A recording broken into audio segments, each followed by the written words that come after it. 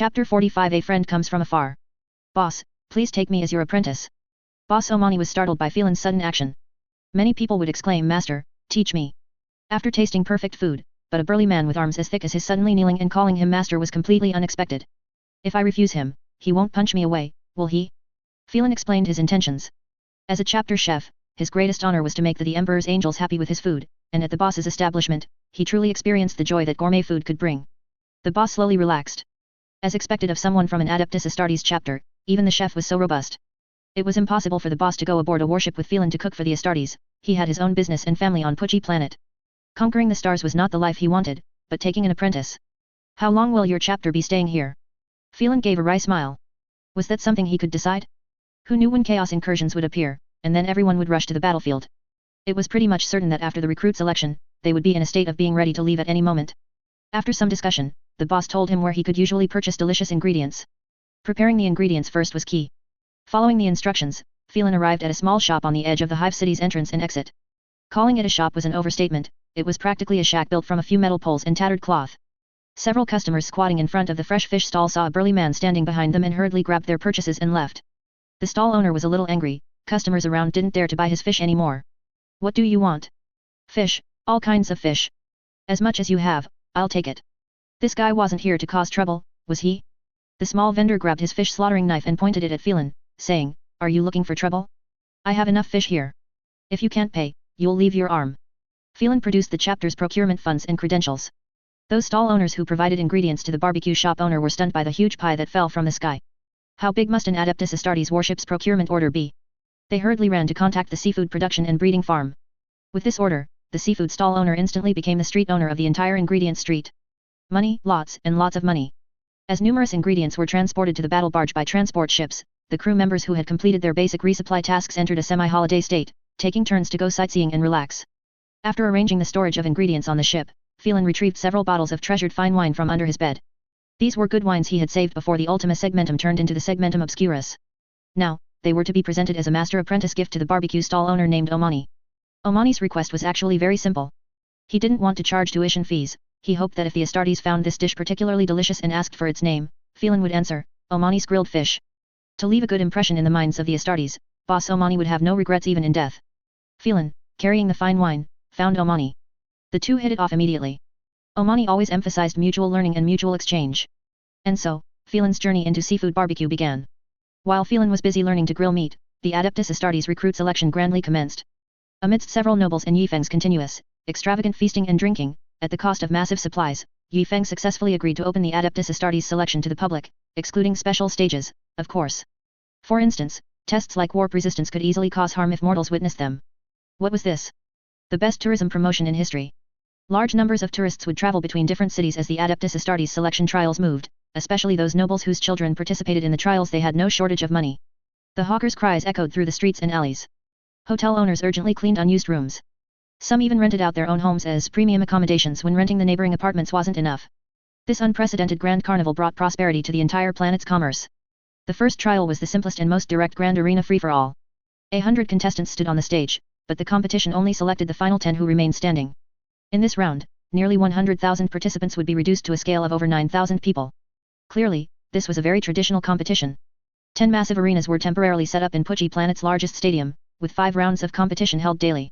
This 20-day selection brought huge profits to Pudgy planet's commerce. Chief Apothecary Situare was hidden in the mezzanine at the very top of the stadium. He would observe the selection of these children. Yifeng, on the other hand, completely acted as a hands-off manager, chatting with nobles, attending banquets, and occasionally going to the lower hive to act as a superhero, embarking on a great treasure hunt in the mountains with a simple augur array. The nobles had never before seen such an approachable Adeptus Astartes chapter master. Previously, those individuals were either aloof or extremely cold, making it impossible to meet them. This one, however, was excellent. As long as he was given supplies, he would drink wine and eat meat. What was this? This was family honor that could be obtained just by spending money. Although many nobles on this planet had dined with him, it didn't stop them from bragging when they went to other planets for business. So-and-so chapter master once visited my home, and we had a family dinner together, conversing happily, and so on. Saying that would make them incredibly prestigious. A strange new aristocratic circle also began to emerge. It seemed that nobles who had dined with Yifeng were tacitly categorized as a higher tier of people. This prompted others who were initially indifferent to quickly invite Yifeng. They themselves weren't important. If their descendants couldn't enter the aristocratic circle because of this, their family's next generation would decline. Yi Feng was very seriously contemplating something. Should he be a bit more reserved? Why were the invitations from these nobles increasing, and why were the supplies they sent becoming more and more outrageous? From an initial ship full of seafood, it had now evolved into 3 ships full of military uniforms. Who cares? Anyway, I'm not losing money. Besides, openly, I only have 2 battle barges and 1 warship.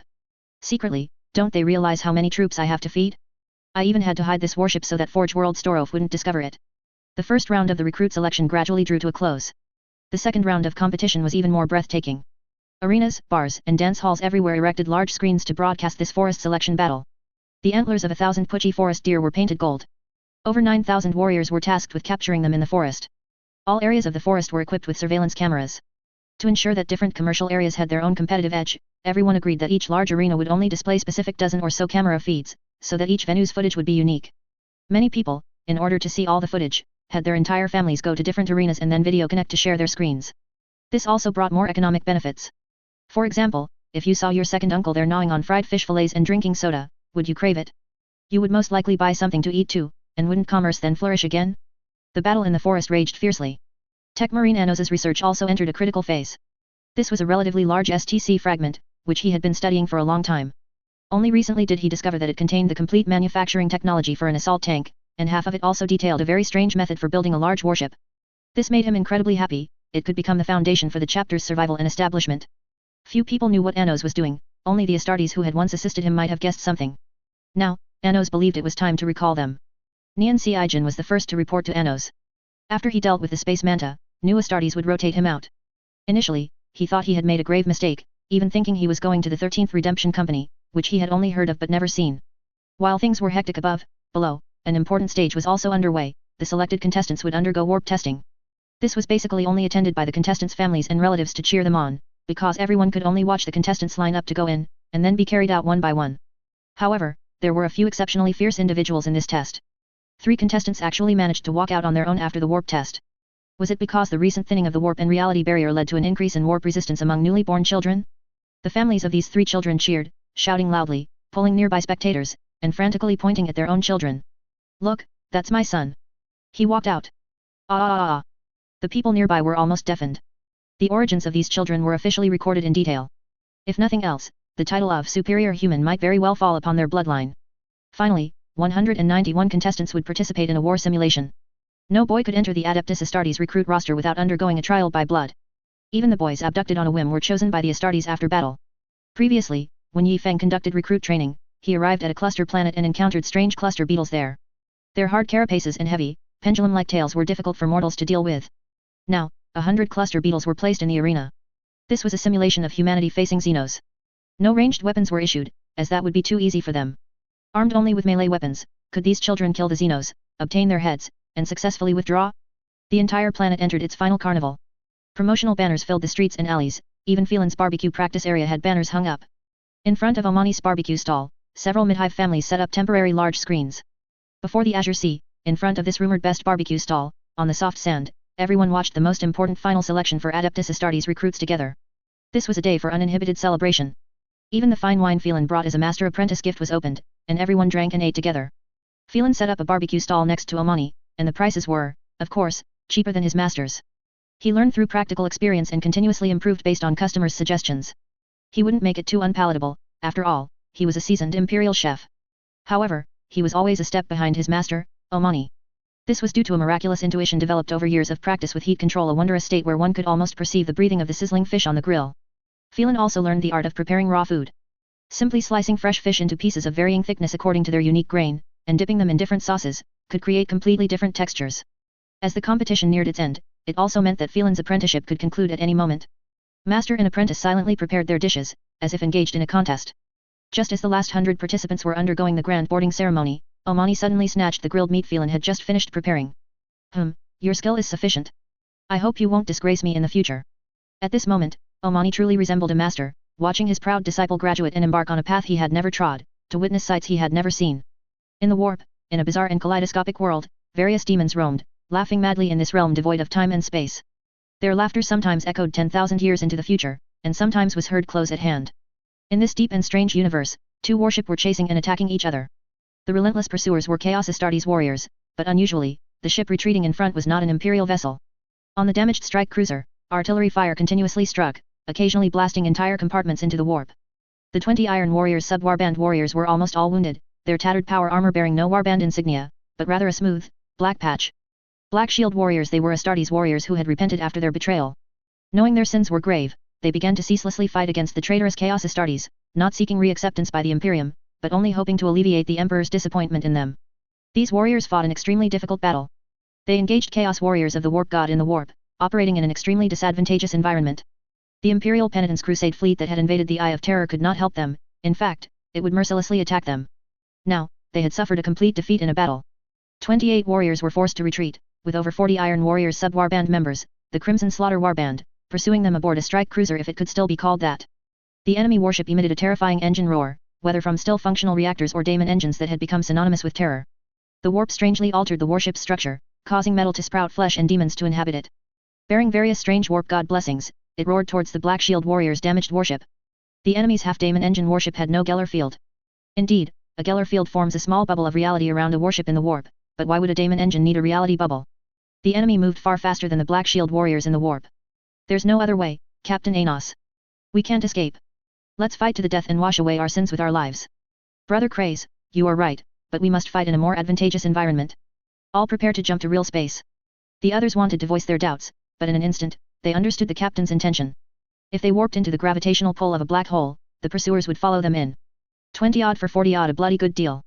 The two warships jumped out of the warp, one after the other. The warp alarm on the outskirts of the Pucci star system suddenly blared. The defense arrays on the outermost terrestrial planet entered emergency charging mode. Two strike cruisers emerged from the warp, one after the other, bearing clear signs of chaos corruption. Yi Feng quickly returned to the battle barge. In fact, only he and the chief apothecary were on the planet. Various external defense arrays of the star system began firing, but with little effect, as the enemy were hardened strike cruiser. Astartes warriors were distributed across the battle barge, including 36 Second Company warriors and 10 warriors learning with the chief apothecary. Their own cruiser fired first.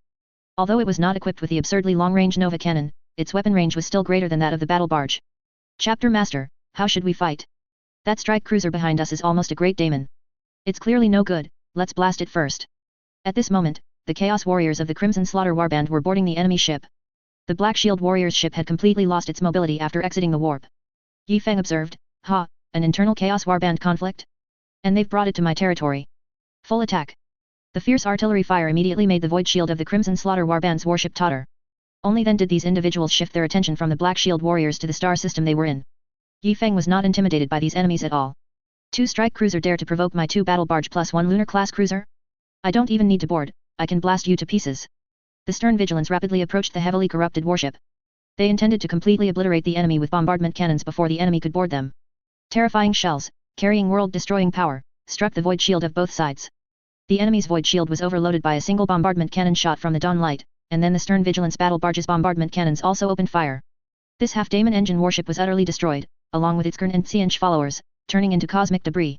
Chapter Master Yi Feng, should we destroy the other warship as well? The bombardment cannon still needed time to recharge, but the enemy also had no void shield. Just the macro cannon arrays of two battle barge could completely destroy the enemy. Scanning the enemy's warship, they found that all of its assault pod launch platforms had been destroyed. There were multiple holes in the hull, pierced by Melta assault pods, and several assault pods were even still attached to the enemy ship. Wait a moment. All members of the second company prepare to board. Yi Feng had just observed that at least 3 or more assault pods had entered here, meaning about 30 Chaos Astartes had boarded this ship. So, would there be something important on board? One must know that with the ship's void shield no longer operational, the enemy could have completely destroyed them with artillery fire. Could 3 assault pods really take down this warship? This suggested that the crew on the warship were not numerous. 2 individuals were selected from those studying with the chief apothecary. They had already learned how to extract gene seed, and although their healing skills might be slightly inferior, they represented a considerable fighting force. 39 Astartes entered the 4 gauntlet assault boats left to them by the Angels of Dawn.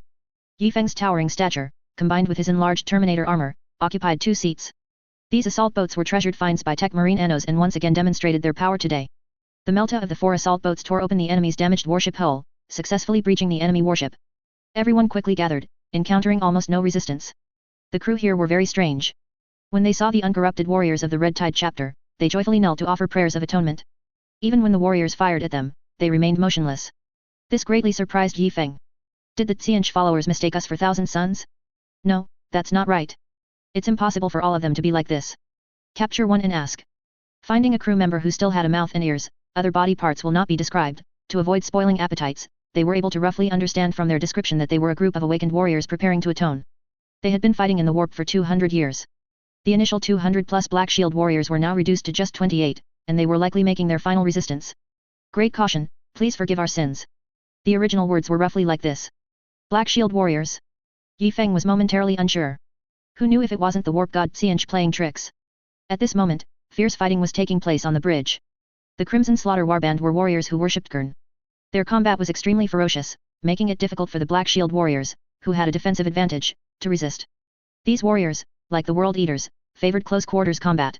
Their finely crafted chainsword and power armor gave them an advantage in melee. The Iron Warriors were the original 4th Legion, and their primarch was Perturabo. They were cold and ruthless, skilled in siege warfare and eradication. They excelled at using powerful and precise firepower combined with fearless mass charges, making them powerful warriors second only to the World Eaters. Their gene seed rejection rate was extremely low, and the conversion rate for recruits was also very high. However, they intensely hated the weak, a trait that became even more pronounced after their fall to chaos. Even their own recruits were sometimes beaten to death by their veterans, with only one reason: the weak are not needed here. There were also a few loyalists still fighting for the Imperium, such as the Silver Skulls chapter. The warband commander roared as he charged at Anos, the Black Shield's captain. Anos met him with his sword. If he didn't, more of his brothers might be cut down. The enemy's powerful attack immediately dislocated his sword-wielding right arm. The second strike completely shattered his chainsword. Anos's power fist met the third strike, and he was completely sent flying. Blood arced gracefully through the air, its trajectory ending with Captain Anos, whose left hand had been slashed with a shocking gash. The weak do not deserve to live. Chapter 46 Big Liar. You're right, you bastard. The wall was kicked open by Chapter Master Yi Feng, and a large number of warriors rushed out, firing at the enemies of the Crimson Slaughter Warband. The first round of Melta and Plasma pistol attacks effectively eliminated some of the enemies standing in the back. The enemy leader, wielding a crimson chainsword, no longer looked at Captain Arnos, but instead charged towards Chapter Master Yi Feng. For the Emperor, liberate the entire galaxy. Chapter Master Yi Feng raised his light green chainsword, meeting the enemy leader head-on. At this point, both the Black Shield warriors and the Crimson Slaughter Warband had suffered heavy losses. Only a dozen Black Shields were still able to move, while the enemy had just over 20 Chaos warriors capable of fighting. A chaotic battle erupted, with explosives thrown everywhere and bolters firing continuously.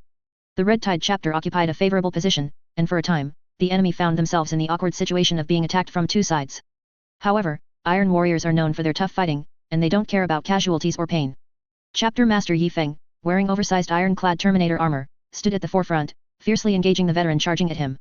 Very few ancient veterans of the Iron Warriors have survived to this day. Their relentless siege tactics caused them extremely heavy casualties, but similarly, the speed of new recruit modification was also very fast. Among these individuals, probably only the leader in front of Chapter Master Yi Feng, who had already grown Qing's horns, and the captain of the Black Shield warriors opposite him, were ancient veterans. Chapter Master Yi Feng was under immense pressure. The ancient veteran blessed by Qing possessed terrifying lethality. The muscle coils within Chapter Master Yi Feng rumbled, and the hormones of the canticle of the Emperor were frantically secreting. Chapter Master Yi Feng fought with all his might against the opponent. The powerful iron-clad Terminator armor's built-in shield system allowed Chapter Master Yi Feng to largely ignore the enemy's bolter attacks, but the close combat attacks of the Qing-blessed enemy could not be ignored. Since the Primaris Space Marines joined the fray, the Imperium's disadvantage on the battlefield against chaos has been gradually reversed, and the casualty rate of these ancient Legion veterans who turned to the ruinous powers has gradually increased. This Iron Warriors warband was subordinate to Huron Blackheart, an Astartes pirate leader. To put it simply, Huron was originally a powerful lord guarding a sector. He felt that a chapter of 1,000 men couldn't hold the line, so after his request to the Imperium for troop expansion was denied, he unilaterally expanded his forces. After several conflicts, as the contradiction between Huron and the Imperium grew, he simply defected to chaos, leading the Astartes who had continuously rebelled over the years, becoming a pirate king. Their cargo was damaged during the battle with the Black Shield warriors, so they furiously pursued the Black Shield warriors relentlessly. Now, the warband leader was no longer facing Anos, but a Primaris Space Marine. He no longer held an overwhelming advantage. His exquisite swordsmanship could not break through the opponent's sword defense, but Chapter Master Yi Feng's occasional swift slashes made his tiger's mouth ache. Face me, you despicable traitor. Chapter Master Yi Feng's swordsmanship grew increasingly refined in battles against various enemies. The Tai Chi sword style and Jagatai Khan's saber techniques were gradually merging, forming a completely new school. The enemy's fighting style was very similar to Chapter Master Yi Feng's previous approach, a tactic of trading injury for a kill. The enemy's ruthlessness applied not only to his foes but also to himself. Chapter Master Yi Feng swung horizontally at the enemy, which was parried. With his guard wide open, Chapter Master Yi Feng took a kick from the opponent, staggering back a few steps. The two sides separated again. Chapter Master Yi Feng remained calm and composed. The enemy was caught between two fires, and we had ample ammunition. The Red Tide chapter was in no hurry before they were overwhelmed by our firepower. The Red Tide chapter even established temporary defensive positions relying on the fortifications outside the bridge, showing every intention of engaging in a prolonged battle. Ever since Chapter Master Yifeng was taught by William, his pyrophobia became more pronounced. Every now and then, he would bomb things to death. If it weren't for the difficulty of boarding with a Baneblade tank, heavy tanks would probably be shoved in the face of the Crimson Slaughter Warband by now. The enemy leader attacked again. Chapter Master Yifeng parried with exquisite swordsmanship, almost disarming him. Chapter Master Yifeng, who was originally making circles with his sword, suddenly brought it down in a direct slash towards the enemy. Caught off guard, the opponent had no choice but to block with his sword. Then Chapter Master Yifeng raised his right foot and forcefully kicked his knee, making him drop to one knee. Behind the enemy, a massive power axe crashed down. Khazanov was very satisfied with his new weapon. The enemy leader's head was split open, and he fell to the ground with a thud, yet the enemy continued their retreat and breakthrough in an orderly fashion. Chapter Master Yifeng and Khazanov stood at the forefront, fighting the Qing-blessed enemies, along with the first batch of modified Astartes. Most of the Red Tide warriors were strictly forbidden from engaging in close combat. Xiaolan, wielding a plasma pistol, provided timely support to her teammates. Her marksmanship became increasingly proficient, but her opponents would not fight according to Chapter Master Yifeng's wishes. With a charge that disregarded casualties, more than a dozen iron warriors broke into the ranks of the warriors. Under William's command, everyone remained calm and composed, ensuring that each enemy had to contend with 3 to 4 Astartes. These warriors, who already had prosthetics, were placed on the front line, using the advantage of their mechanical arms to pin down the opponent's main weapons, restricting enemy movement, and then their teammates would swarm in and hack the enemy to pieces. What are you waiting for, Sarah? Pin his sword with your mechanical arm. Lian Lai Luo, go chop off his head. This tactic was called the sacrificing a limb tactic by William. The war ended quickly. The Red Tide chapter suffered 8 deaths, 13 seriously wounded, and 8 more had their prosthetics shattered. 12 Black Shield warriors remained, lying on the ground, seriously wounded. Chapter Master Yifeng ordered an apothecary in turn to immediately go and assist them. But Chapter Master, we are not sure if they are loyal to the Imperium. Warriors of the Imperium, there is no need to heal us. We can endure. If you trust us enough, please let us be. The Emperor will not forgive our sins, only death can. The Emperor believes you should return to the Imperial fold so that you can better atone for your sins. Go, apothecary, heal them. Captain Arnos looked at the tall warrior before him with surprise. Although the apothecary was still walking towards the Black Shield warrior, his steps seemed somewhat hesitant. Apothecary Philo-Stellar, what is our core development philosophy? Report, to unite all forces that can be united, and liberate the entire galaxy. Then go do it. Captain Arnos had fought on battlefields for so many years, yet he had never seen a chapter with such a philosophy. Even Guillemon back in the day had never acted in such a manner. Just like that, he trusts me? I am very sorry, it's not that our chapter doesn't trust you, but we need to confirm that you truly wish to fight for the Emperor. Of course, if you are willing to accept our return to the Imperium, we would be most grateful. My name is Yifeng, Chapter Master of the Red Tide Chapter. You will be temporarily assigned to the 13th Company, the Redemption Company. Do you have any other objections? My name is Anos, and I am the leader of this unit. As long as I can fight for the Emperor again, I am willing to obey your command. No one knew if Anos was truly willing, but the 30-odd Astartes present left him no choice. Let alone the chapter warriors, Chapter Master Yifeng himself didn't trust these people, but he needed strength now, desperately.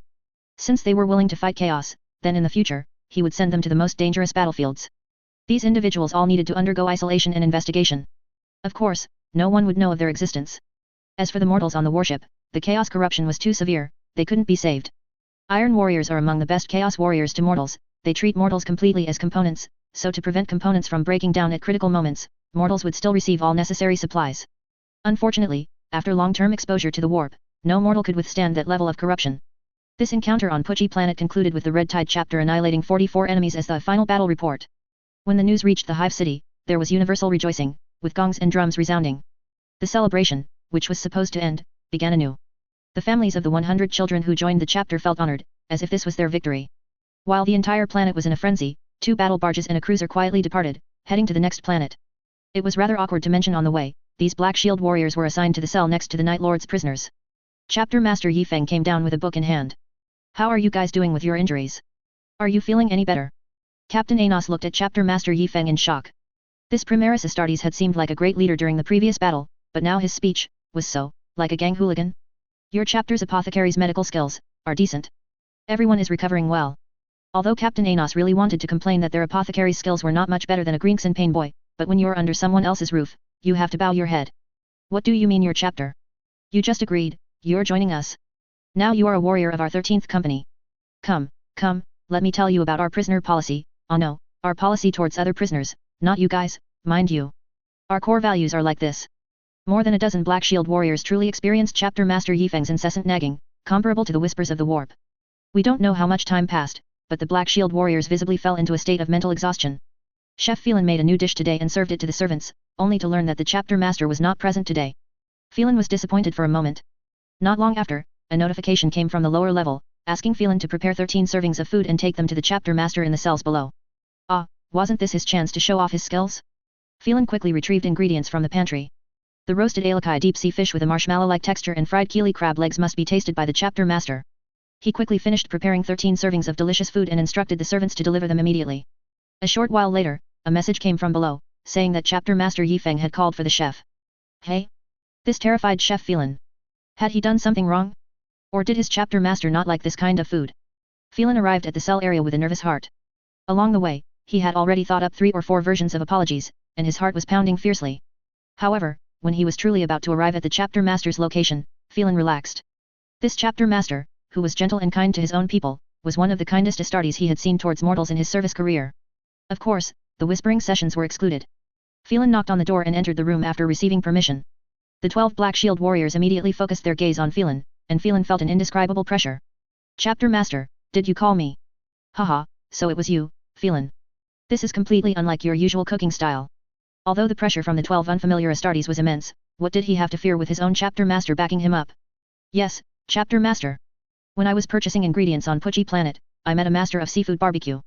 So, during the recruit selection, I learned a lot of skills from that barbecue boss. Then why didn't you invite that boss to the battle barge? Our treatment would definitely be better than selling barbecue down there. The boss has his own business and family. He wants to live a down-to-earth life and is unwilling to venture into space. Yifeng expressed his understanding. If it were you, I'd be a bit reluctant to let you go. Captain Arnos quickly interjected, it's fine, chapter master Yifeng. We can just eat simple food supplies, we don't need such exquisite gourmet enjoyment. No, the Emperor's Redemption Company must also eat and drink well. How can they have the strength to fight if they're not full? Yifeng explained to Phelan that several Black Shield warriors found the food particularly delicious. Yifeng, with a wave of his hand, declared, if you like it, this chef will cook exclusively for you from now on. Phelan's heart, which had been in his throat, finally settled. Chapter master Yifeng, if I may be so bold, does your chapter always speak to mortals this way? Normally, don't mortals kneel while Astartes sit? How come the mortal is standing while you are sitting? And there's no honorifics when speaking. Phelan was quite robust, and when Yifeng sat down, their heights were almost the same. This was somewhat presumptuous. Oh, right. I forgot. Phelan, please sit down quickly. Captain Arnos was speechless. Was that what he meant? Chapter master Yifeng, what I meant was, are mortals qualified to speak with us? Before he could finish, Yifeng interrupted him. Captain Arnos, it seems you still haven't grasped the concept of everyone is equal that I just mentioned. Look, he hasn't made any mistakes, and he has done his job very well, contributing to the Imperium. Why should we look down on him? You cannot deny his efforts and his personal dignity just because his job can be replaced by someone else. Oh no, he's entered whispering mode again. Phelan felt like he couldn't leave, nor could he stay. It was agony. After a long time, even the Black Shield warriors were dazed before Yifeng finally stopped. Phelan. The old chef finally emerged from his dazed listening mode. Chapter master, you spoke. Remember, the existence of these people is top secret. They are our secret weapon, the key to defeating the enemy. You must keep it confidential and serve them well. Starting today, you will live and cook on this floor. Someone will bring your cooking utensils and personal belongings later. Understood? You must keep it confidential. Understood, chapter master. I guarantee the mission will be completed. Yifeng left the prison area. Next, he had to face the wrath of Chief Apothecary Situware. 8 people, 8 casualties. Are you out of your mind, Yifeng? Just bombard them with cannons, why sacrifice lives? Do you know how short-staffed our chapter is right now? Do you know how many surgeries I have to perform and how much energy and resources I have to expend to produce 8 recruits? That's probably how he would curse. Pucci Planet now looked prosperous. After 35 years of recuperation, the Hive City was basically stabilized, in a physical sense, meaning it was ensured that the Hive City would not suddenly collapse. Next, it was just a matter of slowly clearing and repairing the various ruins. The population of Pucci Planet was still very small. Although the post-war population of about 150 million had surged to 200 million under appropriate policies, for a hive world, this population was still too small. It wasn't even 1/50th of its original size. The battle barge of the Red Tide arrived here, and the spaceport naturally welcomed the chapter with enthusiasm. Yifeng's first words upon disembarking were, arrest all ecclesiarchy personnel. This place is under our command now. All the people of Pucci Planet were stunned. Tristi, who heard the order, was also stunned. What was happening? Had they been corrupted by chaos? Yifeng, with an expression that implied they were not qualified to know these secrets, forcefully demanded that they all be arrested. Whose orders should they follow? Of course, Chapter Master Yifeng's. This was an Adeptus Astartes chapter master. These few ecclesiarchy personnel were insignificant nobodies to joke around with, they had to kowtow when they saw Yifeng. Soon, hundreds of thousands of ecclesiarchy professionals were arrested. Yifeng said, not just these, search carefully. A month later, tens of thousands more personnel were brought in. At this point, Yifeng slowly walked towards the cells and met the ecclesiarchy leader there. The ecclesiarchy leader now felt he had suffered a great injustice. He had clearly followed the standards, so why had he been imprisoned for several months? Before Yifeng even got close, he shouted, Chapter Master Yifeng, we have not engaged in any irregular operations. Why are you arresting us? You need to give me a reasonable explanation, otherwise the Imperial Inquisition. Calm down, esteemed ecclesiarchy leader. This operation is merely a smokescreen, but you have a more important secret mission to undertake. Secret mission? And you need to arrest all of us as a smokescreen. Clearly, the leader did not quite believe this. I'll tell you secretly, when we were jointly exploring the area between the Taiping Star region and the Segmentum Obscurus with the Adeptus Mechanicus, we discovered a space hulk. Guess what was on it? A space hulk? Was it a ship from our ecclesiarchy? That's right, it was your pilgrim ship that went missing in the Ultima Segmentum previously. It carried a staff used by Saint Catherine and an iron chain she had used. These relics? Could it be the highest faith? I believe that was its name. And what about the ecclesiarchy relics on board? Are they still there? Have they been found? At this moment, the leader's face was flushed, as if his child, who had been missing for many years, had suddenly been found. Of course, the enemies were Genestealer. They wouldn't use these things, so they were all brought back largely intact. That's wonderful. The Emperor protects us. Where are these items now? It's a bit embarrassing to say, Yifeng said with a look of shame. At the time, the agreement we signed with the Adeptus Mechanicus was that they would hire us with military supplies, so these ecclesiarchy treasures are now with Forge World Storov. What? These are sacred ecclesiarchy treasures. How can they be left with those oil-covered tech priests? At this moment, the ecclesiarchy leader was completely caught up in spiritual fervor, completely unaware that his behavior was entirely disrespectful to the Adeptus Astartes chapter master before him. Exactly. These sacred treasures cannot be left there. When I left, I even heard them say that the staff seemed to contain powerful energy and they were considering disassembling it for study. He wouldn't dare. Now, this ecclesiarchy official was completely frantic, as if someone had defiled his sacred faith. If he dares to do that, I will rally all the power of the ecclesiarchy and fight them to the death. Yifeng saw that the timing was about right. May I ask your esteemed name? I am Father Flomeng. Chapter Master Yifeng, we absolutely cannot let those holy relics be disgraced there. You are right, Father Flomeng, but we are their exploration partners. It would be inappropriate for our chapter to step forward. I need you to represent the ecclesiarchy and go negotiate with them.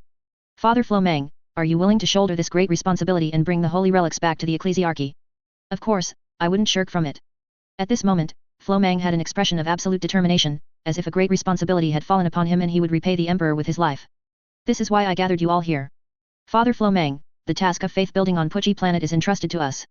You will secretly go to Forge World Storov and negotiate with them. Once successful, immediately proceed to the ecclesiarchy base in the Segmentum Obscurus and organize forces to bring these holy relics back. I understand, Chapter Master Yifeng. I will not fail your trust, and I will not fail the great responsibility of the ecclesiarchy. Yifeng deliberately imprisoned many people in one cell, and the cell's sound insulation was very poor. Just one day later, all ecclesiarchy personnel knew about the sacred mission they were about to undertake. Flomeng and his hundreds of thousands of ecclesiarchy personnel used a heavy cruiser from Puchi planet as an ecclesiarchy ship and headed to the Forge World. Yifeng watched as Flomeng proceeded smoothly. Hurry up and leave, I wish you a promotion and a raise to become a big shot in charge of a sector after you bring the items back, never having to return to this wretched place. There was no need to worry about his failure. From the beginning, Yifeng and the Adeptus Mechanicus had agreed to exchange them for money. These things were of no use to us anyway. A warp phone call was made to the Adeptus Mechanicus Storov. Hello, is this Storov World? Ah yes, I'm Yifeng, not here to work.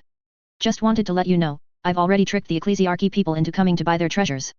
Don't be polite, sell them expensively, okay? That's all.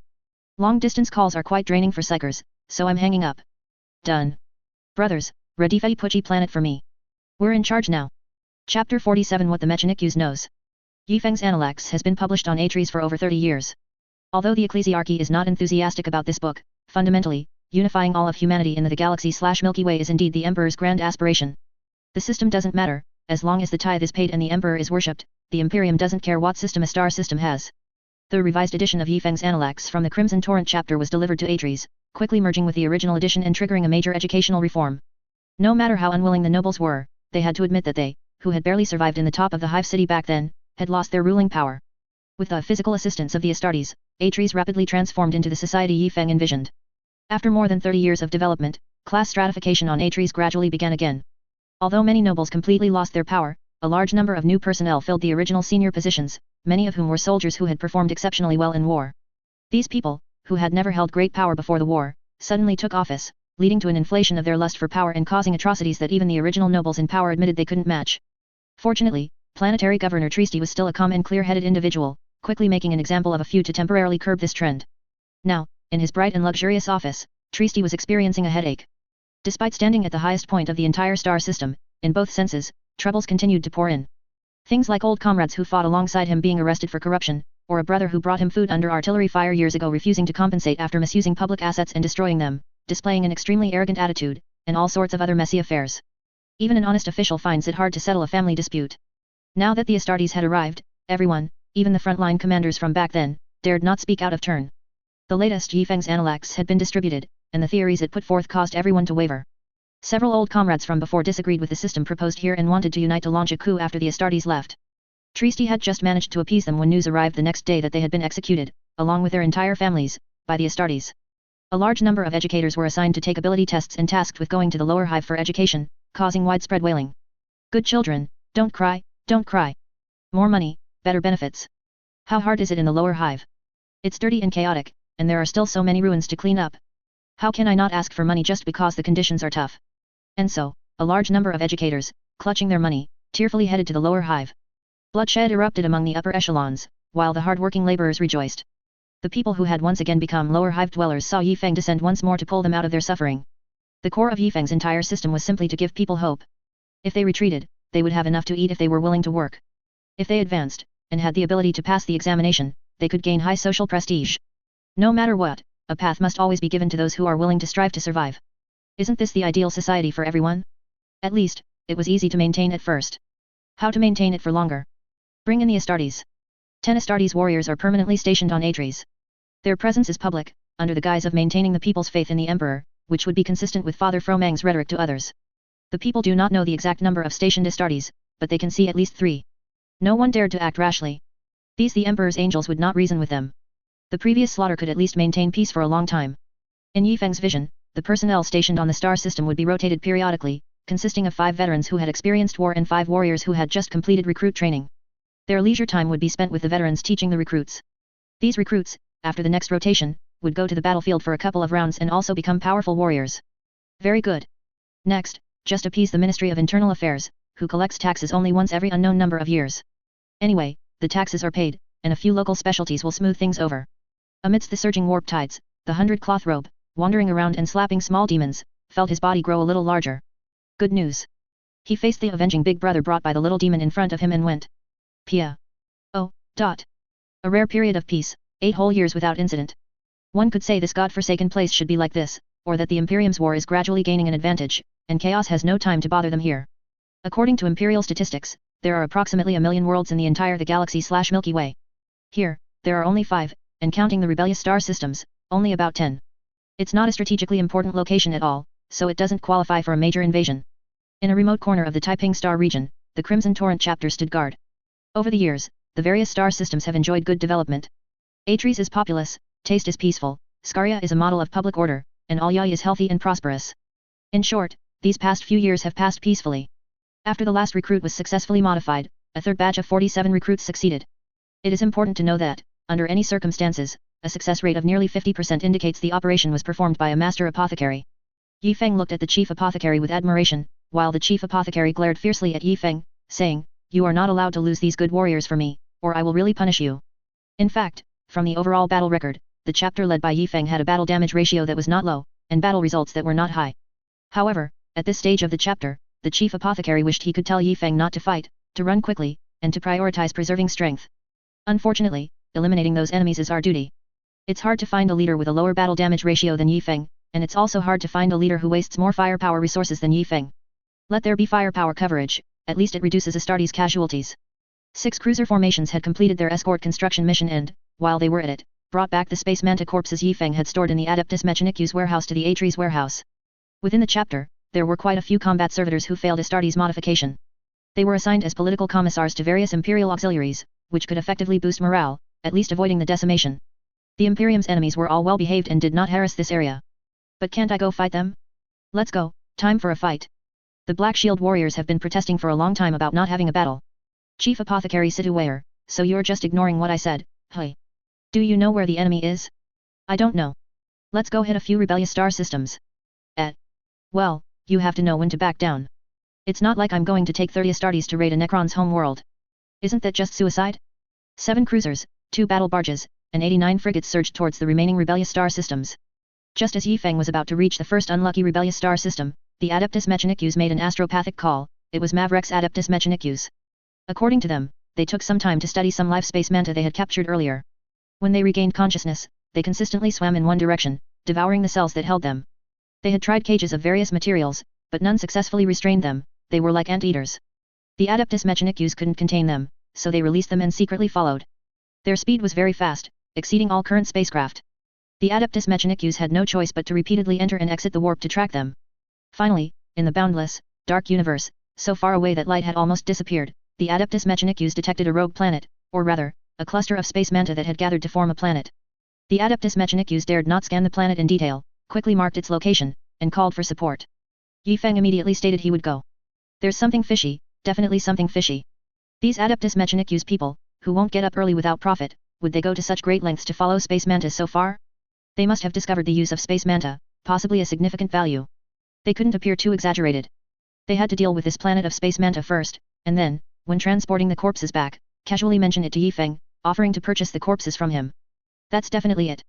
It's impossible to fool you, Chapter Master Yi Feng. The entire fleet jumped into the warp, preparing for battle. Last time, you chased me all over the star system. This time, let me show you how abundant my martial virtue is. You like close combat, don't you? Let me show you the power of a battle barge. Half of the macro cannon ammunition had its fuses readjusted, set for timed detonation, so there was no need to worry about them not exploding after hitting the enemy. They could be fired when the enemy's vanguard approached to a suitable distance. Whether the enemy took the hit or not, the shell would explode. Yi Feng assigned tasks to each Astartes, with each commanding 3 ships. William would command this battle, and Xiao Lan would serve as his deputy. Yi Feng was truly training William as a commander. The other, both loved and hated, Kazanov, would definitely join the first company. The newly born recruits were arranged beside the veterans to learn. If they were talented enough, they could be allowed to try their hand at command once the war entered a favorable phase. Before the Crimson Torrent Grand Fleet jumped out of the warp, the entire fleet had already formed its battle array. In the dark real space, a warp rift emitting an indescribable light opened, and a massive fleet jumped out amidst pulsating, lightning-like flashes. There was no such thing as a Mandeville point here. This place was so remote from the galaxy/Milky Way that there were almost no stars. Because it was a stealth attack, the fleet did not jump out directly next to the enemy's planet, but rather assembled 3 days' journey away. The battle barges were positioned at the front. They had the most powerful auger arrays and the fiercest close-range firepower. Behind them was a mixed formation of numerous frigates and cruisers, mutually complementing long-range firepower and close combat output. The Adeptus Mechanicus personnel had been waiting here for a long time. Several specialists quickly boarded the warship to modify the auger array. The Crimson Torrent chapter fleet and 8 Adeptus Mechanicus warships then sailed towards the target. Yi Feng secretly clicked his tongue. 8 heavily armed heavy cruisers converted into fire support ships. It seemed they had dug up all their family's old assets. Yi Feng couldn't understand this matter, but he was certain that the enemy was very strong this time, and the Adeptus Mechanicus took it very seriously, so these space mantas must be very useful. As the warships continuously approached, although it was pitch black, after activating the special radiation light detector, a planet could be seen getting closer and closer. That rogue planet was not particularly large, at least not among planets. Was it the home world of these space mantas? These metal-eating enemies shouldn't have a home world, or perhaps their home world had long since been gnawed into fragments by them. In this vast and boundless cosmic space, it was very difficult to hide one's form. It was possible to warp jump to a position extremely close to the enemy, but it wasn't necessary. The massive fleet sailed towards the enemy. As a return gift for devouring our warships, we will make you feel what fear is. Our fleet's advantage lies in long-range firepower strike. The Adeptus Mechanicus's Nova cannon fired first.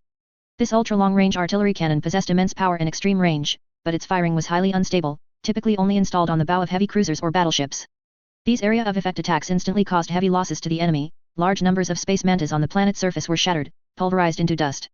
Soon, after a period of confusion, the enemy discovered our attacking warships, and a large number of enemies swarmed towards our fleet. A vast, dark expanse of enemies revealed the planetary core of their planet behind them. No, Yi Feng noticed something was wrong. Amplify the image of the enemy planet, enlarge it quickly. This was an emperor's fur underwear of a planet. What rogue planet? This was a super warship. The strange steel construct had been gnawed into a spherical shape by the space mantas, but it was still visibly enormous, conservatively estimated to be 10 times the size of the Imperial Fist's phalanx. What was this? Had an orc space planet been gnawed on? The Adeptus Mechanicus also discovered this situation at this moment, and their machine spirit surged. They had to get their hands on it, they absolutely had to. Both commanders issued the same order, do not attack that mechanical planet, Al Ya'i's great treasure. Both sides now harbored deep-seated hatred for the space mantis. If you dare to gnaw on this great treasure, we are irreconcilable enemies. All warships accelerated forward, and after entering range, the Lance also opened fire, specifically changing angles to avoid the mechanical planet. Because of their sheer numbers, the space mantis didn't bother with dispersed, small-scale harassment, they came in an overwhelming, sky-covering surge. The Adeptus Mechanicus revealed the large-scale plasma weapons specially prepared for this battle. Several weapon arrays launched over 30 missiles, whistling towards the enemy. Just before reaching the enemy, these missiles arranged themselves into a formation, then generated a violent plasma storm. These storms, due to their formation, interacted and superimposed, then surged like a tsunami towards the enemy's main force. The enemy's hit appeared physically intact but were completely dead. They were indeed well prepared. Yifeng's side changed the direct course towards the enemy to circling the enemy's planet, then turning broadside to face the enemy, allowing the macro cannon arrays on the warship's flanks to open fire. Cooperating with the torpedo's interference attack, a single torpedo would often attract all the surrounding space mantas, and then the macro cannon shells would explode in the vicinity, shattering a large number of enemies. The battle was essentially a crushing victory at this point. Although the enemy's numbers were greater this time, our firepower density was also higher, and the enemies were completely shredded before they could get close. Seeing this situation, all the space mantas clinging to the mechanical great treasure stirred and advanced towards the enemy. The high-power auger array activated instantly, and all enemies entering its attack range lost their ability to move. At this moment, a large number of space mantas gathered together. They began to spin continuously like a tornado, and the outermost space mantas began to spew plasma streams. The powerful plasma streams formed an electronic isolation barrier that almost rendered all electronic weapons ineffective. The Adeptus Mechanicus and Yifeng had clearly never seen such a situation. They found that their shells and torpedoes instantly lost control after entering this large whirlwind, and even the Adeptus Mechanicus's plasma wave failed to impede their advance. Only the lance could penetrate them and cause effective damage, but the enemy's numbers were too great, making this amount of casualties negligible. Relying solely on lances, it would take an unknown amount of time to completely annihilate these enemies. The communication bridge between the two sides was re-established, and the biologist Magos who came with the Adeptus Mechanicus discussed countermeasures with William. Clearly, the opponent's defense effectively resisted our close-range electronic attacks. We don't have many means left that we can use. Indeed, I cannot understand how they breached our torpedo's insulating radiation layer and rendered our machine spirit ineffective. Biologist Magos, this is not the time to discuss this. We need a reasonable tactical guidance for annihilating the enemy.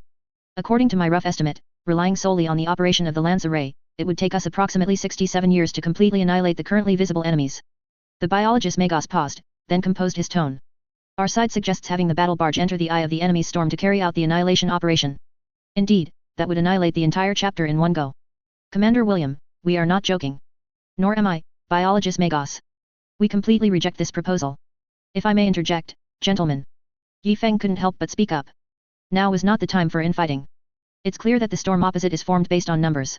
Therefore, I suggest that all our fleets disperse, prompting them to also disperse into multiple storms, and then carry out crossfire annihilation. Neither side had a better solution, so they could only try this first. A total of 17 warships and several frigates divided into 17 fleets, scattering in all directions. However, the plasma storm opposite did not disperse, it rushed directly towards the largest battle barge, the Dawn of Light. William, have the other warships head straight for that massive mechanical construct. Sure enough, after pursuing for a while, those enemies discovered that Yifeng and their target was their own big sphere. These space mantas swished and flew back. This, you turn around, and I don't get to hit you twice hard? The battle barge's bombardment cannon fired a direct shot. Never mind the reduced power from flying far, it was truly terrifying. This group of space mantas finally dispersed, forming multiple units to prevent the fleet from approaching. Once they dispersed into 17 units, even if they formed plasma storms, their electronic influence could not penetrate the insulating radiation layer of ordinary shells. Suddenly, the enemy's casualties gradually increased again. Adhering to the core philosophy of fight if you can win, warp if you can't, these fleets continuously wore down the enemy's effective strength. Yifeng was not entirely unprepared either. As the fleet continuously engaged in guerrilla warfare, they scattered specially made plasma torpedoes. These torpedoes would explode at the first sign of damage, meaning that even if the enemy took a bite, they would be blasted into questioning their existence. The distance between the two sides was closing. The auger array could not cover such a large area, and there were always enemies attacking from other directions that broke through to the close-in weapon system's range. The Dawn of Light's macro cannon array finally opened fire. The dense bombardment in the vast cosmos also formed a wall of fire and metal storm. The Fury-class interceptors also sprang into action. They screamed out of the hangar bay, their smaller size allowing them to maneuver agilely and engage the nearby enemies. Various weapons opened fire in quick succession, and the battle barge finally displayed its true combat posture. The tech marine had already secured the STC fragment and was diligently calming the agitated machine spirit. The void shield and reactor behind were functioning normally, with radiation levels within conventional thresholds. However, the powerful weapon arrays constantly experienced misfires, as if the restless machine spirit wished to utterly tear its enemies apart. For a warship, performing the tactical maneuvers requested by the Astartes commander was extremely strenuous. The functions of every part of the warship were pushed to their limits. Suddenly, all the space mantas abandoned their annihilation of the approaching enemies and gathered back onto their mechanical core, spewing plasma streams outwards, forming a plasma defensive layer. The warships, now free from the pursuit and pressure of a large number of space mantas, naturally opened fire with full force. Heed my command, all ships, concentrate lance fire on Sector 081-232-133 in 47 seconds, William commanded the fleet. Now they had truly entered a situation of our advantage. The Adeptus Mechanicus fired earlier than the Crimson Torrent chapter.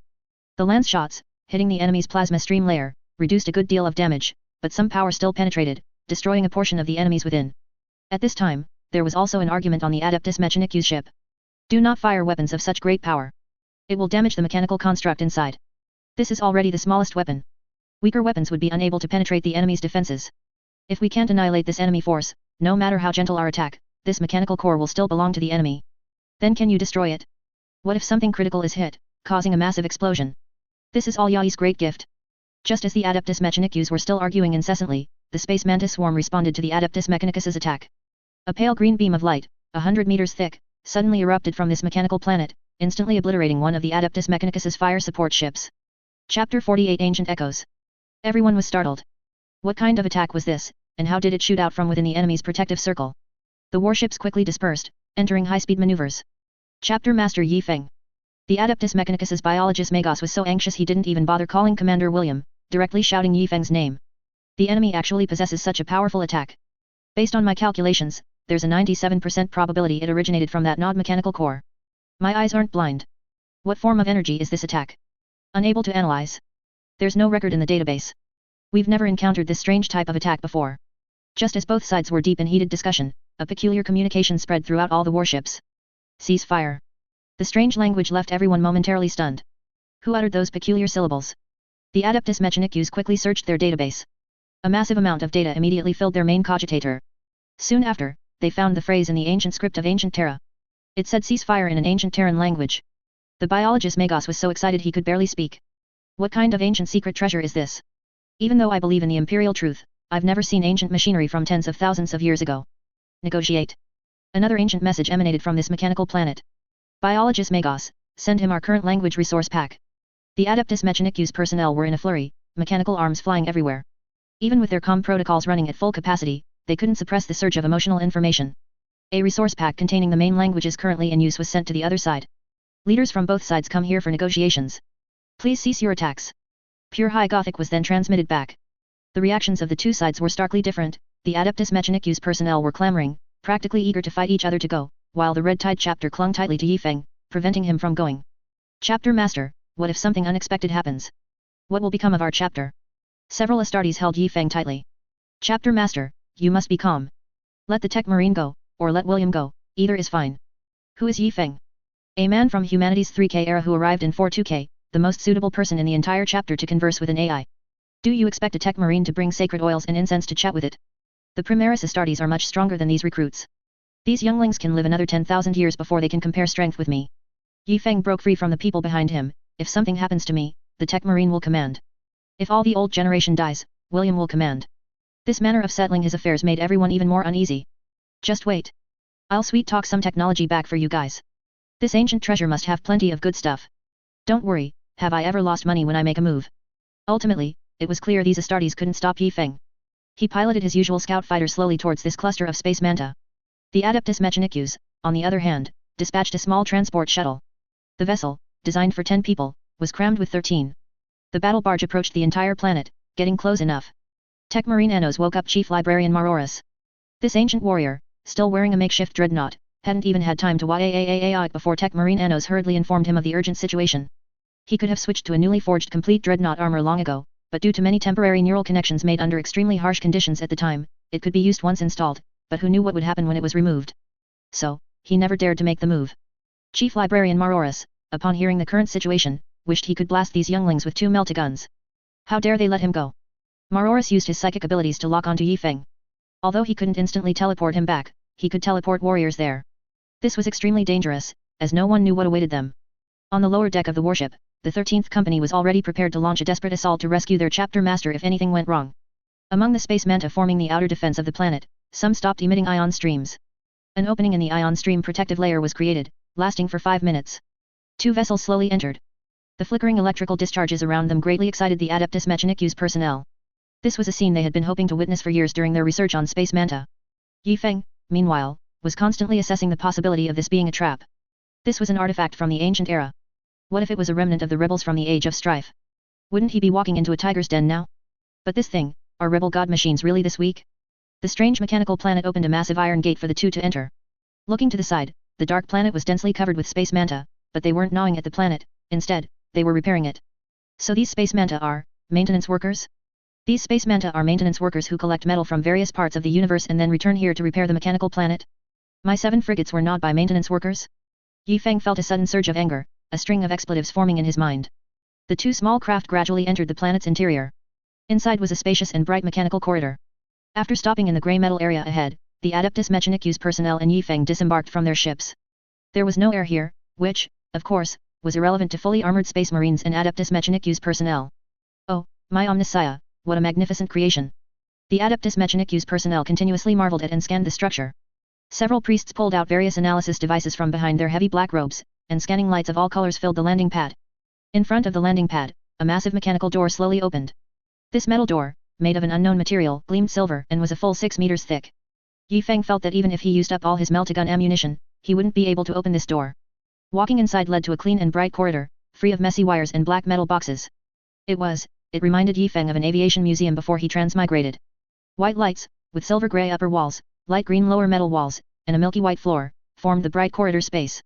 The Adeptus Mechanicus personnel hadn't seen mechanical creations of this style in a long time, it was as if it had stepped out of a history book.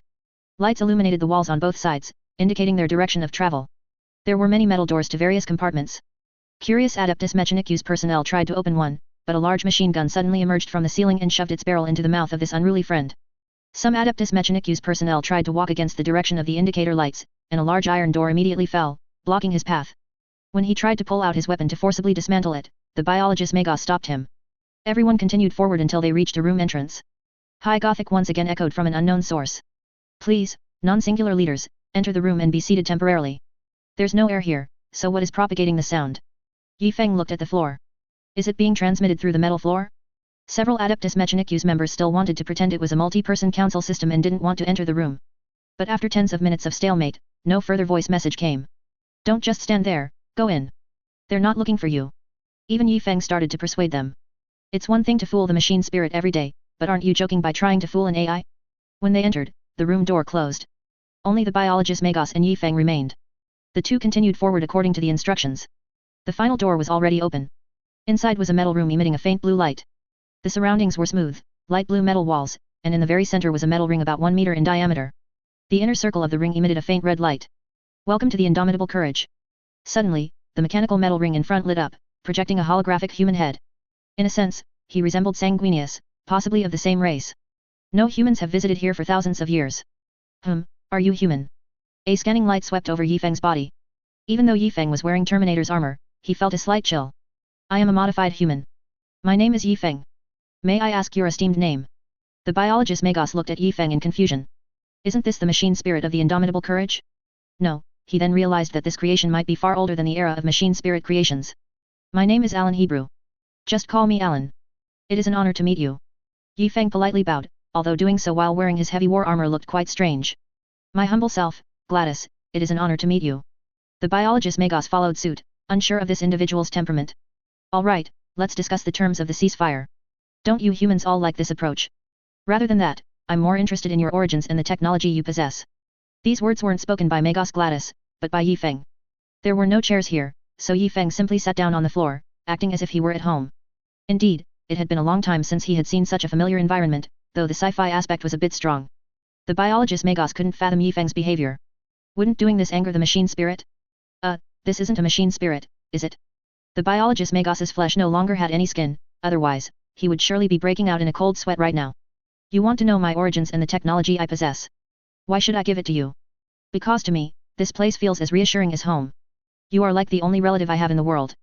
Jagatai Khan, did someone just curse me to die? Now it was Alan's turn to be bewildered. What kind of answer was that? I need to search the database. From the name, is this an exploration vessel? Why is it here, and with so many repair robots in operation? I encountered a storm in the warp, my warp drive was severely damaged, and I was thrown by a warp surge into the real world, far from the galaxy/Milky Way. It took me over 10,000 years to drift back here. You are also a child who has been away from home for a long time. Please watch your words, Chapter Master Yi Feng. I am Alan Hybert, and I have been commanded to captain the Infinite Courage for over 10 millennia. Please do not call me a child. Furthermore, we are currently discussing the terms of a ceasefire. How about this, you come back with us, we provide you with metal to help repair this ship, and in exchange, you teach us your technology. How does that sound? Have you really reached a point where you can't even understand these technologies? You, the mechanized person over there, you should have stored a lot of knowledge, right? Do you no longer recognize these technologies? The biologist Magos was a bit embarrassed. He indeed didn't understand many of the technologies. This absurdly large metal planet alone was beyond his comprehension. Indeed, there are some technologies I haven't understood, so I hope we can engage in a more friendly exchange, such as swapping technologies. What can you offer me? Just metal isn't enough. Also, troop withdrawal and protection. Although we have lost many technologies, the basic technology for weapons still remains. You know, you cannot withstand the attacks of our fleet outside, not to mention that these fleets are just a drop in the ocean of our Imperial Navy. The AI seemed to pause for a moment, then said, let's exchange basic information first, at least to understand each other. He provided an interface, a long mechanical arm extended from the ceiling. The Archmagos of the Adeptus Mechanicus reached out with his mechanical interface, but, it didn't match. My apologies. The mechanical arm retracted, and a scanning light swept over the mechanical interface. In less than 10 seconds, a brand new, matching interface extended from the ceiling. The biologist Magos was greatly surprised by this efficiency, but exchanging knowledge was more urgent now. Although the biologist Magos now appeared to be in a state of mental disarray, Alan and Yi Feng were still conversing normally. Alan, do you know about the Age of Strife? What is that? Oh, I see. So, there are no more Ace now? My heavens, how could you be so ignorant?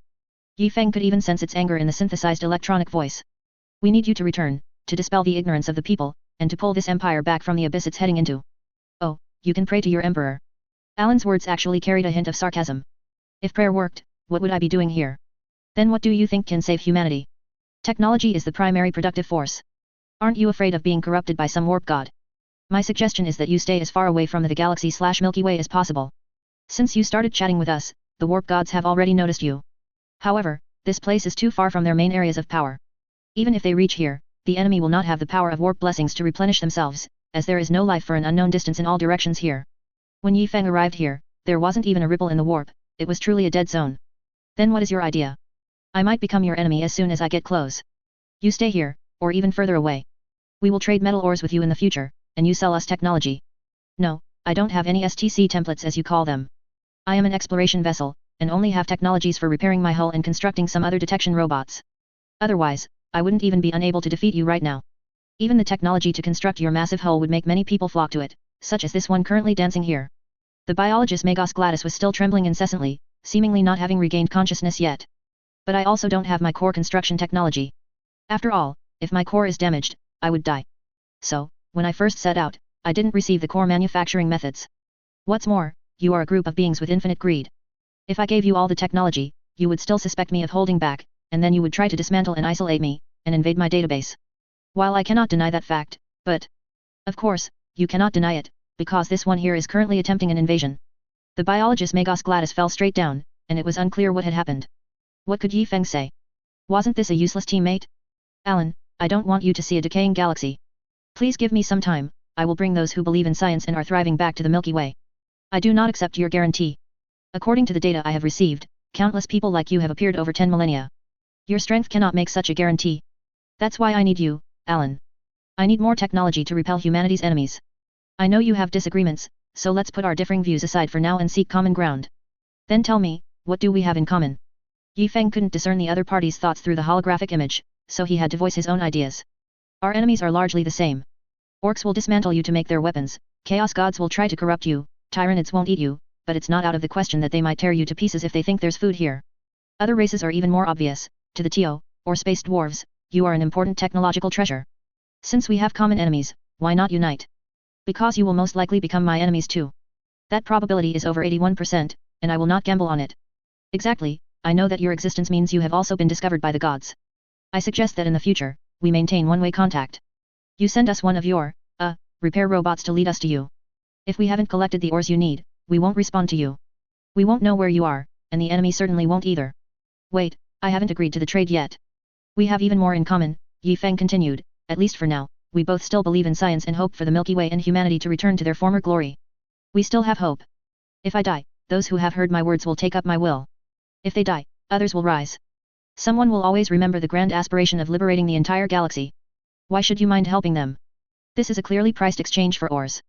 If you are truly uneasy, just use an exploration vessel to receive the ores and transmit the technology. Are your scanning technologies afraid of us tracking you or hiding signal emitters in the cargo?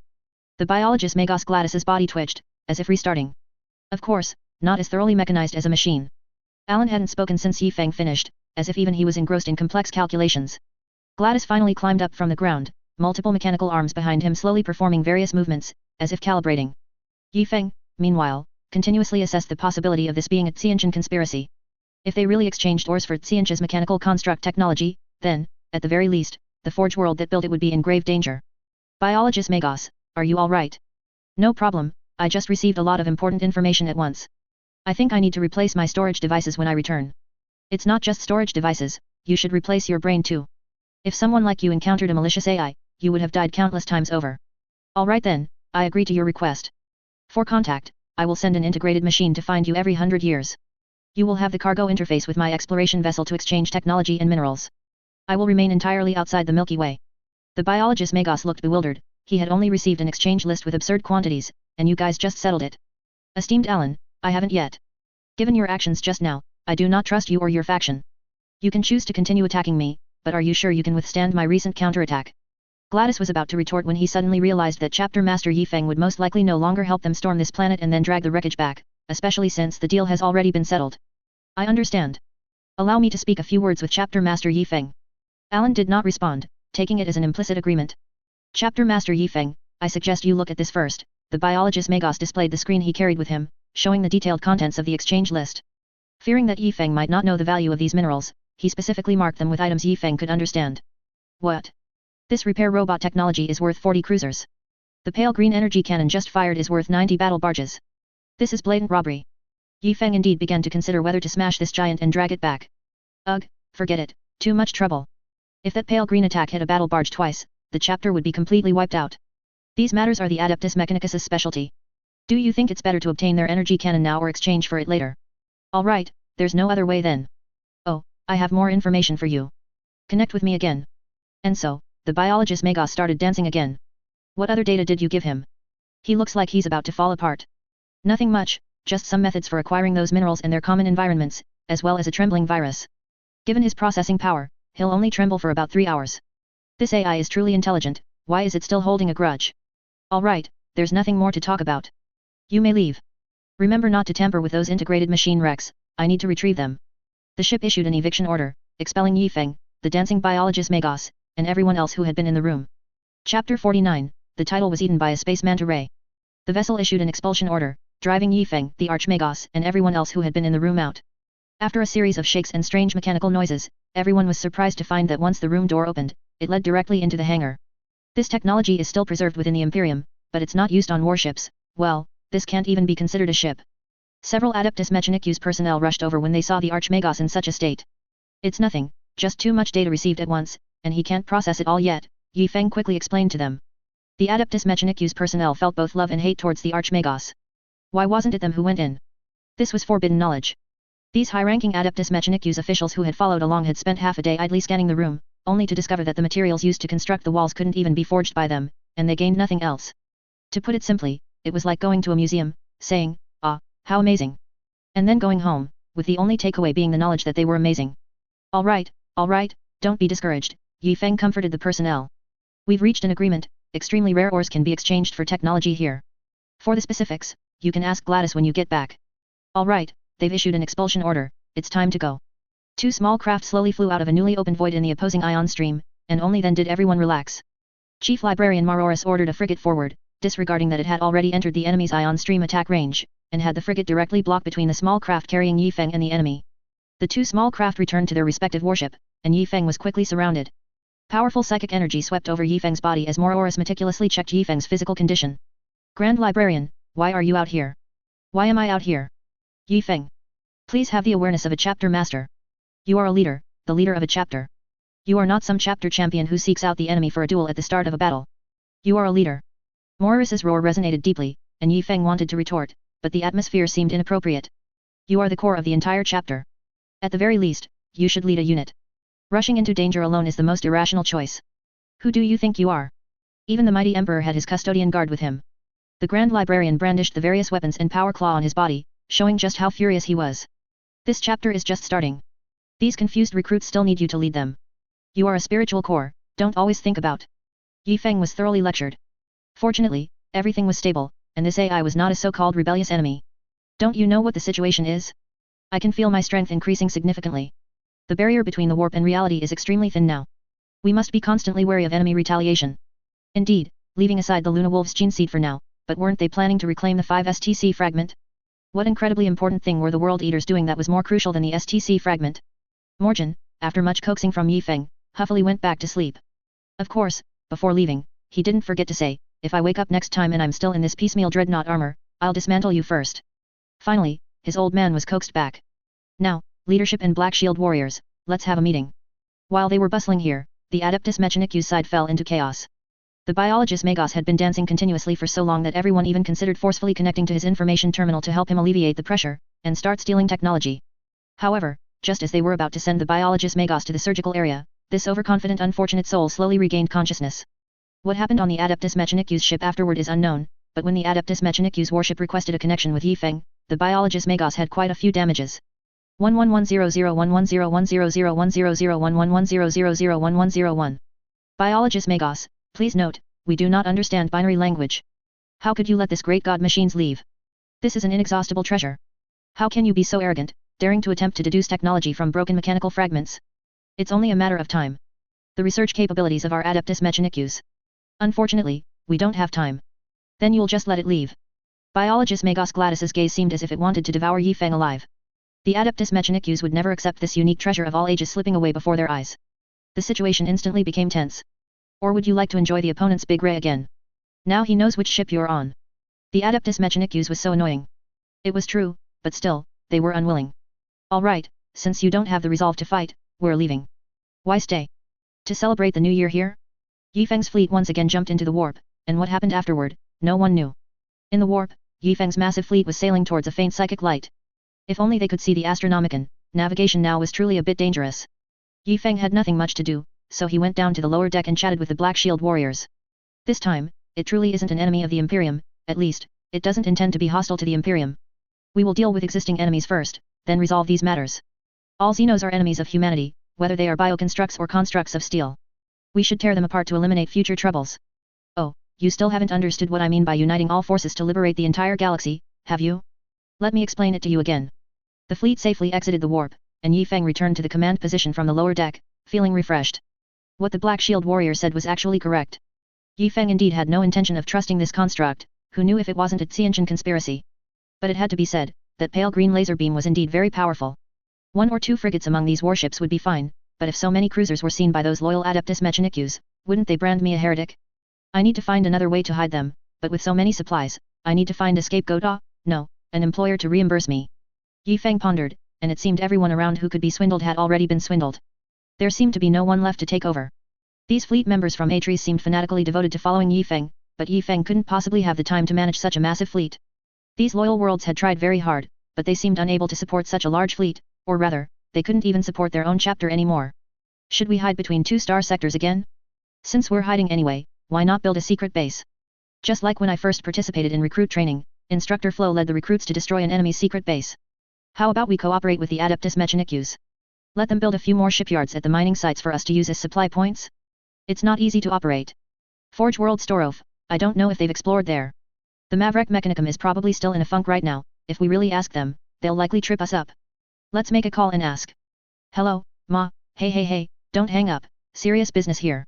Your next step must be mining, right? My fleet will escort you. What do you mean you have enough defensive power? Everyone knows your losses. Besides, can you look at the holy icon of the Omnissiah and say you haven't dispatched a fleet to search for that big treasure? Hey, don't hang up, I'm not charging any other fees, just the usual for supplies and a token payment. We're practically family, right? What do you mean I've scammed you? You yourself said you wouldn't fight, didn't you? You don't want such cheap and effective mercenaries? Astartes. If it really doesn't work out, I'll give you some space manta carcasses. No, at most 10 tons. What do you mean only a few? Don't you know their value? Alright, 12 tons then. Okay, that's it. Alright, it's handled. Though it was a bit embarrassing. But Yifeng's guess was correct. Although they didn't directly rush in, a large number of Adeptus Mechanicus warships were dispatched to track the big treasure. Now, the Adeptus Mechanicus's home forces were extremely weak and urgently needed protection. The warship matter was at least temporarily handled, but besides that, there were many other things to deal with. And he also had to train recruits. William, Xiaolan, come here. If he didn't want to lead, he could let others do it. He wasn't a lone commander.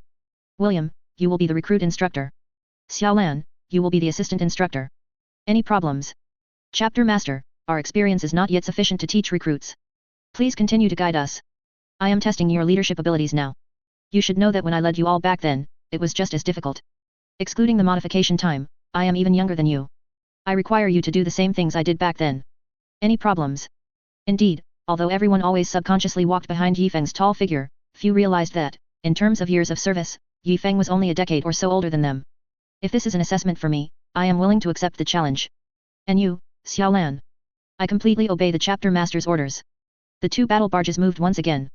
They would not travel to the last of the 5 loyal planets, an agricultural world, to recruit recruits, because the children there were born to be trained as the next generation of agricultural workers, with almost no elite training camps or similar facilities. Therefore, the Crimson Torrent chapter still decided to go to Astartes and Taste to recruit recruits. In these special times, there was no other way. Since Forge World Storof increased its investment in Astartes' biological organs, a batch of recruits could be recruited again 1 or 2 years after their modifications were complete. These 2 planets were in ruins waiting to be rebuilt, a time when manpower was desperately needed, but they still responded very enthusiastically to the chapter. The Stern Vigilance and the Dawn of Light set sail again shortly after resupply. The Stern Vigilance, with only 40 recruit modification slots, would go to the less populated Taste, while Astartes would be visited by the Dawn of Light, which had 60 recruit modification slots. The boys recruited in this round could become recruits after 6 to 8 years of modification. This is what a chapter looks like when it starts to rapidly expand its forces. A new batch of recruits joins the 10th company, the recruit company, before the previous squad has even finished training. Yifeng was on the Stern Vigilance, and they were heading to Taste. The ancient jungles and swamps on this planet hide countless dangers, making it an excellent place for recruits to hone their skills. William and the recruits also came here with Yifeng. William planned to have them draw a map of this ancient jungle, marking the habitats of various beast species and other resource points. This was a great test for them, as he himself had completed his Astartes recruit final assessment on this very planet. The 10 Astartes stationed on Taste were replaced. Since the first batch of warriors was too small, the 10 individuals in this rotation consisted of only 3 recruits from the first transformation and 7 recruits from the second transformation. These recruits would undergo rigorous training from the veterans, constantly growing until the next rotation. The society below was flourishing. This time, it was truly all of the people united, building their homeland. Although the Astartes compulsory maintenance was terrifying, during every major invasion of fierce beasts, the Emperor's angels demonstrated powerful combat capabilities, repelling the terrifying enemies for everyone. Since then, their prestige had risen to an incredible level. Yifeng did not go down. These children living on Taste had already proven their strength, so he only prepared 2 trials. Due to the sparse population, only 500 boys came to participate in this selection. The first step was to conduct a warp resistance test. Since there were almost no psychers left locally, the few psychers on the battle barge were mobilized. Only 86 children passed the assessment, mainly due to issues of loyalty, as the establishment of faith in the Emperor was still too recent. The next step of selecting 40 people was relatively easy, drop them on Taste at 3 and let them play. We'll wait for you in the designated area, the first 40 to arrive pass. The last time living creatures appeared on this ancient planet, which had been subjected to exterminatus, was during the war between Kern's fleet and the local rebel alliance, when the remnants of the alliance retreated to this planet. There were no supplies on this planet. The children would take at least 8 days to reach the final rallying point, but each of them only had 5 days of rations and water. Perhaps some could reach the finish line with sheer willpower, but seizing others' supplies seemed more prudent. Of course, they had more than just that to face. They came from the humid and hot planet of Taste too, yet the temperature here was consistently below 10 degrees Celsius, a cold they had never experienced. Underground, there were intricate pipelines, where one could easily get lost. Above ground was a cold environment and an iron jungle. The children went down. Yifeng did not oversee their trial. Tech Marine made a major breakthrough. The larger STC fragment currently being researched was finally deciphered. The technology for a complete assault tank excited everyone who knew about it. According to the simulated data provided by the Tech Marine, this behemoth, standing 8.1 meters tall, 11 meters wide, and 18 meters long, could be described as a combat fortress. It should be noted that the original Bane blade was only 6.3 meters tall, 8.4 meters wide, and 13.5 meters long, already considered a giant among super heavy tanks. Now, the tank from this STC template might mark the beginning of a revolution in heavy tanks. This heavy tank, named Roscoe Ground Sweeper in the STC template fragment, seemed to be a sweeper specifically designed to deal with large ground Xenos. Its main gun was enormous, utilizing a design similar to the seismic cannon mounted on a Castigator-class Titan, a complete core of violent output. For now, let's call it a small seismic cannon. The secondary gun, or rather the auxiliary gun for firepower, was a specially designed plasma cannon. In fact, for dealing with heavy armor, the secondary gun was more effective, but due to range issues, it was placed in a secondary position. A precise range of 20 km and an effective range of 30 km is a bit tricky. Precise range refers to the distance at which a target can be accurately hit, effective range refers to the distance at which a projectile can cause effective damage. The cooling system and power core of this plasma secondary gun were shared. It's unclear what the design was, but theoretically, if it remained stationary with the power core at minimum operation, the cooling system could support continuous firing of this plasma cannon for a long time. The tertiary guns were two 6-barreled storm bolters using extended range ammunition. The goal wasn't precision, but to ensure complete fire coverage of all areas ahead, overloading enemy shields in mere seconds. The quaternary guns were for anti-aircraft defense. This was a completely unseen type of cannon, with a slender barrel, long range and precise attacks, capable of carrying melta ammunition and biotoxin ammunition. There were also destroyer machine guns on both sides of the tank to kill enemies on the flanks. The other quinary, centenary, etc., guns will not be introduced. In short, it was a firepower core. It even had a missile launcher mounted on the back, capable of firing anti-aircraft missiles and other special missiles. Seeing this, some companions might ask, although this tank's firepower is a bit stronger than the Baneblade, its number of weapons is similar to the Baneblade. Why is it so much larger than the Baneblade? Because this absurd tank is not a heavy fire support unit, it is an assault tank. Although for it, this assault might just mean getting close enough for the plasma secondary gun to attack. The power core seemed to be the small energy core device described in the previous fragment, coupled with a huge cooling pond and something else that most other tanks apparently lacked. This thing had a shield system, roughly like an enhanced version of the Terminator armor shield. This shield was extremely close to the tank, ensuring it could remain intact even when charging into battle and approaching enemy defensive positions. It didn't even need anti-aircraft firepower, because missiles capable of shooting down large aircraft that could deploy bombs to destroy it couldn't be mounted here. The greatest threat to this tank seemed to be that its internal dangerous systems could easily overload and explode. Hopefully, the machine spirit will prevent this from happening, if it exists. Wait a minute, it seems some important information was overlooked. The energy core was from a previous small fragment. Could it be that so many fragments were originally a single, whole fragment? Damn world eaters, how dare you censored. Didn't your brass throne teach you censored? A bunch of censored. The tech marine was angry at his speculation, while Yi Feng comforted him to try deciphering 2 more fragments, saying it might just be an accident. This large fragment also contained half the technology for another warship, but it didn't mean that with this, I could build half a warship. This part of the content was all about the internal components of a warship, including the keel and technology for some important structures. It was temporarily useless, and it was unknown if the other half of the information would be found in the future.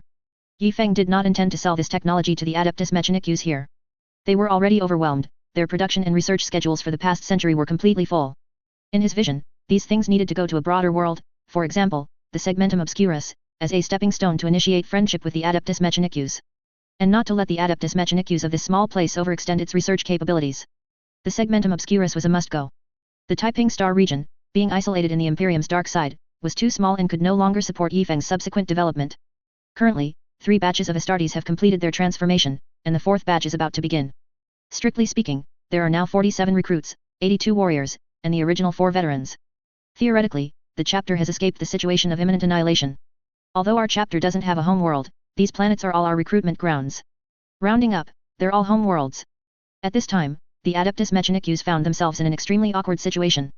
After negotiating prices with the Ecclesiarchy and selling off all their miscellaneous items, the Ecclesiarchy personnel joyfully departed for the Segmentum Obscurus to raise funds.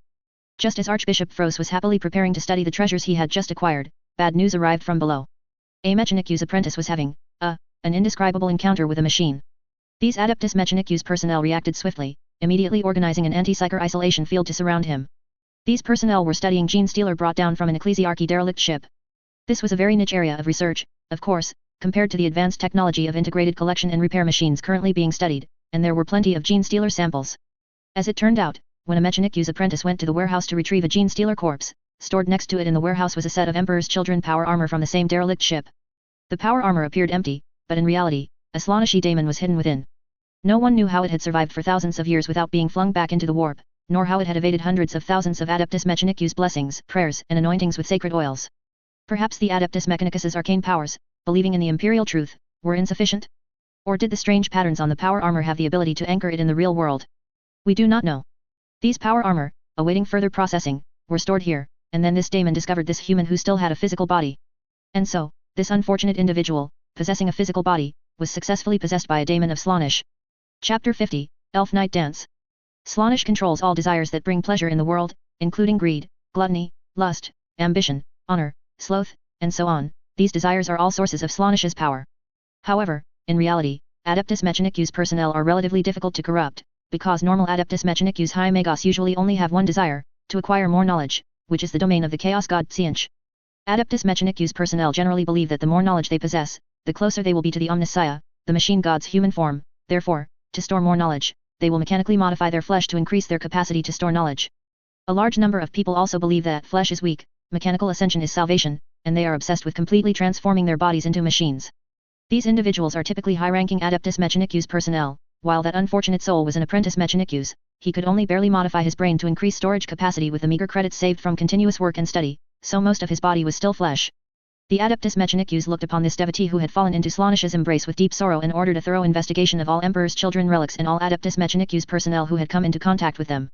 If people are merely driven by lust, it is easy to discover, but those who fall into ambition or greed may appear to outsiders as simply working harder than usual. Members who succumb to gluttony or sloth might simply be seen less often than usual. This is a very dangerous and well-hidden demonic corruption that must be swiftly stopped. After the first round of screening is complete, everyone will undergo another major inspection. No one will escape. Liliza was on the run. The Adeptus Mechanicus's pursuit left her nowhere to hide, forcing her to constantly move through the intricate mechanical pipes and maintenance tunnels.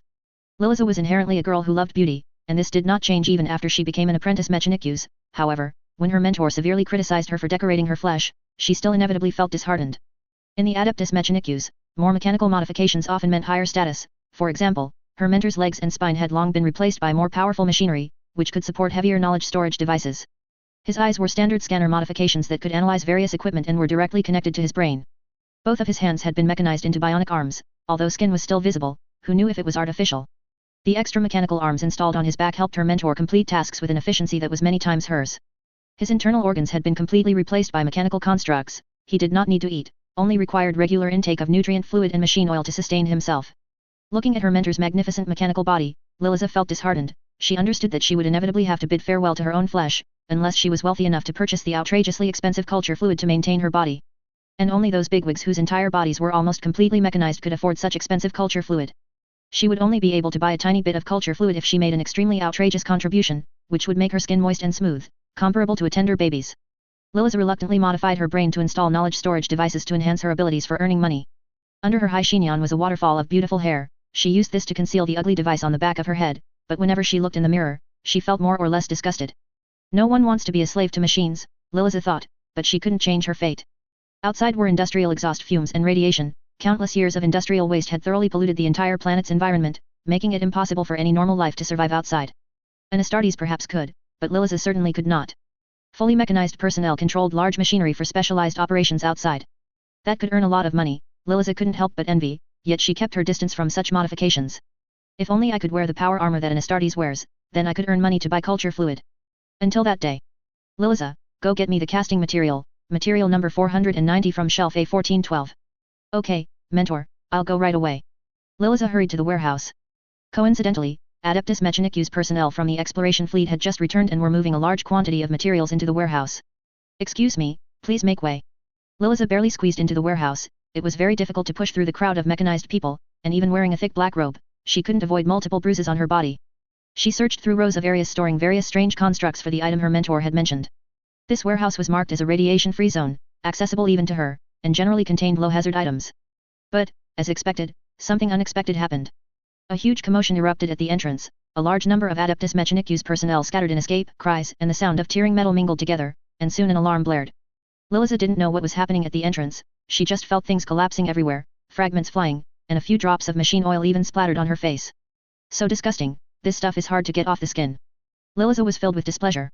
She was very curious about what was happening ahead, but being rule-abiding, she still found a place to hide and waited for the alarm to end.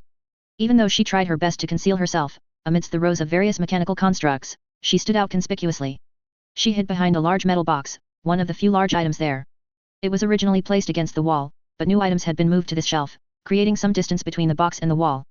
The heavy and dense sounds of movement and the chilling scraping of hard objects against the metal floor made Liliza very uncomfortable. Her stomach churned, and she tried hard to cover her mouth to keep from vomiting. A huge head appeared above the metal box.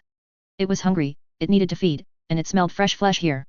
Liliza made no sound, but she couldn't eliminate the beating of her heart and the flow of her blood. Even such faint sounds were as melodious and loud as heavenly music to this gene stealer, which had just revived from a state of suspended animation. Its sharp claws instantly tore open the metal box. It mistakenly believed that fresh blood and food were hidden inside. A foul odor permeated from the metal box. Liliza didn't know what was inside, but she couldn't endure the nauseating smell and let out a whimper. The huge sharp claws swiftly descended, cutting through the metal box wall, causing Liliza's blood to flow profusely. The Skitarii arriving from behind spotted the target and quickly opened fire. Powerful warheads, trailing flames from constant friction with the air, sliced through the foul-smelling gas. A massive explosion occurred in the entire storage area. Flames scorched everything. When Liliza woke up, she found that she no longer had the face she was so proud of. Her entire head had become cold machinery, and the wound from her chest to her left shoulder was completely mechanized. "Are you conscious?" The attending physician's face was almost entirely mechanized, making his expression unreadable, but a smiling face still popped up on the auxiliary display screen beside him. "What happened to me?" Liliza was startled by her own garbled electronic voice. "It's all right. Although you suffered severe burns and a punctured chest, we successfully saved you. Your lower body, protected by the metal box, did not suffer overly severe burns and has successfully healed, but the facial injuries were too severe, so we performed mechanical modifications on you." Liliza desperately wanted to cry, but she could only emit meaningless mechanical sounds. The attending physician was startled, even suspecting that his installed mechanical loudspeaker was faulty, and checked Liliza again. After the surgery, Liliza saw her mentor. "Liliza, I've paid for your surgery. Based on your labor value, working for me for about 15 years should settle your debt." From then on, Liliza completely transformed into a quiet and competent apprentice mechanicus. Over the years, there were several occasions when her mentor and fellow apprentice mechanicus suspected that her vocalizer might be damaged. Liliza still resisted all subsequent mechanical modifications, even though the cost of food she consumed over the years would have long been enough for her to be modified to the point where she no longer needed to eat. Until that day. "Liliza, you are so beautiful." An apprentice mechanicus who was interning with Liliza looked a bit strange, walking with a wobbly gait. Liliza didn't speak, just nodded casually. In her usual days, this was her way of expressing thanks. But the other person continued to approach her with a wobbly gait. Liliza sensed that something was wrong. Had he been infected with a virus? Liliza sent a message to the apprentice mechanicus, but he didn't react at all. There must be a problem. The girl keenly realized that something must have happened, and immediately distanced herself from him and sent messages to her mentor and the surrounding defense forces. Liliza ran with all her might, but her legs and spine had not undergone mechanical modification, and she was burdened with heavy mechanical equipment on her shoulders, making her speed incomparable to that of the apprentice mechanicus opposite her. The moment her flesh was touched by the enemy, Liliza lost consciousness, or rather, entered a psychic space. "Where am I?" Before Liliza's eyes was a sea of flowers, various kinds of flowers, only seen in history books and travel guides for different planets, bloomed together on this plane. In the sky were dazzling and ethereal auroras. Such a scene she had only witnessed in the planet's history museum when she was young. This ancient forge world had been polluted by industry for too long. Industrial exhaust and other toxic gases mingled together, fine metallic dust covered the entire planet, and strong winds would stir up massive metallic storms. The entire planet hadn't seen a clear sky in too long, and even the massive space station in space appeared and disappeared. What beautiful auroras! Behind her was a crystal clear stream, as pure as the cleanest water she used in her lab, with irregular pebbles at the bottom. What a beautiful world! In the distance, black storms were subtly gathering. Liliza couldn't see what was happening far away, but her instincts told her danger was approaching. The constantly churning storm arrived, so swiftly and suddenly, as if it was on the horizon one moment and right before her eyes the next blink. The storm, brought by black metal, destroyed all the flowers, and the beautiful auroras were swallowed by the overwhelming darkness. Should I run? Where could I even go? Liliza's entire body was covered in countless cuts from the metal fragments in the storm, her body drenched in blood. She closed her eyes in despair amidst the sticky gore. Sacred radiance shone upon her. Liliza slowly opened her eyes, the blood on her body was gone, and her body was restored to its original state, as if those terrifying wounds had never appeared. The storm had been dispelled into the distance by the sacred radiance. Directly above her, a dazzling angel radiated her light without restraint. So beautiful. Liliza saw an indescribable beauty, as if all the beauty in the world had converged there. "I am the god of beauty, and also the god of flesh and machine. You often call me the god of all machines or the Omnissiah. Nisha, god of beauty." Liliza murmured as if she had lost all consciousness, or perhaps she was utterly captivated by the beauty of this being. "Your flesh is incomparably beautiful, unlike those filthy bodies. You should not replace your body with machines. Machines should not conceal your beauty, but rather adorn it." Machines, adorn, flesh. A light flickered in Liliza's eyes. She slowly regained her ability to think. "The god of all machines believes the beauty of my flesh surpasses ordinary machines?" This angel, of unparalleled beauty, slowly descended before Liliza, fanning her pure white wings. What a beautiful angel she was! Her flesh was indescribable, like God's original template for beauty. She gently picked up a piece of metal debris from the ground, and with a casual swipe, it transformed into an exquisite black ornament, which she gracefully placed upon herself. Her beauty seemed to reach another level, even Liliza found it an incredible miracle. The angel disappeared, and Liliza woke up. She was lying on the ground, with Skitarii running towards her in the distance. She looked back, and the Adeptus Mechanicus personnel was nothing but mechanical arms and other mechanical parts. Her flesh had completely vanished. She was placed in isolation for investigation, though these non-psyker-related checks found no issues. The deceased, based on symptoms, appeared to have died from spontaneous combustion. Liliza was released, and the incident was classified as a spontaneous combustion caused by the use of inferior mechanical constructs. Exhausted, she returned to her small room. This long, narrow room was situated between two important life support facilities. The entire room was elongated, with her sleeping area at the innermost part. She didn't wash up as usual, but ravenously ate her dinner. She didn't notice that the meat and starch blocks she consumed were several times more than usual. She simply tried to eat all the delicacies she had taken from the refrigerator and laid out on the table, leaving nothing, then contentedly lay down on her soft little bed and fell into a deep sleep. In her dream, she saw the angel once more. Do not let others know that you possess the most perfect body in the world. I have restored your body for you, you will be even more beautiful than before, but do not let others know, do not let them discover. They will envy your beauty, just as they envy others' knowledge. They will try every means to destroy you. Remember, absolutely do not let them find out. Liliza knelt among the beautiful flower fields, reciting praises to the Omnissiah. This sleep was exceptionally peaceful, the most tranquil since she obtained this small dwelling between two noisy facilities. The next day, the time clock rang promptly. In such fully enclosed facilities, there was no need to consider the sun. Liliza, still sleepy, rubbed her eyes and groggily got up to wash. Washing my face with clear water feels so good, like I haven't in years, haven't. Oh, my Omnissiah's great uncle's cousin's daughter-in-law, what a face I have. Looking into the mirror above the wash basin, Liliza now showed no trace of machinery. Not only that, but her appearance seemed to have undergone a tremendous change, hands like tender shoots, skin like congealed fat, a graceful forehead and moth-like eyebrows, breathtakingly beautiful. Is this really me? She stripped off all her clothes, revealing a perfect physique that could make anyone in the world's heart flutter. The image of the exquisitely beautiful angel flashed in Liliza's mind, and she quickly knelt to pray. Unparalleled God of beauty, great Omnissiah, ultimate God of all machines in the world, thank you for your grace. Your humble servant Liliza will follow you forever and ever. The original mechanical head and the intricate instruments on her shoulders were now just empty shells, only the outer mechanical casing still lay quietly on the bed. Liliza, as if by some strange impulse, put on these instruments. She didn't know why, but she felt her brain operating more nimbly and her thoughts more active than when she had an external brain storage device installed. From then on, she wore this fake helmet to work every day, and when she returned home, she would take it off to admire her beauty. Her figure became increasingly better, her skin grew fairer, and every movement carried a captivating allure. Even when she walked past someone, that person's heart would uncontrollably race. Perhaps this is love. Many Adeptus Mechanicus personnel who had interacted with her silently believed they had found their destined one. Whenever she wanted to be alone for a while, various Adeptus Mechanicus personnel would come to bother her. Her mentor drove these people away. This ancient Adeptus Mechanicus personnel, almost completely cybernetically enhanced, was even too uninteresting for a Slaaneshi daemon to corrupt. Slowly, Liliza's skin took on a sickly white hue, her steps became lighter, and her teeth grew sharper. Satisfied people are meaningless, for Slaaneshi demons, endless desire is what they crave. The exquisitely beautiful angel appeared in her dream once again, telling Liliza that her flesh required the best nutrient fluid for maintenance, specifically the culture fluid created by the biologist Magos to maintain her body. These precious culture fluids were originally used to maintain the last remaining flesh on the bodies of knowledgeable Adeptus Mechanicus Big Boss. For a mere Adeptus Mechanicus personnel to desire a full body immersion in culture fluid was simply a pipe dream for her. But she believed the Omnissiah was protecting her, and in this heavily guarded Adeptus Mechanicus base, she decided to take a dangerous risk. Bypassing surveillance areas, crawling through intricate pipelines, and lurking on ceilings, she herself didn't realize why she could perform such anti-human movements. She slowly approached the place where the biologist Magos produced and stored these precious culture fluids. At the main entrance, two low-ranking Skitarii stood guard. Liliza slowly walked towards them. The blood flow of the two Skitarii rapidly increased. Their external scent perception systems were filled with alluring warp-enhanced female hormones. All their tranquilizers had been injected, yet they couldn't slow the blood flow at all. Their bodies trembled incessantly, and the surging blood carried diffused and absorbed hormones throughout their bodies.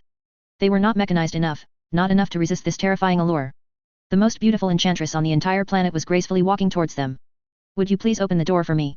Her highly seductive voice made the two of them instinctively open the mechanical door. Then, the flesh and blood of both Skitarii evaporated completely, leaving only a pile of mechanical equipment. The final mechanical door was just ahead, a door that only the biologist Magos could open, leaving her helpless.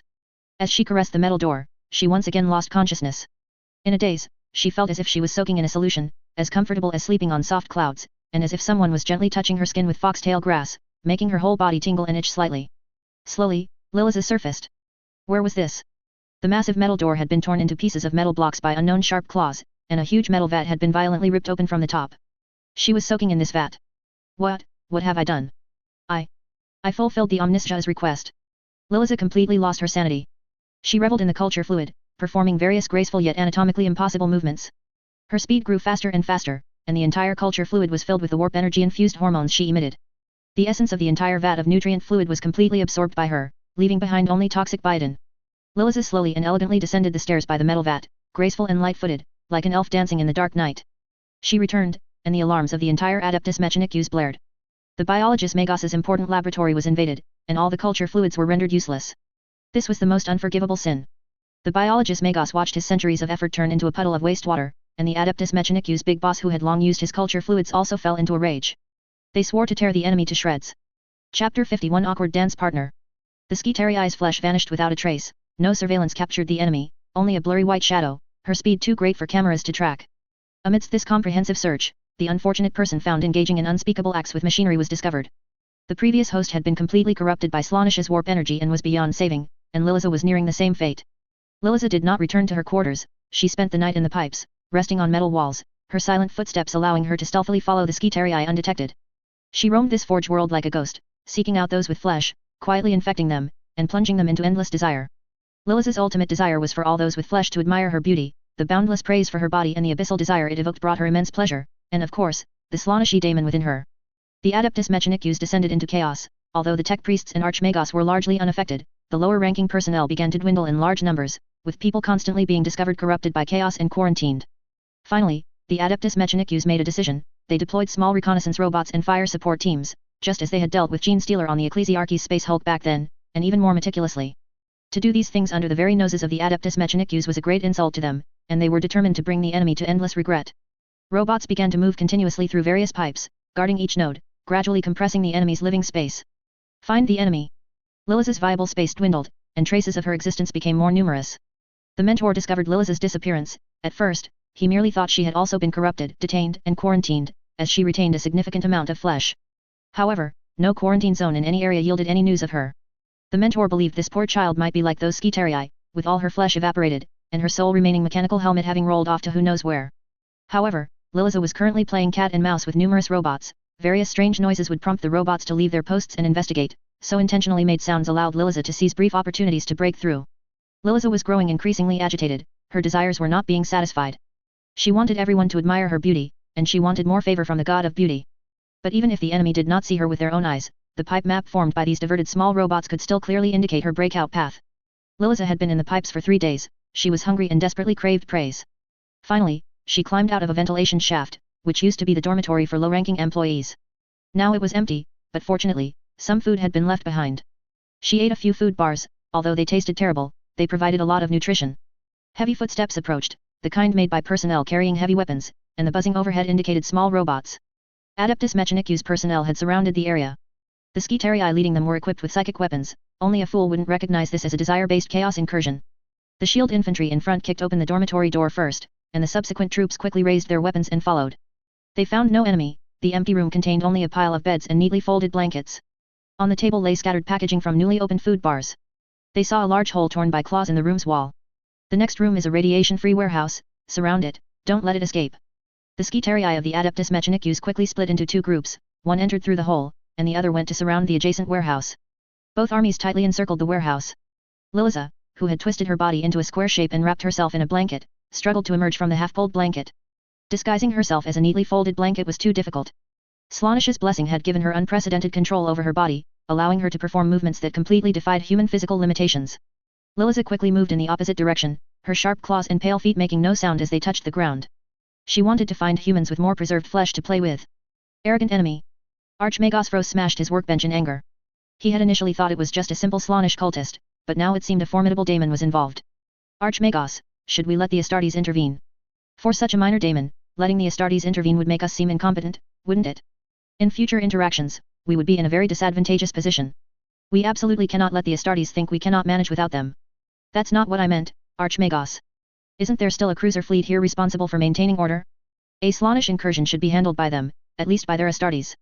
Didn't we hire them under the pretense of needing bodyguards? Archmagos Fros considered it carefully. It seemed he was right, otherwise, what was the point of spending money on bodyguards? That makes sense. Contact that Astartes and tell him we need his help to deal with an invading Slaaneishi daemon. Nian Ci Jin, who was conducting ideological exchanges with the mortals in orbit, had his activities interrupted. The Daemon's invasion quickly put him on high alert, and he immediately armed himself and descended to the planet. Originally, he shouldn't have been the commander of this fleet, it was someone else's turn. But he applied to remain in his post because the ideological work was not finished, and a temporary replacement would be troublesome. Yi Feng agreed to his request, allowing him to serve another cycle on the fleet. Now he descended fully armed, his bolter loaded with psychic bolter rounds, because he had been informed that the enemy was a Slaaneshi daemon. His power sword was fully functional, a tactical knife was strapped to his thigh, and his power armor was in perfect condition. I am ready. Die, daemon. Liliza roamed the Forge world, searching for people to corrupt, but these people were almost all protected by the Skitarii and surveillance cameras. She could spread her hormones through the ventilation ducts, but that was pointless. The Adeptus Mechanicus's ventilation systems had purification devices. Liliza's consciousness was becoming increasingly faint, she was on the verge of being completely possessed by the Slaaneshi daemon. She twisted her alluring waist, her long, flowing hair swaying like willows by a river with her gentle footsteps. If you were fortunate enough to see the Slaanish corrupted girl from behind, you would instantly be drawn to her graceful dance, even though she believed she was merely walking normally. She silently followed behind a low-ranking Skitarii. If she wished, she could swiftly kill the Skitarii at the end of the line, but it was meaningless. The Skitarii in front would not praise her, but rather attack her. Her long tongue was fully extended, catching the faintest scent of flesh in the air. Resisting the urge to assault the humans protected by the Skitarii, she turned and left. Such a large Adeptus Mechanicus base could not be entirely shut down, there must be places still in production in the distance. I smell it, bodies full of desire, so many, so many. She grew increasingly frantic, her fading sanity making her less likely to avoid enemy cameras. She furiously used her newly grown claws, tearing through all obstacles in her path. It's right there, right there. The last iron door. She tore through the final iron door in front of her, met by a volley of deadly bolter rounds. Nian Si Jin's marksmanship was decent, but the Slaaneshi daemon had greatly enhanced Liliza's speed and perception. She skillfully dodged the lethal bolter rounds, leaping out from the shattered iron door with a bizarre, twisted posture. As soon as I deal with this annoying large can, the people in front will submit to me. Oh, sorry, I forgot I wasn't wearing clothes. The distance between them was already very close. Nian Si Jin wielded his power sword to meet her sharp claws. Liliza's limbs had all grown claws, these sharp, terrifying weapons could even leave scratches on hardened power armor pauldrons. If she were completely corrupted by the Slaaneshi daemon, she would also grow a slender tail, but it hadn't reached that point yet. Sparks flew as several scratches appeared on Nian Si Jin's power armor, but he was not without gain, he successfully severed 2 of the claws on the enemy's left foot. I fear I won't be able to defeat this Slaaneshi daemon this time. I'll have to go back and guest star in Chapter Master Yifeng's 4-year blade skill training, I suppose. Although he never participated in those terrifying 4 years, it's clear from his brother's powerful blade skills that it was a past they would rather die than return to. For the Emperor. Nian Si Jin let out a ferocious battle cry and charged fiercely at the enemy. The downward slash from the upper right to the lower left was a classic chapter blade skill opening. Liliza deftly sidestepped the metal can's swing, using her sharp claws to slash upwards on his power armor, leaving a claw mark, while simultaneously circling to Nian Si Jin's right. Nian Si Jin did not retract his blade, instead, he spun his entire body, and the power sword, which had been slashing to the lower left, now attacked the enemy in an upward thrust. This big oaf is so stupid, Liliza thought, complaining about her enemy. She grabbed the enemy's legs, her pale thighs wrapping around the hard power armor greaves, and her entire body spun back to the other side of the enemy. Nian Si Jin, enraged, reached out with his left hand towards the enemy, but the Slaaneshi daemon lightly jumped up, plunging her claws towards the Astartes' head. This attack caught Nian Si Jin off guard, and he could only raise his right arm to block the enemy's attack with his pauldron. A teeth-grinding sound was filtered out by the Astartes' helmet's noise suppressor, leaving shallow marks on the pauldron, and Liliza once again jumped behind Nian Si Jin. Such playful attacks were the greatest humiliation for an Astartes. Furious attacks constantly slashed at her, yet almost none connected. Liliza nimbly dodged the Astartes' attacks, the enemy's swordsmanship seemed like a clumsy buffalo shaking its horns before her, utterly ugly. She continuously left scratches on this clumsy metal can, her agile figure like a dance, but alas, her dance partner's skills were truly unbearable to watch. At times, she climbed onto Nian Si Jin's shoulder, attempting to damage his helmet, at other times, she flipped behind him, her sharp claws leaving shallow scratches, and at still other times, she attacked from the side, trying to make the Astartes' power sword leave its owner. Her snow-white skin and alluring figure constantly swayed before Nian Si Jin's eyes, but the warrior did not slow the rhythm of his attacks in the slightest. How could this big kin be so hard? How could his strength be so great? Liliza's attacks found it difficult to breach the power armor's defenses. This was also one of Slaanisha's flaws, although Slaanisha's blessing granted her extremely fast speed and reaction ability, unlike Kern's unparalleled attack power and Nurgle's strange vitality, even with her sharp claws, she found it difficult to inflict effective casualties on a fully armed Astartes. Behind them, the people used as bait were orderly organized for evacuation by the Skitarii. The enemy's allure caused a great deal of unrest among the crowd, and many who were slightly corrupted wanted to go and help Liliza defeat the evilkin in front of them. The senior Skitarii shut down their external communication devices and went to pull away the frenzied supporters. The Skitarii found it difficult to intervene in this battle. The Slaaneshi daemon and the Astartes were too tightly entangled for effective artillery support, and close quarters support was even more out of the question. Even for their specially modified people, the speed of those two was too fast, their entry would be as slow as snails. Perhaps the most elite mechanical modification troops could exchange a few blows with them. Nian Si-jin grew more anxious as he fought. He was covered in scratches, but he hadn't substantively harmed the daemon, and Liliza had no intention of prolonging the fight. She was there to find those with flesh, not to fight these metal cans. Liliza calmly circled behind Nian Si-jin.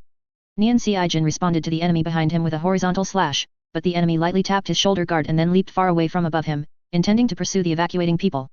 The Skitarii seized the opportunity and opened fire fiercely, restricting Liliza's movement space. Nian Si-jin picked up the bolter from the ground and fired quick bursts. PSYK bolters were a relatively special type of bolter, not easily replenished, so they were generally used for burst fire. Under the pressure of the Skitarii's firepower, Liliza continuously tried to break through, but just as she was about to succeed, several PSYK bolter rounds always flew towards her, blocking her fleeting opportunities. Liliza became enraged. She returned to her original position and resumed fighting Nian Si-jin, continuously tearing at his power armor with her claws. The enemy's fully enclosed battle armor prevented Liliza's charm from being effectively released. Although she and the Slaaneshi daemon within her continuously tried to use their appearance to tempt this stoic man of steel, she didn't know what mode he had adjusted his combat optics to, but in any case, he remained completely unaffected. It couldn't possibly be an X-ray mode that made me look like a skeleton, could it? Nian Si-jin's front chest was attacked 3 times in the same spot by Liliza's claws, and it wasn't until blood began to seep from one of the claw marks that she was certain the enemy's power armor was not fully enclosed. She could finally begin to emit her warp energy-infused hormones, these intoxicating potent substances permeating the air of the entire large warehouse. Nian Si-jin's movements began to slow. After several rounds of engagement with Liliza, he gradually fell into a disadvantage.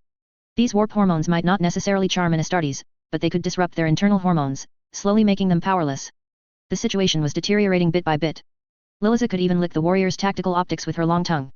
After one swing of his power sword, Nian Si-jin lost his footing and fell heavily to the ground. He struggled to get up but could only manage a kneeling position. Nian Si-jin knelt on the ground in pain, clutching the wound on his abdomen with his hand, his right hand trembling, no longer able to firmly grasp his power sword. The long sword fell to the ground, humming softly. Am I beautiful, you big oaf? I am the Emperor's he, beautiful, you won't get, too beautiful. Liliza slowly approached the young Astartes warrior. She intended to completely crush the enemy's heart with her sharp claws. The Skitarii wanted to go forward and help the Astartes but were stopped by their leader. I am the most beautiful person in the world. Don't you want to possess me? Come, embrace me. Nian Si-jin's trembling arms left his blood-soaked wound and slowly opened, ready to embrace Liliza, who was about to approach. Liliza had already raised her sharp claws, aiming at the red power armor on Nian Si-jin's chest.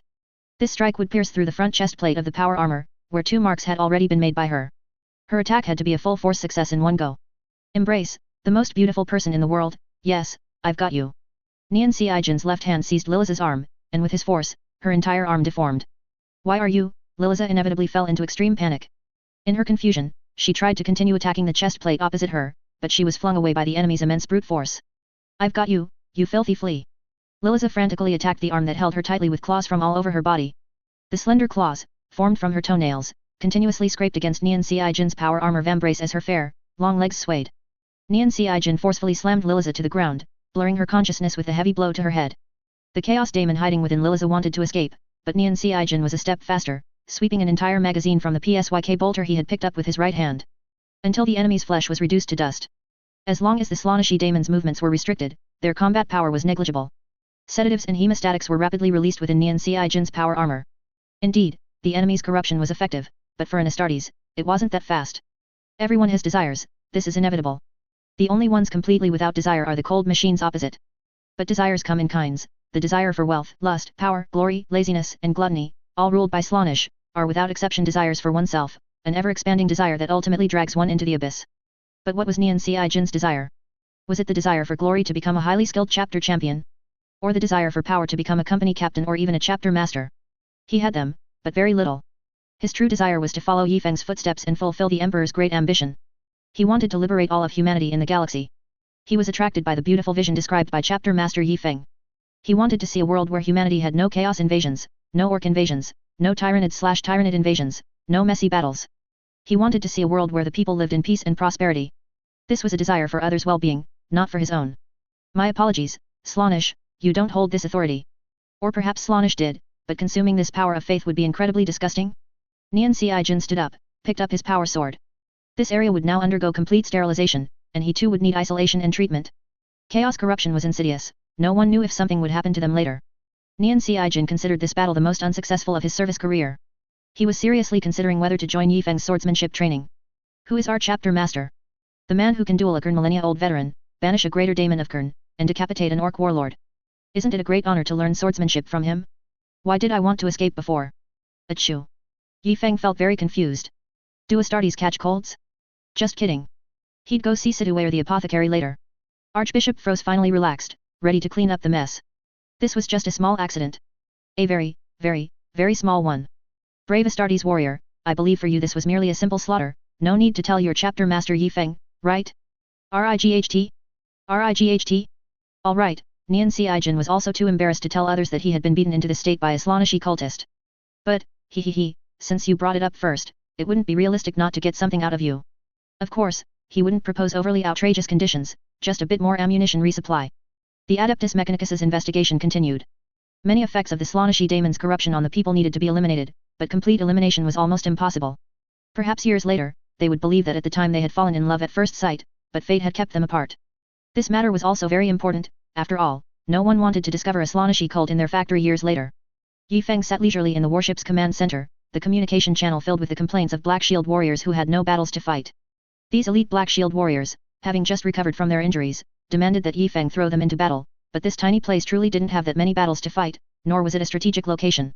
More than these, Yifeng was more concerned about whether these people's gene seed could still be used and how long chaos had corrupted them. After receiving the apothecary's reply that their gene seed was completely unusable, Yifeng seemed uninterested in sending them to their deaths. The battle barge departed from Taste to rendezvous with the dawn of light. Chapter 52, Man is Iron, Food is Steel. Ever since the Situate activity began, where recruits could be continuously tormented by rapid conversion of one batch after another, the chief apothecary had rarely appeared in public, and the apothecary interns studying under him were also rarely seen. The 47th third batch recruits led by William had all returned to the warship. Next, Yifeng was to head to an imperial agricultural world, a world abundant in nothing but food. Before the warp storm arrived, they used to supply food to hundreds of planets. Now, they only needed to supply a few, which led to all warehouses being full and production having to be reduced. Hearing that Chapter Master Yifeng wanted to take a large quantity of food, the ruler of this planet happily agreed, even filling the warehouses of Yifeng's battle barge. Yifeng planned to give this food to the recruits, and then find an unlucky rebellious planet to train the recruits. The rebellious worlds had been completely inactive recently because, after losing all Yai, their food supply could not keep up. Widespread famine spread throughout the hive cities, and even the midhive could not guarantee food supplies. Black-hearted merchants seized this opportunity to collude and raise food prices, leading to numerous deaths from starvation. Abandoned food production bases on the planet were quickly reactivated, including factories for making corpse starch blocks and food cultivation centers, but this was merely a drop in the bucket for the food shortage. When even the army's food supply could not be stably guaranteed, riots broke out. Over these years, the population of these 5 rebellious planets, which ranged from 3 to 8 billion, had dropped to about 1 billion. This amount of food could barely sustain the people. The mission of these recruits was simple: use the food they had to establish a red regime with extremely high support from the people. This would be led by William, whose final assessment as a recruit was the recapture of the rebellious planet Taste, and CO led by Xiao Lan, who deeply understood the plight of hunger. Numerous smuggling boats landed on the rebellious planet under the cover of night. Several recruits quietly slipped into the slums. These places were full of emaciated people who were too weak to move. A few who could move went out to work, bringing back a little saved food for their families. Those lying at home were basically waiting to die. There were no corpses here, all corpses would be sent to make those true corpse starches. Although it was hard to admit, there were indeed many corpse starch blocks in the Imperium made from actual corpses. Those who carried corpses could receive several corpse starch blocks as a reward, so being a corpse carrier was a very popular profession, provided you were strong enough to fight off others who wanted to snatch corpses. These recruits did nothing else but distribute food to the local residents. The local residents, seeing the tall Astartes, were too scared to move, but the recruits enthusiastically shared food with the people. People from the surrounding areas, hearing that strong giants were distributing food, rushed over and found a sea of people. Everyone was sitting on the ground after receiving food. Few stampedes occurred, as most people didn't have the energy to run. Many had crawled to get there. After gathering enough people, the recruits made a request: we need manpower. We need you to maintain order, transport food, and be able to fight off anyone who tries to steal food. Few local residents recognized these as Imperial Astartes warriors. They had never had the opportunity for education since childhood, just surviving was a gift from heaven. Even those who recognized them as Imperial Astartes said nothing, fearing that if they called the police from above to arrest the Astartes, who would give them food?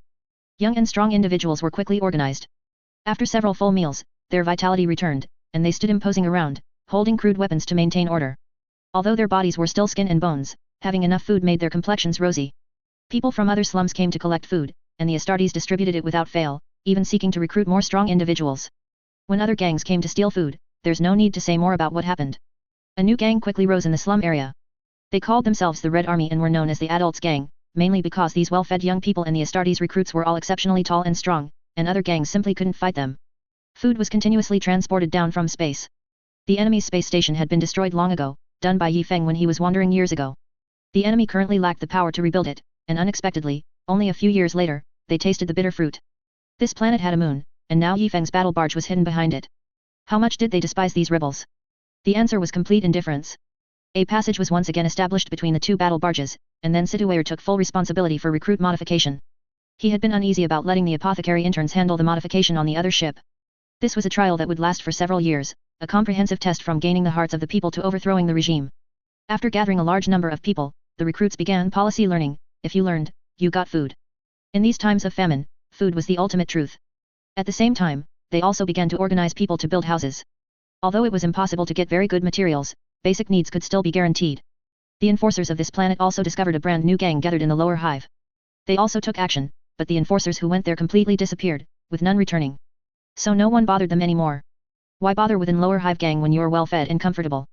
The actual situation was that when these enforcers descended aggressively, the Astartes recruits used the terrain to their advantage, gave them a good beating, and then tied them up and brought them to the temporary base they had established. These poor enforcers were tied there for 2 consecutive days, watching others eat and drink heartily. Want to eat? Come, learn the policies. Learn a section, and you get a meal. Thus, all these enforcers, even those with families in the mid-hive, voluntarily stayed here. These educated enforcers immediately recognized the Astartes. How could they not pledge allegiance to the Imperium? If they pledged quickly enough, they might even become a general later. Loyalty to this planet? You ask what the nobles above were doing when there were starving people everywhere? Eating, drinking, and having fun. We survived by eating corpse starch blocks made by our relatives. If you say anyone is loyal to such a ruler, they are his pet dog. By the way, the species dog is extinct in Warhammer. A recruit named Frisk gathered everyone in the square. He was going to give a speech. Brothers and sisters, look here, everyone quiet down and listen to me. We are gathered here for food, aren't we? Yes. If we can eat our fill, we'll follow you. The crowd below responded quickly. They had gathered here because they were full, after all. Then before we came, who made you unable to eat your fill? All Yai was invaded, and we have no food. Then why are the people in the upper hive feasting without stopping? Because, they are the nobles of the upper hive. Why are they nobles? Why can nobles feast? Did they produce the food? No, food is produced by workers and farmers. If farmers and workers disappear, everyone will starve. If nobles disappear, what will happen to everyone? Everyone was stunned. The upper hive was where the high and mighty lords stayed. Wasn't it right to obey their commands? It seems our lives wouldn't change much without them. Right? Why can't we be our own masters? Why can't we decide our own lives? But they have armies and police, they have guns. Some people caused trouble before and were all arrested by the police and guards. No one ever came back. Why can't we have our own guards? Look around you, many former enforcers have joined us. Why can't we form our own army? As for guns and cannons, we can raid their armories. With our leadership, it won't be a difficult task. We must form our own army, we must arm ourselves, and protect ourselves. Most people were shocked by this idea, but those from an enforcer background immediately applauded loudly. What nonsense, if the Astartes came here not to fight, were they here for tourism? The common people were half believing, half doubting. Giving us food means we have to fight? Well, maybe it's not impossible, but we need to eat a couple more bites of food. But the next day, they were stunned when they saw these Astartes recruits, who had almost emptied the armories, return. These tall super warriors each carried about 50 laser guns. However, what surprised them even more was yet to come. They opened the houses they had built earlier, and inside were dense piles of weapons. These Astartes had made 3 round trips. Of course, the soldiers guarding those armories were in big trouble. Wasn't this a crime punishable by execution? All those who could escape tried to, but under strict blockade, only a few managed to flee to the lower hive. The capture units went deep into the lower hive and were all killed. For the first time, the lower hive people, excluding the gangs, used firearms. Those pompous soldiers who usually lorded over them, seemed no different from us in front of these weapons.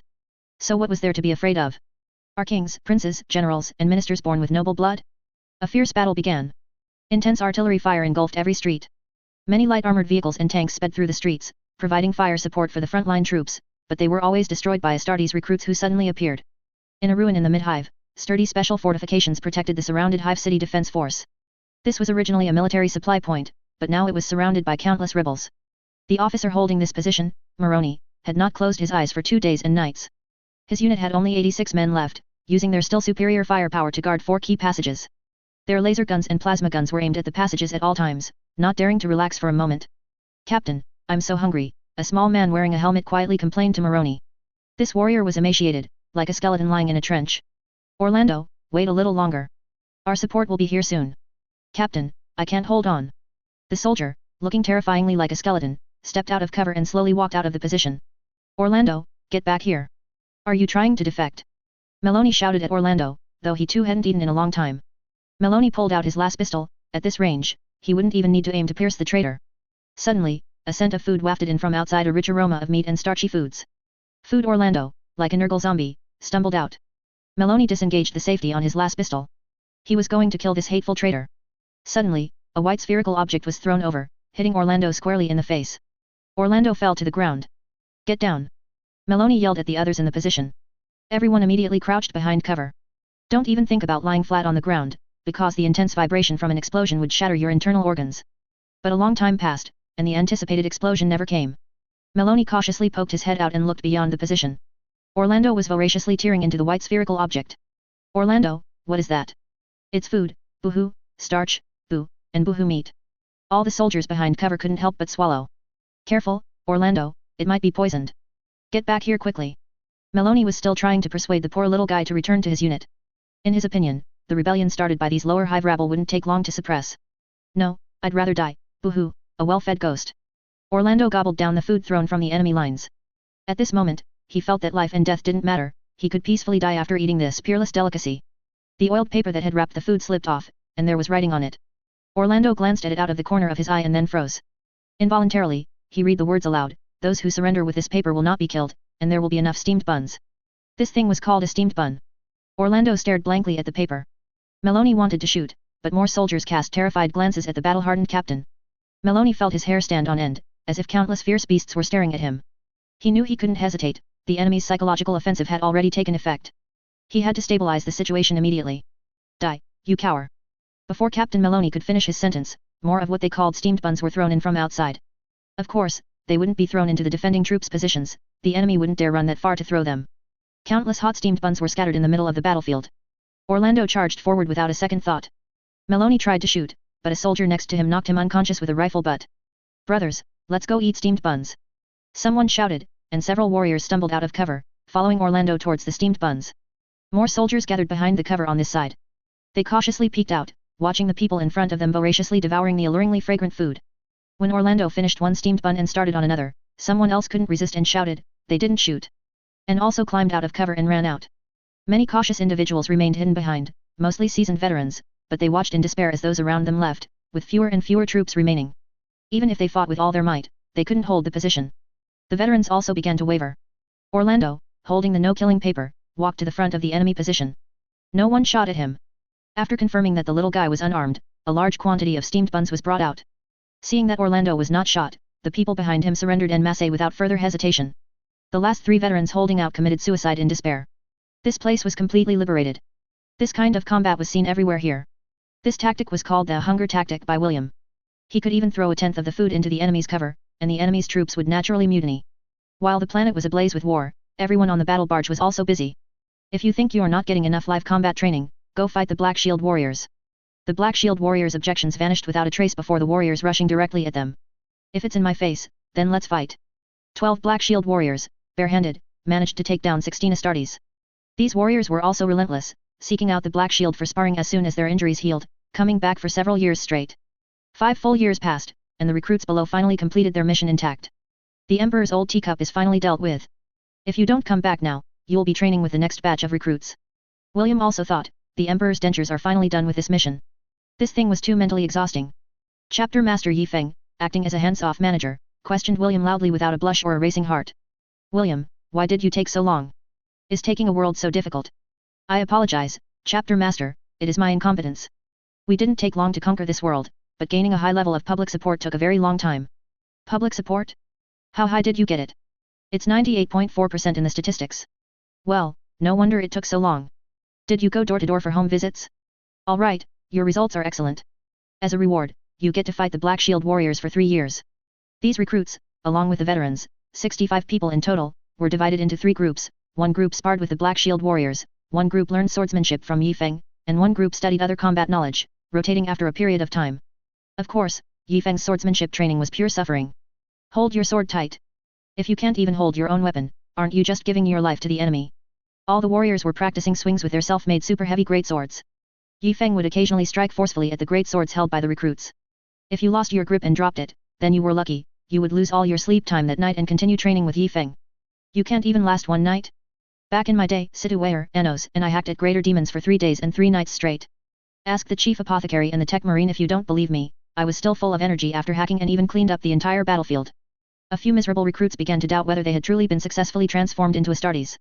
Could there have been an organ error during the transformation? Why was doing these things so tiring for them? Next, we'll learn sword techniques. Kazanov, come out and demonstrate.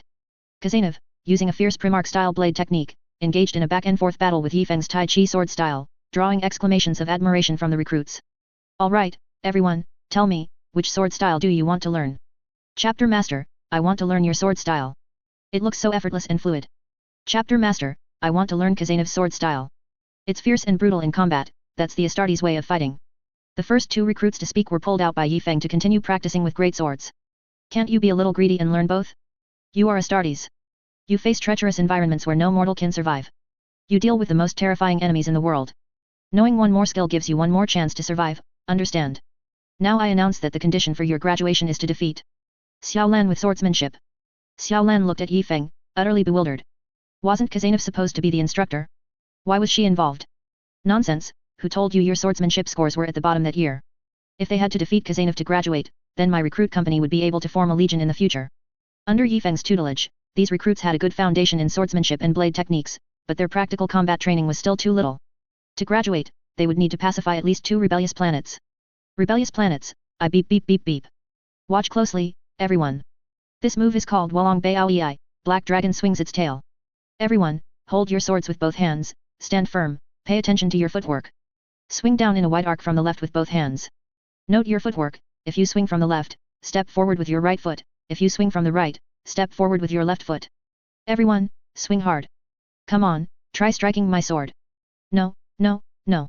Do you think I told you to pay attention to your footwork just to stabilize your center of gravity? When your foot steps down, channel the power of your entire body's muscles, from foot to waist, into the downward swing. You're not just stomping the ground to scare people. The sword should come down simultaneously with your footwork. Watch my movements carefully. Pay attention to technique. That's brute force. Try again. Yi Feng taught meticulously, while Kazanov was much cruder. Come learn this move from me. Learned it? Come spar with me. Once I'm satisfied, you can learn the next move. While they were sweating profusely from hacking here, things were less peaceful below. The 13th company, composed of 12 Black Shield warriors, was currently chasing down 20-odd recruits. You little brats are no good. If you were in our Iron Warriors Legion, you'd easily get killed by your own men. What are you so proud of, you traitor? Someone nearby tried to restrain this recruit with Imperial Fist's Gene Seed. If Chapter Master Yi Feng heard these words, then you'd better be prepared for several days of lecturing. Besides, our Luna Wolf's Gene Seed brother is still here, it wouldn't look good.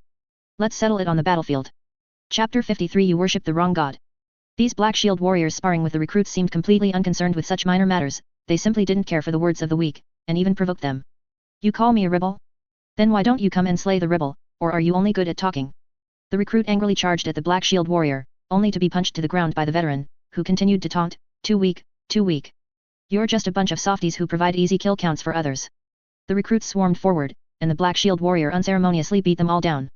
Alright, this batch is down. Next batch. Basically, by the time Chapter Master Yi Feng's warriors finished their sword training, exhausted, the other 2 groups, skill training and combat, had already been beaten repeatedly in rotation. Currently, there are no conditions to find new enemies for them, or rather, there are, but the entire chapter can't defeat them. The entire segmentum obscurus is probably on the verge of collapse. This warp storm has lasted for 53 years. This time, Abaddon's 14th Black Crusade has truly achieved the momentum of a great crusade by an Astartes legion. Guilliman's Indomitus Crusade, after his awakening, lasted 176 years and reclaimed vast territories. Now Abaddon and the Chaos Gods are returning the favor. Yi Feng looked at his limited forces. With 3 recruit transformations completed, and the 4th batch about to emerge from the Gene Vat, he had less than 2 companies of warriors in total. What could they do in the segmentum obscurus? They would be wiped out in a few moments. No, the principle of hiding and developing still needs to be maintained for a few more years. The final deadline for recruit training is approaching. A brand new batch of 41 4th transformation recruits has also emerged from the Gene Vat. Due to the small number of people under taste and Atres, recruit quality is an issue, and some were operated on by apothecary interns, so the success rate has decreased significantly. Now, the old recruits will be sent to 2 of the remaining 4 rebellious planets, and the entire fleet will return to its original location for the 5th recruitment. What kind of world was just liberated? A world with a 98.4% social support rate and a billion people. Why not recruit here? Do you see the might of these superhuman warriors on the battlefield? Don't you want to become like them? Come and join the selection process. Yi Feng felt the chapter's population suddenly surge. Originally, there were 82 warriors, 8 of whom died, leaving 74. Some were studying abroad, others were secretly stationed. Now, a new batch of 47 is about to graduate, and another 41 have just completed their transformation.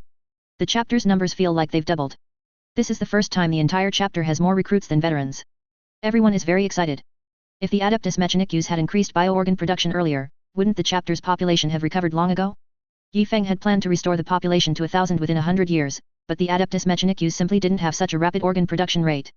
There are still 2 rebellious planets left. If these planets are interconnected, they might be scared into surrendering voluntarily. These days, they not only lack space fleet defense but also face food shortages, making life unbearable. Skaria, the location of the temporary Taiping Starfield Second Parliament and the hometown of the first batch of recruits. After the Night Lord's incident, trust in the Astartes deepened even further. Now, many people hope to hang a portrait of Chapter Master Yi Feng in their homes for protection. Beyond the bustling hive city, in the vast and boundless desert, a dozen desert wolves were resting. It was pre-dawn, and the great sun, symbolizing death, was about to rise above the horizon. Although the desert wolves hadn't caught much food, they were drowsily preparing to sleep through the arduous day. The little wolf was restless. It nudged and nuzzled the oldest wolf, Old Wolf Dun, making soft whimpering sounds as if to beg. Awoo, author's translator is online, language conversion successful. Ancestor, tell me a story. AI, stop nudging. I'll tell you a true story from when I was little. The surrounding desert wolves adjusted their sleeping positions, clearly already knowing what Old Wolf Dun was up to. The little desert wolf obediently lay beside Old Wolf Dun. The sun hadn't risen yet, and the desert was still very cold. For the little wolf, snuggling up to the other wolves was more comfortable. When I was very young, there wasn't that sky-high metal pillar in the middle of the desert. Everyone could roam freely across the entire desert. Back then, our main enemies weren't humans, but those big scorpions and rumbling big snakes. Ah, there wasn't that big pillar back then? Wasn't that pillar there since the creation of heaven and earth? Of course not. Cough cough. The cold wind, which had been freely moving through the desert at night, kicked up some sand. The talking old wolf Dun experienced the feeding method of a Sirika giant python, but he was already used to it. Which of these species surviving in the desert hasn't eaten a lot of sand? Listen to me slowly. Back then, our entire pack roamed the desert. Humans, to us, were just an occasional delicious feast. Sometimes they would carry small things that could emit strong beams of light, much less powerful than what those big metal boxes emit now. The little wolf didn't quite understand what much less powerful meant. The terrifying metal boxes it had seen in human hands could burn an entire wolf into a pile of ashes with a single flash of strong light. Roughly, it was enough to burn off my paw, and it couldn't fire continuously either. Where was I? Oh right, humans were an occasional feast. But one day, suddenly, human cubs entered the desert. They brought nothing, they were practically walking feasts. Many. Without those powerful things? But they're very strong even with bare hands. No, they had nothing. Occasionally, whooshing iron birds would land and take away those who had fainted, but that's not important. Humans back then were especially weak. If you ran right in front of their faces, they wouldn't dare to resist. And there were so many of them. You could find a human cub almost every time you crossed a dune. Old Wolf Dun closed his eyes, unsure if he was warding off the encroaching sandstorm or reminiscing about the glorious past. So many? Wouldn't that mean you could eat your fill? Yes, we ate with all our might back then. We only ate the tastiest pancreases from each corpse, and our bellies were round and full. Back then, we ate so much during the day that at night, when it was time to hunt, no wolf could get up. Everyone was too full, the entire night was spent sleeping. Those were days like paradise. The little wolf fantasized about that beautiful world. But the next day, something terrifying happened. A thick smell of blood from the very center of the desert drifted to us. We were very far from the desert's center at the time, it would have taken at least a day for a large number of creatures to die to have such an effect. Old Wolf Dun paused, turning his face in another direction. Our old leader at the time wanted to send a strong male wolf to check the situation, but before he could decide who to choose, all sorts of desert creatures came running towards us. Our leader stood at the front, ready to meet the enemies invading our territory, but the desert wolf leader running at the very front shouted to run, that there was a demon god killing wolves everywhere in the desert. This plunged the entire pack into panic, because it wasn't just desert wolves fleeing, but also big scorpions and even big snakes. What kind of thing could make a big snake run away? The little wolf clearly didn't believe what the old grandpa was saying. According to that desert wolf leader who escaped back then, there was a big iron can-like thing, holding a big iron bar, like the one someone in that huge group of people had last time, but much bigger. That terrifying demon god cut off a big snake's head in one strike, which was especially scary for wolves.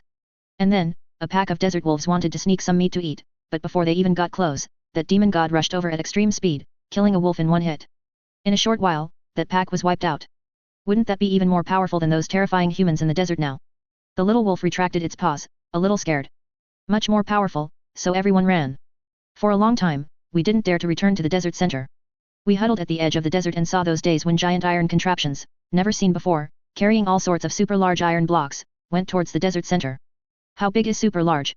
Not to mention those big iron blocks, even the big iron things that transported the iron blocks, one iron claw could crush all of us wolves here now. A very, very long time passed. Several of our brothers painfully ran to the rocky wasteland to find food, and many never returned. Those were especially difficult days, even hungrier than now. What happened then? What happened later? One day, our leader told me and another brother to go and check the situation in the desert. There hadn't been any major movements for a long time. My brother and I walked for a very long time, and from afar, we saw that big pillar. That brother wanted to walk a little further, but the humans around quickly discovered us and attacked us with strange and powerful weapons we rarely saw. That brother unfortunately couldn't dodge the flames and was burned to ashes. I painstakingly returned to the pack, and the head wolf listened to my report, remaining silent for a long time before leading the pack a little way into the desert and settling down. So that's how our pack came to be here. What about that demon god? The demon god disappeared there after a day of slaughter. Anyway, that's what I heard from other tribes, we don't really know. A long time later, during a night hunt, we saw a group of large iron creatures, like bats, flying from the sky towards the giant metal pillar. Since that day, powerful humans, like the small demon gods, appeared in this desert. They could kill one of our brothers with their bare hands. At first, they stayed near the center of the desert, but now they sometimes wander over here. You saw them a few days ago. Could those powerful humans be protecting that giant metal pillar? I don't know about that. I'm old, it's up to you to explore in the future. The head wolf tilted his head and fell asleep. The young wolf was still immersed in the thrilling history of his tribe and had no desire to sleep. The Astartes stationed on Scaria have been driven mad with busyness these past few days. Where did all these Qing followers suddenly come from? You could say they're powerful, but not overly so. The planetary defense force, when gathered, is more than enough to deal with them, but they just keep appearing endlessly, as if a warp portal is open. It's particularly strange. These Qing followers are also appearing concentrated in the mid-hive and even the upper hive, while the lower hive is relatively quiet. This is very puzzling, as these things used to only appear in the lower hive, where defenses were lax. Various guard police units imposed a lockdown on the hive city, conducting search after search in the mid-hive and upper hive, but found no problems whatsoever. Hey, that's weird. Are we haunted this year? Left with no choice, the Astartes transitioned from hidden status to overt, helping the guard units clear out these Qing followers while also beginning to track the cultists' previous movements. After several weeks of tracking, all the source cultists of the faith spread had visited one place, to worship at the giant emperor's statue in the desert. Why would you worship the emperor and believe in Qing? Are you blood angels suffering from the black rage? So everyone immediately, right away, without delay, blockaded the William family. Is there something wrong with the emperor's statue you built? Is it hiding something? The William family repeatedly cried injustice, saying, our loyalty to the emperor is evident to the naked eye. That matriarch, move back a bit, hide behind the family head. The William family stated, besides the initial ribbon-cutting ceremony, no one from our family has gone to worship there. We have an impossibly large emperor's statue in our backyard. And so, everyone rushed to the ecclesiarchy. Missionaries poured out of the church, looking displeased at the surrounding army. I am Father Orsai. What do you want? This is a sacred site of the ecclesiarchy, no shouting is allowed. Hands on your head, squat down. Full search. Those who resist will be executed. An Astartes stepped out of a chimera armored vehicle, his bolter and power sword ready for combat. Even if you are an Astartes brother, you cannot insult the ecclesiarchy like this. This Father Orsai seemed off, he dared to speak to an Astartes like that. Let's trick him. Who said I was insulting the ecclesiarchy? I just think your professional competence is questionable. You shouldn't be performing blood sacrifices to the blood god. Skulls for thee. Bang, the Astartes fired first. The Astra Militarum was stunned for a moment, then followed suit, and a large number of lasguns rapidly unleashed a dense net of fire, piercing through the enemies in front. Many within the ecclesiarchy fled in panic, but even more raised crude longswords, obtained from who knows where, and charged at the Astra Militarum. For the brass throne. For the emperor. The Astartes roar, amplified by his helmet's voxcaster, spread throughout the entire area. The power sword ferociously cut down the enemies in front. These garrison personnel were the second batch of Astartes who had endured Chapter Master Yifeng's 4 years of devil training, their combat power could not be underestimated. Someone in the ecclesiarchy rushed out with a plasma cannon, but the leading Astartes hit its plasma magazine with a bolter round, causing a massive explosion that blew a large hole in the ecclesiarchy's church. Chaotic metal fragments continuously fell from the opening, revealing several broken electrical cables sparking with current. The Astra Militarum, using the cover of their chimera armored vehicles, engaged in fierce combat with the enemies inside the church. Don't think Qing only likes to hack and slash, though, indeed, most cultists are like that. Qing, this chaos god, despises psychic powers but doesn't mind guns and artillery. Fire is also one of his domains. He is practically a materialist in the warp. In his eyes, defeating one's opponent honorably, without psychic powers or trickery, is a praiseworthy glory. The ecclesiarchy's armed personnel began to retaliate. Many of them had started growing horns, and most had reddened skin. A corner of the church had been blasted away, revealing a hidden crimson altar. Everyone's anger was even higher than that of the Qing followers opposite them. The Astra Militarum soldiers and Planetary Defense Force, filled with fury, charged at the enemy. These people had defiled their sacred faith and must all be annihilated, reduced to ashes, and their ashes turned into cannon shells to be fired out. Speaking of which, would the machine spirit of the cannons be unhappy? The battle situation here was quickly reported to Governor Ottist. The governor, smiling, issued orders to his subordinates, giving the Astartes full authority to handle it. They were now the supreme commanders. The governor's resignation letter was almost ready. You all can do whatever you want, my heart can't take such a tumultuous life. With nothing left to lose, the Astartes quickly ordered all active guard units and Astra Militarum to surround all ecclesiarchy buildings and arrest all ecclesiarchy personnel. This was a massive undertaking. Unknowing people thought a rebellion was brewing and hid in their homes, afraid to come out. Everyone stay home. Enemies have infiltrated. Don't panic, leave it to the Astartes and the troops. Loudspeakers broadcasted the message everywhere, and everyone relaxed. What was there to fear with Astartes around? Eat and drink, but stay off the streets. Although various forces combined numbered in the hundreds of thousands, facing the demand to surround churches in various areas, these forces were still far from sufficient. They could only send a few people to stake out first, then clear out other areas little by little before moving on to other churches. Several Astartes rode armored vehicles to the giant emperor's statue in the center of the desert. The driver's hands trembled, almost driving into a sand dune. An Astartes is in my vehicle. By extension, I'm participating in this Qing eradication battle. This is going to bring glory to my ancestors. The Astra Militarum would land on the ground and fight alongside the Astartes warriors. The closest unit to the Astartes was a company of over 200 led by junior officer Frosa. In the Astra Militarum, 10 men form a squad, 2 to 6 squads form a platoon, 2 to 6 platoons form a company, and 5 to 10 companies form a regiment. Here, a 5x5 system is used, meaning a company has around 250 men. They were traveling in Chimera armored vehicles on the Astartes flank. The armored vehicles were also equipped with large lasguns and bolters. Many devout worshippers were gathered beneath the colossal emperor's statue, kneeling. Many had come for faith, drawn by its reputation, while others were long-term, fervent devotees. However, their appearance was somewhat strange. Long-term followers here had a secret organization. They gathered at specific desert locations, collecting live sacrifices, and then performed the sacrifices at the spot where the emperor's statue was said to gaze. Blood and skulls would be placed here. They disdained hunting the weak, one should not attempt to please the one on the throne with the blood of those weaker than oneself. These cultists would venture deep into the desert, or rather, move outward from the desert's center, seeking powerful races to challenge in single combat. The victors would gain blood and skulls, and if lucky, live sacrifices. The desert wolves, under the continuous influence of these cultists' outward expansion of power, had retreated to the desert's edge. The vast desert was like a meat grinder, ceaselessly devouring life, transforming everything vibrant into stillness. Now, a large number of cultists were performing sacrifices, pleasing their god in the way that one most preferred. Fierce warp energy surged from the opened, tiny cracks, pouring into the cultists. Their numbers were too small, and the sacrifices too few, to open a powerful warp gate for the enemy's regular army to emerge. They could only receive more blessings. But this also made the cultists stronger and more insane. Durido, I feel my strength has grown so much. My head is so hot, ah. Sisiris, you've grown horns on your head. Oh, magnificent brass throne, is this the great divine power? Durido, look at yourself, you've turned red-skinned. The two cultist friends praised each other, laughing wildly in the desert. They were closest to the opened warp rift and received the most blessings. Minions, bring more skulls here. Durido's savage roar made everyone tremble. A strong man who had grown half a tail tried to challenge his leadership, but Durido, using brute force, tore him in half, adding another head to the altar. The Astartes convoy sped across the vast desert. Around them, scattered, bizarre humans roamed. Some were searching for worthy targets to challenge, while others believed that only by walking there themselves could they be considered loyal pilgrims. It's unclear why they didn't fight among themselves. Perhaps it's a Qing tradition that only after defeating equally matched opponents can one freely slaughter the weak. The desert is vast, and those who come to worship for no reason are not the majority. The lower hive is out of the question, they would never come here. Even the mid-hive only comes for collective worship during major festivals, organized by wealthy departments or companies. Those who can come here at any time are probably only the wealthy nobles of the upper hive.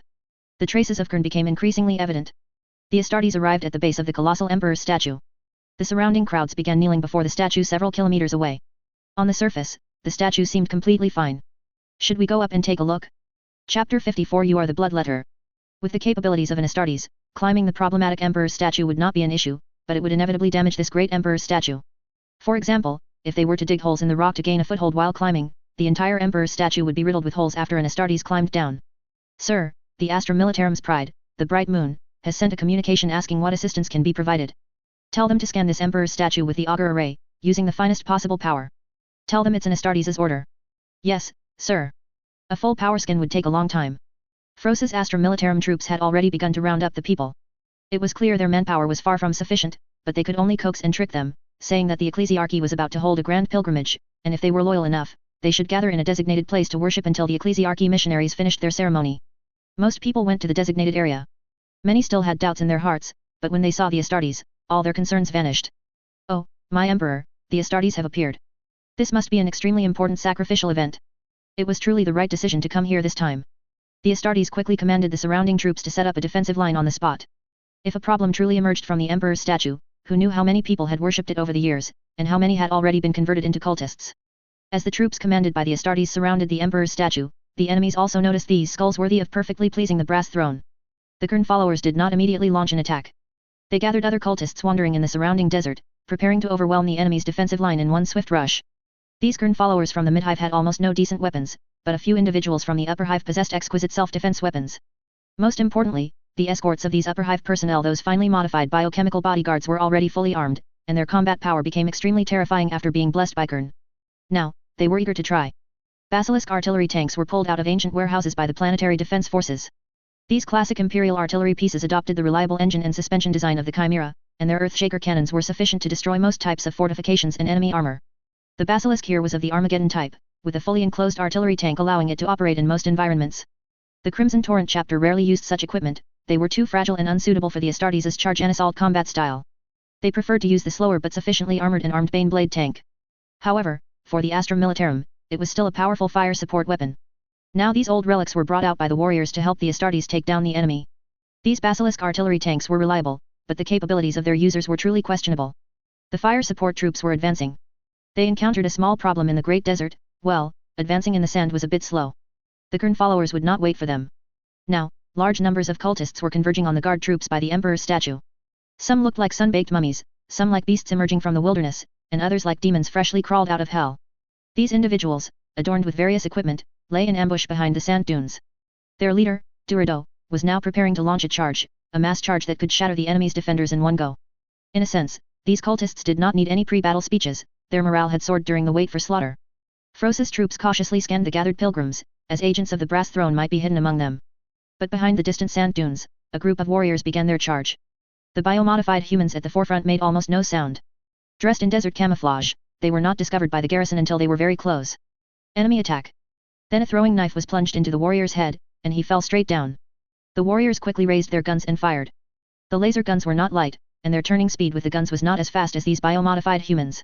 These enemies were like tigers entering a flock of sheep. A tactical knife split the Astra Militarum's largely useless flak armor in two with a single strike. Blood splattered onto them, and these enemies became even more frenzied. Frosa quickly ordered her company's direct squad into battle. These more elite veterans could barely exchange a few blows with the bio-humans, but they could not avoid the fate of having their heads cut off. Captain, they are elite troops, we can't beat them. The two forces were engaged in close quarters combat, but Frosa did not let them bother with these powerful bio-humans. Everyone returned to your posts to deal with the enemy's follow-up charge. The direct squad, tie them down for me. A bolter round flew in, precisely headshotting the enemy. The Astartes in the rear had acted. They were waiting for the scan results from the warship in space when they saw the battle erupting with a sea of people. Squad 1, go support them. In an Astartes squad, 3 individuals could form a combat team. 3 Astartes, armed with bolters and power swords, ran over, subtly excited. They never feared enemy attacks, only that the enemy wouldn't show themselves.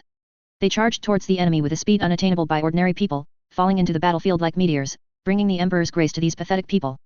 Let death permeate among the enemies of the Imperium. They did not charge into the Imperial defensive positions but appeared on the enemy's flank, assaulting their wings. The bolters continuously fired metal storm fragmentation rounds. This ammunition was designed to deal with large numbers of lightly armored enemy targets.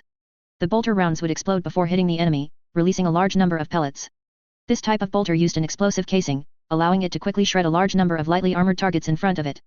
In the distance, there were also Astartes' bolter bursts, continuously killing the powerful biomodified humans that the direct squad was fighting. Hold the line, buy time for the Astartes. Frosa commanded the battle while boosting morale. He was now on the front line, constantly firing his laser pistol, precisely headshotting enemies. Frosa was 65 years old. After some life extension modifications, he could live to nearly 200 years. If he continued to achieve military merits, he might even receive more advanced biomodification technology to further increase his lifespan. He had served in the military for over 40 years, fighting countless battles big and small. This time, he was finally fortunate enough to fight alongside the Emperor's angels. A few men to the east flank position, first platoon leader, pull a few men over. Melta guns, fire quickly. Ion guns, bombard the middle of the enemy's formation, cut off their follow-up support. A Qing cultist had just pulled his knife out of the body of an Astra Militarum warrior, which had been cut into several pieces, when Frosa fired a laser pistol, burning a large hole in the enemy's head. The Qing followers fought resolutely. Enemies, like a mountain and a sea, surged over the sand dunes, charging towards the Astra Militarum in guard positions. They did not care about attacking the Emperor's statue, now a Qing idol, or the pilgrims nearby. The heads of those weaklings would only be scorned by the great brass throne. Only these well-equipped individuals with good weapons were worthy of sacrifice, especially those three Astartes. The Qing cultist leader, Durido, noticed Frosa. He charged towards the enemy leader almost madly. Like most Qing tactics, the strongest warriors would seek out the enemy leader to fight. In an Adeptus Astartes chapter, this was the task of the chapter champion. The Astra Militarum were not some ancient, stuffy noble knights. Why fight in close quarters when you have guns? The Qing side's ranged firepower was clearly insufficient, so they desperately tried to close the distance, but the Astra Militarum's laser guns would not easily let them pass. A concentrated volley of fire riddled Durido, turning him into a hornet's nest. The cost was that Qing followers approached elsewhere. If Qing's blessings were abundant, injuries from ranged attacks would be reduced. On the other side, the panicked pilgrims ran towards the foot of the Emperor's statue, surprised by the sudden outbreak of war. In their understanding, Qing followers dared to attack the Emperor's statue. Many cultists bravely demanded weapons from the Astra Militarum, requesting to join this war against the heretics. Among these people of infinite loyalty to the Emperor, several chaos cultists stirred. Frosa approved some young and strong individuals with weapon experience to participate in the battle, such as some upper hive family guards. Some brought their own weapons, while others took up weapons from fallen Astra Militarum warriors and continued to fight. The Qing followers hidden among these crowds stirred. 5 hidden individuals either received Astra Militarum weapons or picked up random weapons from the battlefield. Then they shouted, "Help them," and charged towards the Astartes. Unknowing ordinary people thought they were going to help the Astartes in battle, and many charged with them. The 3 Astartes noticed this situation and asked Frosa to bring these people back to the defensive line. Frosa immediately ordered everyone to retreat to the defensive line to resist the attack. But some pilgrims and the few leaders charging at the front ignored their orders. "Anthony, I feel something is not quite right. Look at the pilgrims charging towards us. What's wrong? What's the problem? I feel like the ones charging at the front are like Qing followers." The 3 Astartes changed their firing stances. They stood on the sand dune, and due to their excessive weight, a significant part of their feet had already sunk into the sand. Now they switched to firing their bolters with one hand, silently freeing their left hand, ready at any moment to slash at those suspicious individuals with the tactical knives or power swords strapped to their legs. Several Qing hidden agents held small power swords used by mortals.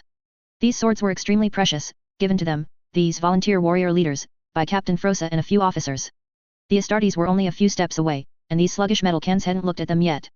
Joy filled the hearts of the 5. For the brass throne. Skulls for the skull throne.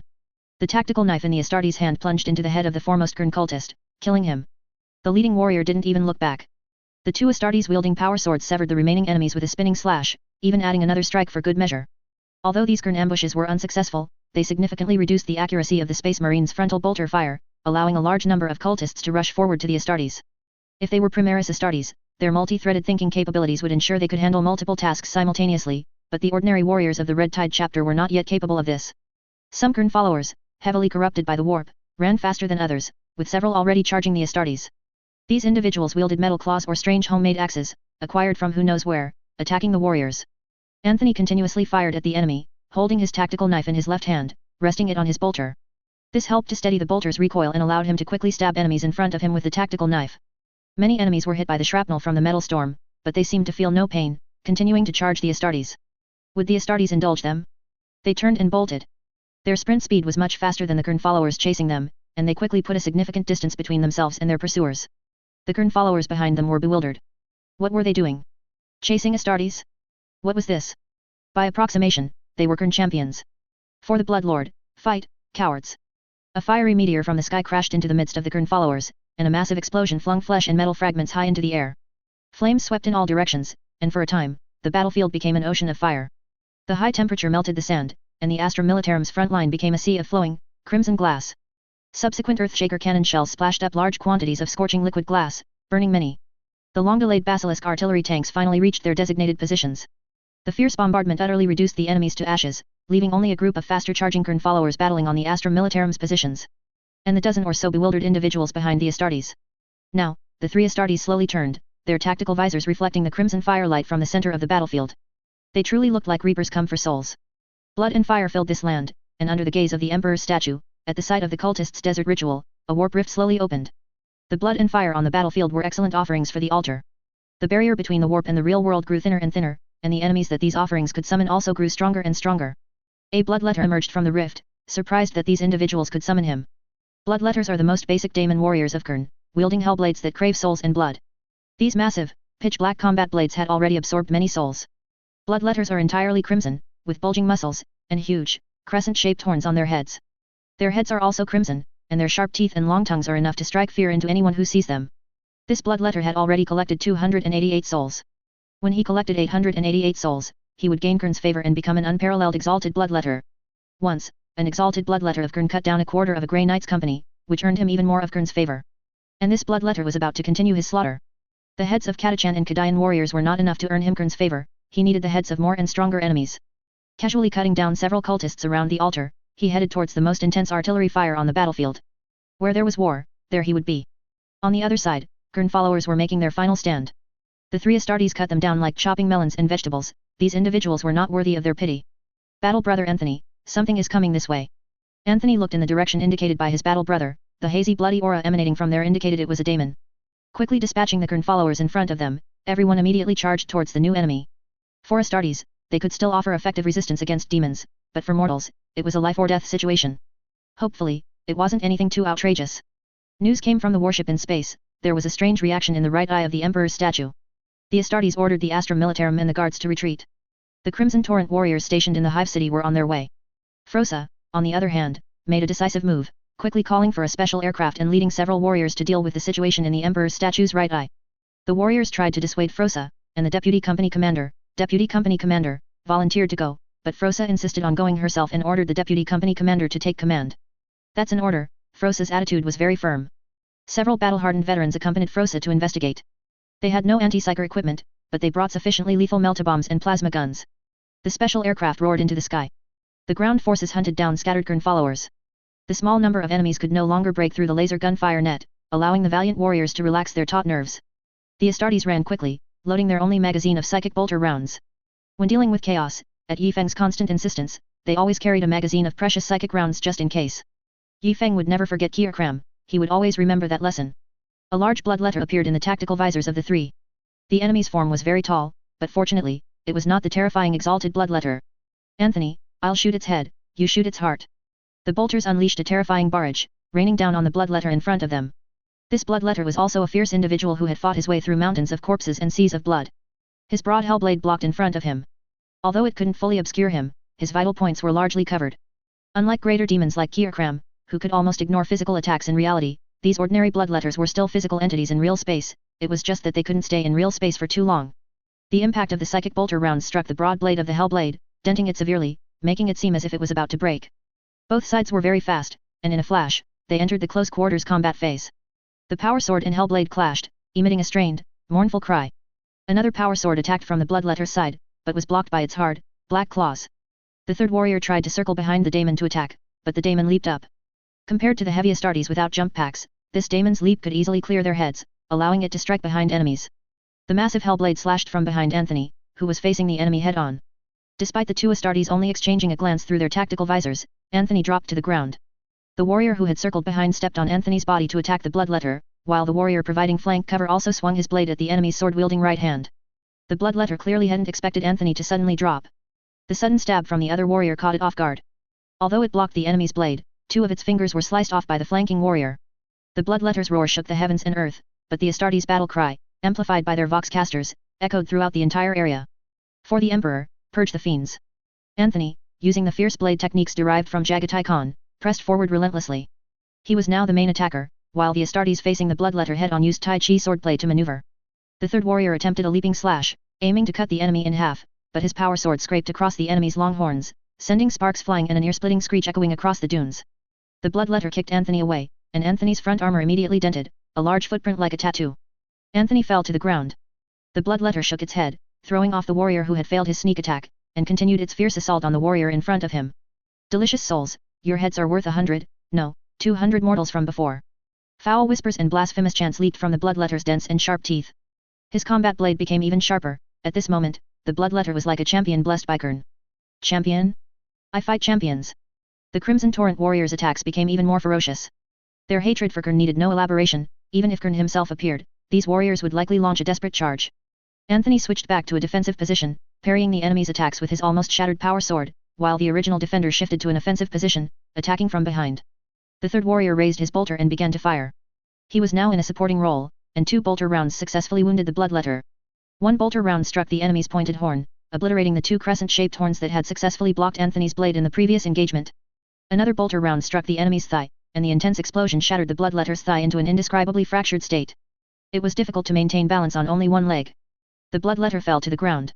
Chapter 55. Just go with the flow and become famous? The 3 Astartes once again took off running, leaving the bloodletter utterly bewildered. Anthony, although our fighting style is extremely aggressive, we aren't like you blockheads who only know how to hack and slash. The battle on Alyai is being publicized as a model war. Chapter Master Yi Feng, after the enemy death guard had his legs cut off by Khazanov, ordered everyone to spread out and overwhelm the enemy with firepower. Isn't the situation now exactly the same? The Astartes pulled out their bolters and began target practice. The pathetic bloodletter returned to the warp amidst shouts of "You are all cowards." Among these 3 Astartes, the first 2 were descendants of the White Scars and the Imperial Fists. The third Astartes was a gene seed of the Luna Wolves. Gene seeds store the combat experience of the previous Astartes, slowly transmitting it to the next Astartes over time. However, the Luna Wolves' gene seed seemed to be a primordial gene seed, much like the official Great Crusade. A gene seed would be selected and cultivated in special slaves for 5 years to produce 2 mature gene seeds. This process would be repeated for 55 years to obtain gene seeds for 1,000 Astartes. The combat experience within these gene seeds was negligible, and this Astartes had to put in several times more effort than other Astartes to master comparable combat techniques and experience. In another area of the desert, an emergency army was on the march. The Sentinel arrived late. They were ultra-miniature versions of Titans, defined as single-person, bipedal, off-road vehicles, generally used for reconnaissance or to provide fire support for infantry regiments. In rugged terrain where tanks couldn't go, fire support missions were assigned to them. Generally, Sentinels dedicated to reconnaissance missions only had one mechanical arm equipment sequence equipped with multiple lasers or plasma cannons. Missile launchers and autocannons could also be fitted. If performing fire support missions, they usually had 2 large weapon mounts, and some more excessive versions would even have missile racks installed behind the driver's seat. The initial version of this thing was open-topped, as the technology recorded in the original STC template was merely a means of transport. However, on some planets, open-top vehicles were simply impractical, so many improved versions were developed later. These were fully enclosed fire support sentinels, and behind them were large numbers of Astra Militarum and planetary defense forces. The scattered Qing followers in the desert posed no threat whatsoever. However, when they arrived at the battlefield, they only saw everyone already cleaning up. In the sky, the special aircraft, after a long flight, finally reached the target location. At the right eye of the Emperor's statue, a shell, like a heretic's, struck the location showing energy anomalies, revealing a mechanical construct resembling a projection lamp. Its barely concealed bloody aura clearly indicated that it carried the whispers of Qing. But this mark. Tsianch, are you helping Qing stir up trouble for no reason? Captain Frosa immediately ordered the warship to calculate its illumination position and called over the sentinels, who were coming for the feast, to surround the area illuminated by this construct. This strange construct, of course, was dealt with by a mixed dish of plasma and melta. For safety, the wreckage was left for the Astartes to handle, hoping that the destruction of this object would reduce some pressure on the Astartes on the front lines. Of course, anyone who had seen these strange constructs would be quarantined, and in severe cases, executed. That's why everyone looked like they were saying their final goodbyes when they set off earlier. Anthony, if you're any later, you'll miss the celebration banquet. The altar hidden beneath the desert was found. A large number of sentinels detected quite a few suspected Qing followers at the location Captain Frosa sent, so they directly unleashed a barrage of firepower there. Sentinels typically operate in combat groups of 3, but currently, over 30 were deployed here. It was a bit slow, but the quantity was sufficient. The temporary Taiping Starfield Second Parliament finally felt temporarily relieved. The next step was to strictly screen for Qing followers, although almost all ecclesiarchy members were already in jail. 8 more years passed with many stumbles. The transformation of the 5th batch of Astartes recruits was complete. The quality of the recruited boys was still a bit lacking, with only 40 successfully making it through. The 3rd batch had graduated quite a while ago, and the training of the 4th batch of Astartes was also nearing its end. These past few years, this region had not been peaceful, with battles occurring frequently, though they were all internal planetary uprisings. A wave of immigration appeared on various planets. The governments of Taste and Atres gained the support of the people. Entering a period of great construction, they also went to other planets for large-scale procurement. They successfully spread their current way of life to other loyal planets. The lower hive and even mid-hive residents of other planets believed that such a society was vibrant and beautiful, demanding reforms from the upper hive ruling class. Could the upper hive nobles tolerate these things? Aren't you trying to put us on the hot seat? Arrest them and execute them, arrest them all and execute them. And so, protests began everywhere. On planets where protests failed, a large number of people initially immigrated to Atres. Taste's living environment was too harsh, so few people went. With the loss of the lower class population, their factories had fewer workers and insufficient output. Those in high positions began to get nervous. They comprehensively increased space travel taxes, making tickets for space travel extremely expensive, thereby prohibiting people from leaving. People who had little savings could not leave this terrible place, while wealthy individuals and nobles with ample money were themselves beneficiaries of the status quo. Why would they leave? Those who originally lived at the bottom found it difficult even to survive. They couldn't afford space travel tickets and were unwilling to continue living under the exploitation and oppression of the upper class. So, they decided to fight. I could have endured the darkness, if I had not seen the light. The upper hive immediately dispatched troops to suppress them, but many in the army were also oppressed. The uprising forces included many of their families and neighbors, and they were unwilling to act. The situation spiraled out of control. The elite troops cultivated by the upper hive fought against ordinary citizens and mobilized troops recruited from the lower classes. Many areas were engulfed in flames. The ecclesiarchy tried their best to maintain order, but this had little to do with them. They were not opposing the emperor. Any planet, as long as it could pay its taxes, could rule itself in any way it desired, whether it was a parliamentary system, slavery, or an imperial system. The imperium didn't care, only loyalty and money. After extensive donations to the ecclesiarchy from the upper hive, the ecclesiarchy intervened in the war. The rebels, holding quotes from someone from Astartes, loudly recited them to their enemies. The high-ranking officials had no good solutions. Many of their military warehouses could not be built in the upper hive, and emergency warehouses built in the mid-hive or even lower, who knew if they were still in their hands. Many nobles suggested asking the Astartes for help, but, are you sure the Astartes would come to help you? Paying them and inviting them to dinner is not as good as them directly replacing you with a ruler who listens to them. So, could Yi Feng not get involved in this excitement? And he wouldn't even have to take the blame. You started this yourselves, it has nothing to do with me. Help was still needed, so the recruit company, led by William, went down. As for what happened next, we don't know, absolutely nothing. I, Yi Feng, swear before the Emperor's statue that when our great fleet arrived, the war had already ended. It was merely a requirement for stabilizing the local world that we dispatched Astartes to the surface to ensure faith and regional stability. The ecclesiarchy was completely expelled, and the Astartes even began counter-propaganda against the ecclesiarchy. The Emperor is a god. No, the Emperor is a great man, the strongest psyker. The Emperor is a god. You heretic, you. Bang, next one. I was submissive before because I had no one, but now the people and the most violent army are in my hands. What I say, goes. Large numbers of ecclesiarchy personnel who firmly believed the Emperor was a god were arrested, and the Astartes and local ecclesiarchy armed forces engaged in fierce firefights. But their power was too weak. This was merely the edge of the galaxy/Milky Way, the furthest reaches of imperial rule, and its resources were not abundant, not a place worth investing large forces. The ecclesiarchy were arrested, but a large amount of information was sent to the other 4 planets. The ecclesiarchy there were shocked to hear of this, but they themselves had no power to support that region, because in the hive cities there, the power of the people was also constantly churning. As for Scaria, the ecclesiarchy were still in jail, undergoing screening for Qing followers. Almost simultaneously, the governments on 5 planets loyal to the Imperium were completely overthrown. The local ecclesiarchy were arrested and then subjected to the original education, the ancient education from 10,000 years ago. Among them, there were not a few loyalists hidden among the crowd, striving to preach, but now Yi Feng demanded comprehensive education. Many people who were previously uneducated and easily swayed by gods and Buddhas began to think scientifically. Unlike before, after Yi Feng revealed the truth, people discovered that the Emperor was the greatest man among humans. He was the strongest psyker in the world, and he was now fully resisting the aliens from the warp. His psychic power was so strong that he could use psychic blessings to help those who deeply called upon him. Unlike the ecclesiarchy's propaganda, which demanded everyone pray to the Emperor, these forces of faith did, in some ways, enhance the Emperor's power, but at the same time, they also made the information the Emperor received chaotic and disorganized. Now, the propaganda was that the Emperor was fighting with all his might against humanity's mortal enemies. We must help him, and even if we cannot help, we must not cause him trouble. The people's homes still hung statues of the Emperor, and the scripture was still placed on every family's bookshelf, but everyone taught their children, look, this is a role model for all humanity. You must learn from him. This great man is now protecting us. Children, you must work hard and strive to become someone who can help the Emperor in the future. Many children aspired to join the Imperial Navy, dreaming of piloting large warships, making warp jumps, and fighting alongside the Emperor. A large number of the populace still couldn't accept this new concept, secretly praying to the Emperor, but more and more young people embraced the truth spoken directly by the Emperor's angels, the Adeptus Astartes chapter masters. Replacing the ecclesiarchy was a department of faith centered around the Astartes. They would teach people the true history and showcase the Emperor's deeds. What he was, the people would decide for themselves. At this time, a large number of staunchly faithful ecclesiarchy personnel were rounded up. Chapter Master Yi Feng was momentarily undecided on how to deal with them. I'll give a speech first and see how it goes. Although Yi Feng was a chapter master, these stubborn old-timers saw him as a traitor. The Emperor is a man, not a god as you, who spread heresies, claim. Traitor. The Emperor's grand ambition before the Great Crusade was to unify all humanity in the galaxy/Milky Way, not to plunge people into such a state of ignorance and foolishness. Traitor. The Emperor is the strongest psyker in the world. His psychic power can even suppress chaos gods in the warp. Lending psychic energy temporarily to so-called living saints is effortless and cannot be called a miracle. Traitor. Traitor. I can't talk to them anymore. Unfortunately, most people hadn't changed their views. What good were these people who ate but did no work? They knew the scripture by heart, but what was the use? They couldn't work in factories, nor could they fight on the battlefield. All they did was deceive people into believing in the Emperor and demand money.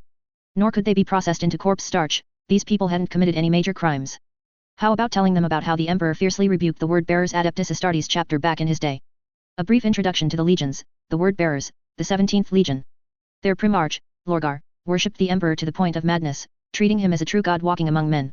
Consequently, his Astartes, the word-bearers, all became missionaries, spreading this faith. The Emperor utterly detested this behavior. He demanded that everyone believe in science and repeatedly and severely reprimanded the word-bearers and Lorgar. However, it had no effect. Finally, the exasperated Emperor ordered the Ultramarines Legion, led by Guilliman, to destroy the word-bearers' completely religious city, the Perfect City.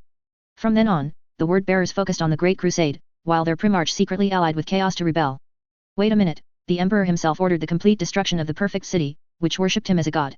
Why am I hesitating here? Tell them this history.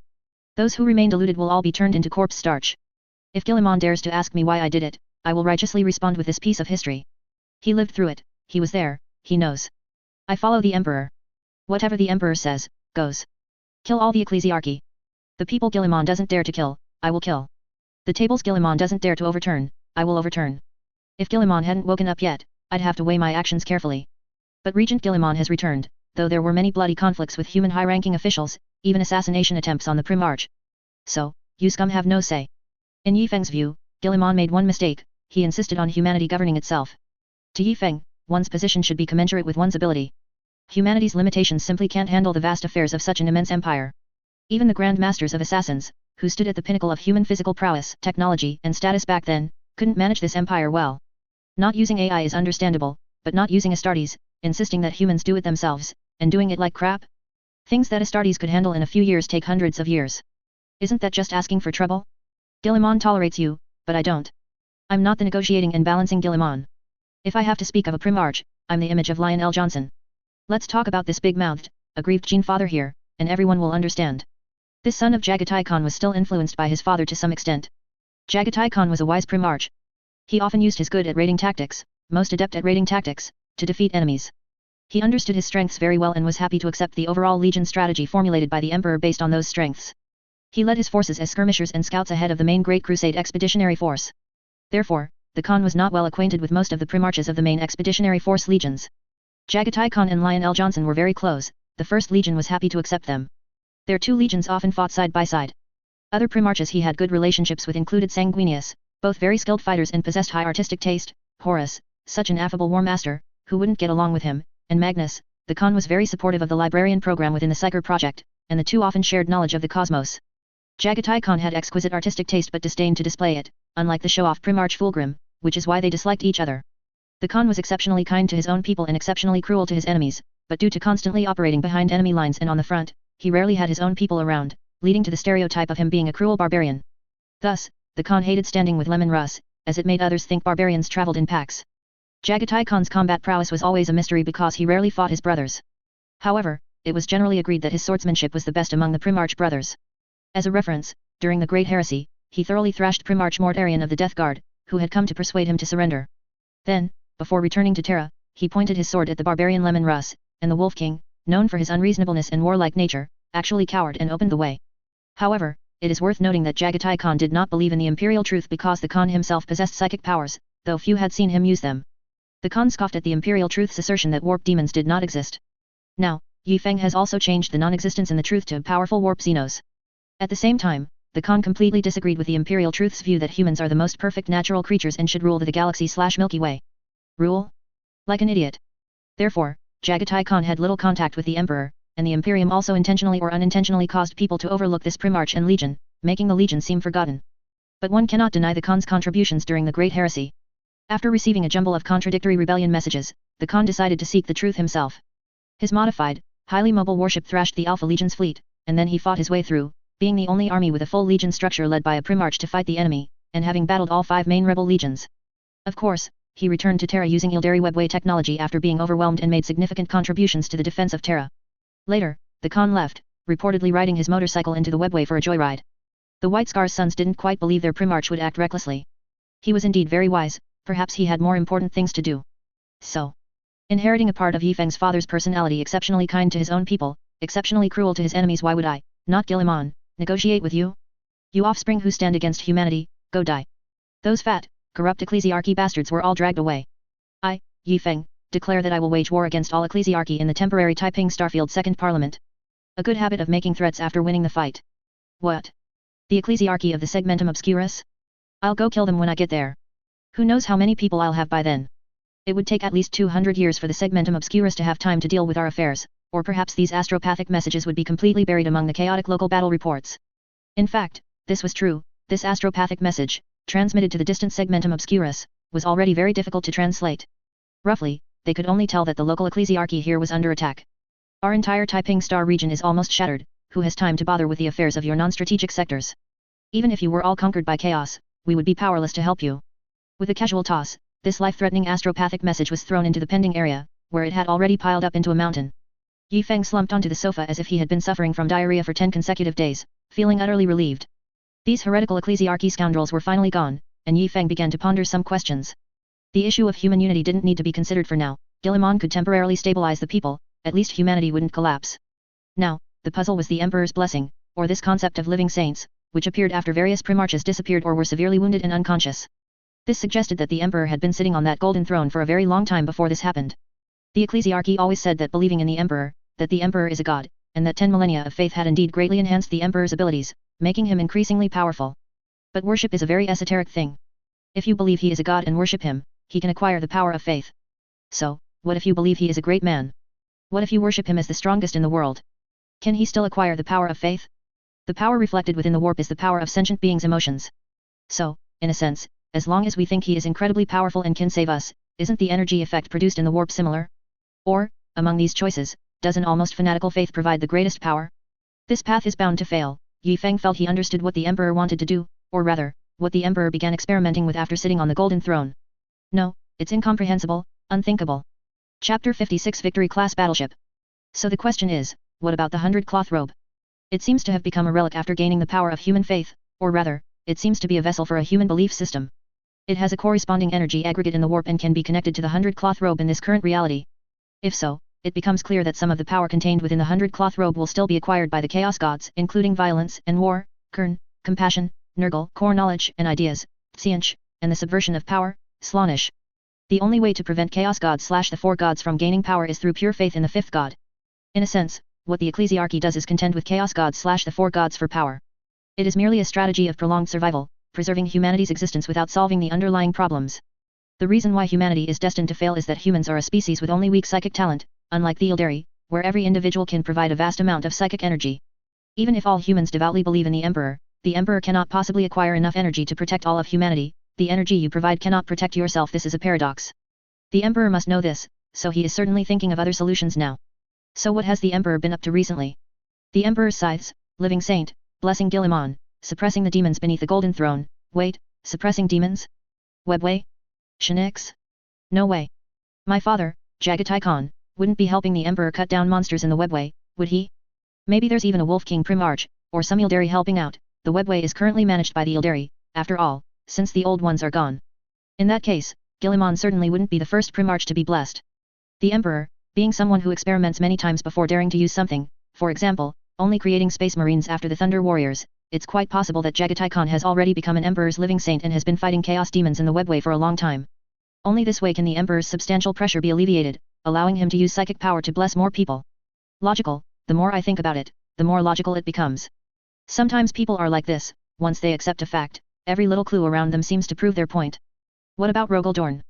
Could this Primarch of the Imperial Fists, whose only remaining trace was a fist, also have been taken away by the Emperor via warp transmission? After all, this isn't the first time the Emperor has done such a thing. Ah, the Emperor is planning something big. Humanity definitely still has a chance. Let me just mention here, among the living Primarches, there's also the Primarch of the 19th Legion, Corvus Corax of the Raven Guard. This older brother's characteristics are snow-white skin and incredibly long patience. How incredible! Have you noticed that the word bearers, this group of Chaos Astartes, rarely appear on the battlefield?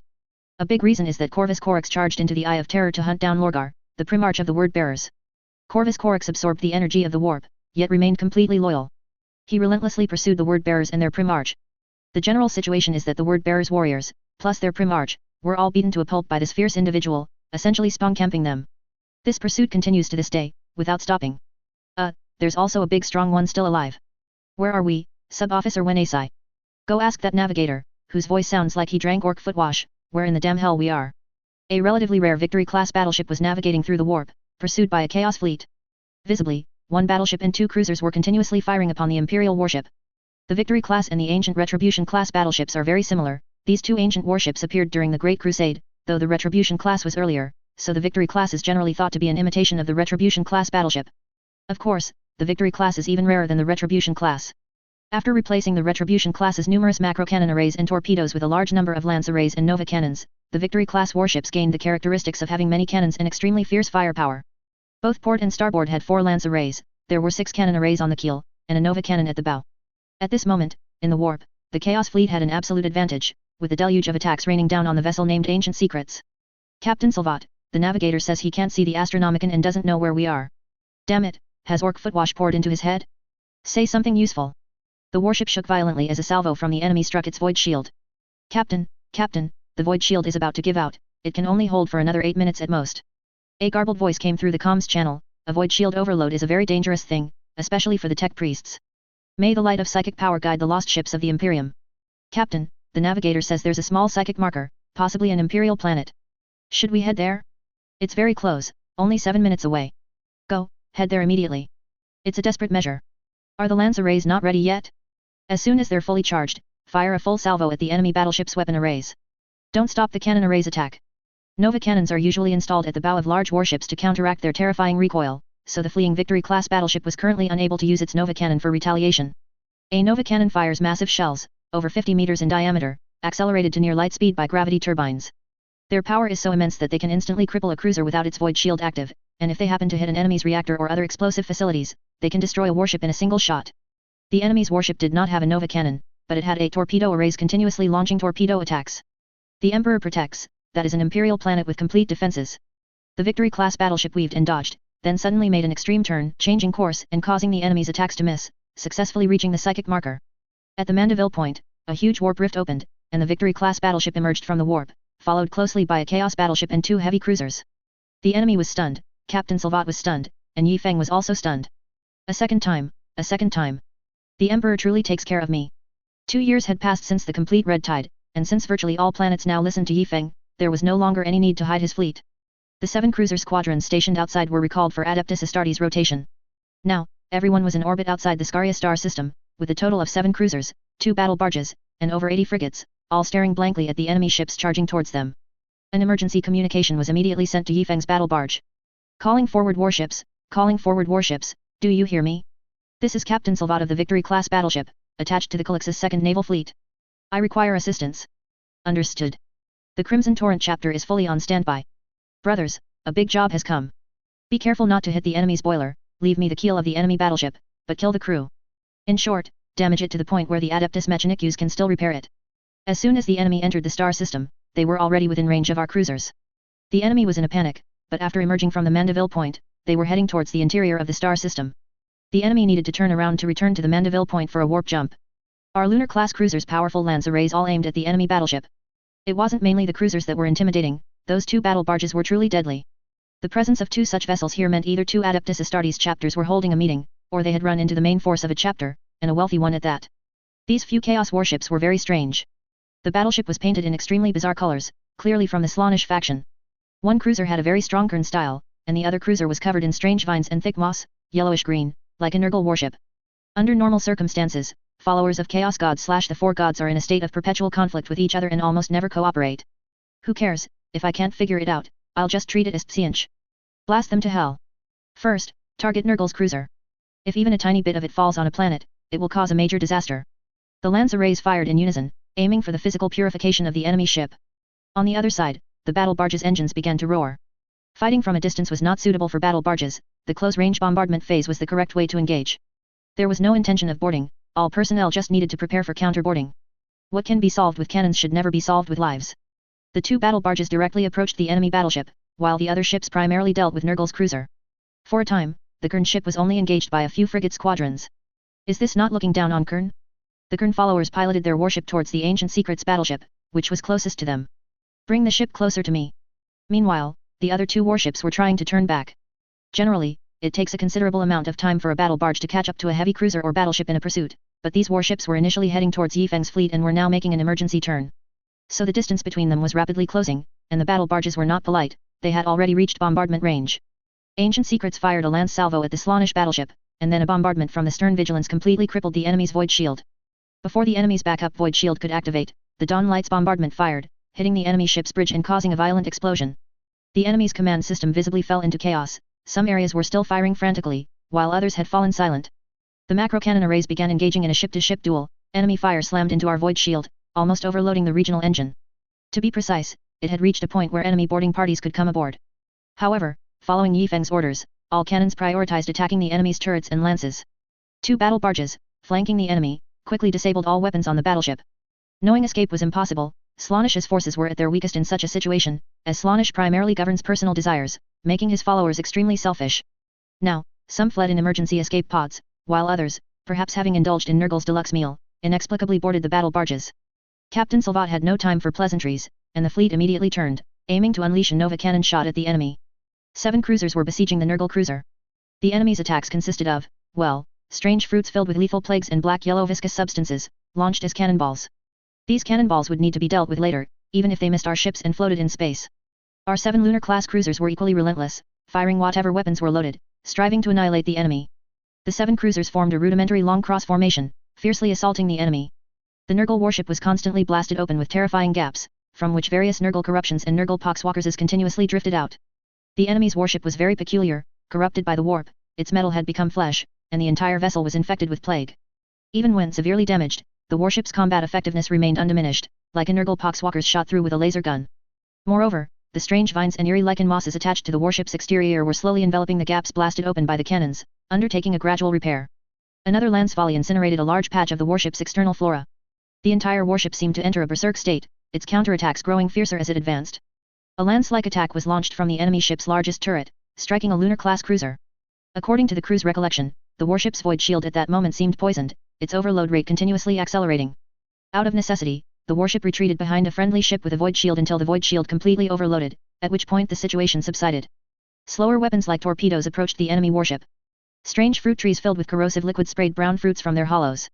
Upon contact with the torpedoes, these fruits rapidly exploded into highly corrosive goo, corroding the torpedoes, which then detonated. Nevertheless, one torpedo broke through the numerous obstacles and slammed into the enemy's hull. Nurgle's cruiser suffered a massive explosion, the flames covering almost a third of the ship. Perhaps due to strange gases within the ship, or perhaps the internal flora being highly flammable, this loyal torpedo caused an explosion damage beyond its class. Even Nurgle's warship, under siege by 7 lunar-class cruisers, rapidly entered a dying state. At this time, within the Chaos battleship, Slaanesh's combat forces entered the boarding pods and headed towards the stern vigilance. It's unknown if there were any Chaos warriors among these enemies, but ordinary combat troops could also board. Our Astra Militarum also had brick-like boarding vessels, though they were used less frequently, mostly for long-range attacks. They did not attack the Adeptus Astartes gathering areas of the enemy, but rather the underside of the battle barge. After all, mortals could easily be corrupted by Slaanesh, and they intended to use a continuous stream of corrupted mortals on the enemy ship to tie down the Adeptus Astartes. The problem was, when their troops emerged from the boarding pods, they saw a group of Adeptus Astartes who had just painted their armor red but bore no insignia on their shoulders. There was also a burly chef nearby, wielding an oversized cleaver. The Black Shield warriors were thrilled, finally, proper Chaos enemies. I'm practically rusting from living down here. Phelan was numb, trembling all over. I'm a chef, I just cook. I was humming a tune and cooking when suddenly these Black Shield warriors came over and told me to grab the biggest cleaver and come with them. I didn't know what they were up to, but I took the knife and followed them. Then he saw the enemy's melta weapons fiercely burning his kitchen, and the boarding pod's door clanged open, revealing a horde of grotesque Chaos demons and Slaanesh cultists. Upon receiving news of the enemy boarding, the Black Shield warriors calmly prepared their weapons, even finding time for a political gamble, a lottery that integrated 40 millennia of human wisdom, combining thick black theory, grand unification theory, ethics, and the unknown states of quantum mechanics, among many other crucial human philosophical deductions. The Black Shield warrior who drew the short straw to guard the unfortunate Night Lord's prisoner sat grudgingly at the cell door, wishing he could shoot the man inside twice and then join the hacking and slashing. In the kitchen, now with a large hole, the two sides, old enemies, met with blazing eyes and immediately engaged in battle. Slaanesh's Chaos Astartes did not appear, Whether they simply weren't there or had died in the boarding pods destroyed by point defense cannons was unknown. However, many chaos demons burst forth, including 5 Slaaneshi demons with large pincers. Their pale skin and venomous, sharp, long tails were poised to impale their prey at any moment. Unfortunately, their enemies were not garrisoned warriors who struggled for ages in groups of 3 to defeat a bloodletter, but iron warriors who had fought in the warp for countless years. Upon seeing these finally somewhat decent enemies, these black shield warriors unceremoniously began to suppress them with precise firepower. The iron warriors' fearless, hard-hitting combat style gave them precise fire control.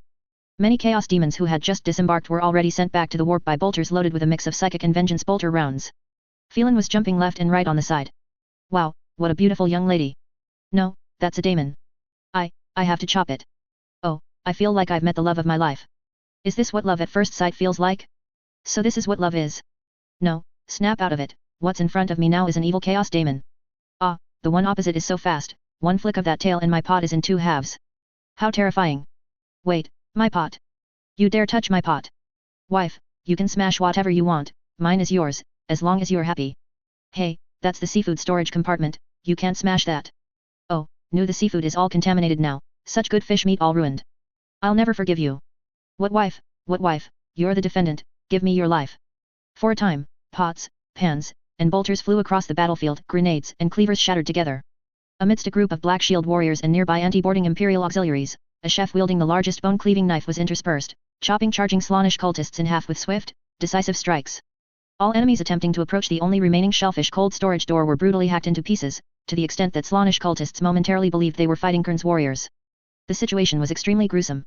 By the time Yifeng arrived with reinforcements, the battle was already over. The entire kitchen had been reduced to ruins, with grotesque dismembered limbs and pink blood everywhere. Phelan stood before the shellfish cold storage, sword drawn, surrounded by a pile of Slaanesh cultists' severed limbs.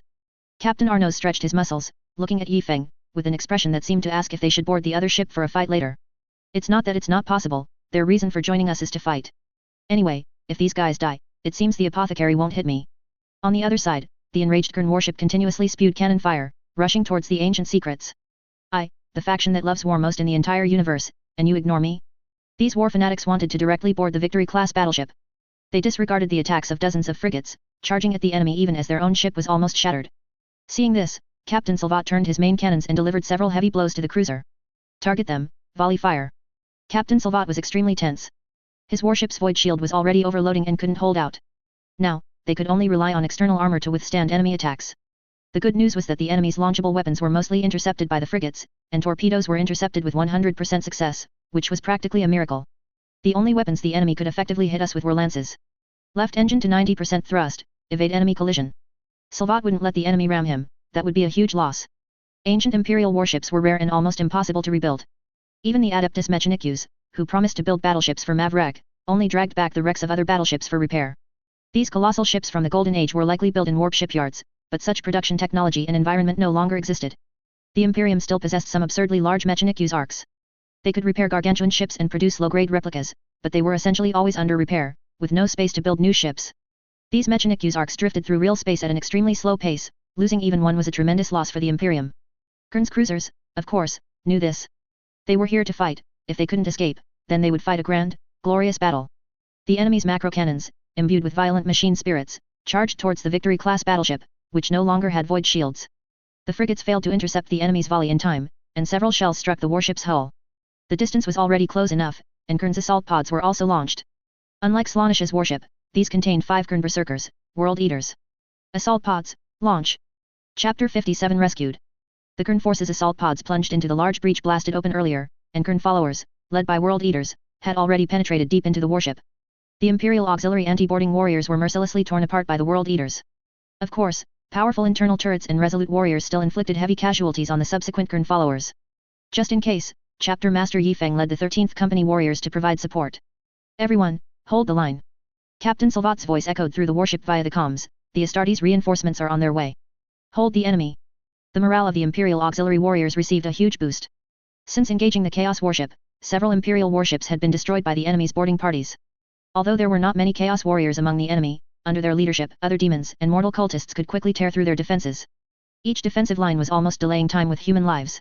Now, our own Astartes had arrived and were fighting in our real space. This was an advantageous situation they hadn't experienced in a very, very long time. Similarly, Yifeng no longer had so many reservations. The Crimson Torrent chapter's current battle barge, their own warship, was no longer as vulnerable as before.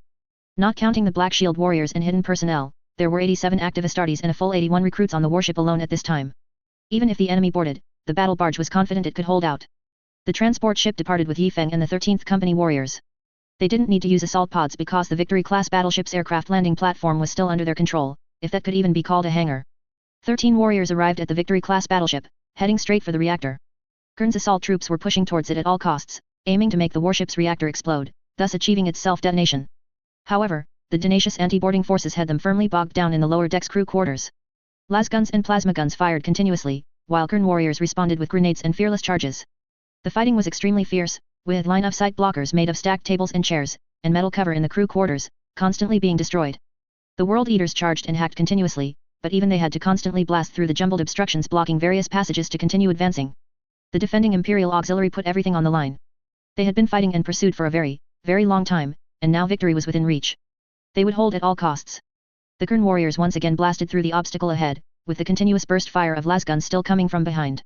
The leading Kern berserker, an ancient warrior clad in patched-up Mark III power armor, charged at the forefront.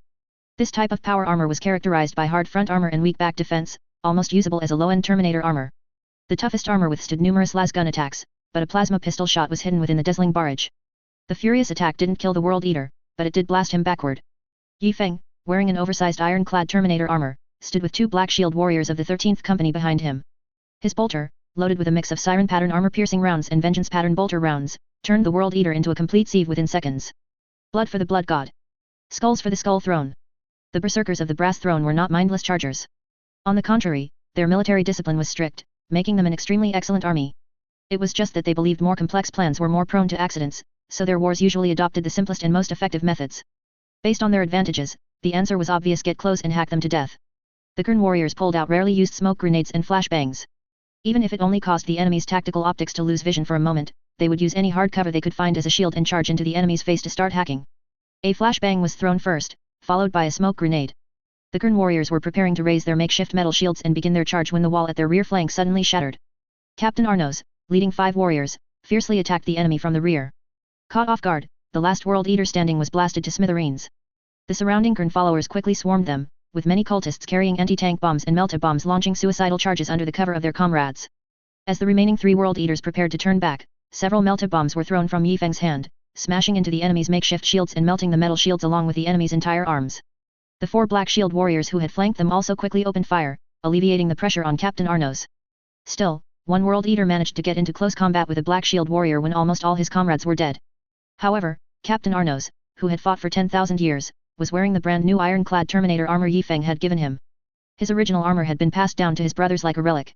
Even a World Eater would find it very difficult to truly wound Captain Arnos in Terminator armor. Predictably, the 13 warriors quickly dispatched the enemies, even the Kern mortal cultists were hacked into pieces. In a sense, these 13 Astartes were more like Kern berserkers. Adjutant Venus wanted to invite these great saviors to the command deck for a discussion, but Yifeng quickly took the 13th Company and retreated to the transport ship, using the excuse that the enemy was not yet completely annihilated and he still had to command the battle. The ordinary Imperial Auxiliary cheering was fine, it didn't have much impact, but meeting with a Navy officer of the battleship captain's rank still required caution. It wouldn't be good if a psyker nearby noticed something was amiss. At this time, the Nurgle warship, in a dying state, tried to drag the enemy down with it, but there were no nearby warships, so it could only be completely destroyed in helplessness. Yifeng returned to the stern vigilance. The Slaanesh battleship had lost its combat capability, but many enemies still held out in the ship, which had lost power and the ability to fight back. They had nowhere else to go, so they could only hold their last position. Yifeng, how should we fight, brothers? Everyone, you are the chapter master, you decide. Yifeng, let the recruits get some practice. Recruits, yay. Situare, what if there are Chaos Warriors ambushing? It's not safe. Yifeng, send the 2nd Company. 2nd Company, ready for deployment. Situare, what if the enemy detonates the warship? Yifeng, send the 13th Company. 13th Company, exterminate the Emperor's enemies. Situare, won't the consequences of the enemy ship self-detonating be the same then? Yifeng, so how should we fight? Everyone, you decide. Wah, how about we let the Adeptus Mechanicus handle it? Everyone, unanimously agreed. Nian Siijin was the first to step forward, stating that Mavrex Adeptus Mechanicus should be very professional in dealing with this matter, as their relationship with them was quite strong now. Yifeng also had this intention. But appearances still had to be kept up. Chief Apothecary, you can't protect these recruits too much, they still need to grow. The Imperial Auxiliary attacked at all costs, seizing the enemy's reactor and void shield. Subsequently, William, with 20 veterans and 41 members of the 4th batch nearing graduation, boarded the enemy warship to begin clearing it out. The Black Shield warriors, boarded from the other side. Casualties were very rare in Yifeng's recruit training, which was not a good thing for these recruits. However, they couldn't find opponents that were challenging enough without being too powerful. This time would serve as their graduation assessment. The 5th batch of recruits was eager to try, but Situate held them back and sent them directly to the chapter training grounds for target practice. Next was Yifeng's official meeting with the captain.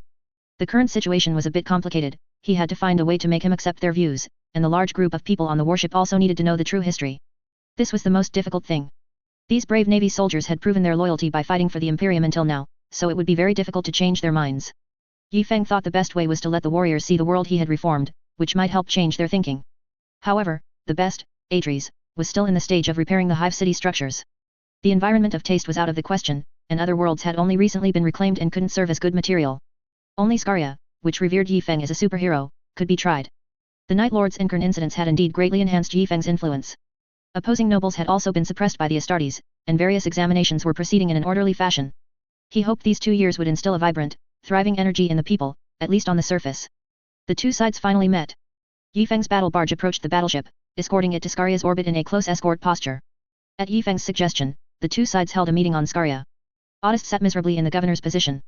Although he desperately wanted to resign, Yifeng personally sent Otis a greeting, saying, "I think you're doing a very good job as governor, and you'll keep doing it, right?" All right, whatever you say. Anyway, I definitely got excellent scores in the ability tests. The massive conference hall was filled with important figures from both sides and the administrators of Scaria. Captain Salvat of the Victory-class battleship expressed his sincere gratitude for Yifeng and his chapter's heroic performance. The two sides also discussed their respective origins. The fact that Yifeng's chapter was formed by the merger of 3 chapters earned Salvat's great praise for Yifeng's loyalty. One could only say he praised him too early. The origin of this Victory-class battleship was quite complex. Initially, when the warp storm arrived, it was in the border region between the Segmentum Obscurus and the Ultima Segmentum. Their fleet was ordered to support a war against a greenskin force. During the war, several warships were damaged and went for repairs. This ship, the Ancient Secrets, was undamaged, so after a transport ship resupplied them with some shells, it rushed non-stop to the vicinity of the Great Rift caused by the Eye of Terror to engage in combat with Chaos. The combat with Chaos was extremely fierce, with both sides engaging in a large-scale naval battle involving over 100 warships. The Imperium achieved a Pyrrhic victory. At this point, the Ancient Secrets combat formation was left with only itself. After undergoing emergency repairs at a forge world, it set off again without even a rotation of Imperial auxiliary, to support an Adeptus Astartes chapter's operation. A world recently conquered by Chaos was immediately retaken by the Astartes, and due to repeated struggles, it was no longer possible for warships to resupply there. Subsequently, this Victory-class battleship was incorporated into the current Calixus 2nd Naval Fleet, arriving at Calixus, which borders the Taiping Star region. Afterward, the Ancient Secrets began continuous operations in this area, and in a recent large-scale naval battle involving 100 warships, the Imperium was defeated, not due to shortcomings in warships or Astra Militarum command, but because the enemy had more Chaos Astartes and Chaos Demons. The warp and the real world almost overlapped on that battlefield, with warp demons suddenly appearing everywhere. Some warships were forced to activate their Geller fields in real space, but the effect was still poor. The Ancient Secrets barely disengaged from the periphery of the battlefield and entered the warp, but enemy warships pursued relentlessly, leading to the current situation. Truly, the Emperor protects, Captain Salvat couldn't help but exclaim. Their forces hadn't rested since the battle began. They had been fighting continuously for over 70 years, and many Imperial auxiliary had exceeded their service age and were due for retirement. Not entirely, Captain Salvat. Your tenacious will to fight and your loyalty to the Emperor are the keys to your ability to fight for so long. No, our desperate fighting cannot be compared to that of your chapter and the 3 original chapters. You are the loyal warriors the Emperor is most proud of. Both sides began a session of strategic flattery until Captain Salvat asked the awkward question. Why hadn't a representative from the local ecclesiarchy appeared? Respected Captain Salvat, the local ecclesiarchy has been completely exterminated by us. Oh, no wonder they weren't attending this. What? Chapter Master Yifeng, please don't joke. Of course, I'm not joking, respected Captain. Captain Salvat looked at Yifeng before him, completely confused. Was this a rebellion? Or not? I believe you have many questions. I can tell you an ancient story, a true secret. I'm all ears, Chapter Master Yifeng. I will judge whether it is true or not. Or rather, whether the current ecclesiarchy is a chaos plot. Respected Captain, let's hear the story. The fact that this captain hadn't drawn his weapon was already a testament to his gratitude for Yifeng's life-saving grace. In that distant era, the Emperor launched the epic Great Crusade, constantly searching for the lost Gene-sires. Among them was the Gene-sire of the Word-bearers, Lorgar, who was then of the 17th Legion. This Gene-sire, who grew up on a religious planet, naturally became a religious devotee. However, his adoptive father, Cor Phaeron, was a hidden chaos cultist. One day, he suddenly dreamed of a golden armored god and a one-eyed giant arriving from the clouds in steel. Upon waking, he immediately declared that a savior was coming. The local religious world, of course, treated him as a heretic, but his adoptive father, Qing, fully supported him. After nearly 6 years of civil war, Lorgar successfully unified his world. When the war ended, the Emperor and Magnus arrived on this world. The local populace worshipped them like true gods, holding a month-long grand festival. Strangely, although the Emperor strongly disliked being worshipped as a god, he endured it for a full month before taking Lorgar away, and for the next 100 years, he never explicitly told Lorgar that he disliked being treated as a god. Lorgar became the commander of the Word-Bearers Legion. His adoptive father, Qing, this hidden chaos cultist, also underwent Astartes' transformation with the secret help of chaos, despite being of an unsuitable age. However, this Gene-sire disliked war. He often built massive cathedrals on the worlds he conquered, converting the entire population of those worlds into followers of the Emperor. Then, he would persuade other planets through proselytization or debate. Lorgar fanatically worshipped the Emperor as a god. Endless cathedrals were built on all the worlds he conquered. He even recorded the Emperor's every word and deed, compiling them into the scripture to prove the Emperor's divinity. This also led to Lorgar's word-bearers being the slowest during the Great Crusade. It greatly hindered the Emperor's unification of all humanity in the galaxy. The Emperor, after 100 years of silence, finally couldn't bear it anymore. He explicitly stated his extreme dislike of being treated as a god. After several warnings to Lorgar proved fruitless, he ordered Guilliman to lead the Ultramarines Legion to destroy the Perfect City, the best religious world built by Lorgar. When Lorgar and 100,000 word-bearers rushed back there, only a pile of ruins remained. The Emperor ordered them to kneel before him and Guilliman, enforced by psychic power. Lorgar became withdrawn. The Great Crusade's progress of their legion suddenly accelerated. The Emperor was very satisfied with his son's awakening. Only Malkador the Sigil Light, the second most powerful psyker in the world, expressed concern about Lorgar's psychological state. At this time, his adoptive father, Qing, then captain of the First Company, began to incite Lorgar. Is there a possibility that there are other true gods in the world? Other true gods, not of this world? Then he told Lorgar about their ancient faith. Lorgar, a devout religious man, immediately thought, "Oh my, father, is what you say true? I must go and see for myself." And so, Lorgar plunged into the Eye of Terror. When he emerged, he was already a servant of chaos. Later, as everyone knows, Lorgar acquired a sword with the Nurgle's rot, set a trap to stab the War Master Horus, and then deceived the Luna Wolves, claiming there was a way to cure Horus in a certain temple. Horus entered the temple and was forcibly converted to chaos. The Horus heresy officially began. These matters were only circulated within the innermost circles of the Astartes, known only to a few chapters that had existed since the Great Crusade. The Imperium of Man covered up these histories with a series of lies, or rather, they covered them up for 10,000 years. So, Chapter Master Yi Feng, can you tell me the source of this information? Captain Salvat was no longer a child of 100 years old who would shout and kill at dissenting opinions, he had his own considerations. Captain Salvat, I am a scion of the White Scars. Our Gene-sire is still alive, and we are a legion that has existed since the Great Crusade, now called a chapter. Our history has never been lost. Where did Yi Feng get his confidence? His confidence naturally came from his White Scars lineage. So, Chapter Master Yi Feng, is that why you expelled the ecclesiarchy? You should clearly understand that we are the Emperor's angels, or rather, his blades. We do not care what the Imperium of Man wants to do, we only care what the Emperor wants to do. Even if what you say is the truth from 10,000 years ago, what meaning does it have now? The Imperium of Man has proceeded this way for 10,000 years. What you are doing now will only cause the Imperium to expend more strength to quell a rebellion. What you say, Captain Salvat, it has been 10,000 years. How do the Imperium of Man's territory, population, resources and all the aspects you can think of to measure comprehensive national strength compare to 10,000 years ago? But this is the best humanity can do. Even Captain Salvat felt a lack of confidence saying this, as humanity had indeed stumbled along. Captain Salvat, I am an isolated, forgotten chapter. Your Naval High Command might be more aware that the relationship between Guilliman and the human High Command is not harmonious, is it? It wasn't just not harmonious, they were practically at each other's throats. But the Regent, Guilliman, still maintains peace with humanity. Humanity may do its best, but that doesn't mean a Gene-sire cannot do better. Guilliman is a Gene-sire who excels at weighing options, but I prefer the Lionel Johnson's approach. I have no interest in further discussion with you, those who cling to delusion shall die. Even Captain Salvat had to admit that now was indeed the best time for a rebellion. But the Officio Assassinorum, the Adeptus Arbits, the Inquisition. Allow me to solemnly introduce you, Imperial General who has come a long way. This is the temporary Taiping Starfield Second Parliament, which governs 5 loyal worlds. 2 years ago, I also pacified 5 rebellious worlds. So now there are 10 worlds plus 3 forge worlds. Captain Salvat looked at the chapter master before him. He still had doubts about the history Yi Feng spoke of, but he absolutely could not show it. He had to find an opportunity to leave the star region before making a final judgment. Whether he was a traitor or not, this person's grasp of the timing for rebellion was perfect, indicative of a chaotic era's hero. Is the Imperium's management good? Is the ecclesiarchy effective? If that were truly the case, there wouldn't be so many rebellious planets in the Taiping star region. My apologies, Captain Salvat, I forgot to tell you that the scripture you, including the ecclesiarchy, are currently using is the one written by Lorgar, the most hated act of a rebellious Qing sire against the Emperor, ha ha ha ha ha ha ha ha ha. Captain Salvat realized the gravity of the situation.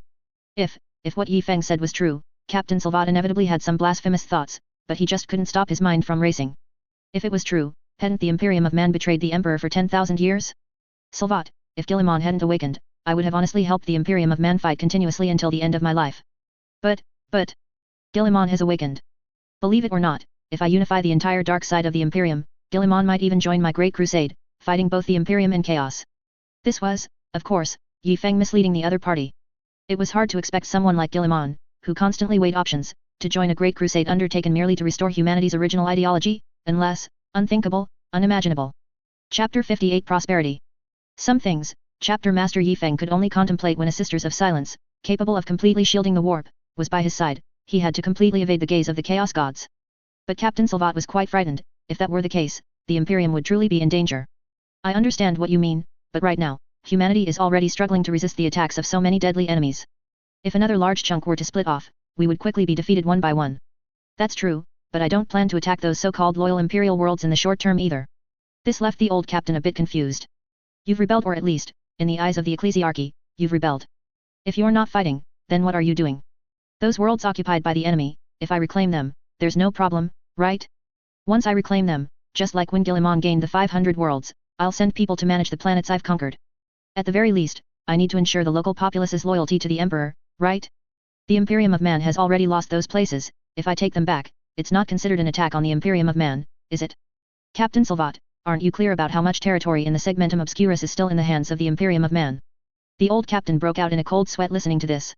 Even the Imperium couldn't possibly view this as rebellion. They might even have to award a few medals. By the time the Ministry of Internal Affairs and the Inquisition truly launched an investigation, he could completely use his identity as a White Scar's successor to stall for time.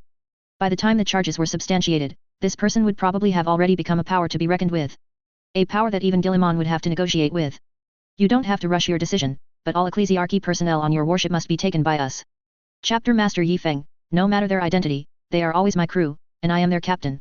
I will not allow such a thing. Does your permission matter? Can you decide such a thing? 2 battle barges are currently flanking your battleship, and your warship's personnel are having a grand gathering with our warship's personnel. Guilliman and Lorgar, this plot feels very familiar. Captain Salvat slumped into his chair. Now he was the fish on the chopping block. Yi Feng didn't intend to blast this old captain and his warship into scrap metal to sell to the Adeptus Mechanicus. He wanted this captain to become Yi Feng's aide, or at the very least, a thorn in the side of the Imperial Navy. Captain Salvat, I'm not trying to do anything to you. It's just that your forces have been fighting in the warp for a long time. After a simple identification process, you can resupply on the planet and relax a bit. Yi Feng suddenly sat up straight, his eyes fixed on Psyloft. Which system is better? Which system can help humanity survive in this world? Go and see for yourself. Captain Salvat left. According to Yi Feng's words, he was to go and see what the world here was like. To verify the truth of that history, as Yi Feng described, he would probably need to consult the First Legion, the Dark Angels, or the Space Wolves, these original chapters, to get answers. In any case, he would relax first.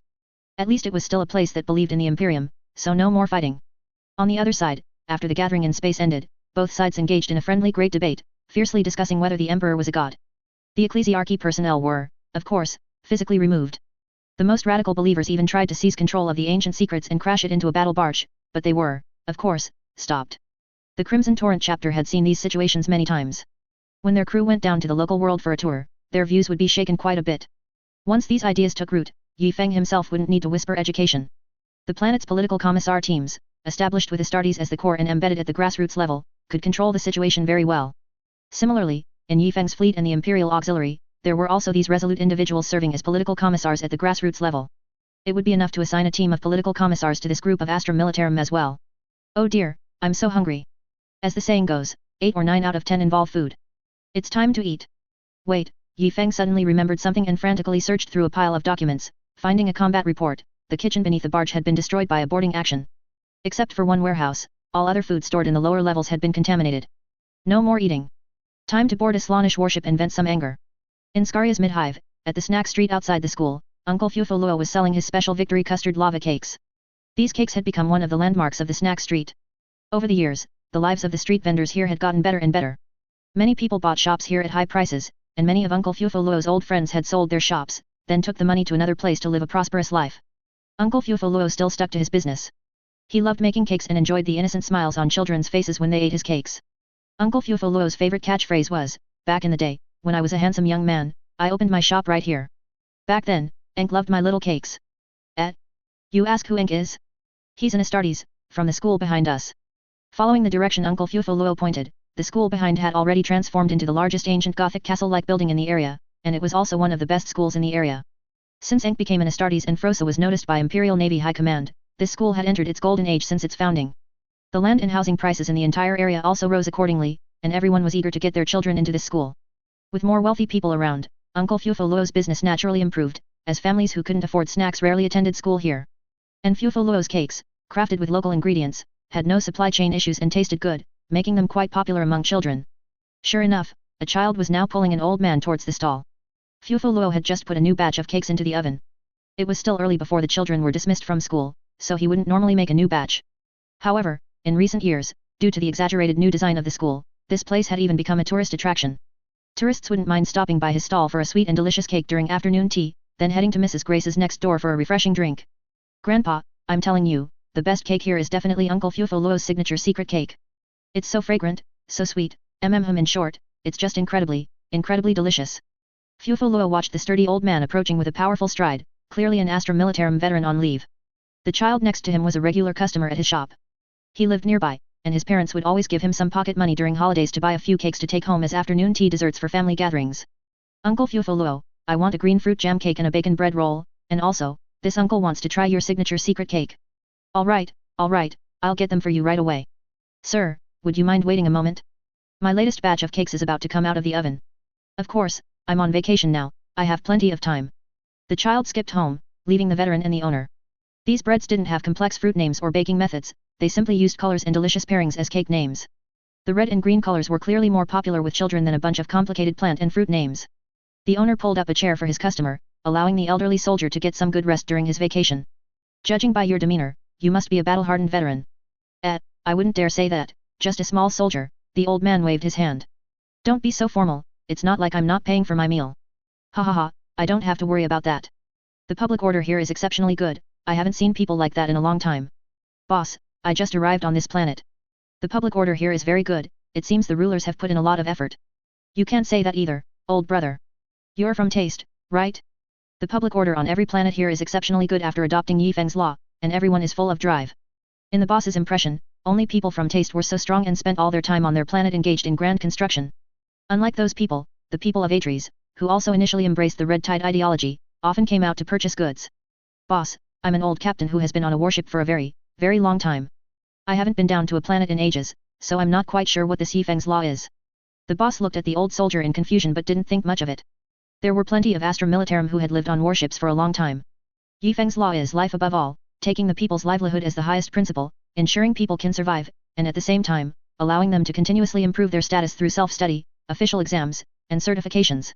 Simply put, the higher your ability, the higher your position you can achieve. That sounds pretty good, but the higher UPS won't easily step down and let you replace them, will they? Whether they step down or not isn't up to them. 2 years ago, the Emperor's angels I should say the Astartes now came down to spread these ideas and then organized training classes. The first batch of graduates are already serving as political commissars in various places, they're very impressive. It's a pity my little one didn't pass the exam back then, sigh. Astartes enforcing law with force, a very good idea, but isn't that a waste of fighting power? Their presence on an imperial battlefield might turn the tide of a war. Lord Yifeng mentioned this in his last speech, only by ensuring the interests of the people can we gain the support of the people, and only by gaining the support of the people can we unite the strength of all humanity. As long as humanity across the galaxy is united as one, we will be invincible. Ha, he's quite good at lecturing, Captain Salvat thought, finding these theories somewhat empty, with no evidence to prove them. The strength of all humanity, who knows? In the distance, an argument broke out among the people about whether the Emperor was a god. It sounded like the Astra Militarum on a battleship were quarreling with others. "Boss, what do you think? Is the Emperor really a god?" "Humph, what does it matter if the Emperor, that old man, is a god or not? He's real, and nothing we say will change that. We've just saved a bit on incense money, which means I can buy some good things to nourish my little one when I have time."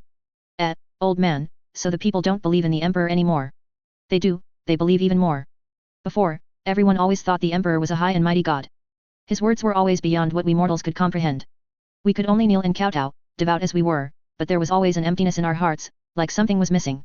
The boss said, taking out a cake, spreading a bit of special translucent jam on it, and then putting it back into the oven. The whole process was extremely fluid, taking less than a minute. Now it's better.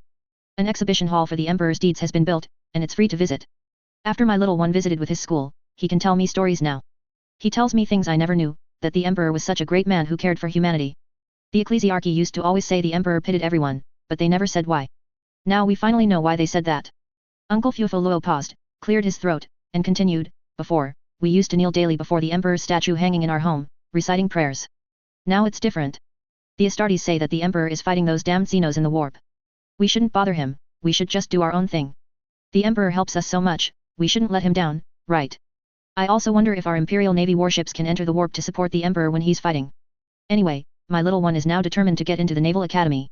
So, after I finish these batches of cakes today, I'll buy him some grox meat and cabbage to stew together to nourish his body. Military academies don't want scrawny children. I don't know why, but there's cabbage in the Warhammer world, and it's not expensive. Captain Salvat was truly surprised. This kind of propaganda was actually effective. What if some scoundrels weren't grateful to the Emperor? He didn't know what would happen if someone wasn't grateful to the Emperor, but soon, he saw the fate of a scoundrel. Amidst the commotion nearby, a thief was caught. The police officers reacted quickly, immediately escorting the person to the special education room for Yifeng's ideology. Boss, what's that little black room? Oh, that's Chapter Master Yifeng's educational video learning room. Those who commit crimes are first sent there to receive education and recognize their mistakes before subsequent punishment. If they don't recognize their mistakes, it's 321 hours of educational videos on a loop. Less than half an hour later, the thief came out, kneeling before the fruit vendor he had stolen from, weeping bitterly, begging for forgiveness. Wivuwu, I never want to go back, Wivuwu. Captain Salvat was surprised by the efficiency of the video, and also surprised that Yifeng, a dignified chapter master, had the leisure to record such long videos. Here, my friend, your cake is ready. Captain Salvat paid and took the cake. The entire cake was baked to a golden brown, soft and fluffy, steaming hot, and a captivating aroma filled the small shop. It was the most wonderful smell of buttered bread. Captain Salvat eagerly picked up this rare delicacy and took a big bite. Upon tasting, the mysterious jam spread on the bread by the boss first showed its power. A faint orange flavor mingled with rich butter, filling the entire mouth. This was followed by the soft texture of the cake, like a maiden's lips. Softness and silkiness, two seemingly contradictory sensations, appeared simultaneously in the mouth. For a moment, he didn't know how to describe this feeling, as if kissed by an angel. The cake seal was broken, and the red jam hidden inside, accompanied by a rich fruity aroma, joined the feast of scents. The sweet and slightly tart jam, combined with the soft bread, delivered a powerful 1-2 punch to Captain Salvat. Wait, it wasn't over yet. This was, crispy mini nut flakes were actually wrapped around the cake wall outside the jam. The small cake held a surprise within. The mixed aroma of 3 nuts began to permeate the mouth with each chew, like 3 butterflies, sometimes resting on tempting fruit, sometimes dancing in the fragrant breeze. Layer after layer of unique deliciousness unfolded a fierce battle in his mouth, vying for the crown of the top aroma. A mysterious harmonizer appeared, pale green, finely chopped fruit peel hidden in the red jam, with a hint of bitterness and the refreshing zest of green kumquat, made all the flavors shake hands and work together to create a carnival of taste. A perfect storm of flavor swept through Captain Salvat's mouth, and only then did the old Astra Militarum veteran realize something was amiss. Hiss, oh, so hot, so hot. The boss laughed heartily. He had clearly seen this scene many times, but an Astra Militarum veteran was a first. Eat slowly, customer, this bread just came out of the oven, it's very hot. Hiss, boss, your cake is too delicious, hiss I can't stop. There's a shop next door that sells refreshing drinks, you can buy a cup to cool down. Thank you for your help. By the way, boss, a hiss question, where is the Emperor's Deeds Hiss exhibition? Uncle Fufoluo pointed the way for the old veteran. Captain Salvat, holding the cake in his left hand and a drink in his right, leisurely walked towards the exhibition hall. How long had it been since he had strolled so leisurely through the streets? He couldn't remember, but it was certainly very comfortable. Soon, Captain Salvat regained his spirits. This small corner of the Taiping Star region was secured, but fierce battles were still raging in the Segmentum Obscurus, and his comrades were still desperately resisting the invasion of chaos demons. His steps quickened as he hurried towards the exhibition hall. The aura of blood and fire from years of campaigning gave Captain Salvat an air of authority and intense killing intent, causing passers-by to unconsciously keep their distance from him. Not far away, the Emperor's Deeds exhibition hall was reached, just as he finished the entire cake. Statues of the loyal Primarches encircled the exhibition hall. At the feet of the Primarches were sculptures of Astartes heroes who emerged from various important battles, and in the very center of the entire building was a massive dome and a towering Emperor's statue, so tall it almost reached the floor of the next level. A huge commemorative plaque hung by the main entrance, inscribed, "Forever remember the glorious deeds of great heroes, forever respect the noble character of great heroes, and forever strive to be the successors of great heroes." Well then, let's go inside and see. On the other side, a Slaanesh battleship was being rapidly cleared by Yifeng at a terrifying speed. At the bow, Black Shield warriors were happily exchanging pleasantries with Slaanesh's demons. Suddenly, very quickly, a flash of a blade, and a daemon split open. Then, the 13th Company warriors saw a big red rat no, a big mech chapter master flash past. Just as everyone was wondering, Captain Anos slapped his head. Ah, it seems the chapter master thinks we're too slow and has personally joined the fray. Brothers, quick, follow him. The bow was clearing the enemies at a terrifying speed, and the stern wasn't far behind. After all, over 60 Astartes could plow a rebellious planet many times over. When Archbishop Phros of Mavrex Adeptus Mechanicus heard that another Chaos battleship, and a Slaanesh one at that, had been captured, he thought, oh no, I wonder how many people it will take to purify this warship, but it's such a good thing, and I want it. Ugh, so annoying. Bring fewer people, let Yi Feng and his chapter help with the cleanup. Oh, right, bring the 200 sets of power armor, bolter, and power sword that chapter master Yi Feng has been pressing for. The remaining 300 sets will be delivered by the agreed time. It wasn't that Yi Feng was pressing too hard, it was mainly that the 5th batch of recruits were about to come out of their growth tanks, and it would be awkward if they graduated but didn't have enough power armor. Now that the 4th batch of recruits had graduated, the power armor stock was already stretched thin. By the time the Adeptus Mechanicus fleet arrived, almost the entire Slaanesh warship had been cleared by the furious chapter master. The warriors in recruit training looked at the chapter master before them, bewildered. Wasn't this our graduation assessment? We only cleared up to the destroyed weapon array area in the midhive of the warship. How is it over? Did we graduate? All right, if they graduated, they graduated. Anyway, Yi Feng hadn't encountered any decent resistance, and for the recruits, clearing out an entire ship of enemies was just a matter of time. A new batch of 41 individuals was preparing for the armor bestowing ceremony, while the 5th batch watched eagerly. The 6th batch of recruits had already been recruited from this temporary Taiping Starfield 2nd Parliament headquarters. Unbeknownst to them, over 60 years had passed since the last recruitment. Although everyone felt that 60 years was a long time, spanning 2 or 3 generations in the mid-hive, for those in the upper hive who constantly challenged the limits of human physiology and wealth, living over 300 years was simple. It was possible that the children participating in the selection this year were still brothers, blood relatives, of the first batch of warriors. Yi Feng hadn't managed these matters for a long time. He was finally going to start dealing with a host of chapter affairs like a chapter master. Recruitment had always been handled by the chief apothecary. If the first batch of recruits became centenarian veterans, perhaps one would be chosen from them to become a chapter chaplain and preside over the chapter's recruit selection. Chapter 59, Strolling Around, Conquering Every Nook and Cranny. Chapter Master Yi Feng didn't seem to have many good chaplain candidates. 10 were with the chief apothecary, 10 were studying on a forge world. Among the 22 who had long followed Yi Feng in campaigns, many were still stationed on other worlds. Grand Duke William intended for him to take over as 2nd Company Captain, while Xiao Lan was the 10th Company Captain, responsible for leading recruits. There were also those who went out to command fleets. Nian Sijin seemed to have a good reputation, everyone in the fleet spoke highly of him. Mainly because he brought back a lot of ammunition, and he executed the basic strategic policy of milking the Adeptus Mechanicus very well. Recruitment on Scaria began in full swing, 2 months after the Astra Militarum began their rotating leave, to go argue. As the saying goes, as long as I don't designate a single recruitment planet, then every world I visit is my recruitment planet. Nian Sijin was forcibly pulled down to familiarize himself with the recruitment process. Meanwhile, Captain Silvat, the old captain, had locked himself in his room after returning from the Emperor's Deeds exhibition hall. He had been out of touch with the world these past few days, which had worn out his adjutant, Veneth. Veneth had to deal with various supply issues and periodically rescue people from the planetary guards court. A bunch of hotheads who would start fighting if they couldn't win an argument about the Emperor's divinity kept him extremely busy. In the desert, the Emperor's damaged statue had been repaired. After various detection methods were used to confirm that there was nothing else inside, it was reactivated. At the foot of the enormous Emperor's statue, the Astartes of the Crimson Torrent chapter led everyone to pay their respects to the Emperor's sacred countenance, then shouted, "We will not fail the Emperor's grace," and began the recruit selection. Anyway, you, old man Emperor, can't get up from the golden throne and beat me, so I can shout whatever I want, hee. Following the battle cry of "Liberate the entire the galaxy/Milky Way," the Crimson Torrent chapter's second battle cry was "We will not fail the Emperor's grace." Wasn't this thoroughly loyalist? As for whether it was truly not failing or not submitting, only Yi Feng knew. Mavrex Adeptus Mechanicus personnel had negotiated terms with Yi Feng.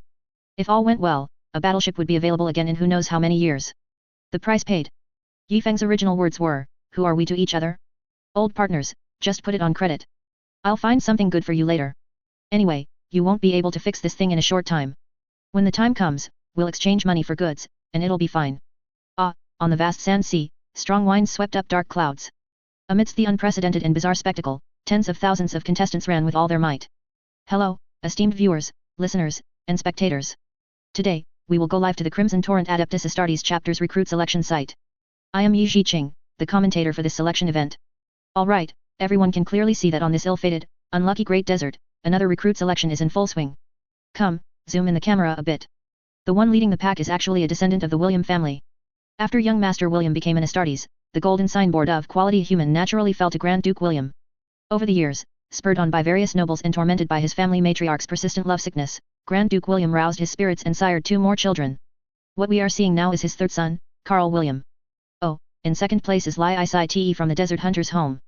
Ever since the Crimson Torrent chapter held its first recruit selection in the Desert Hunters united to form the Desert Hunters' home, cultivating elite hunters. In this event, they truly had a head start.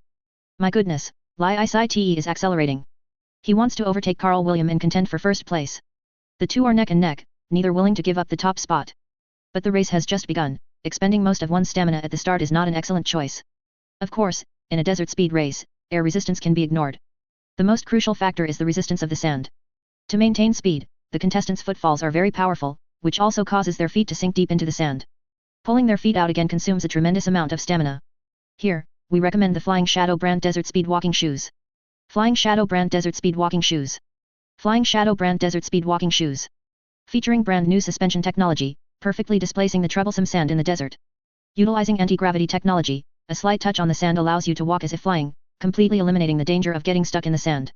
Built-in glider wing technology lets you experience the speed and passion of the desert. Only 188, only 188. For the Great Man Desert Speed Walking Shoes, look for the Flying Shadow brand. Alright, let's return to the arena. We can clearly see that those top schools whose excellent students successfully advanced in the previous Adeptus Astartes recruit selection are showing even greater momentum this year. Nearly 70% of the top 1,000 contestants are from these schools. One cannot deny that outstanding individuals come from exceptional places. Alright, let's connect to our special guest for this event, Mr. Psi Luo, who made it to the final stage of the Adeptus Astartes selection but regrettably withdrew due to severe injuries that prevented him from reaching the extraction point. Ahem, can everyone hear me? Very clear. Good, let's turn our attention back to the arena. As everyone knows, an early lead in a desert race is not something to boast about. They will face significant stamina depletion later on. In my last race, only a few professionals could pull far ahead at the start and then complete the race undisturbed, following their own training rhythm. Mr. Psi Luo, could you reveal your ranking in that desert competition back then? I was only 87th back then. After all, I wasn't very good at desert cross-country. If it had been mountain cross-country, I would have achieved a better ranking. Mr. Psi Luo is indeed a dragon among men. Alright, getting back to the main topic. Let's see, the race has already reached the final 3rd stage. Oh my goodness, Karl William and Li Cite are actually neck and neck, almost indistinguishably far ahead of the trailing pack. That's right, Mr. Yi Qing, this is a very rare situation. However, it also occurred in the previous assessment. I vaguely remember that in the last assessment, a hunter's son and a noble also left everyone far behind and were the first to reach the finish line, Mr. Psi Luo added unhurriedly. Mr. Psi Luo is truly one of the most excellent sons on the entire planet, with an indeed exceptional memory. He still remembers events from over 60 years ago so clearly. Alright, let's see who will ultimately claim the championship in this first selection round of the assessment. Someone is catching up from behind. Someone in the 2nd echelon is making a strong push. They've realized this is the final sprint. Look, the descendants of the Anthony family and the Fulia family are catching up. They are pursuing the 1st echelon. The distance between them is very close. The 2 leading contestants seem to be nearing exhaustion, but the finish line is in sight. Sprint, sprint. They crossed the line. 4 people almost crossed simultaneously. Director, quickly play the slow motion shot, zoom in again. The 1st place, confirmed by Adeptus Astartes Nian Ci Jin, is Li Cite. The hunter, who has long toiled in the desert, ultimately proved his superior skill. Wait, I remember warrior Nian Ci Jin, he was the noble who crossed the finish line first last time. Mr. Psi Luo exclaimed, looking at the Astartes next to the chief apothecary as if he were an idol. The camera then shifted, and numerous close UPS left Nian Ci Jin puzzled, what's wrong with me? What did I do? The first round of selection successfully concluded, with 1,500 contestants breaking through to the next round of trials. Yi Feng sat in the spacious conference hall. This was not a state of war, so Yi Feng was not armored, but simply wore a loose robe. Sitting opposite him was Captain Silvat, the old captain, who looked much older. So, your meaning is, regardless of whether I believe in the Emperor, the Segmentum Obscurus needs my support. Yes, Chapter Master Yi Feng. Compared to the peaceful Taiping Star region, the Segmentum Obscurus is now ravaged. We need your strength. Let's not even talk about how much strength we have, Captain Silvat. You wouldn't think this place is peaceful because the enemies don't come here, would you? It's because I led people to defend it. With all due respect, Great Adeptus Astartes Chapter Master, I do not mean to question your and your chapter's achievements, but for such a small area, the defensive power of a strike cruiser seems almost excessive, let alone the current scale. Do you think one cruiser could rescue you from pursuit by 2 heavy cruisers in a battleship? I don't mean that. I just arrived here by accident, which doesn't mean. Who could arrive here by accident now? Do you know how many accidents I've dealt with over the years? I've never seen an accident that a strike cruiser with a dozen Astartes could handle. To be fair, a strike cruiser is indeed enough for defense, but the Astartes warriors inside would constantly suffer attrition, eventually leading to the chapter's demise. This place still needs some Imperial Navy support to be stably defended. Furthermore, the resources here cannot support a chapter of too large a scale. But it's not time yet, not the time when we absolutely must go out. At least, we have to wait until Forge World Storov delivers that battle barge and a strike cruiser. It won't be long now, at most 4 more recruit selections, and these warship will be delivered. By then, whether the warp storm has dissipated or not, the Crimson Torrent chapter, having barely recovered to half its strength, will set off to support the Segmentum Obscurus.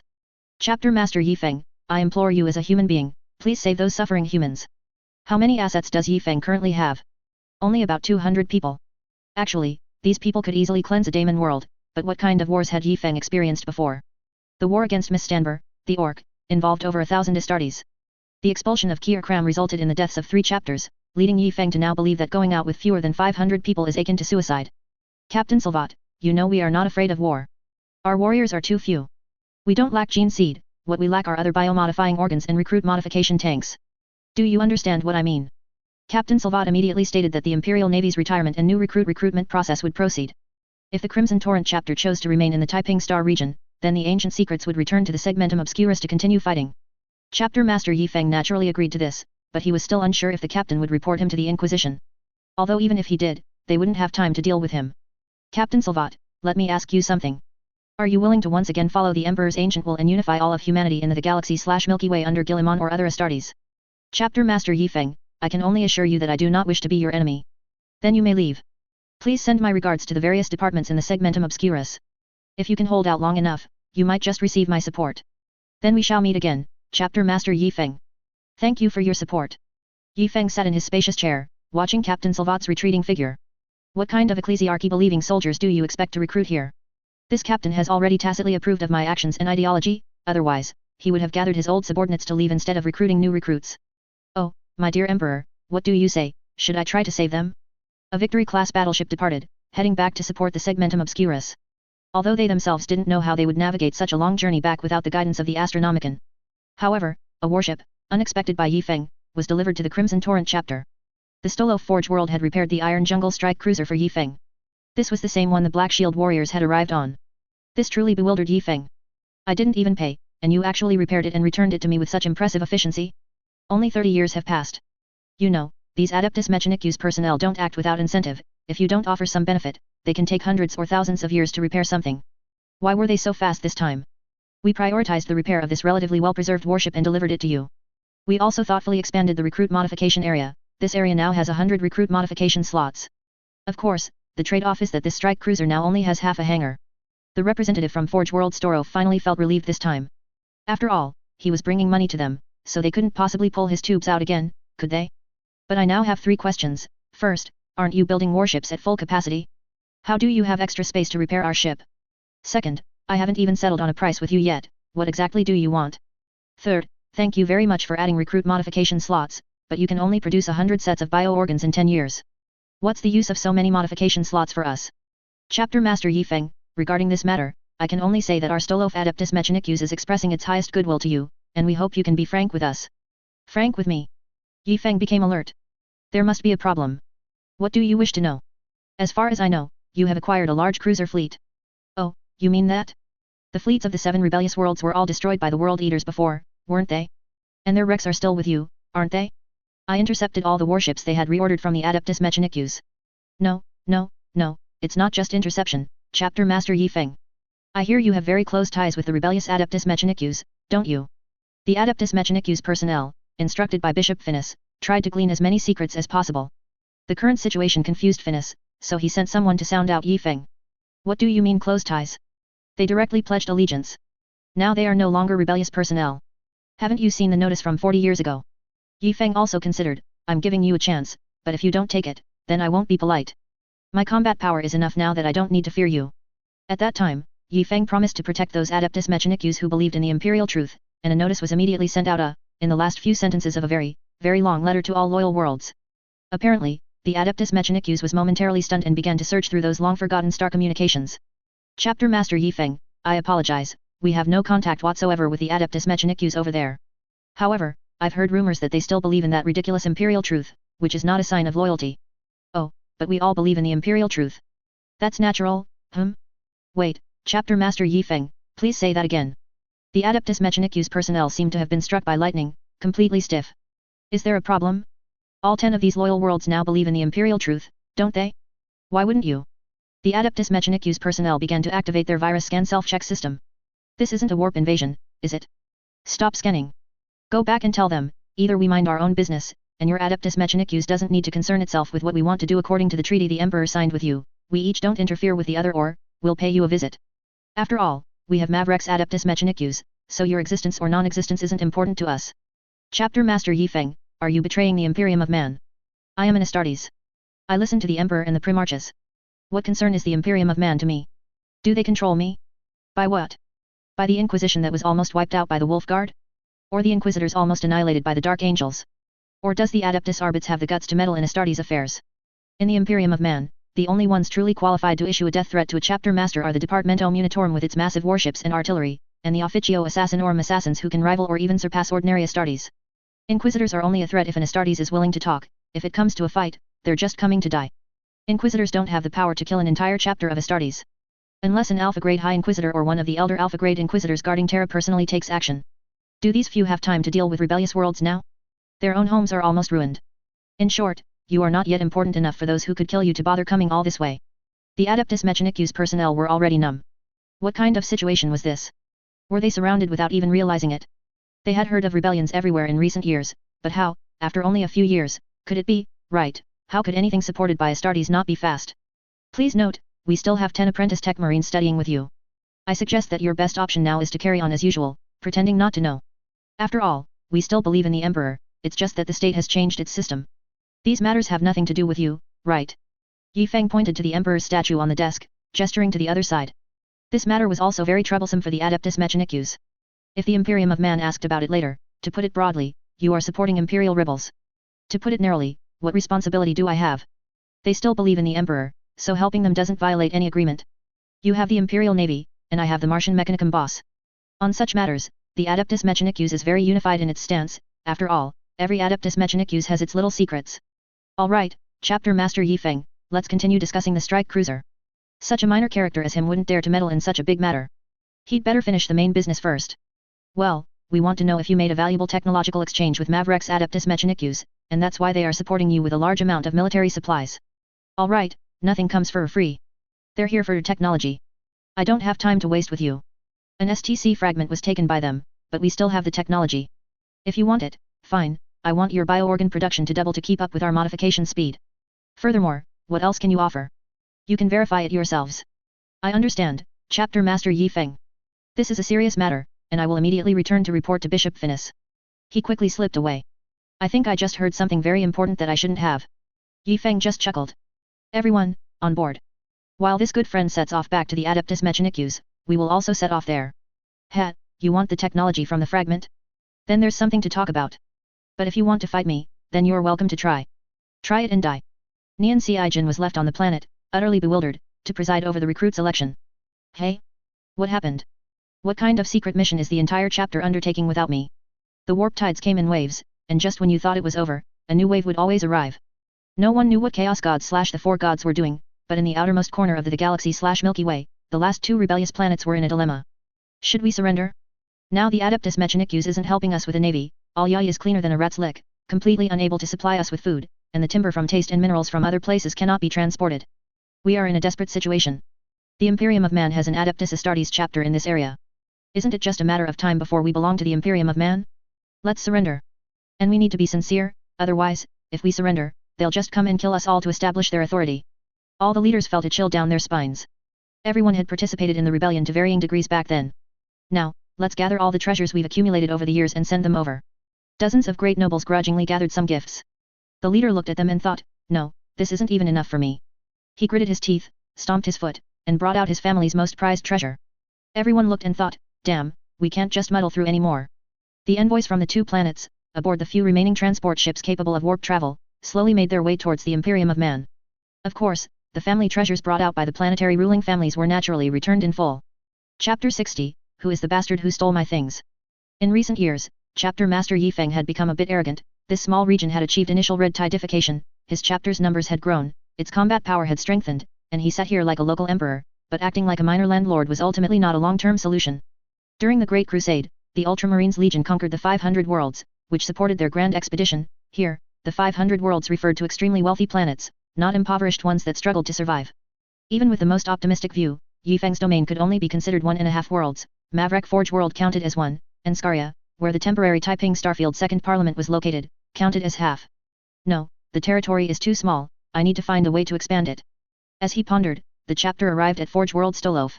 The planetary defense cannons were deployed, but they lacked the power to instantly destroy 2 battle barges. The Adeptus Mechanicus's 5 heavy cruisers, modified into gunships, also appeared. After all, with only one Forge World, it couldn't possess a powerful fleet like Maverick. Yifeng's 7 cruisers followed closely behind, arriving at this Adeptus Mechanicus Forge World. Mechanicus High Lord Phoenix was not at all worried that Yifeng would make a move. Both sides were merely showing off their power and warning each other these were just the foundation for negotiations. Let's talk. For such an important meeting, all important figures must attend, right? Chapter Master Yifeng and High Lord Phoenix exchanged glances. Their eyes met, confirming they were both people who didn't want trouble. During the negotiations, both sides engaged in verbal sparring, with harmonious voices rising, binary language mixed with Low Gothic, as they conducted in-depth exchanges and achieved substantial progress. During the 7-hour friendly discussion, the leadership of both sides finally reached a consensus. Nominally, the Adeptus Mechanicus was no longer associated with the Crimson Torrent chapter, but secretly, they would continue to provide all supplies to Yifeng, double the number of recruit officers, and provide 5 cruisers. The cruisers would be delivered in 200 years, which could be considered a lie, as the Adeptus Mechanicus estimated that Yifeng would have been destroyed by the Imperium of Man in 200 years. In return, Yifeng would share the technology from the STC fragment he had given to the Adeptus Mechanicus of Maverick. Both sides looked at each other, understanding perfectly that neither was there to fight. It was unnecessary. What benefit would I gain if I destroyed you, Yifeng? You would have to maintain security in this region. As long as Yifeng's forces weren't completely wiped out, the Adeptus Mechanicus wouldn't send a single soldier to maintain order. What benefit would you gain if you destroyed me, Yifeng? The production of bio-organs would slow down even further, and your troop replenishment would also be slower. At worst, we ignore each other, and in the future, your tech surgeons can go to the Adeptus Mechanicus for further training. Both sides spat at each other, but in reality, neither could do without the other. Of course, these were agreements reached in secret. On the surface, both sides argued fiercely, as if they would never have anything to do with each other again. This argument this meeting was meticulously recorded in case of emergency. The Adeptus Mechanicus could show this record to the Imperium to leave themselves a fallback. Why did the Adeptus Mechanicus dare to be so arrogant? They initially didn't know Yifeng had rebelled. They still arrogantly came to trade with Yifeng, wanting to extract intelligence and gain knowledge. Was it because their productivity had increased and they wanted to take on more orders? Or had they decided to abandon research on a certain major project, freeing up productivity? Neither. Because a message came from the Angels of Dawn, our casualties are too severe, we are temporarily unable to receive more worship. The delivery of this order will be delayed by another 100 years. If our entire chapter is annihilated, the order will be transferred to the Crimson Torrent chapter. That meant there was spare capacity to produce bio-organs for Yifeng, but of course, the High Lord wouldn't tell Yifeng this news, as it would allow him to gain more advantages in the negotiations. Yifeng returned happily. Everyone was guessing how the strike cruiser named Iron Forest would be handled. There were some dissenting voices within the Adeptus Mechanicus, but High Lord Phoenix, who had seen much, suppressed them. Believing in the imperial truth was common, many Adeptus Astartes chapters believed in it, but the Crimson Torrent was one of the rare ones that dared to openly display it. Regardless of whether their rebellion succeeded or not, Yifeng was a true man. Although in the High Lord's calculations, the success rate was close to 0, he still wanted to see how things would develop. In the Scaria star system, the warp slowly opened, and 2 transport ships cautiously emerged. They didn't know where they were, but the navigator said that the psychic coordinates here were the brightest in the nearby region, so they had headed this way. The star system defense system saw 2 transport ships and relaxed. There was no need to be nervous.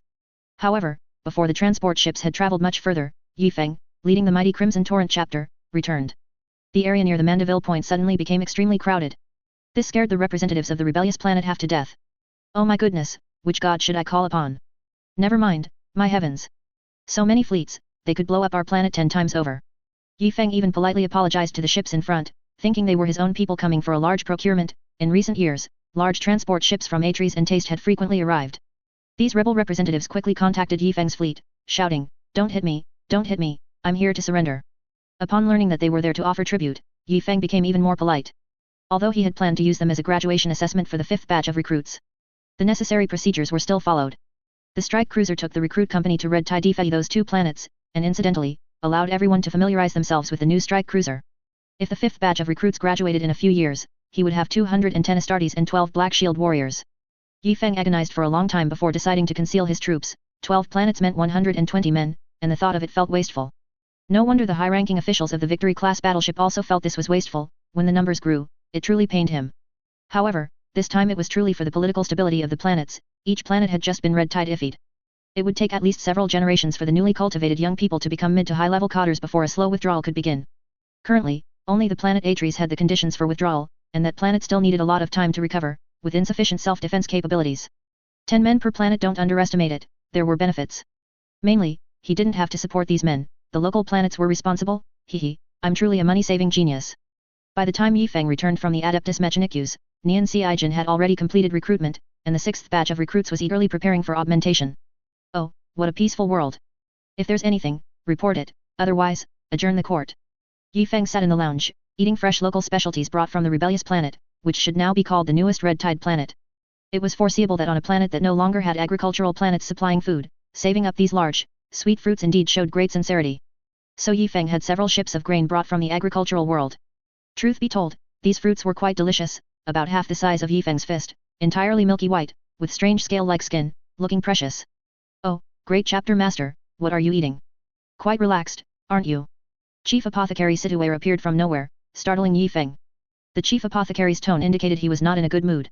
The Big Mech mythical beast fruit, getting pummeled form. Hey? What is that? It's a specialty from the rebellious planet. They came to surrender and brought many gifts. I've sent the recruit company to Red Tide defy them.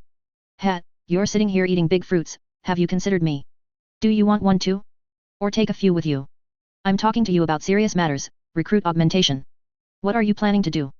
Link 3 ships together? I'm already exhausted from augmenting 100 recruits, are you planning to augment 200 in the 7th batch at once? What about those apothecary interns? How are they learning? If they handle it, our recruit augmentation success rate won't be very high. Isn't there still nearly 10 years? Give them a devilish training. Put aside the healing techniques for now, first, learn how to augment recruits.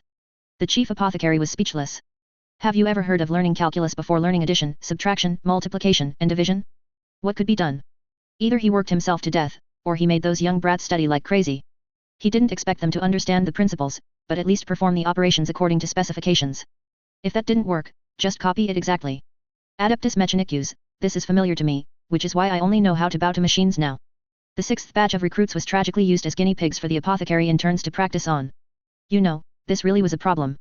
While the chief apothecary was fuming and looking for those dense-headed apothecary interns, Yifeng was seriously considering the necessity of linking ships together with iron chains.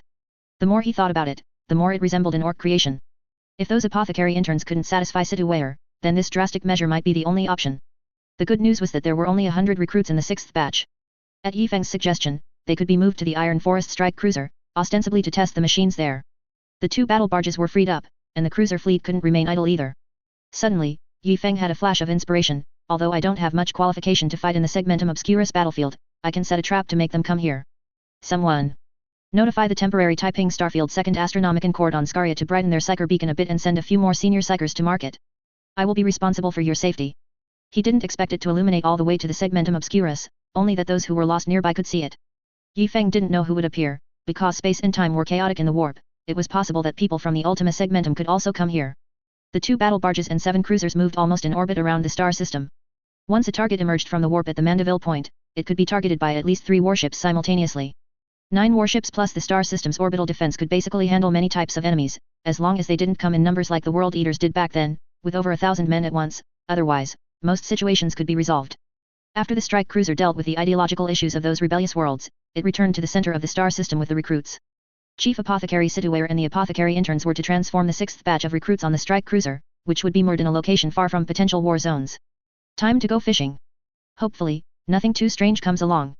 Oh, Lord Emperor, you are watching from above. See if there's anything I can handle and lure over. I can help. Just don't lure anything too ridiculous. Chapter Master Yifeng is so arrogant now that he's actively trying to attract monsters. In the old warp, the Lord Emperor's Astronomicon shone incredibly brightly. Everyone traveled like they were on an airplane, buying tickets to wherever they wanted to go. Now, it's like riding a bus, you have to go station by station. And if you're not familiar with the stops, you often get on the wrong one, because in the warp, a place without space and time, it might take only a week to travel to a distant star system, but a month to a closer one. No one knows what the warp will spit out. In the warp, where up and down, left and right are indistinguishable, the 100-cloth robe helplessly enveloped this slightly brighter psyker beacon.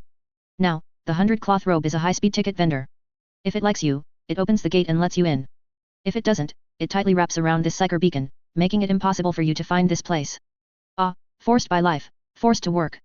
On the other side, not only are people constantly heading to places with powerful psyker beacons, but every fleet, after experiencing various emergencies, has been forced to land at the nearest, even the weakest, psyker beacon.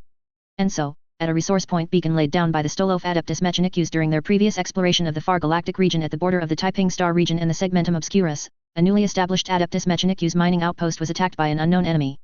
It's unclear if it was accidental or if they specifically came for it, but when Adeptus Mechanicus reinforcements arrived, they found that everything usable in the small outpost had been taken. This scene looks like Yifeng had been here. What happened? The Adeptus Mechanicus quickly launched an investigation.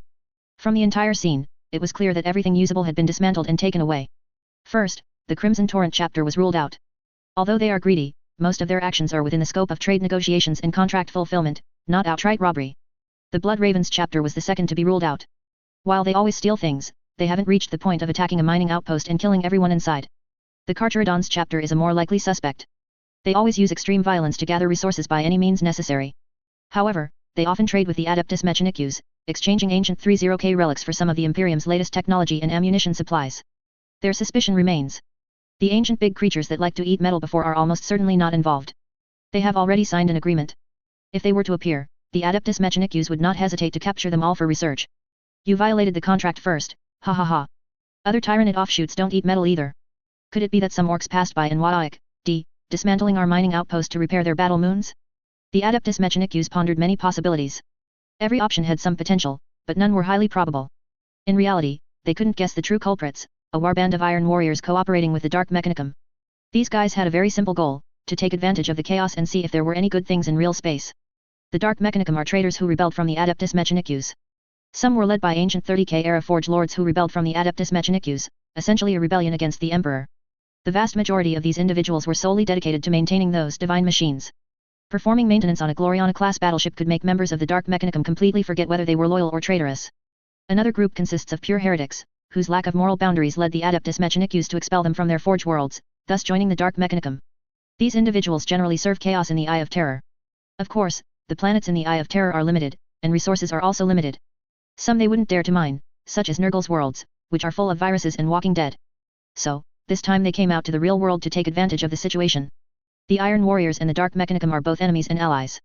On one hand, the Iron Warriors have their own wars myths and do not rely on them for many supplies. On the other hand, the Iron Warriors are the most friendly chaos faction to them. The Iron Warriors treat all assistants as parts of a war machine, including mortals, resources, and the Dark Mechanicum. For the war machine to function well, they are willing to maintain these parts. Now, the Dark Mechanicum has hired a small group of Iron Warriors warband members to come to the real world to see what materials they can plunder. They dare not touch larger factions, that's the main Chaos Force's business. Their targets are scattered mining sites and warehouses. Therefore, the Stolov Adeptus Mechanicus mining outpost was plundered, along with its structures, as soon as it was built. The Iron Warriors' battle strategy is not like that of ordinary commanders who are skilled at on-the-spot command. They are more like a group of computers, achieving objectives based on existing weaponry, equipment, and ammunition. As long as the estimated casualty rate is not particularly high, they will act according to the plan. So when the Iron Warriors cooperate with the Dark Mechanicum, they are very rational. Who wants to fight to the death for you oilheads against others? If you can't win, run away. They specifically target places with extremely weak psyker signatures. If the psyker signature is even slightly stronger, reaching the level of Atres, they will avoid it. The Adeptus Mechanicus mining outpost was truly unlucky. Due to the temporal and spatial characteristics of the warp, these enemies might have traveled only a short distance in the warp, seen a psyker signature, entered, and found themselves in the Segmentum Obscurus, and then traveled a bit further, and, lo and behold, they were back in the Taiping Star region. Several Adeptus Mechanicus mining outposts suffered greatly without recourse. The Skitarii of the Adeptus Mechanicus could only set up ambushes at a few important mining outposts, employing a wait for the rabbit strategy. It's unclear whether it was good luck or bad luck, but the enemy did appear, 3 months after the trap was deployed. However, there were quite a few enemies. 4 Adeptus Mechanicus gunships, temporarily diverted from tracking ancient big creatures, were deployed here, but 2 heavy cruisers and 2 strike cruisers appeared from the other side. This is bad, we might not win. This is bad, we've been ambushed. Both sides of the Adeptus Mechanicus held a common belief: if something goes wrong, find a way to escape, call for backup. Both sides opened fire with full force. Lance bombardments were exchanged back and forth. The battle seemed fierce, but in reality, both sides were secretly trying to approach their retreat points. Evidently, in the Iron Warriors' perception, this battle was entirely winnable. 4 against 4, and we have Chaos Astartes, the advantage is ours. 2 Iron Warriors strike cruisers rapidly charged forward. Even multiple volleys from the Adeptus Mechanicus's macro cannon arrays couldn't stop them. The Dark Mechanicum, meanwhile, urgently called out to those blockheads who were only thinking about how to defeat the enemy. Why would you defeat them? They are an ambush force, not a precious resource guarding force. Even if you win, you won't gain any benefits. Are you going to salvage 4 destroyed wrecks and then return home? But the arrow was on the string and had to be shot. Helplessly, the 2 heavy cruisers could only cover the strike cruisers as they pressed the attack. The Star System's defense systems opened fire. Although this mining outpost's defense system was weak, it was better than nothing. The slowest Adeptus Mechanicus gunship to withdraw was targeted, with 2 strike cruisers converging on it. Once they closed in, the strike cruiser's power became evident, with a barrage of close-range specialized firepower, torpedoes and macro-cannons unleashed as if they were free. In the calculations of these Chaos Iron Warriors, even if a destroyed Adeptus Mechanicus gunship was salvaged, it would certainly be more valuable than the macro-cannons and torpedoes they expended. With the help of the Dark Mechanicum, these strike cruisers were equipped with warp teleportation devices. The downside, as everyone knows, is that no one knows if you'll end up stuck in a wall when you teleport. However, teleporting across was certainly safer than boarding via assault boats under the covering fire of the other 3 gunships. Even the Chaos Gods cannot fully control the warp. The Iron Warriors still suffered losses from warp teleportation boarding actions, but they were almost negligible. The Skitarii of the Adeptus Mechanicus and the enemy engaged in fierce firefights. The Adeptus Mechanicus personnel were not afraid of these Chaos Astartes. Their Skitarii, under numerical superiority, had a chance to use the terrain to kill all these enemies. A small number of Adeptus Mechanicus Skitarii custodians advanced first. They had undergone expensive special modifications, possessing the physique and strength of a space marine, though their numbers were small. Skitarii armored troops provided cover alongside the custodians. Large numbers of shield infantry charged forward fearlessly, and various anti-boarding traps and hidden weapons deployed within the gunship began to fire. For Astartes, boarding an Adeptus Mechanicus vessel is unwise. No one knows how many weapons they truly have hidden. But these were the Iron Warriors. Since the Great Crusade, they had always done the dirtiest, hardest and most thankless work, fighting the most dangerous battles and tackling the toughest challenges. They did the most and worked the hardest, yet received no praise, nor even respect in the eyes of other legions. Other Astartes almost treated them as laborers, which is why the Iron Warriors rebelled. For them, if calculations showed it could be taken, it would be taken, even if casualties were heavy.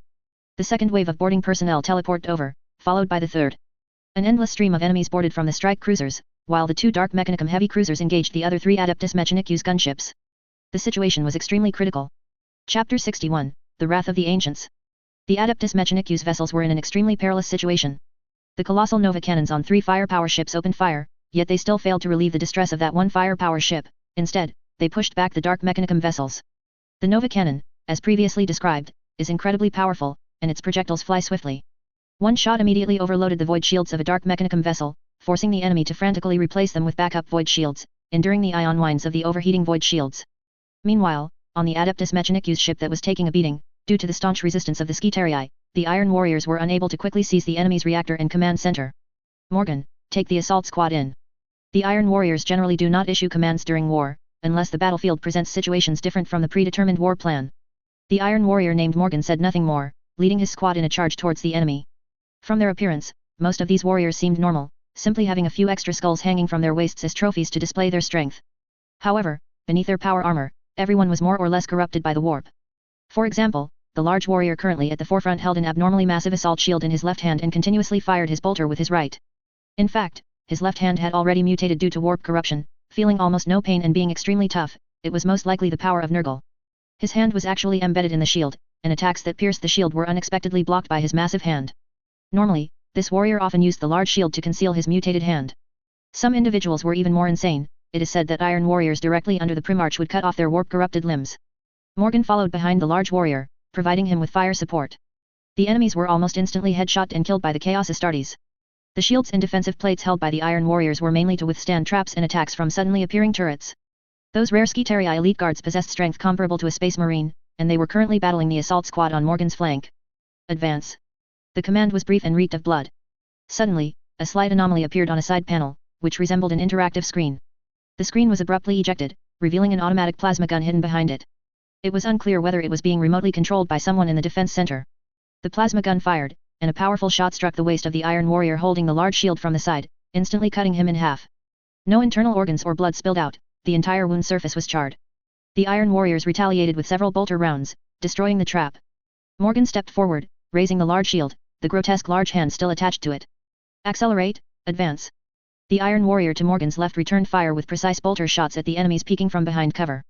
This Chaos Warrior's right eye was severely corrupted, the entire area around it glowing pale white. He could see the enemy's every move with extreme clarity, a clear sign of Slaanisha's corruption. The warband had two psychers, one specialized in warp teleportation, and the other was the warband's librarian and chaplain. The warrior with mechanical legs had his original legs severely corrupted by the warp, so he had them amputated and replaced with mechanical ones. The chaplain's eyes glowed with an eerie blue light. A psychic flame condensed before him, then, amidst strange incantations, it smashed into the opposite cover like a meteor. The entire cover eerily burst into flames, burning more fiercely like dry wood in a desert, turning the Skitarii behind it into ashes. The Chaos Warriors finally broke through the blockade. They were now very close to the warship's core. They were already several minutes behind their expected advance speed and needed to accelerate. Just as both sides were locked in an inextricable struggle, a warp rift once again opened with an eerie glow, and a powerful fleet leaped out from it. They were pursuers from the Segmentum Obscurus. Their supply station had been attacked, their materials stolen. They were filled with immense rage. Their warships roared as they charged towards the enemy. They were a legacy from 10,000 years ago, one of the 20 original legions, the Salamanders chapter. The predecessor of the Salamanders chapter was the 18th Legion during the Great Crusade, which was the Salamanders Legion. Their primarch was Fukin. Captain Uriser of the 6th Company was a newly appointed captain.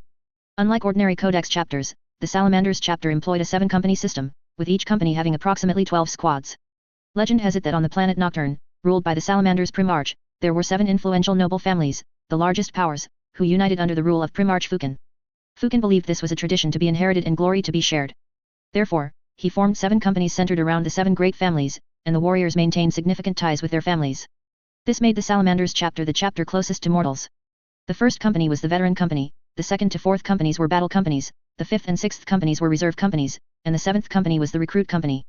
Unlike the Reserve Companies in typical chapters, which are often specialized rapid-fire support units, the Salamanders chapter's Reserve Companies consist of versatile warriors, always ready to launch assaults like main forces or fill in battle losses for other units.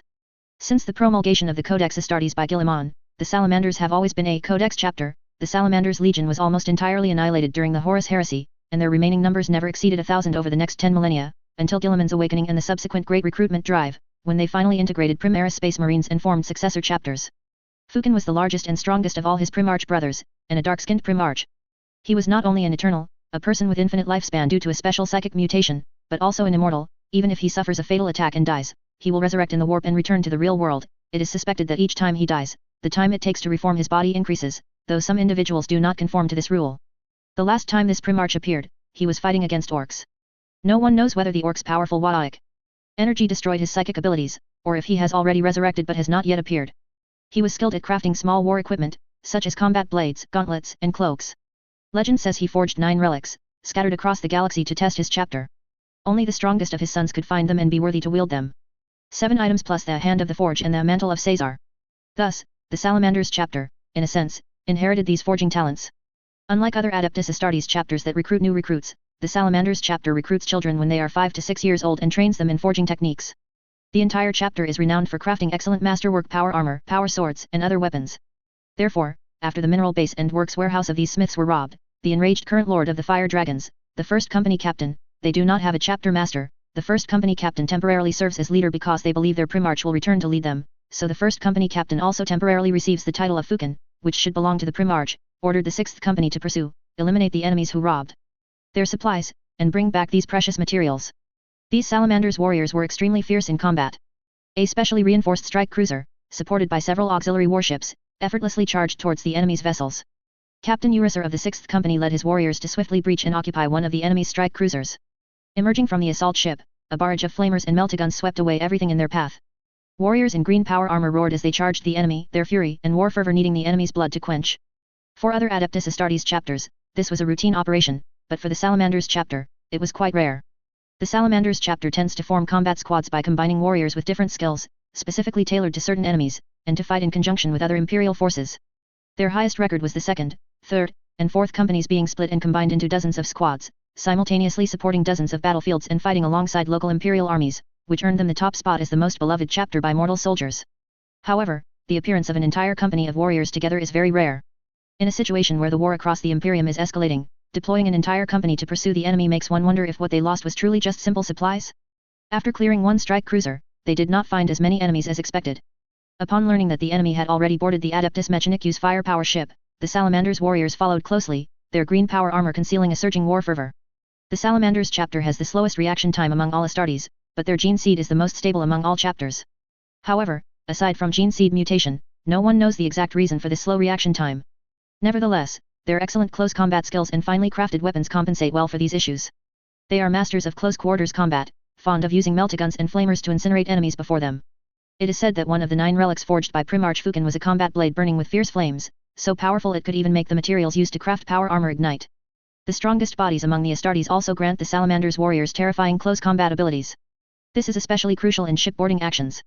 Filled with wrath, the Salamander's warriors followed Captain Eurycer, and this newly appointed captain, wielding a great hammer identical to his Primarch's, launched a fierce assault on the enemy's rear. The Iron Warriors, who were relentlessly pushing towards the Adeptus Mechanicus warship's reactor, suddenly came under attack from Astartes from behind. Accustomed to tough battles, they did not quickly collapse but instead attempted to counterattack. However, when they realized that the towering warriors opposite them were smashing their soldiers into pulp with a single hammer blow, they truly panicked. They were not a tenacious Adeptus Astartes chapter like the Imperial Fists, who would fight to the last man. When their calculations showed a 0% chance of victory against the enemy with their current weapons and numbers, they would retreat without hesitation. 6th Company Captain Eurycer charged at the forefront. The enemy wanted to retreat? Was he not standing directly in their path? Fukin lives. The roaring war cry of the Salamander's Space Marines echoed throughout the ship. Enemies continuously fell under their attacks, turning into fireballs before their flamethrowers. Many Primaris Astartes from the 7th Company of the Salamander's chapter had graduated and been assigned to various companies for combat. Although the 6th Company was a reserve unit, it still had 35 Primaris Astartes. Salamander's Space Marines, like their Primarch, were already the tallest and strongest among the Astartes. Primaris Astartes were even larger, reaching about 3 meters, almost like custodians. Therefore, when Yi Feng had just completed his transformation, the then chief apothecary, Lizjun, was very confused by Yi Feng's physique. It almost reached the upper limit of a Primaris Astartes and the lower limit of an Adeptus Custodes. These giants roared as they charged at the enemy, swinging their weapons and turning the smaller foes into piles of corpses. Occasionally, if one missed, the Belisarius furnace within him would also save their lives. Seeing the terrifying combat power of his opponents, the Chaos Astartes leader of the Iron Warriors threw several grenades. Under the cover of the explosions, he charged towards the enemy Captain Eurycer. The Salamanders nearby quickly reacted by covering that area with flamethrowers. They were slow to react, so fire suppression was the only option. However, he did not expect this Iron Warrior's Space Marine to endure the flames, leaping down from the stairs in front of him. His chainsword, still bearing unburnt fuel, made him appear like a vengeful flame just emerged from Kern's domain. Captain Eurycer swung his great hammer to meet him. Although the enemy leader attacked him with a leaping strike, Eurycer calmly swung his great hammer upwards from the lower right. A dull sound rang out between the two, and a terrifying shockwave spread. The Iron Warrior's leader flew straight backward, his chainsword shattering into many fragments, still carrying flames that scattered across the pockmarked floor. He struggled to get up, attempting to continue fighting Eurycer with a power fist. His sword-wielding hand was completely shattered. But how could a power fist possibly withstand the assault of this original chapter's captain? The merciless power hammer struck again. Its long handle ensured it would hit the Iron Warrior's Space Marine first. The grey figure arced through the space, slamming heavily onto the stairs he had just leaped from. Eurycer had no intention of showing mercy. His hammer showed no sign of stopping. After one strike, he swung the power hammer in a full circle, bringing it down again with mountain-shattering force, a swift and brutal power hammer aimed directly at the enemy's head. The Iron Warrior's leader had no other option but to try and block with his power fist. With one hammer blow, it was a bloody mess. The power fist slightly deflected the power hammer, causing it to strike beside his head, but his entire arm was ruined, metal, flesh, and bone mixed together, making it impossible to even distinguish his hand. The other Space Marines nearby did not fire a follow-up shot, allowing Captain Eurycer to decide their fate. Clearly, we need a live captive to interrogate about where they stored the supplies, if we don't find them on the ship. The Iron Warrior's leader still attempted some resistance, but Eurycer directly smashed his limbs into pulp and handed him over to the follow-up units for interrogation. The members of the Dark Mechanicum, seeing the situation was dire, thought, if the outcome is uncertain, I might help you, Iron Warriors, but now that you are doomed, why should I stay? I'd better escape. 2 warships attempted to turn. Although it seemed they only wanted to turn and use their broadside firepower to attack the Mechanicum after firing their main cannons from the bow, the opposing Stolof Mechanicum commander was not easy to fool. These righteous Mechanicum were not so easy to talk to. You stole my things. 3 gunships unleashed their full firepower without restraint, pinning the enemy firmly outside the Mandeville point. Seeing their commander captured, the Iron Warrior's second-in-command, a hapless fellow named Morgan, took over. At this time, he was still leading a small portion of Chaos Warriors to cover the retreat, fiercely engaging the Mechanicum's defensive forces. Upon learning that he had become the supreme commander, Morgan quickly shifted his focus to the main battlefield. Unlike the original commander, he was not a staunch warmonger. Although he wasn't a veteran from 10,000 years ago, he had at least conversed with those old-timers who were now space dust. When the Legion was on the Imperial side, they suffered endless humiliation, doing all the dirty and arduous work. The Iron Warriors had the second highest casualty rate. Who had the highest, you ask? It's the Salamanders who are currently beating you, yet they received no respect. That's why we betrayed the Imperium and joined Chaos. I've already joined Chaos, so why should I still fight tough battles and do dirty work like before? Wouldn't that make my betrayal pointless? Who wants to fight to the death with you? Where's the psyker? Where is he? Come here and teleport us out. Oh, I know you can't precisely teleport onto the strike cruiser right now, but you can first teleport to the periphery of this Mechanicum gunship. That way, you can see our warship, and then we'll have the strike cruiser send a ship to pick us up. Large numbers of enemies were teleported into the space outside the warship. They used the psyker's warp teleportation to reach the warship's exterior. Then, they searched for holes blasted open by the strike cruiser, went in, used meltaguns to burn open a new hole, and established defensive positions inward from the outermost layer of the warship. This area, paradoxically, was a blind spot. As long as our ships don't fire, they most likely won't bombard this area, especially when they're unsure of our exact location, as it's their own warship to the Mechanicum outside. At the same time, warp teleportation boarding here would easily get stuck in the thick warship outer armor metal. If assault ships were used for boarding, their meltaguns would deeply burn through the front armor, directly plunging into the warship's interior. Then, after disembarking, they would have to attack our space marines hidden on the ship's exterior from within the ship. Now, we just have to wait for the psyker to rest up, then another warp teleportation back to the strike cruiser. Where's my ship? Just as the battle was completely tilting towards the Imperial side, the Iron Warrior's last remaining strike cruiser decisively disengaged from the battlefield, abandoning the Chaos Warriors who had boarded the gunship amidst heavy bombardment, and fled. It wasn't that they were cowardly, it was an order given by the Iron Warrior's commander, who was surrounded and knew he couldn't defeat the Salamander's chapter. The former commander, now the captive. Morgan, you stubborn effing idiot. You truly are more trouble than you're worth, absolutely effing useless. Left with no choice, they could only board the strike cruiser again, which had already been taken by the Salamander's space marines. This attack caught the Salamander's space marines off guard. Clearly, they hadn't expected the enemy to return to that nearly destroyed warship. The Dark Mechanicum ships, however, were not so lucky. Violent explosions erupted in various parts of their ships. After a long battle, their void shields finally gave out, completely failing. But they were also very close to the Mandeville point. Although warp travel without void shields was extremely dangerous, as Chaos forces were not a unified front and mutual conflict was the norm. It's better than now. Could the situation be more dangerous than it is currently? However, the appearance of a warship plunged them into despair. What's wrong with you Salamanders? You're willing to put your warship between us and the Mandeville point just to kill us? Why are you so relentless? There was no way out now, victory was impossible. The Dark Mechanicum prayed for the help of the warp's great powers, but there was no response. The only remaining resistance in the entire star system was Morgan's strike cruiser, which was running in the opposite direction, trying to enter the warp from the other side of the star system. Morgan had already sent the Astartes to work. After 2 boarding actions, they had lost too many crew members. It was a miracle the warship could even operate. There weren't many planets in the star system, and even fewer that could serve as cover. What should he do? Morgan was tearing his hair out. The 100-cloth robe lay leisurely in the warp, occasionally opening and closing the psychic markers nearby, having a grand old time. This Atres is one of our own, my family. Let him pass. Is this the Imperial Navy? Who cares, don't let them in. Oh my cold, great sun, what is this? A large chaos force? Wrap up tight, wrap up tight. These days had been hard on the fleets traveling back and forth to Scaria. Why were these psychic markers appearing and disappearing? Were the psychers slacking off? But upon entering the star system and seeing so many warships guarding it, they thought, oh, by the Emperor's footbath, so many warships. Don't ask any questions, just finish the job and leave quickly. This might be some big ambush I shouldn't know about. Suddenly, the 100-cloth robe saw a strike cruiser flying erratically in the distance. It appeared to be a Chaos enemy ship, and it was badly damaged. Looking closer, it seemed that most of its weapon systems were destroyed. Aha, a big fish. The 100-cloth robe pondered for a moment, seemingly debating how much psychic light to emit to lure this prey in. Finally, it lifted a tiny foot, and a sliver of psychic light emerged, not much stronger than a few psychers having a wild party. The severely damaged strike cruiser plunged headfirst into it. As for the strange robe nearby, who cared? There were plenty of bizarre things in the warp. First, find a world to hide and resupply, otherwise, the warship might not even make it back to the Eye of Terror. Chapter 62 Isn't this the boy who brings wealth? Yi Feng lay leisurely, with Uncle Fufo Luo's cake to his left. Recommended by the old captain, Yi Feng had already repurchased this delicious cake several times. Now, Uncle Fufo Luo's catchphrase had become, Fufo Luo's special small cakes, even the chapter master says they're good. In Yi Feng's right hand was juice squeezed from fruits offered by a rebellious world. Previously, Yi Feng thought, in terms of cuisine, 4 millennia of time should surely produce better food than my 5 millennia of culinary culture. But he never expected that all their technological advancements would perfectly bypass food preparation, focusing instead on food bars and canned goods for space travel. The most terrifying thing was when Yi Feng, out of curiosity, once again tasted the liquid food that Grey Knights usually ate. It was truly as disgusting as spoiled egg whites mixed with cement. The understanding was that Grey Knights had to practice asceticism and couldn't enjoy delicious food to prevent Slaanesh from tempting them with demonic whispers of gluttony.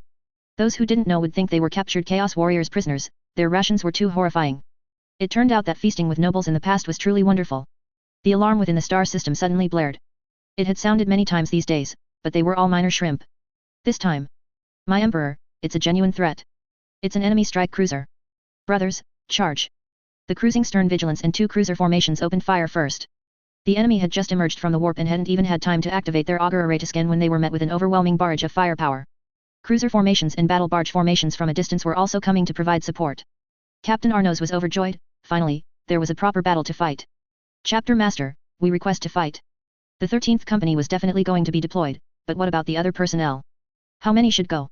He only had so many assets, he couldn't be reckless. Why don't we just bombard them first? Before the Lance could fire a few rounds, the enemy's strike cruiser was incapacitated. Its void shield was fragile and it couldn't even retaliate. The enemy seemed to have just gone through a brutal battle and was already heavily damaged. Inside the enemy warship, the 10 Iron Warriors were stunned. They had just escaped one perilous situation only to fall into another. Their auger array had long been damaged, and they had no idea what was attacking them. Yi Feng was very cautious. In fact, according to Imperial organization, it was normal for an Adeptus Astartes chapter to have 3 or 4 battle barges and 3 or 4 strike cruisers. However, when has the Imperium ever strictly followed its organization? The Green Templars once crammed 600 men into a single strike cruiser, with everyone sleeping in communal dorms. So, this enemy ship might still have many enemies inside. Report, Chapter Master, the auger array scan results are in. Most of the enemy's weapons are damaged. Only one lance array appears intact from the outside. All assault pod areas are either empty or destroyed. Besides warp teleportation, they should have no means of harming us. Yi Feng was relieved then. After destroying the enemy's weapon arrays, they were in an invincible position. 12 Black Shield warriors and 30 Astartes warriors would use the most ancient boarding method for combat. That was transport ship deployment. The battle barge was ordered to stay far away. After disabling the enemy's sole lance weapon and power system, it absolutely had to move beyond the range of most warp teleportation boarding attempts. The transport ship rapidly approached the enemy warship. The captain broke out in a cold sweat. He had heard of assault pod boarding, teleportation boarding, and at close range, even jetpack boarding and fighter boarding, but never transport ship boarding. Although his was a small armed transport ship, it couldn't withstand enemy bombardment. If even one weapon array wasn't destroyed, they would truly be meeting the Emperor. Several transport ships outside continued to approach. Inside, the Iron Warriors actively prepared for battle. Of course, the Imperial Auxiliary were already considering what posture to surrender in so that the boarding personnel wouldn't kill them. The only advantage the Iron Warriors had now was ample armament. Backed by the ship's armory, their ammunition was enough to equip 50 men. And a pile of recently looted miscellaneous items. The transport ship reached the enemy warship. The warriors of the 13th Company were the first to enter the enemy ship through a breach blasted open by who knows what, followed by the 2nd Company and several teams of Imperial Auxiliary. Was this a boarding action? Not really. Everything that needed to be disabled on the enemy warship had been disabled. This was an operation to clear out residual resistance elements. Captain Arnos, wielding a meltagun and with a power sword at his waist, walked at the front. He wore the Terminator armor Yi Feng had given him. Actually, the iron-clad Terminator armor was not the most common type of Terminators, the most common was the Indomitus pattern, which Forge World Storof was currently manufacturing for Yi Feng's order of 200 suits. For any Adeptus Astartes chapter, such a large number of Terminator armor suits would be an invaluable asset, but this was the legacy of 3 entire chapters plus 1,000 World Eaters, although Yi Feng suspected the Angels of Dawn had embezzled quite a bit. Following behind the Black Shield warriors were the warriors of the 2nd Company. Most of the other 13th Company warriors were distributed on the outermost flanks of the formation. Yi Feng assessed the situation as he walked. These ship sections were severely damaged, likely having just been under siege. He didn't know what had happened and would try to find a crew member to ask, if these chaos-corrupted crew members could still speak. The meltagun fired, blasting through a metal door. The warriors entered the interior of the warship, with the Imperial Auxiliary providing flank cover. The Imperial Auxiliary actively pushed forward, searching for enemy firing points and Chaos Warriors for the Astartes warriors. Unusually, their commander refused to execute the order to support the Astartes, instead leading his troops at the front to clear the way for the Astartes. Yi Feng was reconsidering whether there was any need to call the Imperial Auxiliary for such operations in the future. It seemed a bit like wasting lives. Sporadic gunfire echoed from various locations. Everyone moved cautiously, strictly clearing remnants. If too many enemies were found, or if there were enemies like the Night Lords, who might be hiding somewhere in the warship preparing an ambush, Yi Feng would order an immediate retreat and blast the entire ship back into a keel form. An Imperial Auxiliary officer reported to Yi Feng that they had captured a prisoner. According to him, the warship had just fought a battle with the Salamanders and the Adeptus Mechanicus. There were only a few Chaos Astartes left on board, all of them had boarded other ships. Everyone, advance quickly. Prioritize occupying the command center, power area, and armory. The Imperial Auxiliary advanced towards the power area. Next to it should have been the overloaded void shield, which seemed too dangerous for them, as the ion winds radiating from the void shield were enough to roast Imperial Auxiliary soldiers. However, they pressed forward with extremely high martial fervor. The main force of the Astartes advanced towards the command center, encountering only sporadic resistance from Chaos cultists along the way. The unexpected occupation of the command center surprised Yi Feng. It shouldn't be. Where were they? Chapter Master, the warehouse area is defended by Chaos Warriors. Intense gunfire erupted in the communication channel, the Imperial Auxiliary had engaged the enemy. Chapter Master. The enemy is Iron Warriors, ah. The noisy communication channel continuously relayed more detailed enemy intelligence, and Yi Feng also directed the warriors to make corresponding deployments. The Red Tide warriors were all too familiar with the Iron Warriors, after all, they were beaten by them every day. Unlike what most people might assume about compassion for fellow brothers, the Astartes utterly detested Astartes who had betrayed them and fallen to chaos, especially their own brethren. This brought indelible shame upon their chapter, Legion. Annihilate the traitors. Captain Arnos didn't care about the reddening, the Inquisition, or the tithe. As long as you were loyal to the Emperor and willing to let him fight the Emperor's enemies, he would follow you. The Astartes of the Imperial Fist's gene seed were filled with battle fervor. Yi Feng had no idea what was going on. Had Captain Arnos beaten them too badly, and they wanted to get even? Never mind, heightened battle fervor was a good thing. The sounds of battle could already be heard ahead. As they gradually moved deeper into the warship, although air loss was significant, the constant trembling of the metal floor beneath their feet indicated the ferocity of the battle ahead. A meltabomb was installed on the wall in front of them. The moment it exploded, several Astartes kicked open the wall. With visual control modifications and the aid of tactical optics, the Astartes immediately spotted the firing enemies. For the Emperor's grace. A group of warriors charged into the battlefield, each finding a position and engaging the enemy. Several warriors wearing Terminator armor charged at the very front.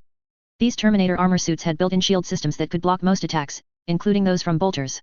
The enemy's Terminators had all boarded other ships in the previous battle, leaving the defending enemies with no power to resist. Several Black Shield warriors, who had received Terminator armor for their distinguished service in previous battles, wielded blades of fury against their own traitors.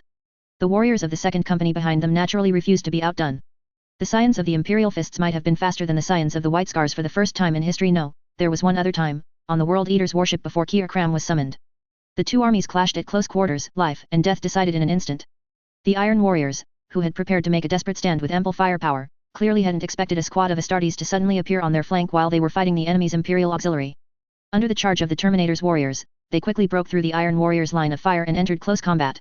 The outermost Iron Warrior met Captain Arnos. He swung his power sword at the leader of the Black Shield Warrior. Surprisingly, the old captain showed no intention of blocking. He merely shifted his body slightly, allowing the enemy's combat blade to hack at his shoulder plate, sending sparks flying. Anos smiled broadly. He was very satisfied with the Terminator armor he had received and responded to the enemy with his own combat blade. The Iron Warriors understood the significance of Terminator armor. Several warriors carrying meltagun charged at Captain Arnos. Bolters fired incessantly. Both sides had ample armament. The Terminator's warriors' shields rapidly diminished, but Terminators' were not just shields that could only take hits. Captain Arnos's armor was mounted with a heavy assault cannon with an ammunition belt. These things had a much larger caliber than bolters. A certain scion of the Luna Wolves was as fierce as ever, only this time, he was also showing off. While the Iron Warriors on the opposite side were distracted by the Black Shield Warriors, Kazanov charged towards the enemy with extreme speed. The enemy, holding a meltabomb, heard footsteps and turned around, only to see the muzzle of a massive bolter in his tactical goggles. With the bolter barrel shoved into his mouth, several bolter rounds instantly turned the enemy into a headless knight. 10 enemies were cut down like melons, but the Red Tide suffered no casualties. After several Terminators warriors endured heavy fire and killed 5 or 6 enemies, the remaining foes could no longer cause any trouble. Having Terminators on the front lines made a 2-tier difference in combat effectiveness. 3 Imperial Fist scions were severely wounded, but given the characteristics of their gene seed, they would most likely survive. One of the severely wounded warriors even showed off his trophy, the head of an Iron Warrior, to his comrades. I chopped one down, killed him with my own hands, ha ha ha ha. All right, hurry back for treatment. The apothecary in turn will stop their bleeding first, then send them to Situ Ware.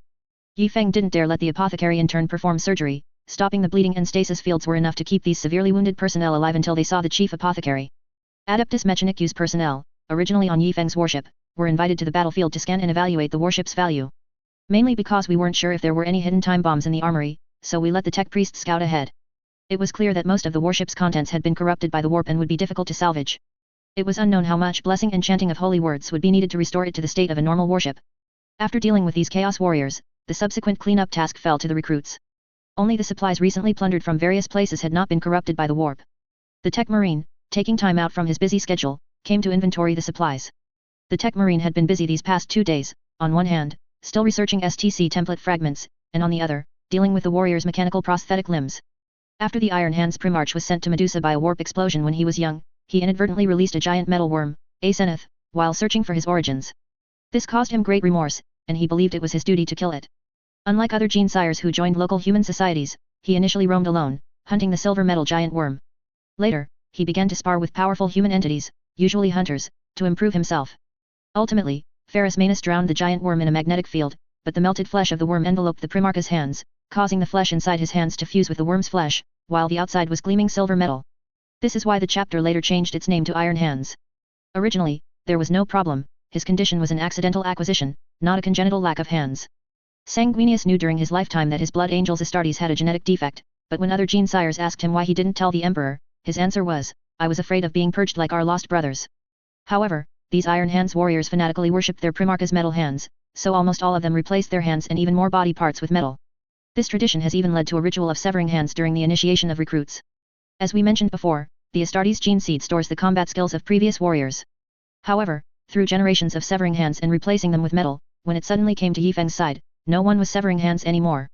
The previous combat experience and patterns were all established based on having metal hands, causing these warriors to be torn between replacing their hands with metal as before, or enduring the entire body being filled with the combat experience and reactions of their predecessors, while their hands, like a novice, needed to be retrained from scratch. As the experience from the gene seed was continuously transmitted to the Astartes warriors, they became increasingly conflicted. Many directly sought Anos for surgery, which greatly troubled the Tech Marine, who came from a chapter where severing hands was a custom among the older generation. Now he could finally relax and not have to think about brain-burning things like prosthetics, repairing warships, or researching new technologies. Who doesn't love counting money? The spoils of war filled the warehouse. These were part of what the Iron Warriors had plundered on this raid, other parts were on the Dark Mechanicum ships. Only the latest batches and some items given to them as payment were here. This was also a considerable fortune. Most of these supplies were forging equipment and metal ores, interspersed with some gear, which was a key focus for the Tech Marine. One moment he would pick up a power sword to test its feel, the next he would tap a shield to check its quality. It must be said, the quality of these supplies was genuinely high. Suddenly, out of the corner of his eye, the Tech Marine noticed something unusual. What is this? The Tech Marine held up something resembling a golden mace, with a long metal handle and a large olive-shaped metal object at the end. Power golden mace? A strange, unique weapon? Anos took it and walked out of the supply warehouse, finding a training ground to see how this thing was actually used. The Stern Vigilance battle barge gathered most of the Astartes and was temporarily used as a mothership by Yifeng. There were not many people left on the Dawn of Light. The Tech Marine on the Dawn of Light held the golden mace and only saw one switch. Just press it, right? He pressed it down. No reaction. Did it only work when hitting an enemy? A training metal plate was brought out. This plate was made of the same material as power armor, making it quite tough. One swing of the golden mace, nothing happened. What's going on? Is this a ceremonial artifact? But he hadn't heard of any Adeptus Astartes chapter using this for rituals. If it were Yifeng, he might have just thrown this thing into a warehouse labeled unknown, but Anos was a Tech Marine. Wouldn't it be shameful if he couldn't figure it out? The Tech Marine once again began to examine the weapon. Opening the enhanced sight on his left eye, he discovered a clue.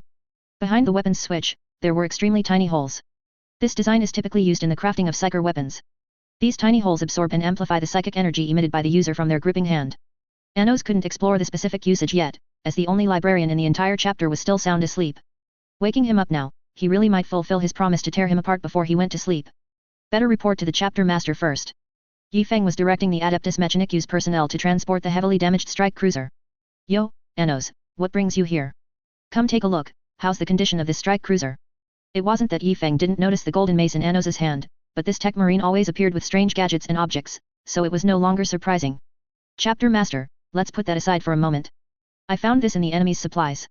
Oh, what treasure? Yifeng's eyes lit up. Putting everything else aside, if the Tech Marine reported to him, it must be something good. Look at this golden mace. It should be a psyker weapon. Judging by its configuration, it's meant for an Astartes. I don't know if a mortal psyker could use it. Psyker weapon. Yifeng was indeed quite surprised. Such items were usually only found in small quantities among ancient chapters.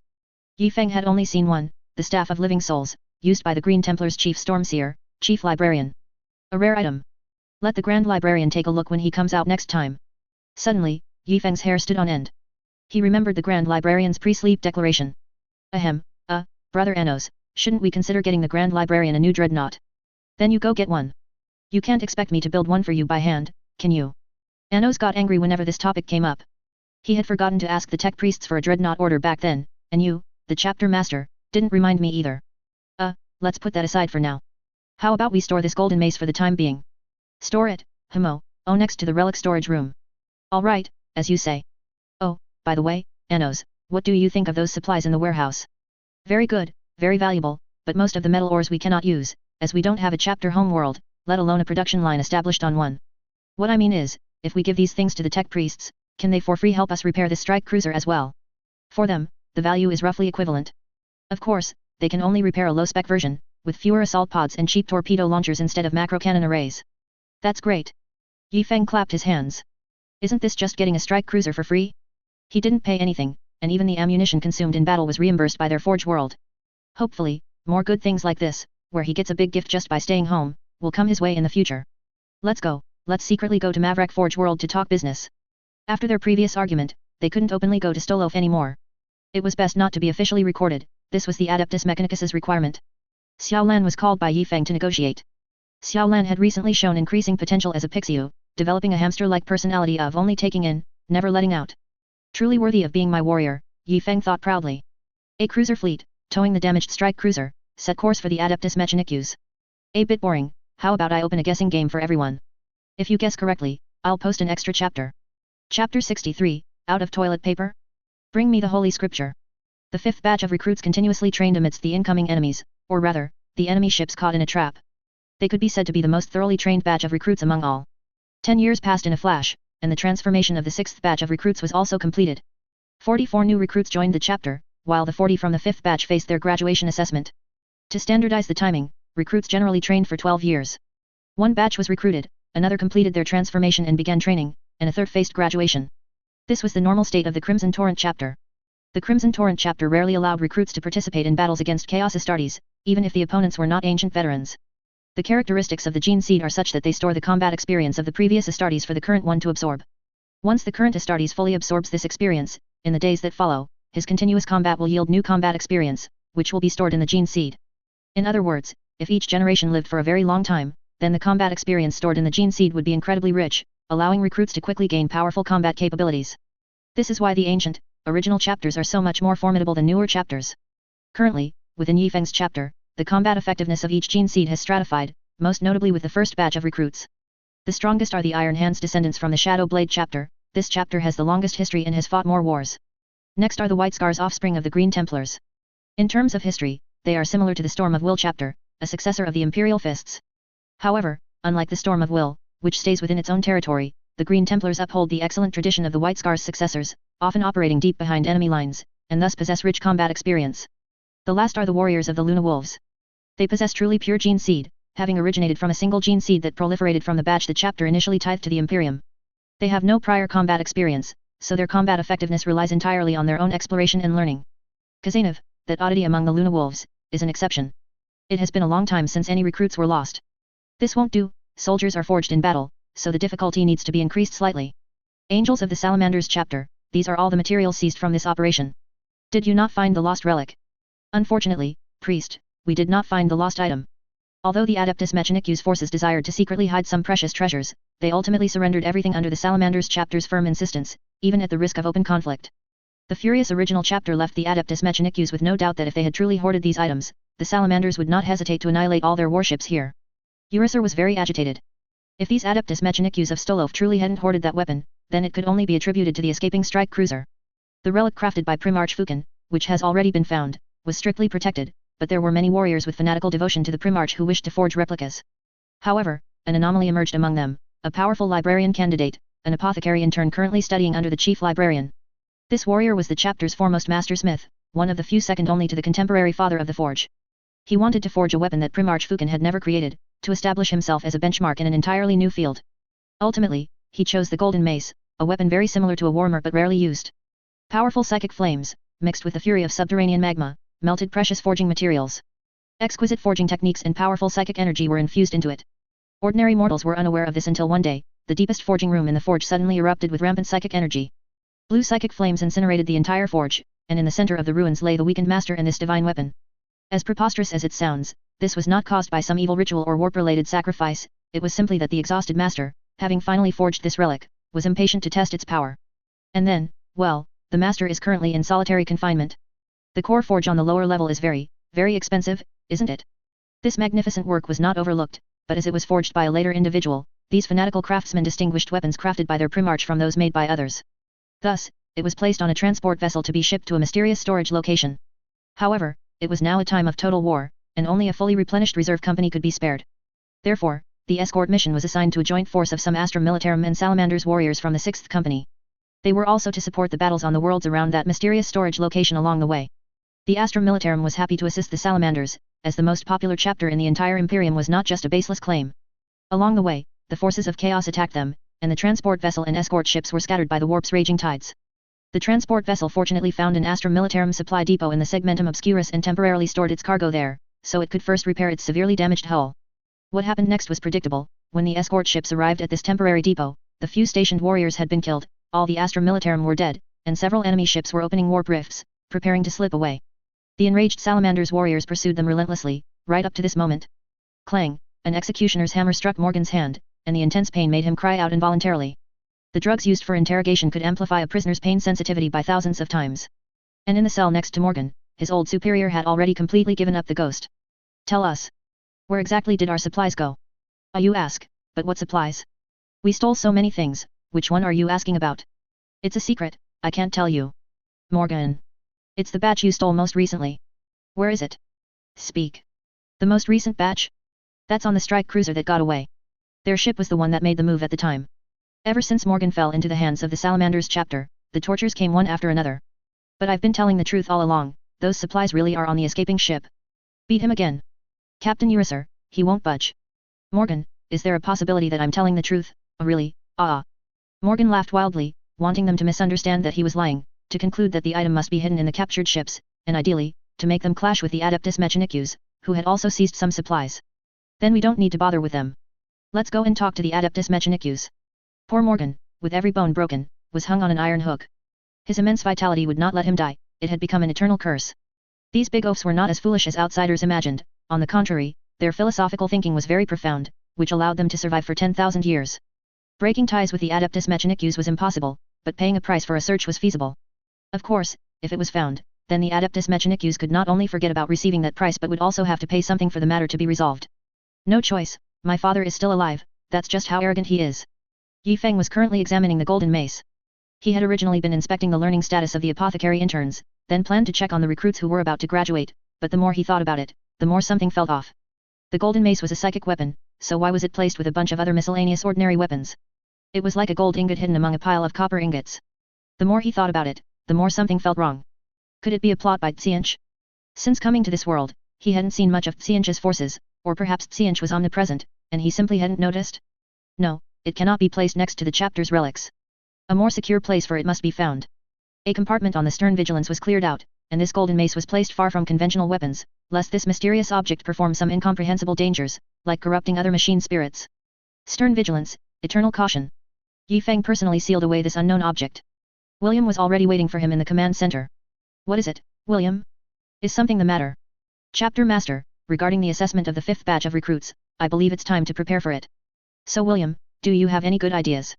Chapter Master, I hope that in the next major war, the recruits will fight like true Astartes, and only those who survive will be qualified for service. I understand your feelings, William, but at this stage, we won't have any major battles to fight. William meant wars on a 100-man scale, large-scale campaigns conducted with the Astra Militarum and mortal forces. In Yi Feng's view, if it didn't involve over 1,000 Chaos Warriors, or the combined strength of 1 or 2 chapters, could it even be considered a major battle? William, if it really comes down to it, why don't we mobilize the Astartes who have already graduated for an exercise? You can be the defenders, and we'll be the attackers. Exercises are uncommon in the Warhammer world. Firstly, with constant warfare, what need is there for exercises? Surviving 2 battles makes one an elite veteran. Secondly, the simulated equipment used in exercises is not cheap, it's better to just build real ones. Chapter Master, the power and scale of these weapons seem difficult to control. That's true. A power sword is fine if you don't press the activation switch, but how do you simulate a bolter? Then let's implement a survival system. Starting today, all recruit assessments for the Crimson Torrent will be changed to a survival system. Survival system? Chapter Master, please clarify. All recruits will graduate on time and undergo the armoring ceremony, but they will not be counted among the serving warriors. Let's call them the 11th Company. They will operate alongside the veterans in the next war, and only those who survive the war will be considered graduated. Those who earn battle honors can be given priority for promotion to squad leader or captain in the future. In a roundabout way, Yi Feng's chapter warriors once again had a group of temporary, unlisted personnel who were not counted as combatants. Now it was a rebellion, not a full rebellion, but crushing the ecclesiarchy and remaining loyal to the emperor. When the time comes, I'll trick a few Space Wolves chapter members into joining, and then let's see what you dare to say. The Inquisition will be obliterated by them. The Wolf Guard really almost stormed the Inquisition and wiped them out back then, but they were stopped. Of course, the deeds of these muscular wolves go beyond that. Back then, the Space Wolves and the Imperial Guard fought against demons together.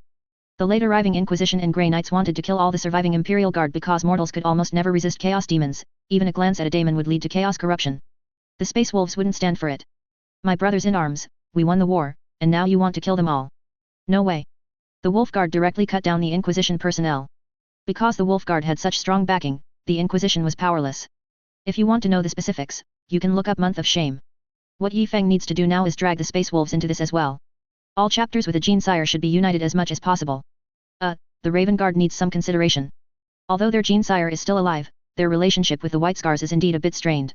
William thought it was not entirely appropriate. This idea was clearly a good choice, but performing the armor-donning ceremony before the final recruit assessment would greatly diminish the importance and sense of honor of the ceremony. Yi Feng's answer to this question was, honor. Honor is earned through battle. Only the blood and heads of chaos traders or other enemies can bring you respect and honor. Alright, you're the chapter master, you call the shots. As for the declining importance of the armor-donning ceremony, couldn't we just hold another ceremony? After a major battle, let all the surviving soldiers of the 11th Company participate in a grand ceremony, holding a celebration feast, a memorial service, and a recruit promotion ceremony all at once. Later, Yi Feng would regret this decision, which originally seemed to be about saving some banquet money. Of course, the chefs also regarded this banquet as their own promotion ceremony, only by perfectly handling a banquet of this scale could they prove themselves to be independent chefs. What? Chapter tradition? I am the first chapter master. Whatever I say, that is tradition. William finally felt relieved and left the command room. Yi Feng had already started considering the situation when the chapter's main force would leave here. Should he take the 120 Astartes stationed on the planet with him or not? Yi Feng also felt that having too many people was a waste of combat power. Leaving a garrison was absolutely necessary, it was just a matter of numbers. For 10,000 years, the Imperium had proven this with blood and fire. For 10 millennia, all counter-offensive crusades were only concerned with the immediate battle for the navy and chapters. No one cared about the reconstruction of the recaptured worlds. There were no longer builders like Guilliman, who conquered the 500 worlds of the Ultima Segmentum, securing stable governance after conquest and becoming cogs in the war machine for continued crusades. Imagine a desolate world, people wailing in chaos, blood flowing, staining the desert red. Hive cities are filled with human limbs arranged in blasphemous sacrificial patterns. Warp demons are summoned to revel in human suffering. Imperial forces arrive, their artillery indiscriminately covering both enemies and refugees. You are fortunate to survive, and then you face the purge of the Grey Knights, who will kill anyone who sees them, and Imperial artillery that will most likely land on your head. The world is recaptured, and you cheer. You have no food, no water, no possessions, only the rags on your back. But everyone is happy, everyone thinks the suffering is finally over, and that the future will be better. But you are too naive. The Imperial fleet and Astartes depart, their records filled with glory and victory, but your world is shattered, unmanaged. People gather in groups, only by joining gangs and brotherhoods can they survive. There's little food, few people know how to repair and operate those massive machines, there are no production personnel, and people gather to live by looting. Theft, death, and fear have not left you. The remaining high-ranking officials try to contact the Imperium, but replies to astropathic messages often take hundreds of years. You will never live to see them. To survive, you join scavenging teams organized by nobles, cleaning up billions of corpses, stripping useful items from them, and turning them into the nobles in exchange for their stored food. You are often beaten. Gangs, seeing you found something good or exchanged for more food, immediately rush up to punch and kick you, stealing everything you have, even right next to the nobles' exchange point. The nobles, by trading valuable items found by scavengers with other planets, were the first to acquire large amounts of supplies, but they first armed themselves, arming themselves to the point where no one dared to resist them. No one cares if you live or die, and you are barely clinging to life. Why is my life so miserable? You know thinking this is meaningless, but you can't help but ponder it. Suddenly one day, someone you scavenge with finds you and tells you that if you follow his method, you can receive a mysterious blessing that will keep you from being hungry. Not hungry? Isn't that a Adeptus Mechanicus modification? It can't be that simple. You didn't believe him and continued your daily life of beatings, scavenging, and hunger. But one day, that brother was ahead of you in line to exchange for food. He exchanged a lot, and the gang quickly surrounded him. Unexpectedly, he single-handedly drove off the entire gang. You were shocked and decided to use some food to ask him how he did it. He led you to their secret base, which was very secluded. The people gathered there all had reddish-brown skin to varying degrees. He told you, go kill a strong person, bring their head, and you will receive the blessing of not being hungry and great power. You couldn't understand why killing someone would make you not hungry, but you had no choice. Your last bit of food had already been given to that strong brother. You walked hunched over the street like a zombie, unable to even stand straight. You were tired and found a corner to rest. Suddenly, you heard a familiar sound. You peered into the alley. You saw those few gang thugs who often loitered by the noble's exchange point, respectfully returning the stolen food to the noble's servant in charge of distribution. Rage filled your body. With unknown strength, you picked up a spiked stick from the street. Such trash was everywhere. The gang members left from the other side. The fat and strong noble servant, carrying the food, walked towards you, muttering insults about you scavengers. As if possessed, you abandoned the idea of a sneak attack. You stood at the alley entrance, clutching the stick. The sound of food rustling in the bag was so pleasant. If only that voice yelling "Scum, get out" would disappear. You swung the stick hard at the strong servant. With a simple kick, he sent you flying several meters. A thick glob of spit landed on your face. The strong servant contemptuously stepped on your arm and walked away. Excruciating pain shot through your arm, the bone must have been broken. But you thought of the agony of extreme hunger, and compared to that, this was nothing. You fiercely grabbed the enemy's foot and pulled hard. The bastard fell face first. You lowly ant, how dare you do that? Before he could finish his curses, power surged into you from the boundless void. You swung the thick stick with all your might, smashing it hard onto the bastard's head. White and red mixed together, almost defiling the beautiful food. Following your brother's words, you took off the servant's head. You didn't know if the smashed head would be useful. You picked up the bag of food. The heavy bag contained enough food to sustain several people for 3 days. Many people followed you, coveting what was in your bag, yet fearing the bloody head of a noble servant you held in your hand. Just as the gangs were about to make a move, your brother arrived with his people. They happily welcomed you, then beat those who intended mischief until their heads bled. You staggered along with everyone, returning to the secret stronghold. Without much consciousness, you didn't know what you were doing. You did as they did. A strange, glowing red crack opened, and a peculiar light shone on you. You were truly not hungry anymore, but it would only last a few days. Bring another head, and I can receive more blessings. The strange light filled you with strength and ferocity. Go kill a stronger person, and I can gain even greater power. The Qing cult once again dominated this world, and the world once again plunged into war, a cycle that continued endlessly. Most crusades end in immediate betrayal or betrayal years later. The Astartes must participate in governance. Countless examples have proven that even those at the pinnacle of humanity struggle to efficiently manage a single planet, let alone a devastated world in need of reconstruction. Now, one wrong step for Yi Feng could lead him down the same path as Huron. He must absolutely not resist taxes like Huron. As long as he actively paid taxes, he could continue to argue with imperial personnel based on the emperor's own declaration during the Great Crusade that Genesires and their legions could govern the territories they conquered. The Codex Astartes should be thrown in the toilet and used as toilet paper. Here's a guess, whoever can guess where the next war will happen, I'll post another chapter. Each person can only choose one guess, please post your guess in the comments for this sentence, nowhere else. Chapter 64, The Big One. Within a vast, specialized area of the Forge world, there were cultivation bases entirely dedicated to Astartes modification organs. The Adeptus Mechanicus poured most of its biological production capacity into this. Today, the first 200 sets of biological organs will be delivered to the Crimson Torrent chapter. Under Yi Feng's suggestion, the organ output for the initial few modification surgeries will increase in the future. This is because the biological organs for the first few rounds of surgery were used up during the modification process, but some individuals died before reaching the later stages of modification, resulting in a surplus of biological organs for subsequent surgeries. A new strike cruiser, requiring a patched version, was delivered to the docks. It was rare for the Crimson Torrent chapter to pay sufficient compensation this time, and the Adeptus Mechanicus wouldn't mind taking on this order. Now, it just depended on how well those apothecary interns were learning. The chief apothecary had provided specialized training for these individuals, with each person responsible for learning 2 to 3 surgeries. When modifying recruits, they only needed to handle their respective tasks. 10 years. Just to practice these few surgeries that each person had to perform. Even if you were Yi Feng, you should have learned by now. The chapter withdrew, the planet lowered its psychic signature brightness, and the warriors went to another planet for recruitment, which was one of the homeworlds of the second batch of recruits. Scaria wept bitterly, heartbroken. Don't leave. How will we live without you? Isn't it just recruitment? We'll give you people, we'll voluntarily be your home world, just don't leave, woo woo woo. Yi Feng, no, I must spread the bounty evenly. There was an Astra Militarum force here that had been stationary for a long time, like the planetary defense forces, with enough defensive power to delay until Yi Feng's main forces arrived. Recruitment was entirely entrusted to Nian Ci Jin. Although he didn't understand why the chapter master insisted on sending him, he still felt a great sense of trust. The chapter master has entrusted the future of the chapter to me to choose. A sense of responsibility and mission immediately filled Nian Ci Jin's heart, he would certainly live up to the trust. Didn't expect that, did you? The correct answer is, in the ocean, he. Priest, are you sure modifications can be carried out here? We've only explored the biology of this planet down to 5,000 meters deep. It's hard to guarantee there isn't anything strange existing further down. It's fine. You're still too young, and your inexperience leads to excessive caution. This is an entirely oceanic world. Generally, exploring 2,000 meters is enough to understand the entire ecosystem. We're building farms in the upper part of the ocean, which won't significantly affect the biological communities below. Father Mapuz paused, adopting the demeanor of an elder instructing a junior. The deep-sea organisms are already in a near-dark environment. Our blocking a little light won't affect the deep sea. At the same time, we can build and explore simultaneously. Moreover, no organisms have been found below 3 kilometers. An unknown planet, an excellent oceanic agricultural world resource point previously identified by Stolof's Adeptus Mechanicus in cooperation with Yifeng's exploration. This planet was extremely massive, 1.5 times the diameter of Terra, but its gravity was almost the same. This was due to the presence of a large amount of liquid water, resulting in a large planetary diameter but low density. This also meant that the oceans of this planet were extremely deep. The azure sea water and the azure sky merged, with white waves dancing gracefully across this vast stage everywhere.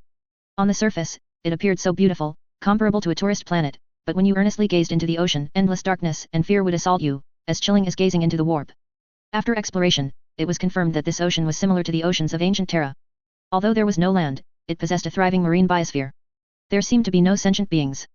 Of course, the Adeptus Mechanicus's definition of sentient beings at least included those capable of constructing buildings. Similar to the ancient Terran dinosaur-era oceans, there were many large carnivorous fish here, if they could even be defined as fish. Because this planet's evolutionary history was completely different from the stable Terra, this planet had no satellites, and no giant planets outside to block matter flying in from space. Therefore, this ocean planet was often struck by asteroids and similar celestial bodies. Although the ocean could provide excellent cushioning, the cost was global-scale tsunamis, which would then collide on the other side of the planet. The vast amount of splashed water resources would lead to continuous rainfall for many years afterward. Due to the absence of satellites, the planet's tides were relatively stable with changes in rotation. This led to the evolution of two survival strategies for organisms, as well as a group of not-so-normal species. One mainstream group consisted of aquatic organisms living in some surface waters. They were light-bodied and could even fly briefly to escape predators. During those doomsday-level tsunamis, they could use their light bodies to reach the crest of the tsunami, then with a powerful flick of their tails, leap from the tsunami into the air, avoiding these deadly dangers. These organisms were mostly in the middle of the food chain, generally eating planktonic microorganisms or small marine organisms. Large organisms rarely came up to feed when they dived, so they lived fairly well. Another strategy was to frantically stack armor, and heavy armor at that. They generally lived in deeper waters. Their carapaces had hollow structures, like many empty small rooms within the carapace. Their carapaces themselves were incredibly hard and could withstand most attacks.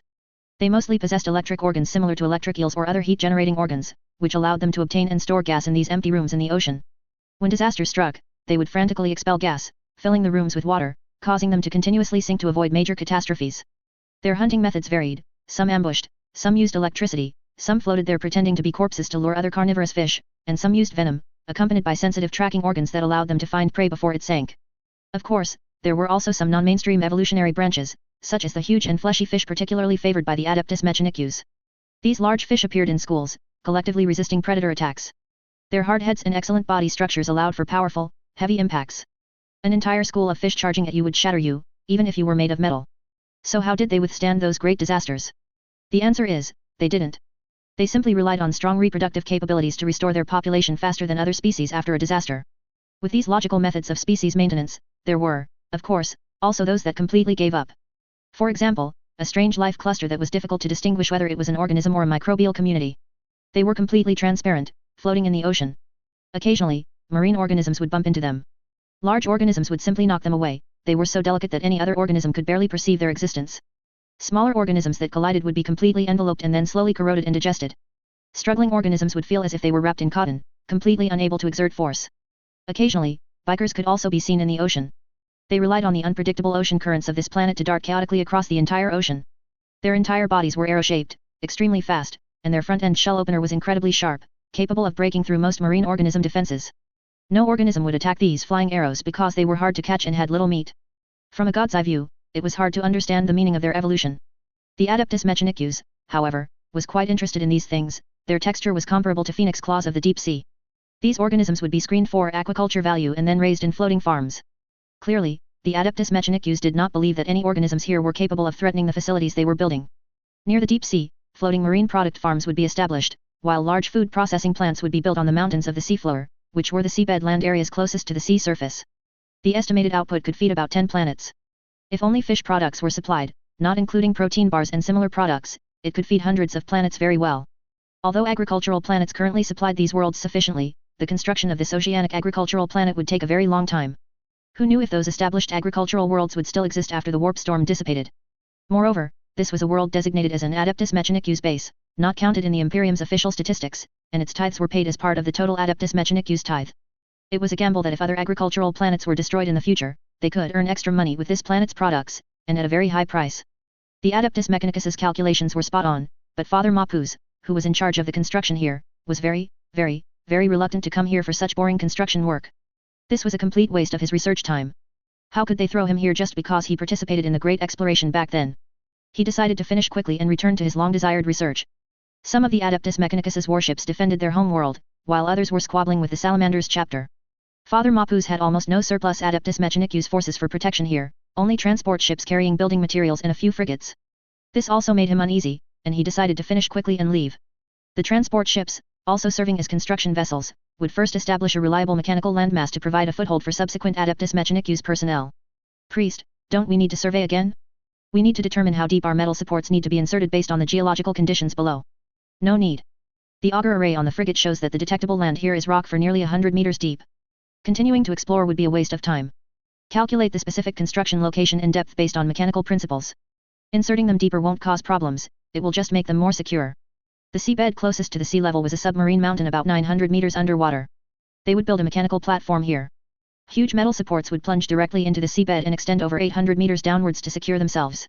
The platform would rise well above the sea surface to withstand small tsunamis. What? You ask what to do about large tsunamis caused by asteroid impacts? With the Adeptus Mechanicus present, how could such a large asteroid possibly strike? The Adeptus Mechanicus's second phase plan was to establish a space station here to serve as a transit hub for transporting marine products to other planets, while also undertaking planetary defense missions. Huge metal supports were assembled and plunged straight down, reaching the seabed in an instant. Then, the lowest part of the metal column expanded, revealing a giant powered drill for boring into the ground, and began drilling downwards.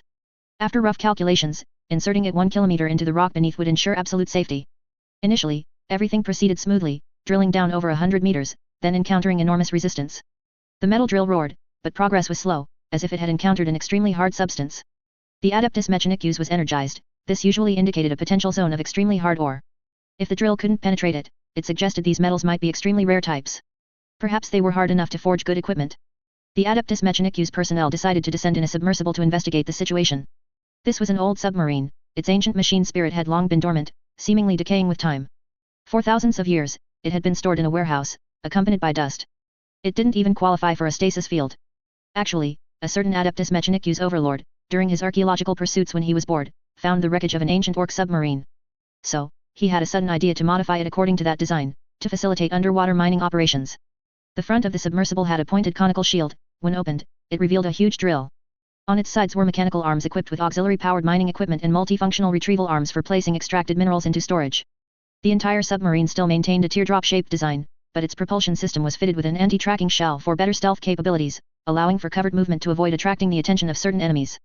However, just as the submersible entered the water, the entire ocean experienced a massive tremor. The seawater on the surface continuously jumped, some areas formed whirlpools sucking water downwards, while others erupted like geysers, spewing high columns of water. A colossal tsunami spread in all directions with no unified course. The previously fixed metal columns began to shake violently, then started to topple. The Adeptus Mechanicus submersible quickly moved away. Beneath the water, a massive shadow emerged. The Adeptus Mechanicus personnel were in a panic, thinking it was an underwater volcanic eruption, and fled in terror. No, absolutely not. A Leviathan-class monster, sleeping in the deep sea, was awakened by a large iron pillar plunging into its head. This giant marine overlord, over 10 kilometers long, angrily attacked the transport ship in the sky. It leaped out of the water, opening its kilometer-wide maw to bite at the low-flying transport ship. The transport ship didn't understand what was below, but one thing was clear, if they didn't flee now, they would die. But their actions were too late, the huge abyssal maw swallowed the lower half of the transport ship. Half of its engines, bitten off, violently exploded, turning the entire vessel into fireworks scattered across the sky. This Leviathan-class deep-sea behemoth was clearly uninterested in the remains of the ship and sank back to the seabed. What was that? It was tough on the teeth, had no meat, and tasted awful. What a terrible day, the last time this happened was when I was hit by a large rock. I'll swim deeper to sleep. Father Mapuz and the accompanying Adeptus Mechanicus personnel in the submersible were stunned. After sprinting several kilometers across the surface like skipping stones, they looked back to see a massive rock-like black object fly out of the water, then bite and explode the transport ship. From the recent video, this creature only showed what might or might not be a head, black and hard, with a rock-like shell and a massive maw featuring terrifying fangs. It must have a radius of 1 kilometer. Some teeth, nearly 100 meters long, had sheaths allowing them to retract neatly into corresponding grooves in the mouth. Alongside these massive fangs were smaller teeth several meters long, which filtered seawater like a sieve, leaving food to be consumed by some unknown organ inside the mouth. I'm dreaming, aren't I? I've been corrupted by the warp, haven't I? Oh, never mind that, am I just too tired and seeing hallucinations? Father Mapuz quickly called the frigate in space to retrieve them, it was too terrifying. Wait, Father Mapuz observed that the violent explosion of the transport ship was not without some gain. Several massive teeth were broken off and scattered across the ocean with the wreckage of the transport ship.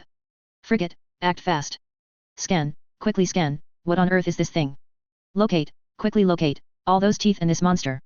Father Mapuz, the auger array shows it's continuously swimming into the deep sea, but the signal response, it's just ordinary rock. With our auger array's signal strength, we can only determine that its rock layer is at least 100 meters thick. Perhaps it has other means of concealment. The priest took a deep breath. What level of monster was this? Its size was almost larger than a battleship. We'll stick to the mainstream. Battleships are around 8 kilometers long, with special ones like Horus's flagship being 15 kilometers. No, enduring this only makes me angrier the more I think about it. Stepping back only makes me feel more wronged. I can't tolerate this. Pump water, call for backup. Yes, call for backup. Archbishop Frost nearly died of anger upon receiving the news. He sent you to build a base. If you couldn't build it, then don't. How dare you start without thoroughly exploring first? The Adeptus Mechanicus's warships were already stretched thin, and you pull this stunt. No ships, no personnel. Whatever the cost, either capture one for us to study a dead one is fine or bring me your own head, and it must be dead. The bishop already had a poor relationship with him and had coveted the priest's memories for a long time. Now, taking advantage of the situation, he issued an ultimatum: if he couldn't handle it, he would be expelled from the Adeptus Mechanicus. Father Mapuz was dumbfounded. What should he do? The only ones around who could help him were the Astartes, but that lord, who wouldn't lift a finger without profit, would surely demand a hefty price if called upon. Such a dilemma. Yi Feng stood in the chapter's grand lecture hall, or rather, the auditorium. They usually performed rituals of worship to the emperor here, but now times had changed. This was for ideological study. It had become a storytelling hall for recounting the emperor's deeds. The 6th batch of recruits had just emerged from their tanks, their future still bright. Yi Feng was there to guide them onto the correct path. Brothers, in other chapters, they would only call you brothers after you've endured recruit training and undergone the armoring ceremony. But not here. From the moment your modifications succeed, from the moment you participate in recruit selection, from the moment you are willing to support us and realize the Emperor's grand ambition of unifying the galaxy, we are the best of brothers. We gather here for different reasons. Some wish to resist those bastard invaders, those who seize our territories, slaughter our people, and plunder all our labor. We swear to eradicate them. Some come to realize the Emperor's grand ambition. They want all humanity across the galaxy to stand together, united, to make all enemies of humanity tremble in fear. Some wish to draw closer to the Emperor, a little closer, and then a little closer still. The greatest man in this world deserves our following and reverence. There are many, many other reasons, but we do not care. We are now united, inseparable like the closest of kin, sharing all experiences and knowledge like battle brothers. We are united under the banner of the Red Tide. We have all become the Emperor's strongest blades. Now, as chapter master, I ask you to promise me, never betray the people, never betray the Emperor, and never betray the grand ambition of liberating all humanity. Do you dare to shoulder this responsibility? Yes. The recruits below were excited. Even after various biological modifications, a man's original intention never changes. Grand ambitions that stir the blood are always a potent lure for men. Unifying the world after endless wars always awakens the fighting spirit etched into a man's gene seed. We must fight. We must fight the Xenos. We must fight those who betray us. We must fight those who hinder us from liberating the entire galaxy. We will fight ceaselessly, until complete victory. Battle brothers, we stand together, with the ardent expectations of countless people behind us. Can we disappoint them? No. Can we think of giving up halfway, then sit contentedly in a banquet hall, allowing the people in other places to continue suffering? No. Can we fear death, retreat at the sight of a brother's demise, or forget our mission when faced with overwhelming enemies? No. Unite, brothers. No matter where you come from, no matter which gene seed you inherited, no matter where your future leads, do not forget the responsibility upon us. Go fight, pride of the people. Go fight, blades of the Emperor. Go fight, valiant champions of galactic liberation. The chapter held a solemn recruit swearing-in ceremony. This was the best recruit ceremony, planting a deep seed in their hearts. In the future, amidst all sorts of treacherous environments, in arduous positions, within enemy warships teeming with foes, they would recall these words and unleash a fighting spirit that would strike terror into their enemies. Yi Feng stood before the magnificent warship's observation window, gazing at the profound, boundless universe.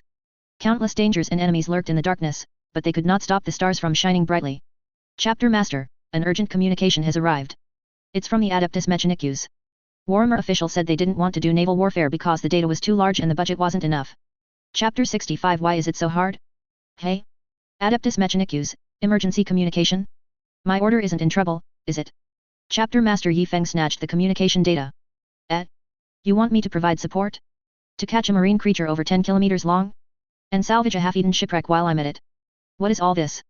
Chapter Master Yi Feng was utterly bewildered, especially by the line, "You can name your price for this, Father Mapuz." This left him perplexed. Is this a personal request? What he's asking me to do doesn't seem like something a normal mere Adeptus Mechanicus priest could propose. With a wave of his hand, he declared, "I'll take it." Stolov's recent research topics are quite flashy, this order sounds very interesting. Chapter Master Yi Feng selected 20 Astartes and the recruits who were about to graduate, nearly 60 individuals in total, intending to travel aboard 3 lunar-class cruiser formations to assist Father Mapu's underwater combat. How rare. Even I need to practice, this type of warfare isn't very common. These recruits, accustomed to boarding actions in space, were somewhat at a loss when they suddenly received news that they were going to fight underwater. Even the seasoned tech marine was surprised by the news. In his long service history, he hadn't fought many battles in the deep sea. Of everyone on the ship, the one with the most extensive experience in marine combat was likely the Night Lord in the prison, whose arms had been severed. They seemed to often choose to hide in the deep sea, especially when first infiltrating a new star system. The tech marine tried his best to relay the experiences he remembered to Chapter Master Yi Feng, then went to search for equipment suitable for underwater combat. These relics were rare. The Angels of Dawn had originally given them their worship, but it seemed the Angels of Dawn thought these items were completely unnecessary, so most of the marine combat equipment had been left behind. It was gathering dust in the warehouse. He wondered if the machine spirit would be angry. Don't die out there, Chapter Master. Chapter Master Yi Feng, please stop with these Kashevik-style blessings. 3 cruiser formations majestically set off for the unnamed star system. It wasn't that lunar-class cruisers couldn't carry Astartes, the Astra Militarum also had boarding forces, but those were proper, brick-shaped assault pods that could be deployed in multiple ways, including the most straightforward method of launching from a hangar. This was clearly not very suitable for Astartes combat methods, but this wasn't a space battle, so it wasn't a major concern. If we encounter enemies in the warp, then we'll just blast and run, leading them into the traps we've set up as usual on our new recruitment planet, and then gang up on them. Father Mapuz paced restlessly on his frigate. This was an old habit he'd had since his days as a Mechanicus apprentice. Whenever he encountered a problem he couldn't figure out, he'd start pacing, and the faster he paced, the more worried he became. In a sense, he was like the chief apothecary who, back in the day, would drag a small train and grind out tracks in place. The Adeptus Mechanicus fleet's second-in-command, who had been constantly advising Father Mapuz, now dared not say a word. It didn't matter how right you were before the incident, afterwards, you couldn't stab someone in the back, or it would easily create a mortal enmity. Adeptus Mechanicus of Stolov, can you hear me? Forward vessels, can you hear me? We are the Crimson Torrent chapter. I am Chapter Master Yi Feng. Repeat, I am Chapter Master Yi Feng. Respond if you hear me. Received. Please approach our position. The Adeptus Mechanicus frigate provided a tractor beam waypoint. The 3 cruiser formations fanned out in a triangle. The frigates proceeded to the vicinity of the Mandeville point far out in the star system, maintaining constant vigilance, ready to deal with any unexpected enemy incursions. The leaders of both sides met on Chapter Master Yi Feng's warship bridge. Ah, Father Mapuz, long time no see. You're becoming more and more mechanized, hey? Truly a success story. Father Mapuz had already grown accustomed to Chapter Master Yi Feng's way of speaking during the Great Exploration. Chapter Master Yi Feng, you jest. I've been quite troubled recently, and I'm very grateful for your willingness to help. Alright, no more pleasantries. Let's discuss our opponent and strategic objectives. Chapter Master Yi Feng, please look. A holographic projection assembled itself from several mechanical arms extending from behind Father Mapuz. It seemed the priest had not neglected to install new devices over the years. In the projection, a transport ship was rapidly ascending, but a colossal, terrifying monstrosity burst from the seabed.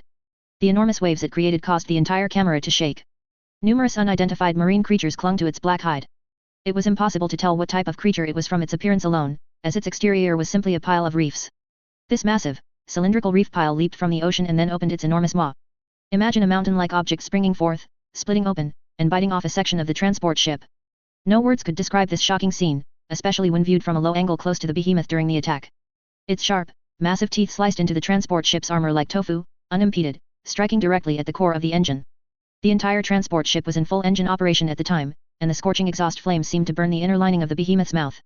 It exploded the warship, and several massive teeth, highlighted in bright red by the priest as one of the search targets, were ejected with the explosion. From the part of the behemoth that emerged from the ocean, it seemed this deep-sea overlord had not even fully revealed its head. After retracting the holographic projection, Father Mapuz opened the auger array image from the frigate's scan.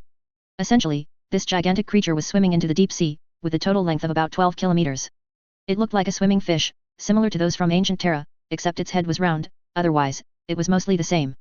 Its fins were quite long, about a kilometer, and while they seemed cute compared to its entire body, it was certain that current submersibles couldn't withstand a single flap from this little cute thing.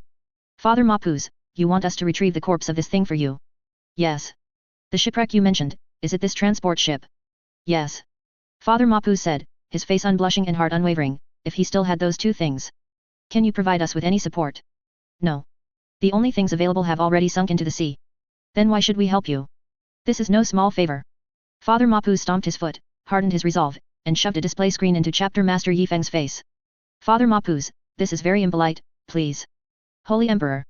Chapter Master Yi Feng almost blurted out his mother tongue. Alright, Father Mapuz, I'll try my best to help you. Do you mind if these corpses are a bit fragmented? If not, would scorched be acceptable? What does barely acceptable mean? Okay, I'll do my best. The Crimson Torrent chapter began its work, or more accurately, held a large meeting in the Grand Assembly Hall. Chapter Master Yi Feng organized all the Astartes and recruits to attend. The main problem now was, how do we defeat such a massive thing?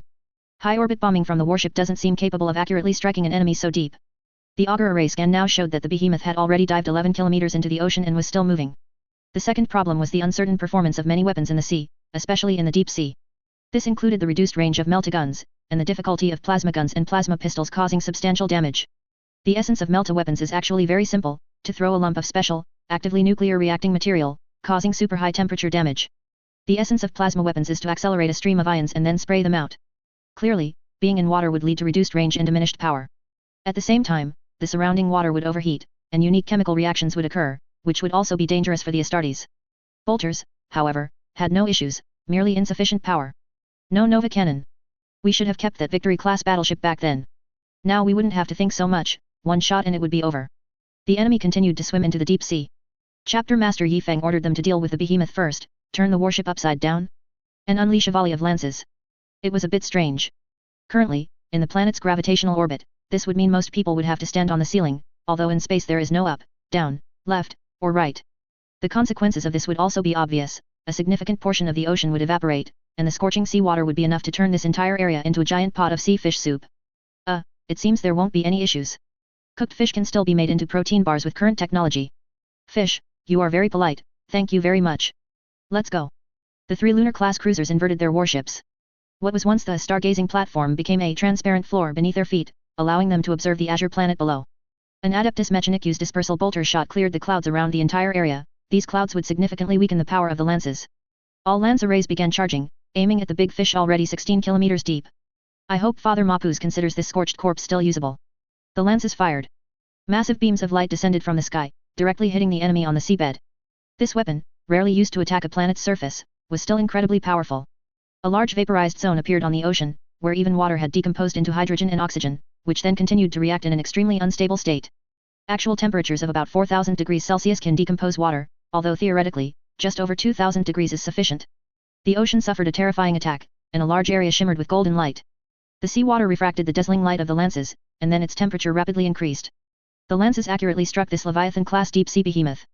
Although passing through a large amount of seawater caused the lances' power to diminish, this was a volley from 3 lunar-class cruisers.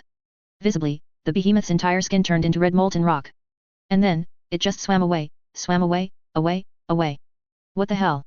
When other warships suffer this level of attack, their void shield would at least flicker a few times, but you just took it head-on with your body and even flicked your tail before swimming away.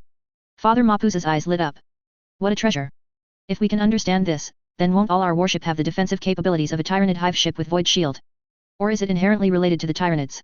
Not only that, the auger array's previous scans couldn't penetrate the monster's inner armor, which is also a significant technology worth studying. What a treasure.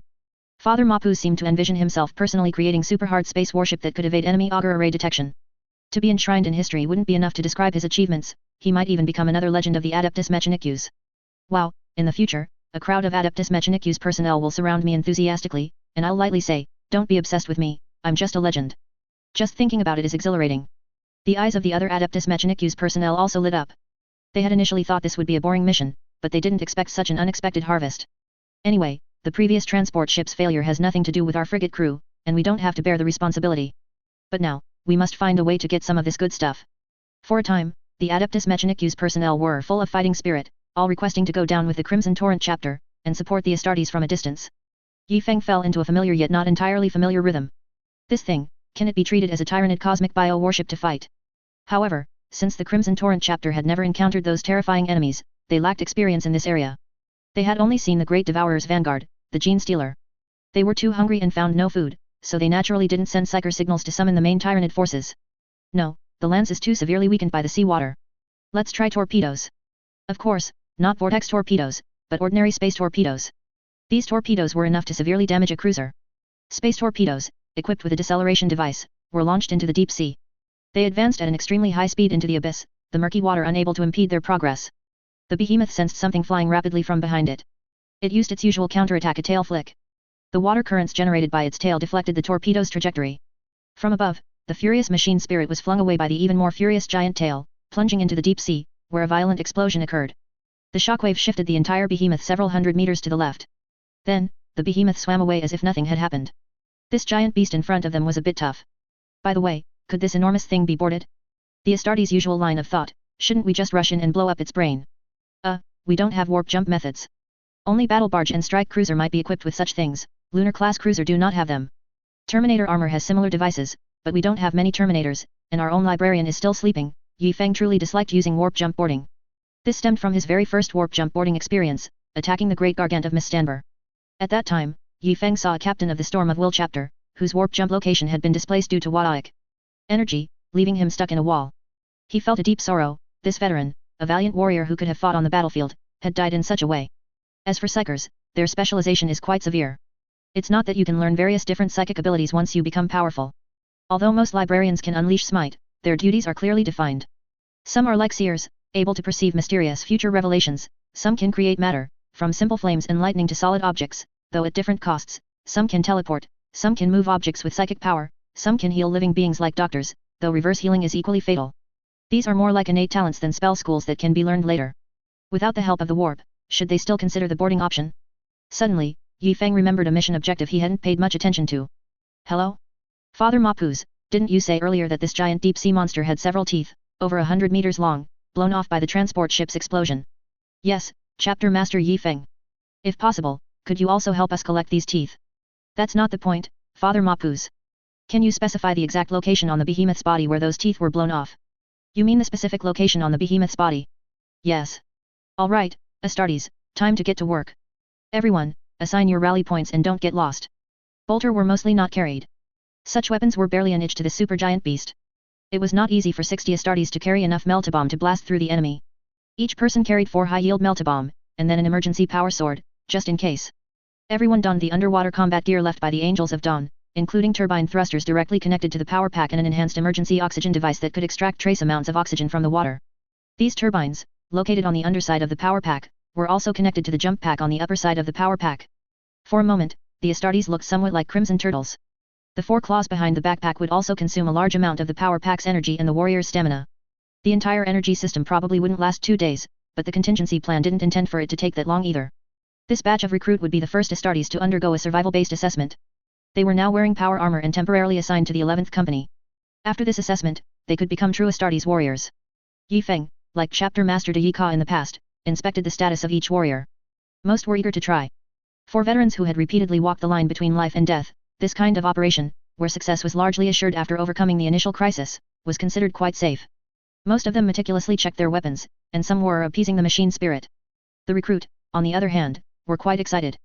This was their first battle in power armor, and they would remember this day forever. This day was their final assessment. This was a risky operation, but also a very good assault. The frigate daringly descended to a lower position, casting the shadow of its hull across the ocean to confuse the enemy. Lance fired continuously, attempting to provoke the giant deep-sea monster, to make it return to the surface as before, to bite off these warship like that unlucky transport ship. The intense attack finally enraged the enemy. I just wanted to sleep peacefully in the sea. What grudge do you have against me that you keep sending down big light pillars, one after another? I've been the overlord of the sea for so many years, when have I ever been bullied like this? This Leviathan-class beast realized that, over time, accumulating injuries could become attacks that threatened its life. The Astartes, divided into 3 teams, were carried in low-altitude flyers and would assault when the enemy approached. The decoy transport pod was deployed directly above the behemoth and was now firing fiercely. Its firepower could only inflict effective damage when close to the enemy. It had only one purpose, to correct the enemy's trajectory. This boarding operation was very dangerous. Even a slight deviation in the enemy's attack, for this behemoth, would be a catastrophic error for the Astartes. The behemoth was getting closer and closer to the water surface. A large volume of cannon fire began to strike its body, tearing open more and more cracks in its recently molten outer skin. It's finally starting to bleed. It's not invincible after all. Sitting in the low-altitude flyers, the warriors couldn't help but be nervous. Even if they were bitten squarely, they would perish. The enemy below had approached close enough. Torpedoes had already been launched. These were real torpedoes this time. These ancient weapons rapidly approached the enemy, their furious and enraged machine spirit controlling them as they roared towards the enemy. The behemoth swam upwards continuously, as if accumulating speed. Each glide of its kilometer-long fin created powerful ocean turbulence. Pia. Oh, dot. The torpedoes were instantly swatted away by its fin, and it was unknown where they would explode. Approaching the water surface, the frigate began to gain altitude and adjust its position.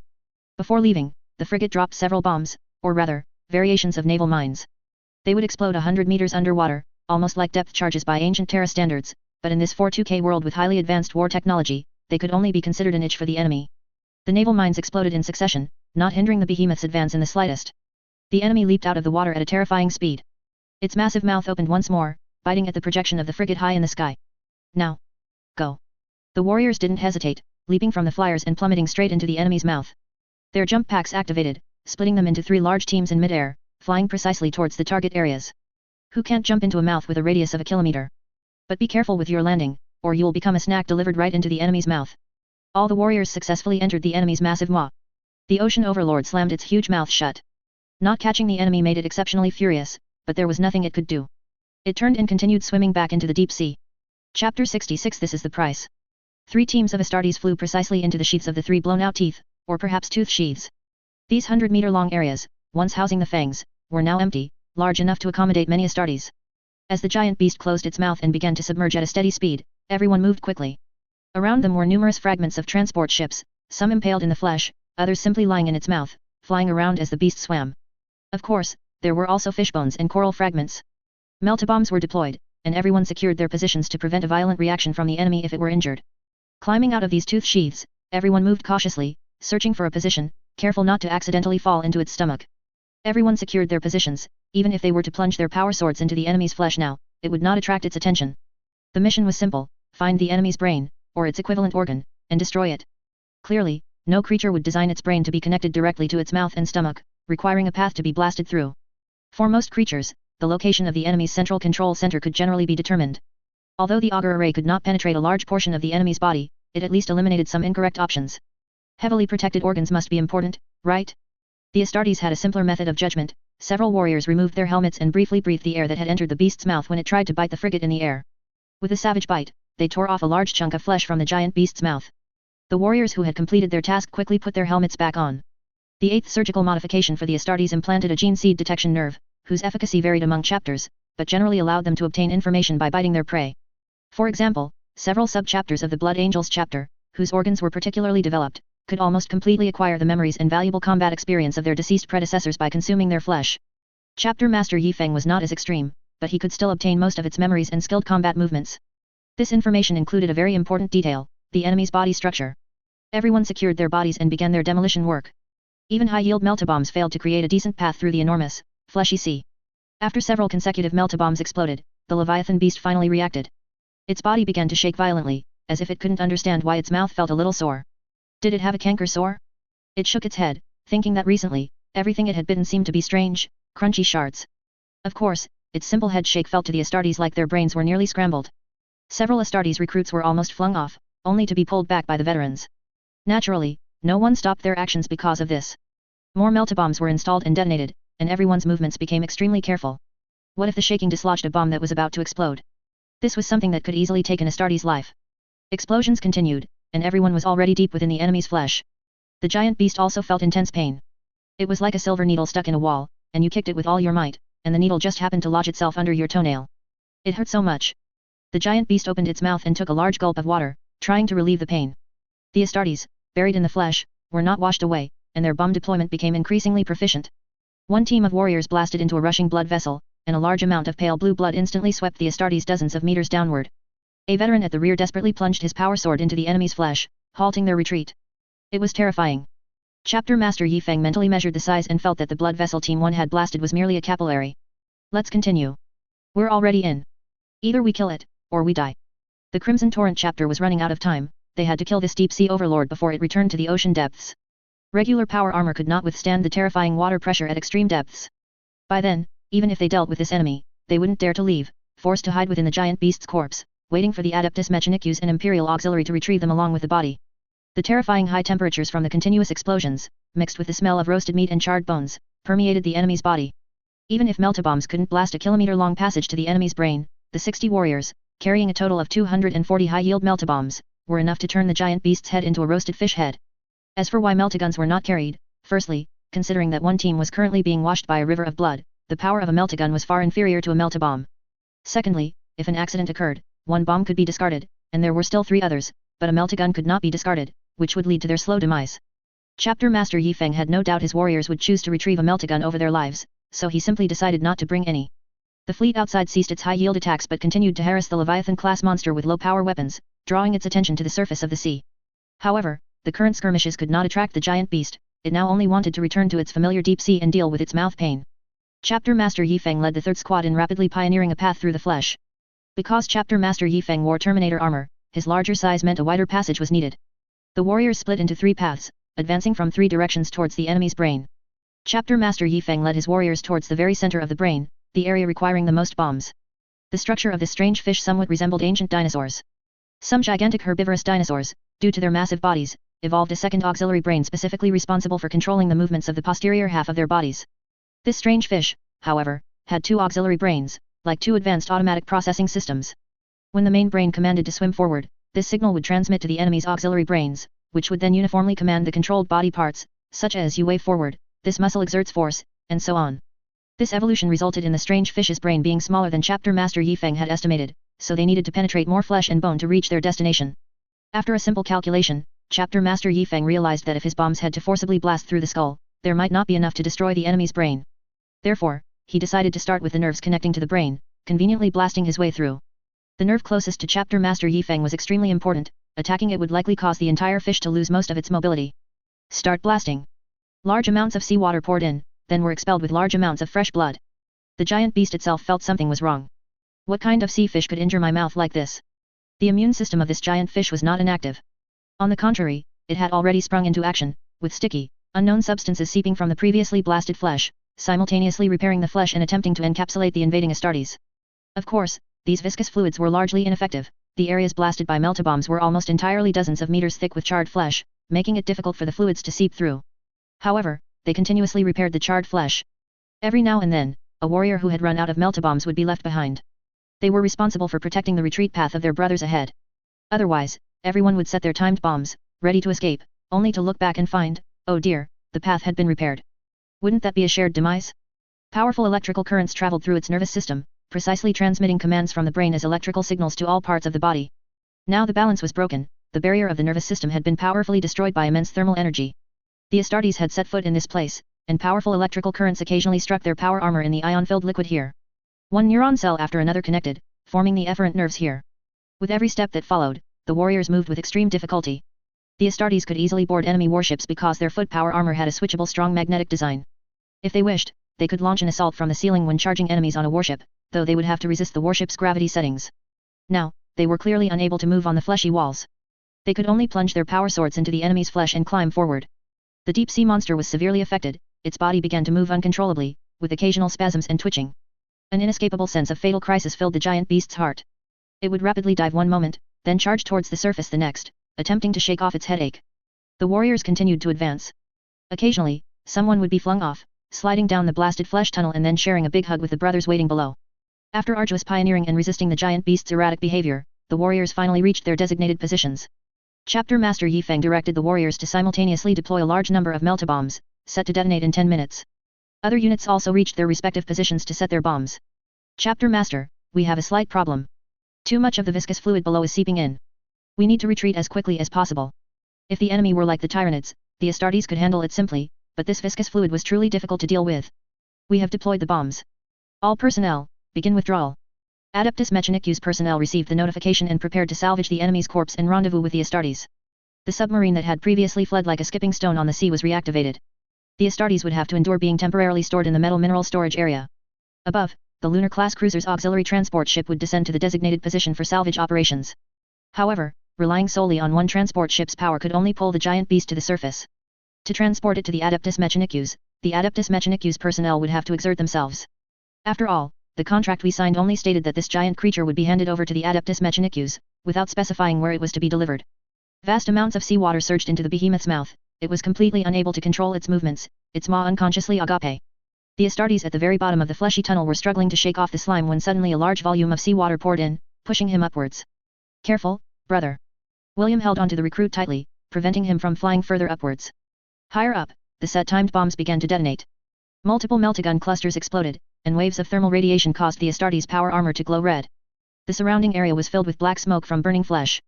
Then the seawater quickly receded. The strange currents and various whirlpools, large and small, carried away large amounts of flesh fragments and other peculiar objects. The Astartes held tightly to their power swords, which were plunged into the flesh. Chapter Master Yifeng felt like he was back in his childhood, playing hide and seek, and had hidden in a top-loading washing machine. When his mother, completely unaware, turned it on, Chapter Master Yifeng truly experienced the art of water. It was just a little nauseating. One recruit accidentally activated his power sword, and the power sword sliced through the flesh like tofu, carrying the recruit away with the seawater. Huge metal cables hooked the body of this deep-sea overlord, stopping its descent. The transport ship's engines then engaged at full power, pulling our beloved Astartes warriors up. Meanwhile, the brothers inside the behemoth were still suffering. For the water, the body was rising too quickly. The internal water pressure occasionally sprayed outwards due to being too high. Although the Astartes were completely submerged, they still resisted the enormous impact of the water current. Even a Primaris Astartes like Chapter Master Yifeng was using all his strength to resist the forces of nature. Counting from when the recruit transformation was completed. At 11, I, Chapter Master Yifeng, dueled Miss Stanber. At 12, I banished Kier Kram. At 28, I bombarded Nurgle cultists.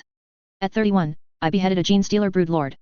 At 36, I fought in a chaotic battle with the Night Lords, then beat a Manta Ray, recruited Black Shields, and the Red Tide pacified 12 worlds. Now, at 83, I almost drowned in seawater. The massive body floated on the surface. The Astartes gradually climbed out of the behemoth's huge mouth. A few recruits were washed out by the seawater, but they were quick-witted, using their thrusters to swim directly to the top of the body, taking a free underwater elevator. Everyone's armor was gleaming, sparkling clean. Father Mapuz was overwhelmed with gratitude. Although Chapter Master Yifeng's asking price was truly high, the work was genuinely excellent. Chapter Master Yifeng was also very excited. After all this, Father Mapuz, you wouldn't dare not give me what you promised, would you?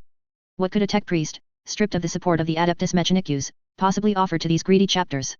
For these stingy individuals, however unwilling they were, they had to admit that among all their possessions, only the memory backup was worthy, yet it was also somewhat excessive, so both parties signed some confidential contracts. The memory of a tech priest. Although he himself believed it was completely incomparable to the subsequent research on this behemoth, for Chapter Master Yifeng and the Crimson Torrent chapter, it would be a huge supplement to their foundational knowledge. Every Adeptus Mechanicus personnel strives to acquire knowledge while deeply hiding his own. But without exception, anyone who can reach the position of priest has unique skills, not to mention a vast amount of knowledge. Chapter Master Yifeng rubbed his hands in excitement. Even if it's a mountain of hard drive data, I can clear out a lunar-class cruiser and bring it back to the Tech Marine. The contract must be executed quickly. Those teeth in the transport ship need to be recovered immediately. I can't wait. The priest is now dutifully sending people into the deep sea to investigate the conditions beneath the ocean, to see if these giant sea monsters have natural predators, or if even larger creatures lurk beneath the ocean. He awaited the results of the exploration. He wanted to know, if there were predators, how they managed to break through the hard defenses that even a lance couldn't shatter. He no longer cared about existing knowledge, he had given it to Chapter Master Yifeng. His future research would be the foundation of his livelihood, and he would use this research to earn the title of Archmagos. 3 lunar-class cruiser fleets set sail. They went to the designated location, found the priest's hidden memory backup, and then departed. Memory backups, the size of several rooms, were placed on the warship. Chapter Master Yifeng personally guarded them, while other Astartes warriors defended the exterior closely. There are no recruits now, they have passed the test, proving that they can complete their missions in any dangerous situation. They are now qualified Astartes. Eerie light permeated the warp, with demons frequently appearing in playful skirmishes, only to depart with a chuckle. 3 fleet formations traversed the warp, where time and space were chaotic, unaware of a terrifying gaze cast upon them. The fleet emerged from the warp, and as expected, the tight fleet guard of the star system was absent. A brand new strike cruiser appeared in the star system, docked at the space station, right next to our twin battle barge. It seemed that this was a ship that had survived brutal combat and retreated here, and it belonged to a loyal chapter of the Imperium. Wherever the Crimson Torrent is stationed, trap-like arrangements are made, including amplifying the intensity of psychic markers, even if it comes at a cost. This time, it attracted some difficult individuals. Gilliman's offspring, a successor chapter of the Ultramarines' third founding, the Emperor's Scythes. One might say this chapter is disloyal, but its origin was that it formed the 11th Company, violating the Codex Astartes, and was therefore broken off to establish a new chapter. One might say it is loyal, and that is also true. The chapter's emblem, 2 crossed scythes, commemorates the glory of its first chapter master, who, during the Ultramarines Legion era, led his warriors to defend an agricultural planet and protect its farmers. As far as Chapter Master Yifeng knew, there wasn't much information about this chapter. Chapter Master Yifeng remembered them from late-night story sessions primarily because of their strong will. Their chapter homeworld was invaded by the Tyranids, and their gene seed was corrupted. By the time they discovered this, it was too late. The chapter master immediately halted the transformation of new recruits, but many within the chapter felt the call of the Tyranid hive mind. They resisted, using cryostasis equipment, stasis fields, and appeals to the Emperor. They resisted with tenacious will. This continued until the first wave of Primaris Space Marines, dispatched by Guillemot after his awakening to aid various locations, arrived. The leader at the time entrusted the chapter's history and important equipment. In fact, only 3 sets of Terminator armor remained, all others had been destroyed in battle, to the Primaris Astartes. Once the chapter's future was entrusted to these uncorrupted warriors, all the veteran Astartes launched a one-way charge against the enemy. The Emperor's Scythes chapter then followed Guillemot to participate in the counter-offensive of the Indomitus Crusade. Now, their remaining forces were sitting in the Stern Vigilance's conference hall. Clearly, they were relieved that this sector was still under imperial rule and stable, yet they felt uncomfortable with this chapter's ancient philosophy and attitude towards the ecclesiarchy. The Red Tide strictly followed the chapter master's contingency plan. We are the recruit company, we know nothing, wait for the chapter master to return before discussing anything. Left with no choice, the Emperor's Scythes chapter could only resupply and recuperate here. They were very conflicted. According to the Codex Astartes written by Primarch Guillemot, Astartes are not to interfere in politics, and this chapter's actions were very borderline. Our chapter's response was that the Codex Astartes also doesn't state that the ecclesiarchy can rule planets, we are merely correctly upholding the local faith. The ecclesiarchy only began to rise and interfere in politics after the Codex Astartes was promulgated and Guillemot was critically wounded and placed in a stasis field. The Crimson Torrent chapter, an unrecorded chapter, completely denied its involvement in politics, as no officials with actual power were Astartes. A political commissar has no specific jurisdiction, in short, he can oversee everything. Subsequently, the Emperor's Scythes again questioned the chapter, arguing that the ecclesiarchy was the imperium of man's method of governance. However, Tech Marine Annos refuted them by stating that for matters not recorded in the Codex Astartes, they would adhere to the Emperor's commands, and he expounded upon the Emperor's philosophy. For a moment, the Emperor's Scythes were a bit unsure. Although they were a successor chapter, they had existed since the third founding. Their first chapter master was a figure from the Ultramarines Legion era, and their records were relatively complete and consistent with the history provided by the Crimson Torrent chapter. In their view, this violated the grave sins of Space Marines not interfering in politics and attacking friendly Imperial forces without cause. However, their claim that the ecclesiarchy had betrayed the Emperor was, strictly speaking, not wrong, it was just, who starts killing so openly? 23 Primaris Space Marines stayed here. Our chapter used its usual method to try and assimilate them, warmly inviting them to rest on the planet. They also witnessed the people's extraordinary fervor for the Astartes. Especially when everyone saw warriors as tall as Chapter Master Yi Feng, they became even more excited. There were no acts of prostration, but everyone bowed and cheered. All the Emperor's Scythes warriors were very unaccustomed to this, but they felt it improper to reject it. In a sense, these planets were vibrant human worlds that the Emperor would have loved to see when he was alive. After discussion, the Emperor's Scythes warriors decided to temporarily rest and await the return of their chapter master. Restoring themselves to peak condition was the best option. The strike cruiser was severely damaged, and for the time being, the Adeptus Mechanicus had no available slots for repairs. They could only seek assistance from the technical personnel on the Crimson Torrent chapter's warship. The warship received temporary emergency repairs, at least it wasn't leaking anymore. Chapter Master Yi Feng led the fleet back to the space station. As the saying goes, a friend from afar comes, and it's time to thoroughly mislead him. Chapter 67 Prophecy. Chapter Master Yi Feng's tall figure appeared at the end of the corridor. If he hadn't been wearing a standard set of Terminator armor, the Emperor's Scythes warriors might have even mistaken him for a custodian. Before Yi Feng appeared, everyone had speculated about the warrior's appearance. The idea that this mysterious chapter master was a space marine from the Great Crusade era, who had become lost in the warp and arrived in the present, was widely accepted by most. This was not an unprecedented event, in fact, it happened constantly. How else could someone repel a greater daemon of Qing if not for a battle-hardened chosen one of the Emperor? But no one expected him to be so avant-garde. The captain of this Emperor's Scythes unit, and the only firstborn or ascended among these 23 Primaris Space Marines, Captain Davrit, led his warriors forward to greet Chapter Master Yi Feng. Firstborn is the term for regular Astartes created before 42K, a distinction made to differentiate them from the Primaris warriors created by Call. Regular Astartes converted into Primaris Astartes are called promoted or ascended. Those directly created like Yi Feng have no specific designation. Welcome, brothers from afar. Please, have a seat. I apologize for being late, Yi Feng said first. It made no sense for guests to greet the host at the door. Hello, I am Captain Davrit of the 8th Company of the Emperor's Scythes chapter. After a brief exchange of pleasantries, both parties returned to their seats in the meeting hall. Chapter Master Yi Feng, your reputation truly precedes you. Even though we are in the segmentum obscurus, we have heard of your battles and those of your chapter against the forces of Qing. I wouldn't dare claim such a thing. The enemy's horns were already severed before they arrived, and 3 chapters combined forces to drive the already wounded Greater Daemon back into the warp. We were merely lucky. Damn the Dawn Angels chapter, why did they have to spread such rumors? Only the strong are qualified to speak of luck.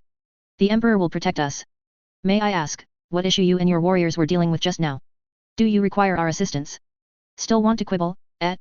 Fine, if you like to beat around the bush, we're certainly not in a hurry. It's nothing major. The Adeptus Mechanicus discovered a biological entity on an ocean planet, suspected to be a Tyranid hive ship. That's a significant issue. What were the results of the investigation? Nothing of concern, just some exceptionally large indigenous creatures. I even had a taste. The Astartes shared a knowing smile. Chapter Master Yi Feng, it's always better to be cautious. Our chapter once suffered immense losses due to a tyrannid invasion. I've heard about it, great warriors. Your unwavering resolve strikes fear into the enemies of the Imperium. I noticed your strike cruiser suffered heavy damage, I presume it retreated from a brutal battlefield. That's correct. Thanks to your chapter's assistance, we've just engaged in fierce combat with those traitors from the Thousand Suns in the Calixis sector. Unfortunately, the enemy had too many psychers, making it difficult for our librarian to cope, and our company suffered heavy losses. I understand. We once fought a joint operation with 3 chapters, and in the end, only 4 of us survived. Speaking of which, Chapter Master Yi Feng, there's something I don't understand, and I hope you can enlighten me. Since our brother has doubts, we will naturally speak openly and without reservation. Why have you expelled and executed all ecclesiarchy personnel here? This is the foundation of the Imperium. Yi Feng took a sip of tea like an old cotter, smacking his lips. The foundation of the Imperium has nothing to do with the ecclesiarchy. The foundation of the Imperium lies with the great Emperor. We are all the Emperor's blades, striking where the Emperor commands us to strike. Your chapter's history is ancient, its first warriors can even be traced back to the Great Crusade era. Surely you know about the word-bearers kneeling to you and the Emperor in the ruins of the Perfect City, don't you? Chapter Master Yi Feng speaks the truth. Davrit paused, clearly trying to adjust his tone, but times have changed. The Imperium now needs the faith of the ecclesiarchy to ensure the loyalty of the people. Ha ha ha ha ha ha ha, Captain Davrit, do you even hear yourself? Look at every enemy counterattack, which one wasn't caused by chaos corrupting those so-called loyal worlds? Which one wasn't due to their spies gathering complete intelligence while you remained in the dark until the arrival of the chaos forces? Do you still think the ecclesiarchy's religious indoctrination is effective? But you have to admit, Chapter Master Yi Feng, most living saints come from those who devoutly believe in the Emperor, and among them, most living saints are battle sisters of the ecclesiarchy. You're absolutely right, Captain Davrit. The Emperor responds to those who deeply call upon him. However, look at all the revelations the Emperor has given to living saints, whether through dreams or other means. How many of them advocate for the vigorous development of religion? It seemed to make sense. The revelations living saints received were either about going to fight somewhere or deciding which side to help in a conflict. Many of their decisions also seemed to only consider loyalty to the Emperor and other unknown choices. Captain Davrit, if the people lack the ability to distinguish between loyalty to the Emperor and loyalty to the ecclesiarchy, then we should offer assistance. You know very well that the Emperor advocated for reason. Even if ecclesiarchy personnel were spouting nonsense, there were plenty of Astartes who didn't believe in the ecclesiarchy. Some ancient successor chapters, like those from the second and third foundings, and their parent chapters, all had many members who believed in the imperial truth. However, Chapter Master Yi Feng, with all due respect, your blatant actions could be considered rebellion. At the very least, attacking loyal personnel without cause is a valid charge. That's incorrect. I am very loyal to the Emperor, happy to pay tithes, and perfectly willing to blast any inquisitor who comes looking for trouble with macro cannons. Let me ask you a question, what would you typically do according to standard procedure? Initiate an investigation, demand the Adeptus Astartes chapter bring you back to the core regions of the Imperium of Man for a trial to determine guilt or innocence. Do you think there's leisure to launch an investigation now, or that any chapter has the time to spare to manage me? War always ends. Yes, I hope by then those useless High Lord can remember these frontier regions. Oh, my apologies, son of Jagatai Khan, I speak rather directly. Please don't take it to heart. Also, all White Scars do not believe the Emperor is a god, and many among you sons of Guilliman don't believe either. No need to argue, it's a fact. The warriors of the Emperor's Scythes chapter were enraged, especially by the chapter master's attitude. The Crimson Torrent chapter, apart from paying tithes and not exceeding 1,000 personnel, was already very similar to Huron. Huron, the Pirate King, simply put, was a leader in a crucial imperial war zone like the Maelstrom Zone. He claimed that with such limited personnel and resources, he found it difficult to defend. The Imperium responded that even the landlord had no surplus grain, so he should make do. Huron responded by increasing the number of Astartes, violently resisting tithes, and collecting resources to bolster his forces, transforming the Maelstrom Zone into a powerful military region. Once the Maelstrom Zone stabilized, the Imperium became displeased and sent people to investigate, wondering why taxes weren't being collected. Friction accumulated over time, and Huron was forced into rebellion. After a few battles, he pledged allegiance to Chaos. Currently, the two major Chaos factions are, those who joined Chaos during the Legion era are mostly under Abaddon's Black Legion, while those who betrayed the Imperium during the Chapter era for various reasons are mostly Red Corsairs under Pirate King Huron. After conversing with Yi Feng for a while, the 23 Primaris Space Marines returned to their own warship to discuss something. The sole surviving librarian of the Emperor's Scythes Company, Sisyphus, remained silent for a very long time. It wasn't that he didn't want to speak, but rather that he was immersed in a psychic vision of prophecy. As we mentioned before, psychers are almost classified by their ability factions.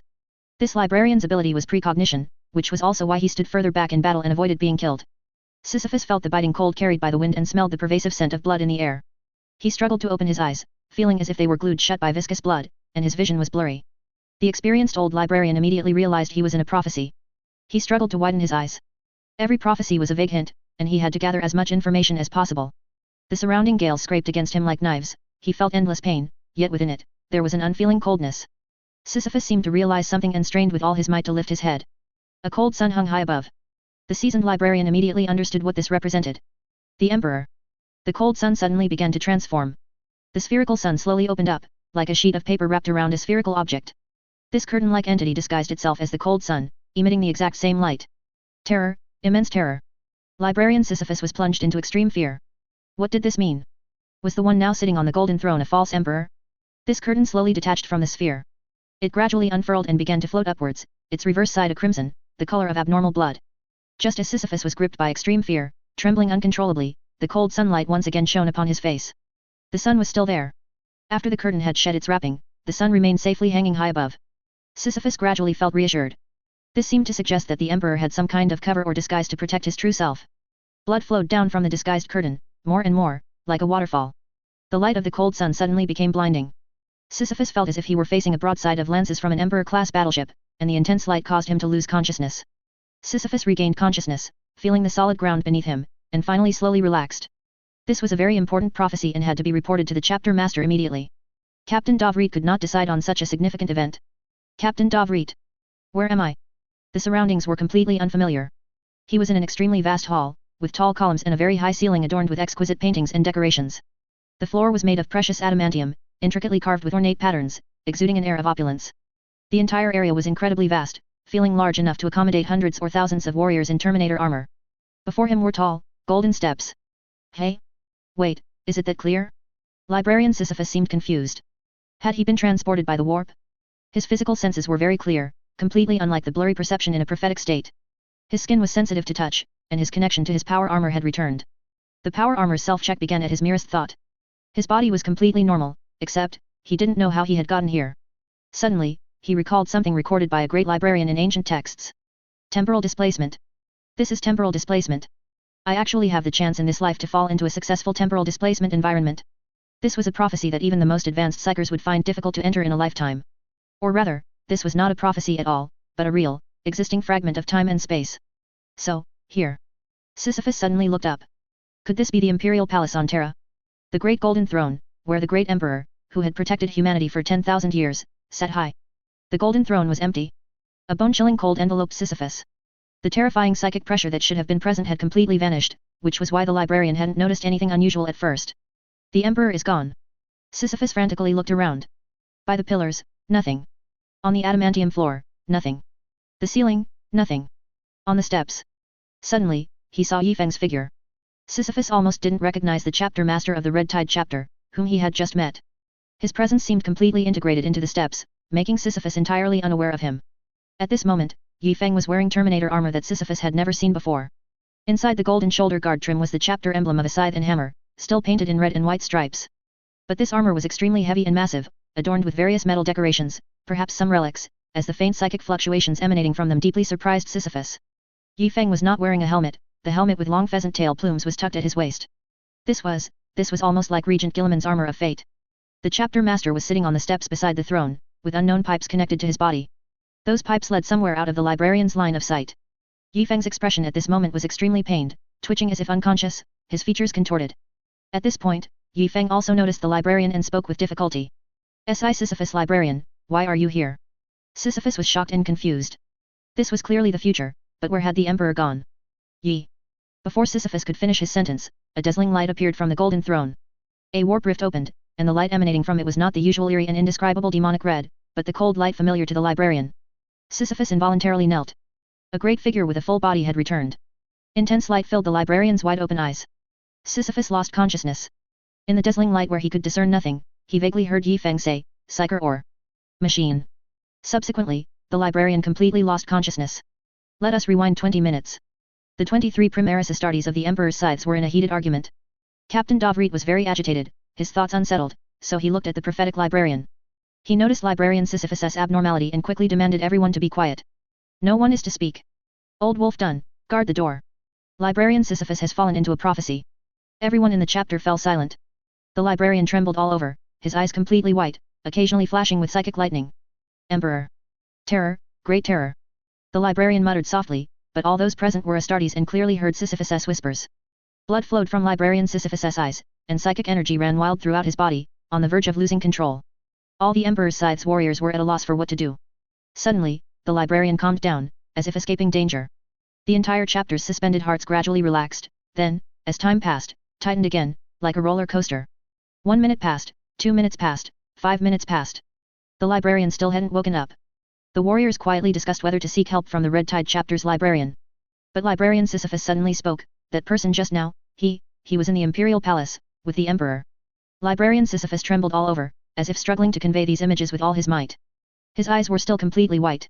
He hadn't woken from the prophetic state, but he shouted these words loudly and as if roaring. This was astonishing news. If meeting Guilliman was somewhat possible, meeting the Emperor was a terrifying scenario. The Emperor had been seated on the Golden Throne for a long time. The truly wicked would not be brought before the Emperor. Only those commanders who had led apocalyptic battles and emerged victorious, those who had achieved unparalleled merits, might have an audience with the Emperor. Captain Davrit knelt beside the librarian, unsure what to do, only able to make him lie as comfortably as possible. No, that was the living Emperor. The librarian stopped. He was covered in blood, his body scarred. But everyone's attention was not on the librarian. Living? Emperor? Everyone refused to believe it was true. It must be the erosion of chaos demons, it must be those evil warp creatures disguised as the Emperor who had corrupted their librarian, it must be a conspiracy of the Thousand Suns and Tsianch, and they deserved to die 10,000 deaths. But, what if it was true? All the warriors dared not imagine, but their minds uncontrollably slid towards this sliver of possibility. This prophecy was so outrageous that everyone thought it must be wrong. Librarian Sisyphus woke up and said in a faint voice, I saw a prophecy, an unprecedented prophecy. He tremblingly raised his blood-stained arm and grabbed Captain Davrit. Captain, be cautious, be cautious. I can feel that it doesn't seem fake. Yi Feng Ha is the key person. I understand, brother Sisyphus. Rest well. We will discuss it when you recover. Sisyphus was helped away for careful attention, but the atmosphere on site became even more oppressive.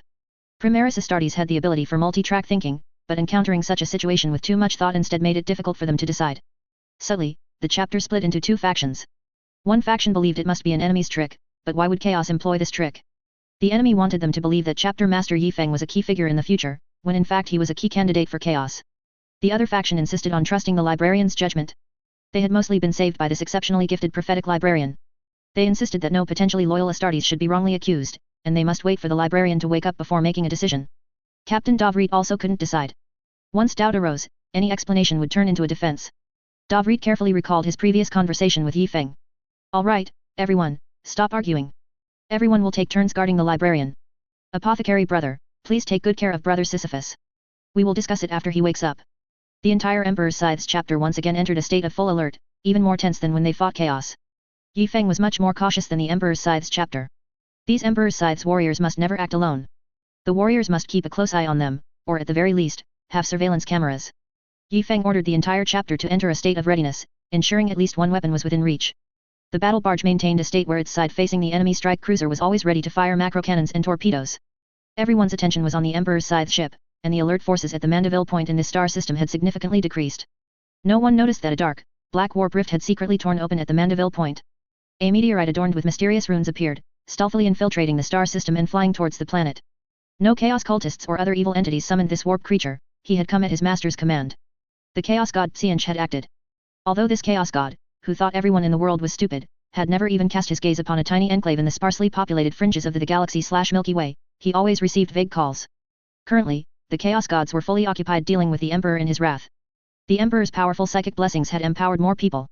Powerful Astartes who had fallen in battle were returning to the battlefield through the Emperor's Scythes model, inflicting immeasurable losses on chaos across the galaxy/Milky Way.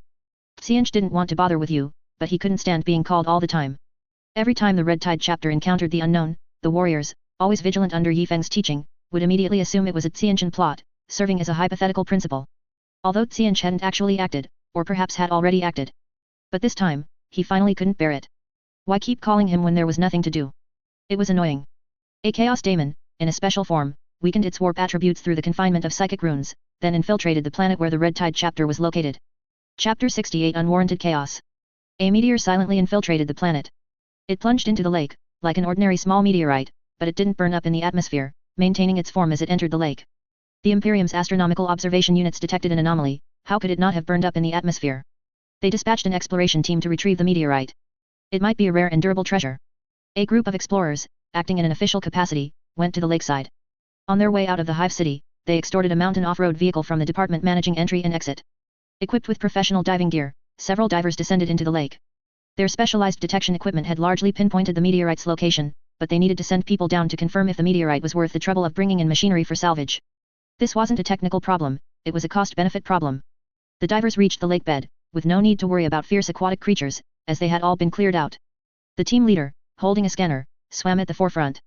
In the ecologically modified lake, water plants were lush, strange rocks were jagged, and fish of various colors swam around, like an underwater world from a fairy tale. A jarring black object appeared in their sight. An ogren fist-sized meteorite had crashed down, breaking the tranquility of the lake bed and damaging several uniquely shaped rocks. The leader swam forward, turned on the scanner, and began scanning. A faint blue light emanated from the device. What he didn't notice was the presence of strange light within the signals reflected from the ore. A Qing daemon would not easily possess a human, this would consume its few remaining powers. While the psychic runes extended its time in real space, they also weakened its strength. It possessed the scanning instrument, corroding its unintelligent machine spirit. The other divers were all happy, the scan showed that it was indeed a very valuable mineral, and they immediately called for mechanical salvage. The scanner was brought ashore by the diving team leader. Subsequently, it corrupted the diver's talisman that it touched, and followed this poor soul, who barely made a living in the mid-hive, back to the hive city. Then it was the electronic recorder of someone who accidentally bumped into him, followed by his supervisor's decorative watch. It slowly transferred its host, because basically, these items either had no machine spirit or an extremely weak one. Mortals wouldn't notice the strange faint light when it transferred, so it changed hosts with almost no effort. Finally, it mingled onto a uniform button of a transport ship captain who was about to deliver goods to a space station. Unlike Slaaneshi demons, who prefer to inhabit human bodies, Qing demons emphasize unpredictability. They meticulously calculate their actions and the approximate power required. They can perceive others' thoughts, and any action they take is not surprising. The transport ship took off, and the Qing daemon successfully reached the space station with the captain. While he was signing for the goods, it possessed the space station's administrator, then an Imperial auxiliary who had just returned from the planet to the space station and was preparing to go back to his ship, and then a Mechaniku's apprentice supporting the repair work of a strike cruiser. The Qing daemon successfully arrived on the Emperor's Scythe strike cruiser. The Emperor's Scythe's chapter was on high alert. Infiltration was a troublesome matter, but this was also the opportunity it sought. The best way to annihilate the Astartes here was to incite civil war among them. The psychers of both chapters were asleep, and there were only simple psychic detection devices, which clearly couldn't find the Qing daemon with its special psychic runes. Primaris Astartes are very difficult to corrupt, this requires the right time, place, and human element. Now, the conflict between the two chapters was a very good human element, and the Qing daemon was actively seeking the right place. The gazes of the surrounding emperor's statues made it very uncomfortable, not to mention infiltrating the warriors' prayer rooms. It needed to find a suitable place to hide. Attempting to switch hosts in front of a Primaris Astartes was suicidal, so it had to succeed in one strike. 4 Primaris Astartes gathered, discussing whether to immediately storm the Crimson Torrent chapter's flagship and decapitate the chapter master who was disloyal to the Imperium of Man. I believe we must act immediately. Delay will lead to complications. The librarian's prophecy is already very clear, a great horror will attack the Emperor. In any case, as long as Yifeng is eliminated, even if he is loyal, it can reduce the disaster. But didn't the librarian say he saw a living Emperor? You believe such an absurd prophecy? It must be a chaos daemon. Is attacking now too rash? Do we have a reason to meet that chapter master with weapons? If there's no reason, create one. If there's no conflict, manufacture one. As long as Yifeng is eliminated, we can complete our mission.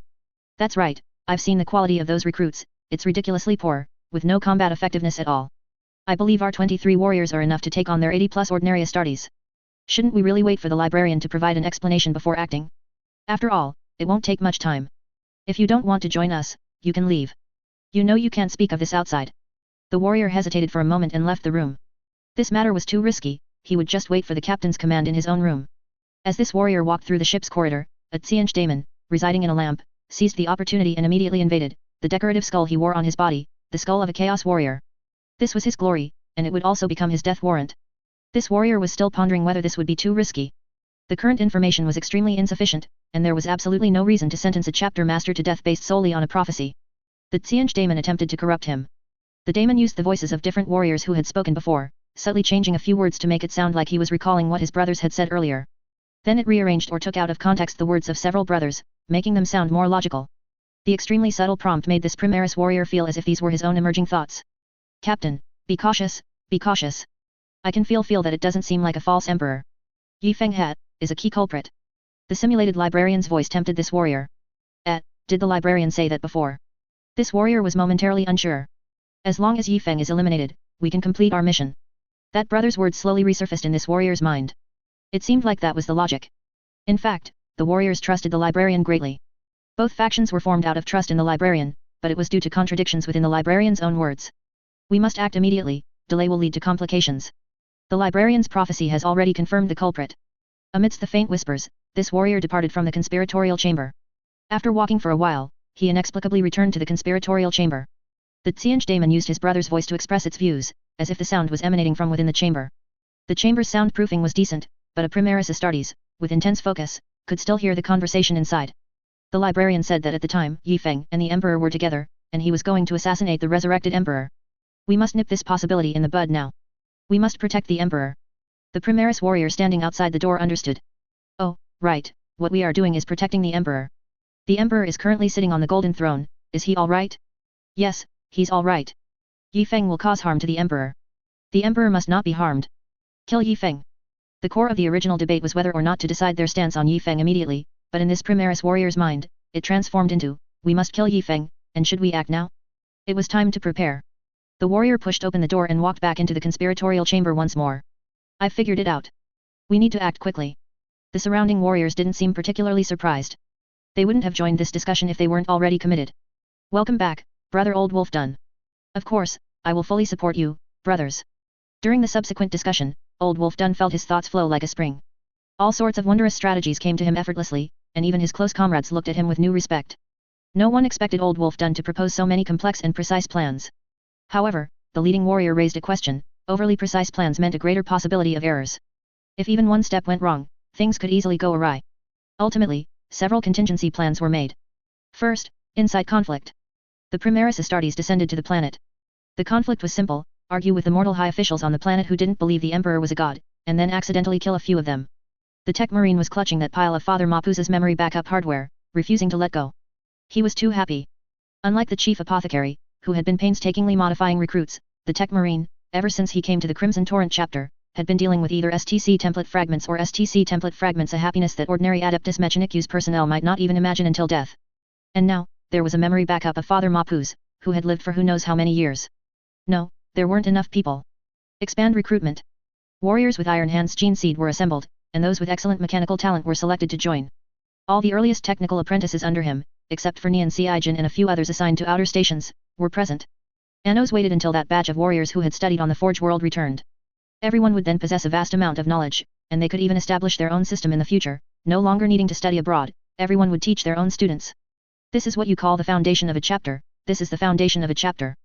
Below, the Tech Marine kowtowed to those data storage devices, smeared them with machine oil, and then established strict protective measures. Up on the upper deck, Chapter Master Yi Feng was still pondering how to trick these Primaris Astartes. Chapter Master, Chapter Master. The warriors of the Emperor's scythes are killing people on the planet.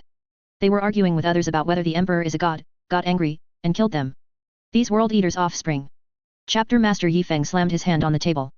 Before the Gene Sire returned, the World Eaters' Legion was called War Dogs, so apologies to the dogs. Apart from the 2 lunar-class cruiser formations on perimeter alert, all warships are to aim their cannons at the Emperor's Scythe strike cruiser. The battle barge is to move away from the enemy until it is beyond the enemy strike cruiser's boarding range. Killing people on my territory? Do you think you can do whatever you want because of your strong combat power? I'll show you what is truly the core of maintaining regional stability. Astartes are equivalent to special forces in war, but even special forces can't withstand a single lance from a warship. Annihilating this remnant force of the Emperor's scythes would merely be a waste of some shells for Chapter Master Yi Feng. He would blast the entire strike cruiser into fragments in space, just like he dealt with Nurgle warships. Captain Dofflet was in the room looking after the librarian. According to the apothecary, the librarian would wake up soon. Now, a full ship alarm suddenly sounded, and almost all existing weapons in the entire star system were aimed at the strike cruiser. Hey? Why is there suddenly a war? Captain Dofflet quickly headed to the command room, but the 2 conspirators had already tampered with the communication system. They had jammed a broken shrapnel into it, cutting off communication. On the surface, the communication system appeared normal, but Chapter Master Yi Feng's communications were delayed. The Primaris Astartes on the planet forcibly departed, returning to their warship, leaving behind several more corpses. The Astartes warriors stationed on the planet tried to stop them but were injured. These video feeds were continuously transmitted to the Stern Vigilance. Chapter Master Yi Feng, seething with rage, kept trying to communicate, but no one responded. Captain Dofflet also continuously sent communication requests. Of course, since the conspirator was in charge of communication, it was just a fake transmission. It's no good, Chapter Master, they are about to leave our boarding range. We must immediately board their vessel. The other 2 or 3 individuals, who had been drawn into the conspiracy, quickly fanned the flames. The strike cruiser was now severely damaged and lacking in speed. Once the distance was opened, it would truly become a sitting duck. Chapter Master, we need to make a decision immediately. We should board them at once. Captain Dofflet's mind was in turmoil, but he had no time to hesitate. Chapter Master, I think there's some misunderstanding here that can be clarified. What misunderstanding? We can't even contact them now.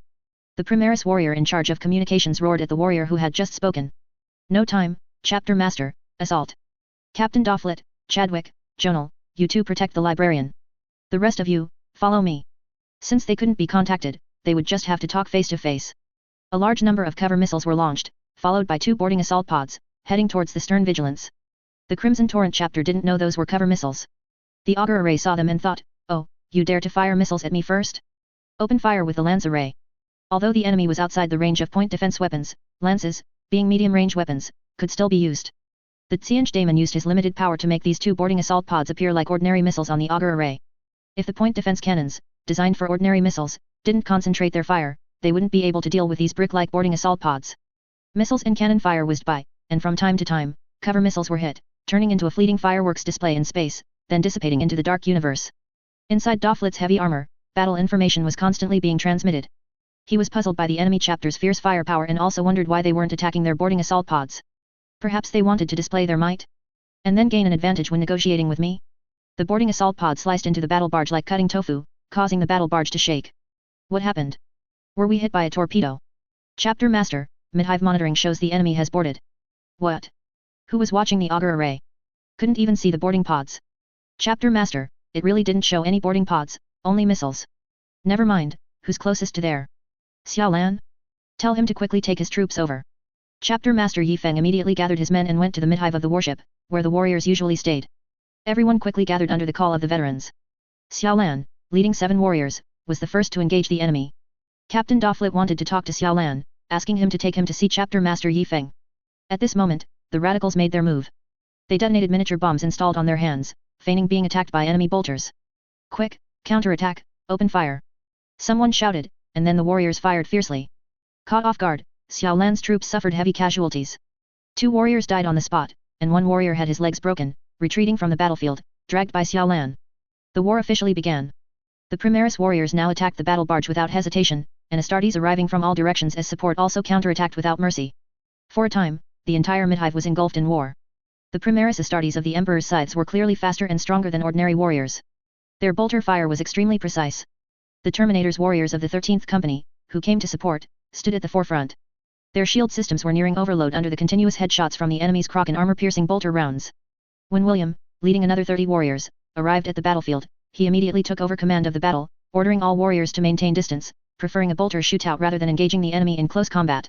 Most of the plasma guns were deployed at the Dawn of Light's Tech Marine New Priest Memory Research Base. The Stern Vigilance battle barge, which was being boarded, primarily housed 40 precious recruit modification pods that needed to be protected at all costs. Chapter Master Yifeng arrived at the battlefield with heavy footsteps. He had just come out of the relic room. His pale green chain sword was not with him, instead, he carried a golden power sword from the Storm of Will chapter and a dark chain sword from the Shadow Venom blade. The air was filled with the smell of blood and gunpowder. Vaporized metal, carried by the heatwave of melta bomb explosions, reached Chapter Master Yifeng's gas sensory organs. Chapter Master Yifeng shut down most external perception. Since the founding of my Crimson Torrent chapter, never have we allowed our flagship to suffer such significant losses. Even if you wear more advanced heavy armor, even if you have a large number of Primaris Astartes, it does not give you the right to slaughter us at will. Passing through the last passage, a pale green ion bolt struck a heavy armored warrior, scorching half of his body. It had been a long time since he had used dual blades. Before heavy armor appeared, before Belisarius Call revived Guilliman, 10,000 years ago, the Gene Sires wore specially made Terminator armor to conquer all directions. Now, this ancient armor still protects the Emperor's warriors. Captain Dofflet wanted to talk to Chapter Master Yifeng, but Chapter Master Yifeng charged forward without hesitation. Leg selling tactic, Teams 1 and 2, advance and cover the Chapter Master. William directed the warriors to move forward quickly, fighting alongside the Chapter Master. Captain Dofflet's chain sword met Chapter Master Yifeng's power sword. The ancient relics of both sides roared as they clashed, sending out sparks. The powerful attacks numbed both their hands, but neither stopped fighting. Power fist and dark chain sword intersected, and both sides began to grapple like bulls. The Qing daemon, of course, would not allow the 2 chapter masters to duel. It would be bad if they started talking. Immediately, disguised as a comrade's voice, he shouted, "Support the chapter master." Old Wolf Dun heard the order and charged towards Chapter Master Yifeng. Beside him were 2 other Primaris warriors who, like him, conspired to eliminate Chapter Master Yifeng. A large number of warriors with prosthetics in front had already engaged the foremost Primaris Astartes, and the fire support from behind never ceased. Even if it was just meaningless bombardment of enemy cover, the dense barrages would make them dare not raise their heads. The boarding enemies had limited ammunition, drown them in firepower. Old Wolf done, retreat. Even now, dueling a chapter master was still Captain Dofflet's bottom line, it was a warrior's honor. The 3 warriors who came to support did not stop, shouting, "Protect the Emperor!" and continued to approach chapter master Yi Feng. And on the other side, warriors had already breached a blockade of the Crimson Torrent chapter, moving towards the warriors' flank. No sooner said than done, a red figure crashed into the battlefield at an extremely fast speed, knocking Old Wolf done flying as well. Kazanov was on the dawn light when the incident occurred. As soon as he saw the battle begin, he rushed to the hangar. When he arrived at the hangar, he just received information that the stern vigilance had been boarded. This mad wolf-like figure instantly fell into a rage. Kazanov, wearing a jetpack, climbed directly onto the tail wing of a Fury-class interceptor, demanding the pilot to depart immediately, head to the attacked warship, and following the enemy assault pod's melta path, directly blast open the enemy assault pod's rear bulkhead.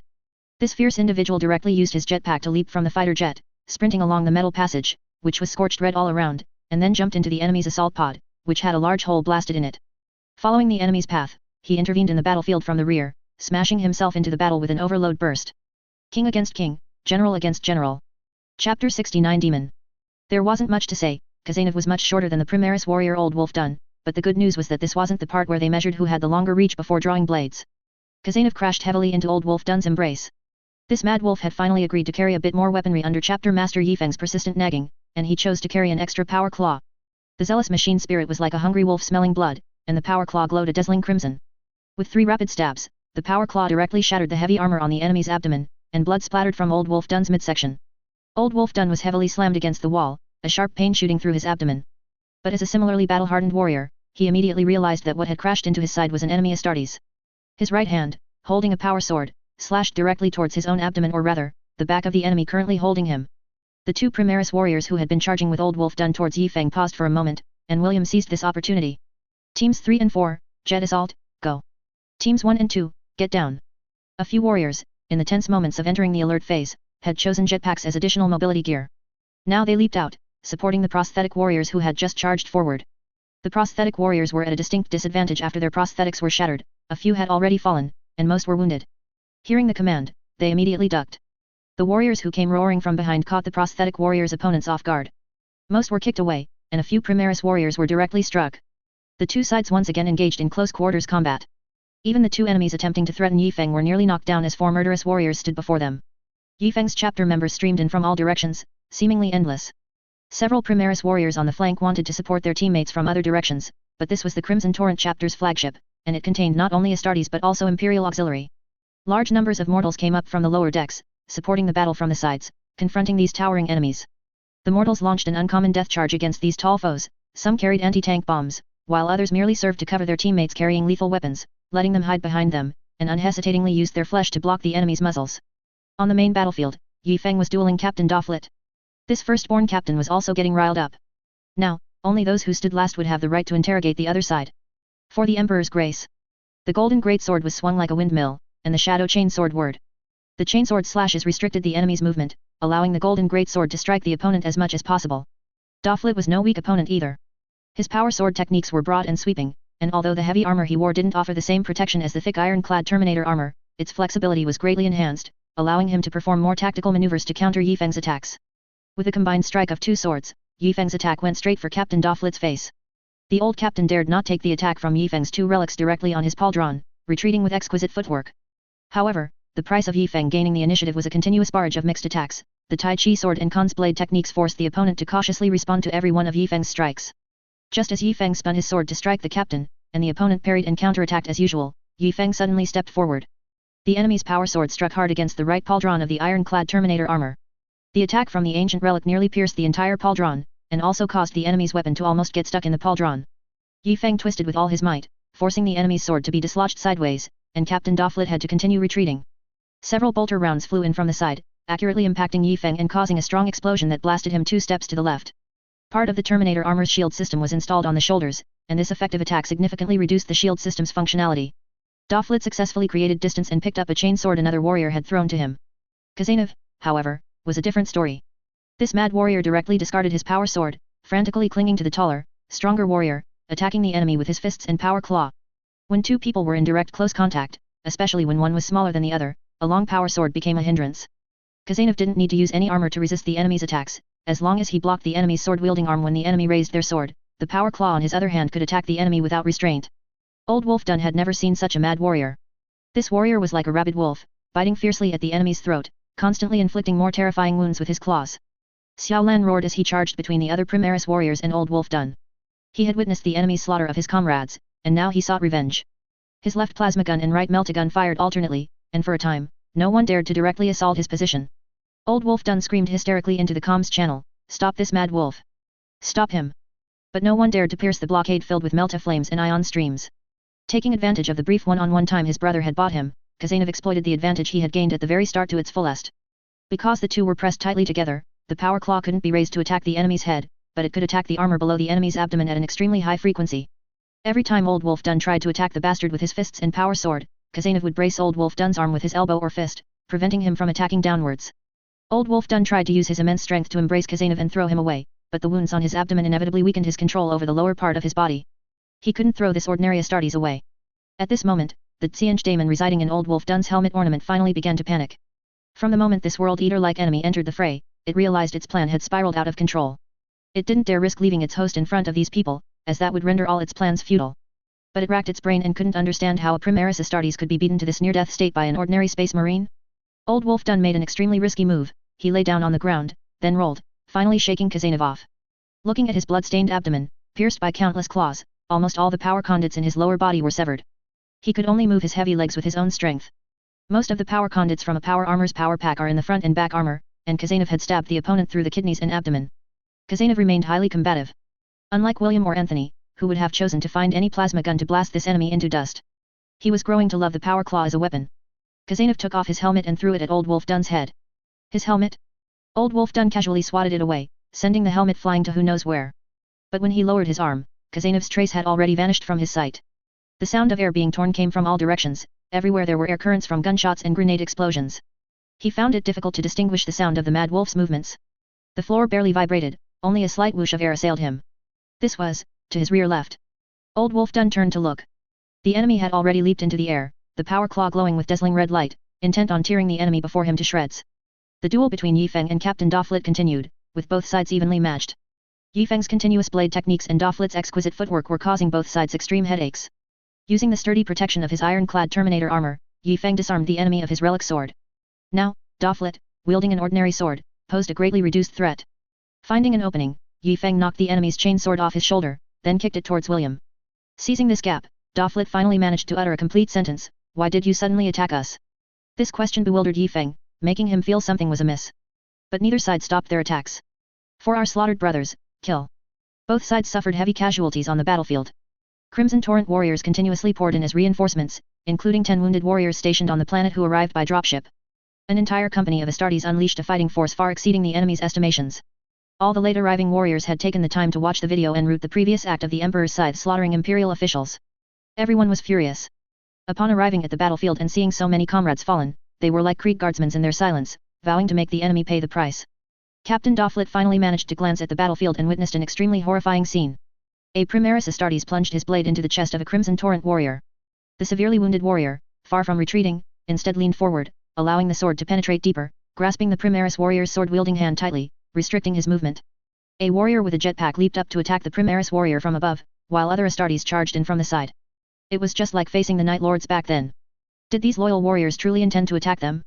At least after entering the battle barge, he hadn't seen the first shot fired from an enemy's gun, he had only heard the screams of his own warriors. With a loud boom, a unit of Imperial auxiliary succeeded. They used anti-armor bombs in a suicidal attack, covered by the side fire of Astartes bolters, successfully achieving a mutual kill with a Primaris warrior. A drop of blood splattered onto Yifeng's tactical visor, it was unknown which mortal's body had been blown away by the violent explosion. At this point, words were meaningless. Both sides were locked in a fight to the death. Yifeng's twin swords seemed to sense his fury, and now it was Captain Dovret's turn to panic, as he deeply felt the anger of the warrior before him. Why was he so relentless? It was as if the Crimson Torrent chapter had only sailed their ship away. Yifeng wasted no more words, raising his swords and continuing his assault. The golden greatsword was like a golden eagle soaring over Kogaris, locking onto its target and launching a fierce offensive. The heavy iron-clad Terminator armor only made Yifeng's attacks more powerful and weighty. Captain Dovret dared not meet this terrifying blow head-on and tried to retreat. However, Halfway through his attack, Yi Feng suddenly stomped forward.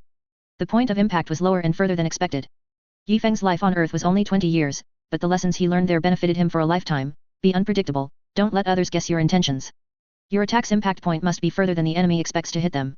With no way to avoid it, Captain Davrit used a regular sword to block, and as expected, it was shattered to pieces. The golden power sword scraped against the heavy armor, creating a piercing sound and sending sparks flying, but Yi Feng didn't stop.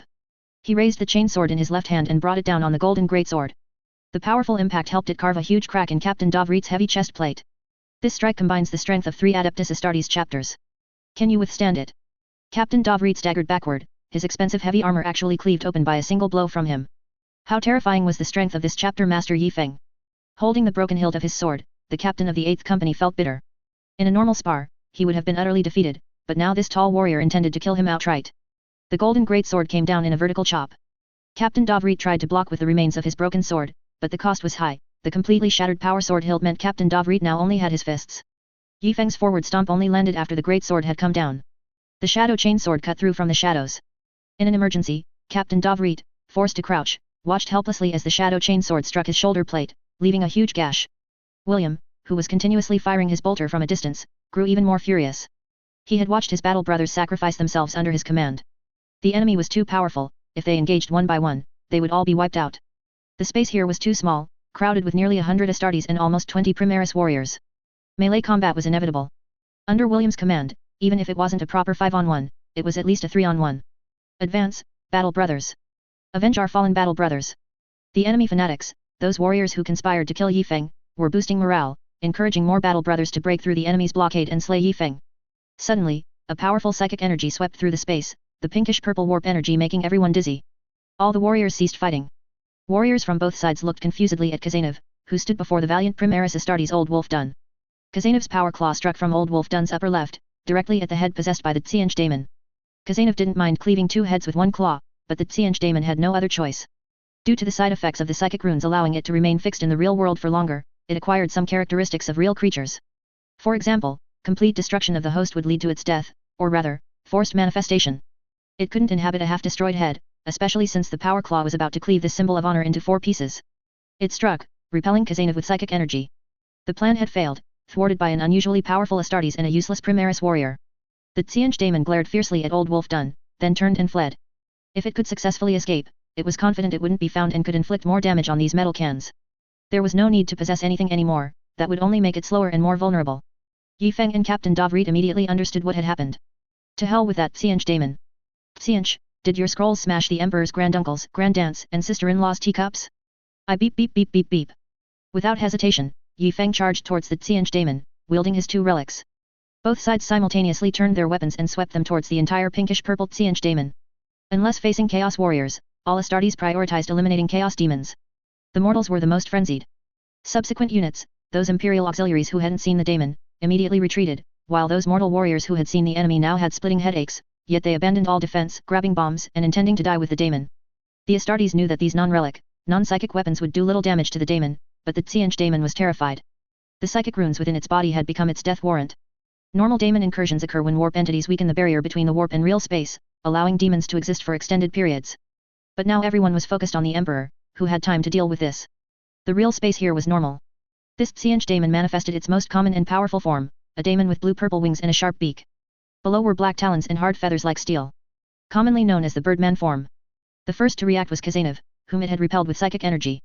As this berserker charged forward, he heard William shout over the comms, "Kazanov, upper right rear, catch the sword." The relic chainsword that originally belonged to Captain Davrit was thrown by William and caught steadily by Kazanov. The Qing daemon had no desire to fight and wanted to escape the battlefield immediately.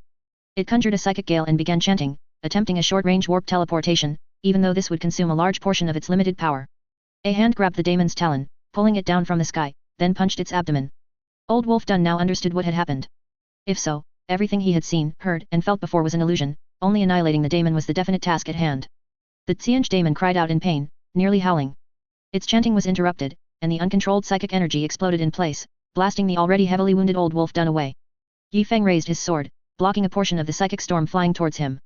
However, the sudden uncontrolled psychic explosion also caught him off guard, sending him flying. All mortals remaining on the scene perished, their flesh torn away by the psychic storm, leaving only solitary skeletons standing in place. Khazanov was also blasted away by the uncontrolled psychic energy. His relic greatsword accidentally slipped from his grasp, impaling the corpse of a red-tide warrior. Captain Davrit strode forward and pulled out his own relic sword. My sword, stained with the blood of a battle brother. Captain Davrit charged towards the perpetrator. His anger and shame were beyond words. The blood of the fallen warrior could not be spilled in vain. The mistakes he led had caused significant losses to both chapters. This was an indelible part of the chapter's history, and he would ultimately be nailed to the pillar of shame. But not today. Today, he would either slay this Tsianch daemon or die on the charge. This daemon was no greater daemon of Tsianch. Under the confinement of the psychic runes, it had no ability to slaughter such a large group of Astartes. Now, it was also injured by its own rampaging psychic energy and could not unleash such large-scale spells again, only attempting to skirmish. A psychic barrier briefly blocked the warriors' bolters, but many warriors had already turned back. Their quarters and personal armories were on the middle deck of the warship. They needed to return and retrieve psychic bolters to deal with this damned foe. A flamethrower round scorched the wall in front of the daemon, now it had to flee.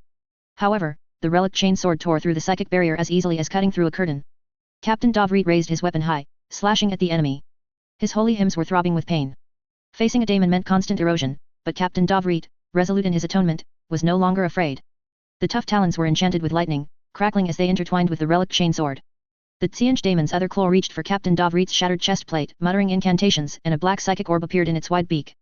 The orb devoured all light, terrifying like a black hole. Looks quite powerful, doesn't it? A pale green plasma pistol shot struck the forming orb directly. Then it passed right through. No, that's an illusion. What Captain Davrit had struck was a psychic phantom. The psychic talons, formed by warp energy, exploded, and the immense heat hurled Captain Davrit and his relic sword far away. Yifeng's tactical optics immediately recalibrated data with various optical instruments, but it was useless. It was a psychic illusion, immeasurable by ordinary instruments. The black psychic orb grew larger and larger, its world-shattering oppressive presence covering the entire area. Even the Night Lord's prisoners, locked in the brig on the lower deck, could feel this terrifying threat. Suddenly, a powerful psychic punishment struck an empty area, and the Tsianch daemon seemed to collapse downwards as if critically wounded. The illusion gradually vanished. At the sight of the psychic punishment, the enemy revealed its true form. The black psychic orb was gone, perhaps it was just a trick. This Tsianch daemon gasped for air, as if completely exhausted, though it was unclear if it was an act or genuine. Librarian Sisyphus finally awoke and arrived at the battlefield in time. Chapter 70 Dead or Alive. Librarian Sisyphus, emerging from his prophetic vision, gradually regained consciousness under the care of the apothecary. The moment he opened his eyes, he saw Jonal protecting him closely, and instantly felt at ease. Jonal, where is the captain? You're finally awake, Librarian Sisyphus. The captain has led his men to board the Red Tide's battle barge. What? What did you say? Quickly tell me what happened. Librarian Sisyphus sat up straight, ignoring his still recovering body. Jonal and Chadwick, who was guarding outside, briefly recounted the events. Librarian Sisyphus slapped his head. Oh, you fools, why didn't you wait for me to wake up? He rushed over in a flurry. Then, upon arrival, he saw the Tsianch daemon. Anyway, this daemon became the scapegoat for all recent misfortunes, from the lack of fish in the cafeteria today to the current fierce struggle, everything was blamed on it. The librarian chanted an attack with all his might, and a thick psychic lightning bolt smite interrupted the enemy's spell casting. Smite is a psychic attack that almost all psychers can use, and its power depends entirely on the psycher's own psychic level. And this strike was at least Delta class, possibly Beta class. Looking at the ravaged battlefield, the old librarian's heart ached as Astartes' severed limbs were scattered throughout the hall. The Tsianch daemon's feathers were scorched black, and the psychic runes on its body flickered, as if bound by chains. None of the warriors had ever seen such strange runes. Of course, they believed it to be some kind of defensive charm of the enemy. The Tsianch daemon, while trying to regulate its rampaging psychic energy, used various tricks to confuse the Astartes. However, this had little effect in front of a librarian with precognitive talents. The basic application of precognition is to roughly predict the enemy's next move, a skill the old librarian had already mastered. Smite was continuously unleashed, attacking many unexpected places, on the bodies of comrades, next to scattered and broken firearms, and even directly behind the librarian. The Tsianch daemon was miserable. Normally, an ordinary warp daemon could not defeat a librarian. Now it could only rely on its extensive knowledge of spells to hide everywhere. No, I'll risk it. The Tsianch daemon suddenly appeared behind Chapter Master Yifeng, immediately followed by a psychic smite from the librarian. The psychic runes flashed. The Tsianch daemon withstood an attack, and the psychic runes binding it shattered. It returned to its essence as a warp creature. I cannot stay in real space for long, but the blessings granted to me by the warp have returned. Violent psychic power erupted from behind Chapter Master Yifeng. Even wearing heavy iron-clad Terminator armor, he was blown away. The Tsianch daemon grew even larger, or rather, it was meant to be that large. Chapter Master Yifeng, while airborne, wielded two relics, fending off fireballs and some sticky, unknown substances that flew at him intermittently. Fire, everyone fire. At this moment, the warriors who had gone to retrieve psychic bolters returned, and attacks specifically designed to counter chaos demons covered the Tsianch daemon, instantly dissolving its shield. A large number of psychic bolts struck the Qing daemon. Damn it, it's an illusion again. Chapter Master Yi Feng crashed heavily to the ground, and his Terminator armor emitted an alarm, as if some junk code had invaded the control system. However, it didn't last long, as this one wasn't a professional electronic daemon after all. Just as Chapter Master Yi Feng was lying on the ground, disinfecting his armor, the true body of the Qing daemon had arrived directly above him. Daemon, die. Captain Davrit landed a horizontal slash on the Qing daemon. This old captain analyzed the brief and difficult to understand battle, and immediately realized that in the enemy's illusory and real attacks, the killing blows were all aimed fiercely at Chapter Master Yi Feng. Now seeing that illusion, he didn't even think and slashed towards the space above Chapter Master Yi Feng. The Qing daemon didn't have time to cry out in pain, it merely opened its beak, and a psychic smite entered its body through its mouth. Having suffered multiple blows, it finally couldn't bear it, and the beak it used to cast powerful spells was completely destroyed. It howled in agony, black smoke occasionally rising from its shattered mouth, but it didn't want to return to the warp so easily. Countless minor spells were casually unleashed, intertwining light and illusion, raging throughout the entire ship's interior. Psychic bolters roared, responding to the enemy's attacks, flying in the direction of the psychic smite under William's command. The Qing daemon watched helplessly as its body was completely shattered, and it fell down in resignation, returning to the warp. Of course, the standoff on site was not yet over. Neither side fired their weapons, but the Crimson Torrent chapter's warriors were clearly more eager to fight. Their brothers' bodies lay there, killed by them. All muzzles were pointed at the heads of the remaining dozen or so Primaris Astartes who could still move. Chapter Master Yi Feng struggled to get up. The machine spirit of his Terminator armor seemed to be injured and was now incredibly weak. Leaning on his two swords, Chapter Master Yi Feng slowly stood up. Captain Davrit looked bitterly at this tall warrior. His attitude now could very well determine the fate of all remaining warriors of the Emperor's Scythe's 8th Company. Chapter Master Yi Feng, this is a misunderstanding, Librarian Sisyphus interrupted Doflet. Everyone, I am a librarian with prophetic abilities. Please listen to me. Chapter Master Yi Feng stood there in silence, making no move, tacitly approving Sisyphus's actions. This old librarian recounted his experiences in the temporal rift to everyone present. The visions seen in prophecies could only be vaguely described, but the temporal rift seemed to be different. All the Emperor's Scythe's warriors were deeply ashamed, while the Crimson Torrent chapter's warriors were somewhat suspicious that this mystical librarian had also been corrupted by Qing. Our chapter master will help the Emperor resurrect? Hey? What kind of Astartes-style flattery is this? Chapter Master Yi Feng was startled. He had once considered this, but immediately stopped himself, not expecting that the warp had still obtained this information. It was not good news. The Chaos Gods might take the time to deal with him, and he needed more power to fight his enemies. But there was something more important at hand. William, tally the casualties. Received. Librarian Sisyphus was still rambling about his experience in the temporal fragment, constantly urging his warriors to protect Chapter Master Yi Feng, stating that although he didn't know how the Emperor would be resurrected, Chapter Master Yi Feng was definitely the key figure. Brother Sisyphus, it's not about whether we protect him, it's whether he is willing to forgive us. Captain Davrit had already lost the leader's duel. According to the rules of the Emperor's Scythes, he should now obey Chapter Master Yi Feng. Moreover, his reckless actions should be atoned for with death. Chapter Master Yi Feng, this incident was my mistake. I ask that you not blame these warriors who were following orders. I am willing to take all responsibility, even if it means being executed by you. Chapter Master Yi Feng removed his helmet. The smell of burning metal mixed with the smoky scent of scorched flesh was particularly foul. William, casualty figures. Reporting, Chapter Master, 23 chapter members deceased, 41 seriously wounded. The apothecaries had already begun their work, and everyone except those performing recruit modification surgeries had rushed over to help. 23 dead, 41 seriously wounded. 23 people. They could have died in a fortress besieged by Tyranids, they could have died in a duel with an orc boss, they could have died charging at Chaos Traders, but they should not have died here, Captain Davrit. Chapter Master Yi Feng, this was a Qing daemon invasion.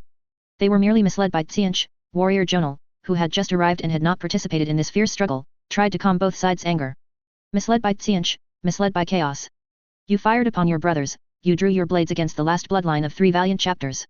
Then tell me, what is the difference between you and Horus? The Emperor's Scythe's warriors wanted to retort, but didn't know where to begin. If they were an evil warrior chapter, they would have unceremoniously packed up and left, but the Emperor's Scythes were a fiercely loyal Codex chapter. Their loyalty and sense of justice plunged them into immense self-reproach. Chapter Master Yi Feng, it was my command error, blame me. Davrit hadn't finished speaking when Old Wolf Dun stopped him. Chapter Master Yi Feng, I was misled by Qing. I am willing to bear all responsibility. Please execute me. Chapter Master Yi Feng was even more furious now. Death, death, death. Hadn't enough loyal warriors died today? Emperor's Scythes. Warriors, listen well. I give you 2 choices. 1, we both continue to fight until one side is completely dead. Davrit quickly stepped forward. Chapter Master Yi Feng, there's no need to fight anymore. This is a misunderstanding. 2, today your Emperor's Scythe's 8th company is completely wiped out. You are no longer the 8th captain of the Emperor's Scythes, Davrit. Every single one of you still standing will be assigned to the Crimson Torrent Redemption Company. Chapter Master Yifeng, you want all of us to join your chapter? We are warriors of the Emperor's Scythes.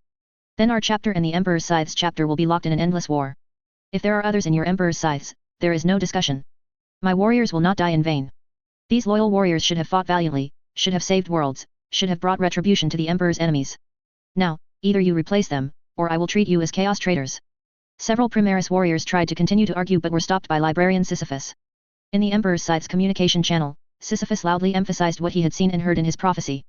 Brothers, do you really not trust my prophecy? Chapter Master Yifeng will surely become a key figure in the Emperor's resurrection, just as Belisarius' call is crucial to the resurrection of our Gene Father. But brother Librarian, we are the Emperor's Scythes. What is there to let go of? Which is more important, the title of the Emperor's Scythes or the Emperor's return? Sisyphus' roar echoed throughout the communication channel. Chapter Master Yifeng has given us a way out. We can join them and help him resurrect the Emperor. What more do you sinners want? We choose the latter, Chapter Master Yifeng. All the sons of the Ultramarines present are willing to follow your command. Captain Anos, take them and go for a chaos corruption check. No Primaris warrior dared to speak out of turn, they still didn't understand Yifeng's ideology, but Librarian Sisyphus began to constantly advise the warriors to follow the chapter master, trusting his prophecy. The Emperor's Scythes warriors headed to the lower decks, but many Red Tide warriors were still indignant. These Primaris warriors had caused them immense casualties, the greatest loss since the chapter's founding was, surprisingly, from an allied chapter. William, I have a bad feeling. Organize personnel to sweep the entire ship. The black psychic orb condensed by the Qing daemon disappeared for no reason. It might have other means to survive. No, not just that. All nearby warships must stop moving and await the Astartes sweep. Understood, Chapter Master, but the decision just now. Finish the sweep first, then we'll talk. Do what's important first. Logically, Chapter Master Yifeng should now be giving speeches about uniting all forces, offering opportunities for atonement, and so on, while subtly redirecting the hatred from the Emperor's Scythes to the Qing daemon. But now, even he couldn't convince himself of those words. Yifeng also really wanted to put a bolter round into the heads of those scoundrels. The Red Tide chapter master slumped to the ground, watching the bodies of the surrounding warriors being continuously carried away. Blood still flowed on the deck, alongside shattered metal walls and scorched anti-boarding turrets from flamers. Sizzling electrical sparks emanated from exposed pipelines, further irritating Yifeng. The combat effectiveness of the Primaris Astartes was evident to all. Now, only 14 Emperor's Scythes remained alive, 6 of whom were unharmed. The death ratio was 7 to 23, and the casualty ratio was 17 to 64, even with advantages in numbers, terrain, equipment, firepower, and even relics. The grand battlefield of the Segmentum Obscurus could easily turn these super warriors into a rooted, defeated remnant. So what did his own troops amount to? Time to change armor and change his mood. This Terminator armor also needed to be checked by a tech marine to confirm the machine spirit status.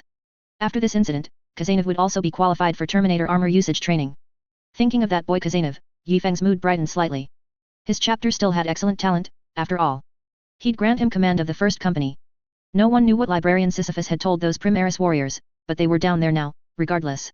There was good news, the Emperor's Scythes were a very traditional chapter, fiercely loyal to their customs. Especially after the older generation of commanders solemnly recounted the chapter's history before bravely facing death, the Primaris Astartes greatly valued the preservation of these traditions. This included the gene seed in the chest cavity being retrieved only after a warrior's death. As mentioned before, gene seed could store combat skills and experience, but Primaris Astartes possessed the Sang Primus Portum, allowing them to think in multiple lines and even learn various knowledge simultaneously. This meant the time it took them to master basic combat skills was roughly equivalent to the speed at which the gene seed gradually released its stored experience. The other function of the gene seed, the organ that continuously released hormones to strengthen Astartes, had also been replaced by the Sang Primus Portum. That was why Yifeng had his gene seed removed after recruit training back then. The tradition upheld by these Emperor's Scythes warriors allowed Yifeng to obtain Ultramarines' gene seed. At least a few were recovered from the fallen warriors. The tech marine was now busy everywhere. The chief apothecary had 10 apothecary interns helping him alleviate the pressure. All of Anos's tech marine interns were studying on a forge world, so he was barely managing the battle barge repair work with a few resident Adeptus Mechanicus personnel, at least enough to make it to a forge world. The entire chapter was organized and began a laborious sweep. These tasks were generally not given to Imperial auxiliaries, they would also be corrupted if they saw anything, only adding to their workload. 6 months later, everyone was largely certain there were no traces of Qing demons, and they finally entered a normalized patrol routine. The 7th batch of recruits was more than halfway through their modifications, and the progress so far was excellent. Indeed, having each person learn only a few surgical procedures ensured a high success rate. Yifeng convened a general meeting.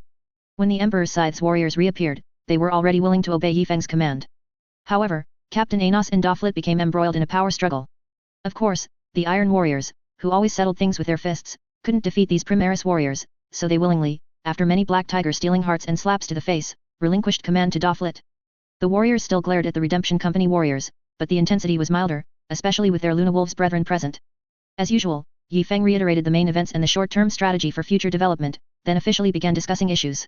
As everyone knows, post-battle summaries are an indispensable way for us to gain experience. Conveniently, both warring parties are here, so let's all share our thoughts. Since everyone is silent, I'll start. From this battle, it's clear that the jetpack assault tactics and the leg-selling tactics were executed well. However, the problem is that you couldn't win after charging in. Everyone, discuss how to solve this. William was the first to stand. As the commander of this battle, he had the clearest understanding of its progression. I believe our sequence of use was correct. First, have the leg-selling warriors charge in under fire support to engage the enemy in close combat, then the jetpack warriors' sudden rapid jump would disrupt the enemy's combat rhythm by either ramming them or suddenly attacking with a different combat style. After praise came reflection. We also made mistakes. Our jetpack warriors charged too late, leading to several leg-selling warriors being cut down. I suggest that in the future, when dealing with enemies taller and larger than us. William gritted his teeth when he said taller and larger, and the Emperor's Scythe's warriors were too embarrassed to look at them. William continued to elaborate on his idea. We could have the jetpack warriors carry meltaguns and directly melt-face them. Very good, a highly targeted idea. However, the risk is also very high. Warriors in the air find it difficult to maintain balance, and after landing, the inability to immediately draw a close combat weapon would leave their flanks vulnerable to attack. Nevertheless, it's a tactic worth researching. Yi Feng looked at the Luna Wolves' scions with an almost imperceptible gaze. Such outrageous tactics seem to be their specialty. Xiao Lan also stood up to express his view. I believe our squad configuration is still imperfect. I suggest that each squad should have at least one shield and one heavy weapon, otherwise, they are easily severely wounded in a surprise attack. Xiao Lan emphasized the words surprise attack particularly heavily. After this meeting, the squad leaders will discuss this and provide me with the desired weapon configurations for the heavy firepower and light cavalry interdiction squads. Yi Feng looked around. Basically, only the older warriors from the first few batches were speaking. Kazanov, tell us about your combat techniques so everyone can learn from them. Kazanov was huddled in the very back, using the tall figures of the Primaris warriors in front to shield himself, hoping Yi Feng wouldn't notice him. My combat techniques, Kazanov slowly stood up. He wasn't very good at speaking, especially teaching. Mad Wolf, Old Wolf Dun subconsciously whispered, the warrior's insane fighting style had truly become his nightmare. But who was present? Whispering was no different from speaking loudly. Kazanov got excited hearing this. Yes, you have to pounce like a mad wolf. Their stature is too tall, their bodies too large. In terms of strength and reach, I'm no match, but if I just stick to them, they find it harder to hurt me. Kazanov scratched his head, as if he could only say that much. Yi Feng supplemented his explanation, everyone, look. When fighting, you must assess the enemy, not just see where they are stronger than us, but also analyze the specifics. Their power sword swings are more powerful than ours, but you see, they need free arm movement to wield a sword. Kazanov seized on this point, using the advantage of an initial surprise attack to grapple with the enemy. When the opponent tries to swing their sword to cut you, restrict their arm movement, and the enemy cannot effectively harm you. Old Wolf Dun wished he could find a hole to crawl into. Now, it wasn't just rubbing salt in his wound, but also roasting it until the whole room smelled delicious. Kazanov, like a simpleton, kept muttering, the chapter master is right. Yi Feng finally had them sit down, then turned his gaze to the Primaris warriors. Warriors who just joined the Redemption Company, you also speak. When fighting us, where did you feel it was very easy to break through, and where did you feel we did poorly? Everyone's eyes converged on them. All the Primaris warriors felt like they were sitting on pins and needles. Flank and rear assault, unexpectedly, Doflit didn't hold back. Given your numerical and weapon advantages, you should have immediately launched a fierce attack on the flanks, and elite warriors should have led squads to circle around to our rear and assault. In this battle, our warriors responsible for protecting the rear met almost no resistance and could even continuously provide fire support to the front line. Several second company warriors immediately wanted to stand up and argue but were held back by their comrades. He's right. When outnumbering the enemy, you can't just focus on the enemy's frontal arc. You must encircle the enemy from all directions. Even if the enemy has defenses in the rear, you cannot fail to attack. Not only that, do you not apply what you learned in strategic and tactical classes to the actual battlefield? Encircle them completely, leave a small gap, force them to retreat there, and then ambush them on their retreat path. Isn't this basic tactics? William? Why didn't you use it? The post-battle summary meeting officially concluded, with much more work yet to be done. Chapter 71 Let's go on a trek at any time. 12 more years passed with stumbles and setbacks, and the 6th batch of warriors graduated. The 7th batch of warriors had an exceptionally high success rate. The apothecary's strategy was very successful, with a 46% success rate for recruits coming out of the tanks. 92 new recruits joined the chapter and have now been training for 4 years. Once the warriors of the 11th company graduate, the 2nd company will be officially fully staffed, and the 3rd company will be almost fully staffed after these 92 new recruits complete their training. Kazanov completed his Terminator armor training, becoming the first and only warrior of the 1st company, and also earned the title of chapter champion, excluding Yi Feng and Redemption Company warriors. Captain Arnos had to admit that this kid learned fighting techniques incredibly fast, now he could only fight him to a 4-6 split, and this warrior was very dissatisfied with his current 40% win rate. His solution was, to spar with Primaris warriors to improve his skill. He was practically a madman. The title Mad Wolf circulated among the Astartes, and eventually Khazanov had to accept this fact with equanimity. Another warrior who rose to prominence was warrior Nian Ci Jin. This warrior almost always helped others, minimizing his sleep time, earning him the nickname the Selfless One. Yi Feng's psyker traps in the star system captured many chaos warriors who came to plunder. Under the leadership of the Redemption Company warriors, the warriors grew in the fires of war. Of course, after Yi Feng changed the warrior training strategy, there were also 5 deaths. Ever since the Emperor's Scythes incident, Yi Feng seemed like a changed man, constantly sparring with Primaris warriors and relentlessly training the warriors. The Tech Marine temporarily abandoned his research into Father Mapusa's memories, they were simply too vast and complex, requiring the combined efforts of the apothecary interns returning from their studies. Chief Apothecary Situare commissioned Anos to build several external small screens, and he was now like a Tech Marine, monitoring the apothecary interns' modification surgeries through these screens. The most important thing was that after the devastating warship losses from the Emperor's Scythes boarding action, the entire chapter reflected deeply and began to reinforce the warship's anti-boarding protection systems. Led by Chief Apothecary Situare from the Imperial Fists, and with the help of the apothecary interns, he finally had some free time to help the chapter make improvements. Situare's directives were basically, I remember we had such and such turrets set up there, and in my father Rogaldorn's great work, such and such clever traps were installed. The Tech Marine followed with a furrowed brow, calculating where construction was possible with current resources and production lines, and where there was no money to manage. Everyone was incredibly busy, including the Adeptus Mechanicus personnel who were originally maintaining the Titans, who were reluctantly pulled in as laborers. This continued until the anti-boarding systems of the 2 battle barges and the Iron Jungle strike cruiser were initially completed.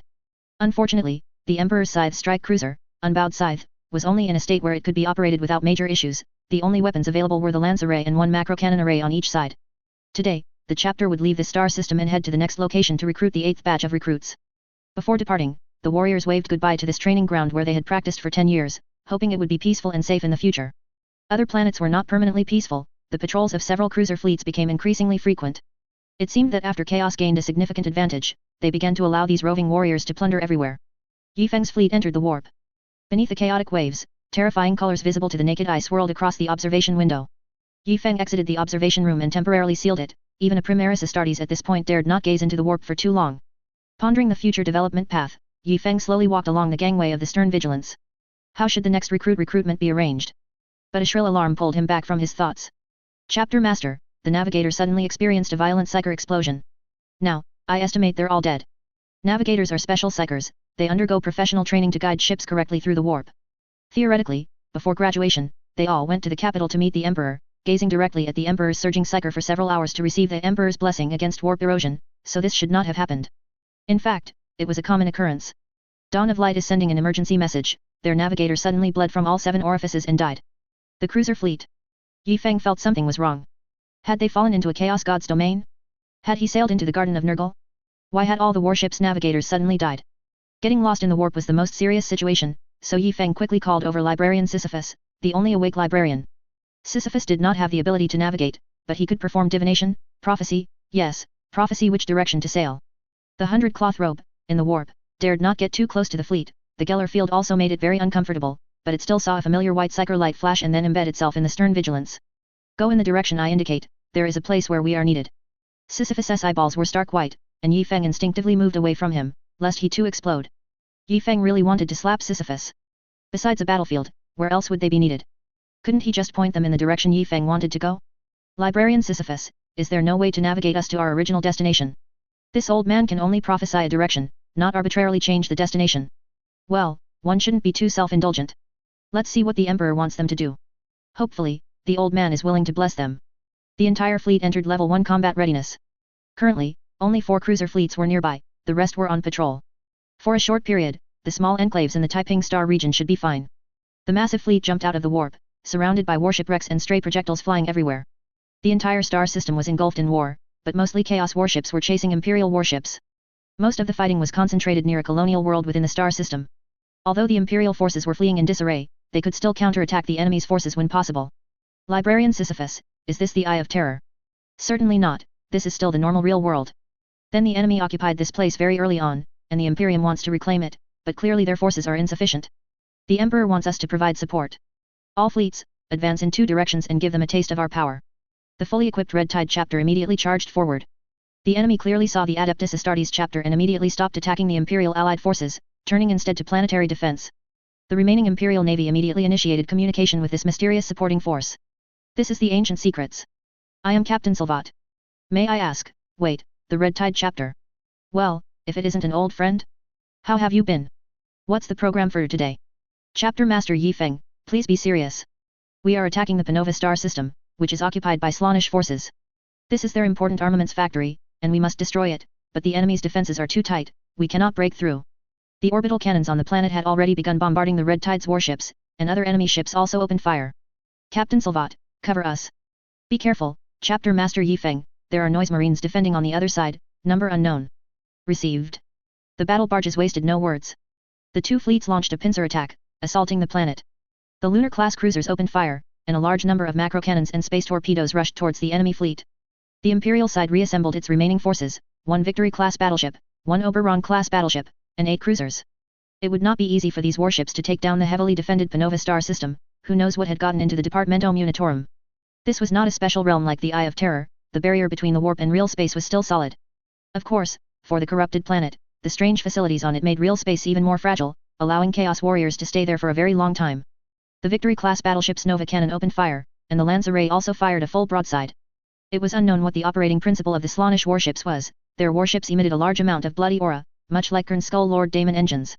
In a sense, the enemy warships were in a chain state, but this chain seemed to be a mixture of flesh and steel. Their void shields were linked together in this peculiar way, and the Nova cannon's attack only made the void shields of this warship cluster shake slightly. The flesh continued to writhe and squirm, a mixture of human or other biological flesh, emitting eerie wails. Their emotions caused strong warp fluctuations, making all warships approaching them feel as if they were being continuously impacted by warp surges, causing their void shields to overload extremely quickly. Even a battle barge could not single-handedly defeat these dozens of linked flesh warships. All available firepower had to be fired simultaneously to potentially disable their void shields. Captain Silvat, can you deliver a full broadside? I'm also handing over command of my cruiser fleet to you. Our battle barges will coordinate with you at close range. No problem, Chapter Master Yi Feng, it will take approximately 62 seconds for all warship weapon arrays to be fully charged. Received. Fire immediately once ready. Yi Feng commanded the 2 battle barges to rapidly approach the enemy fleet. The enemy's orbital defenses and warship artillery concentrated their fire on the battle barges, and the pressure on their void shields surged. Without any fancy maneuvers, the battle barges, specifically designed to withstand heavy fire, drove directly into the middle of the enemy warship cluster. All weapon arrays were charging, preparing to break through the enemy's void shields in one go. The lance arrays would close to short range and fire with the main fleet, while the bombardment cannons would provide supplementary fire if the enemy's void shields were not shattered, and the numerous macro cannon arrays were ready to tear apart the enemy once their void shields were gone. The battle barges and the Iron Jungle took the lead, with the previously damaged unbowed side following at the very rear. From the formation, it was extremely terrifying. Since the Imperial forces were not expected to appear from this area, the enemy only had a company of noise marines stationed there. They were determined to eliminate the enemy through counterboarding and warship firepower. Chapter Master Yi Feng's side only had more than half of the 2nd Company, half of the 11th Company, and nearly 30 Redemption Company warriors. They were also prepared to inflict casualties on the opponent through counterboarding operations and bombardment. Chapter Master Yi Feng, we are ready. We can commence a full salvo in 4 seconds. Space torpedoes had already been launched, followed by macro cannons, then Nova cannons capable of sublight speed, and finally, lance arrays. The powerful attack made the enemy's void shield flicker on and off. Numerous whales penetrated the warp, then were blasted towards the stern vigilance by unknown psychic instruments. The stern vigilance adopted a modular void shield design, completely opposite to the enemy's philosophy. Now, the foremost void shield was overloaded, and the warship's heavy frontal armor was being bombarded by shells and psychic shocks. However, the void shields in other areas of the warship remained intact. Bombardment cannons, fire. 2 bombardment cannons struck at close range, successfully shattering their void shields. Numerous macro cannon arrays and space torpedoes attacked the enemy at point-blank range. All Astartes were standing by inside the warship, as the exterior of the warship was vulnerable to enemy artillery. Everyone was stationed in the core area of the warship. The noise marines found that their warships, all linked together to form a fortress, could not match the movement speed of the enemy's battle barges. Their weapons were caught in a pincer attack, with the enemy's main force outside and the close combat adept battle barges inside. They were immediately at a great disadvantage. The enemy's defensive cannons deployed on the planet dared not fire at the battle barges, which were among their own forces, and could only fire at the distant Oberon-class battleship. They had to find a way to shut down the enemy battle barge's void shield, deal with the internal threat before the external one. The noise marines were the first to lose patience. They only had 1 strike cruiser, and typically, 1 strike cruiser with 1 to 2 companies of warriors was considered a normal configuration. Both sides exchanged artillery fire, but the battle barges only attacked the enemy's weapon arrays. Once one was destroyed, they moved to the next, completely disregarding whether repair personnel would fix it later. because the large fleet behind them would not allow them to fix it. The 3 void shield sections of the Dawn of Light also overloaded. It slowly moved closer to the iron jungle to gain temporary safety on its port side. The Stern Vigilance charged at the forefront, carrying over 40 warriors from the Redemption Company and the 11th Company. The Dawn of Light and the Stern Vigilance had no intention of warp boarding. Instead, with the enhancement of special devices, their warp transponders locked onto each other, allowing for mutual teleportation support in case of need. With an anchor signal point, and then performing warp teleportation, they surely wouldn't get stuck in a wall, right? The Noise Marines of the Flesh Fantasies Warband could no longer hold back. Why hadn't anyone arrived yet? The desire to perform is rising. They wanted to hear more cheers from the audience. These Chaos Warriors, equipped with sonic blasters and doom sirens, specialized in using sound waves as weapons. Those attacked by the deafening warp sonic weapons would experience extreme pain, emitting heart-wrenching screams. These painful cries could be fed back to the Noise Marines, making their weapons even more powerful. Finally, someone couldn't hold back and strode towards the warp boarding device. There weren't many ancient veterans among the enemy, most were new recruits from Slaanish's planets. Due to the nature of time and space in the warp, these ancient veterans hadn't truly fought for 10,000 years.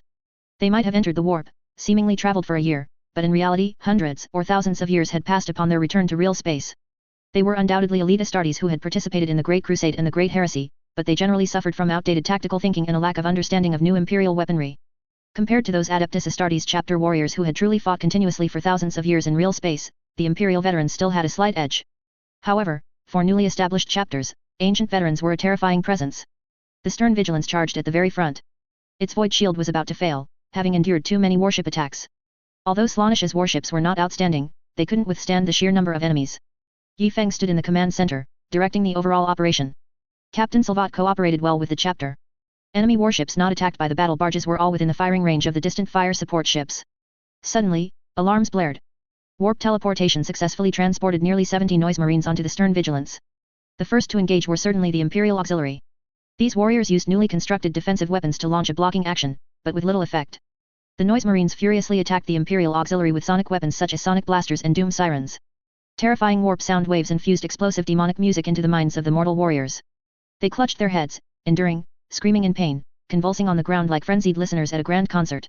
The Imperial Auxiliary Company commander desperately pulled the trigger, his twin-linked lasgun firing continuously. This company commander had already lost his hearing and sight. He couldn't even see where the enemy was, relying solely on the fixed base of the lasgun to determine the firing direction. Blood flowed from his ears, his eyeballs burst, and his eyes became dark, hollow sockets. The demonic music in his mind drove him mad, but his firm will told him to hold his ground. Support arrived quickly. A precise bolter shot blew off the head of a Noise Marine. Several Primaris Astartes wielded their weapons, smashing these clowns into pulp, chopping them into pieces, and dismembering their bodies. For the Emperor. The roar of bolters and the snarl of plasma guns drowned out the Noise Marines. The Redemption Company warriors endured the demonic music that projected directly into their minds through the warp, slaughtering these hateful traitors until blood flowed like rivers. Even against Noise Marines, whose speed and perception were greatly enhanced by Slaanish's blessings, the Primaris warrior, these enhanced warriors, could fight with ease. You cannot run wild on our territory. Yi Feng led the warriors of the 11th Company from above to the battlefield. The enemy's demonic music began to take effect even before the two sides met, but in front of the Astartes' warp-shielded helmets, its power was not enough to drive them mad like mortals. The warriors roared their core ideology, fighting to the death for all humanity in the galaxy. This core belief helped them resist the enemy's attacks effectively. Yi Feng's approach was even simpler and more direct: all warriors, arrayed in front, advance. The two sides engaged in close combat. Yi Feng and Kazanov, wearing Terminator armor with integrated shield systems, charged at the very front. Following Yi Feng were numerous dismembered warriors, descendants of the Iron Hands. They would first use their prosthetics to restrict enemy movement, then provide opportunities for the Luna Wolves brothers behind them, who wielded meltaguns. The descendants of the Imperial Fists, who had undergone reforms and now carried the standard shields left by the Storm of Will, held the front line, followed by the White Scars warriors, ready to assault at any moment. These warriors wanted to sneak to a breakthrough position, but the enemies, blessed by Slaanish, discovered them with their acute sensory abilities. The few bolters of the Noise Marines opened fire, blasting through the wall that the Red Tide chapter had originally intended to breach with meltabombs for a surprise attack. The flank assault battlefield also turned into a frontal battlefield. Now the battlefield became a chaotic mess, with exchanges of fire, sneak attacks, and surprise assaults from hidden gun emplacements everywhere. The warriors, relying on the recently reinforced barge defense systems, fought steadily and slowly gained the upper hand. The second company warriors on the Dawn of Light wanted to teleport over for support, but after the first group of 10 had teleported, Yi Feng immediately ordered them to stop teleporting and to always protect the Dawn of Light, as this might be a ploy to distract them. The Imperial Auxiliary orderly withdrew from the battlefield. These Slaanish warriors were not particularly strong against Astartes, but their lethality against mortals was comparable to that of Nurgle warriors. Noise Marines were granted supreme hearing by Slaanish, but they only felt pleasure when they heard the screams of the dying. They fought without their minds, not to insult them, but their entire brains operated in a strange way during combat, becoming a vessel for immense, unpleasant, music and the screams and wails of enemies, which brought them pleasure. They now wore flamboyant pink armor, with light blue stripes and other vivid decorations, weaving through the battlefield, exerting all their effort to unleash high-pitched and high-volume noise from their guitar-like weapons. They were consumed by desire, yet devoid of any sensation, only the most sorrowful and painful screams could slightly stir their senses. Some powerful noise marines even went helmetless. Their supersized mouths, grotesquely corrupted by the warp, could emit terrifying and gruesome screams. Of course, the Red Tide chapter, prioritizing firepower, did not tolerate them. The Luna Wolves warriors sprang into action, their jump packs instantly transporting them to the front. Meltaguns were thrust directly into the enemy's mouths. Warriors with flamers specifically targeted these helmetless big shots. Loyal promethium fuel directly incinerated the enemy's heads.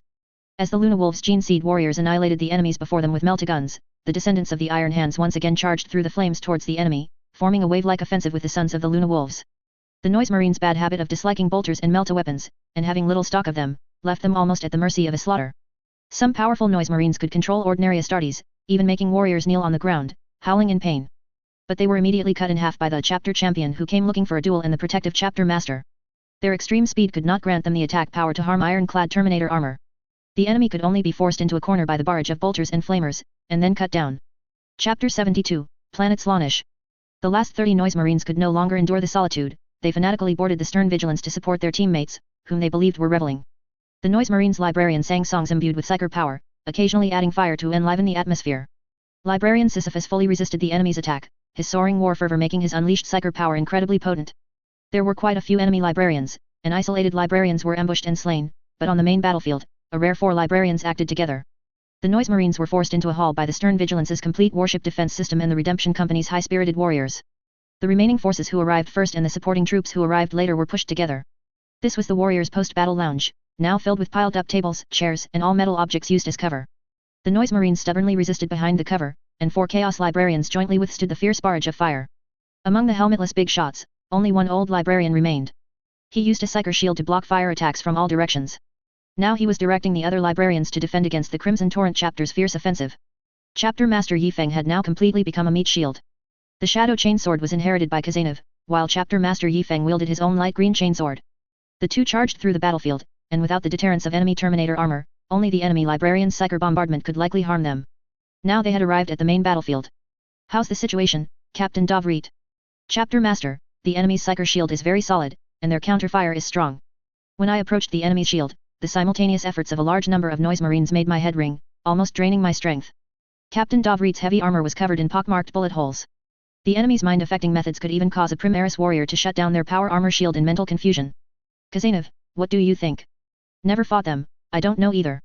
"Then let's charge once, give me a shield." Chapter Master Yifeng, as always, charged at the front, with Mad Wolf and the Redemption Company behind him. A large amount of noise attack almost disintegrated the shield Chapter Master Yifeng held at a molecular level. Meaningless but numerous noises rushed into Chapter Master Yifeng's mind, causing his head to throb with pain. "You're forcing my hand." Chapter Master Yifeng slashed at the enemy's shield a few times, then led his team back. "Everyone, continuous fire.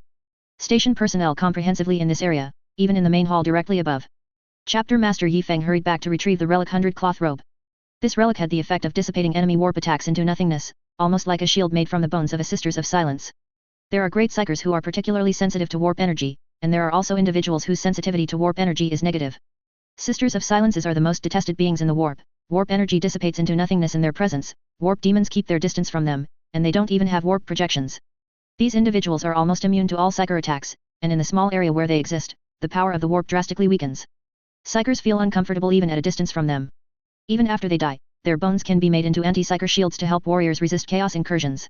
Now, although the principle is unknown, the 100 cloth robe also seems to be able to do similar things. Clad in this relic, Chapter Master Yifeng once again walked onto the battlefield.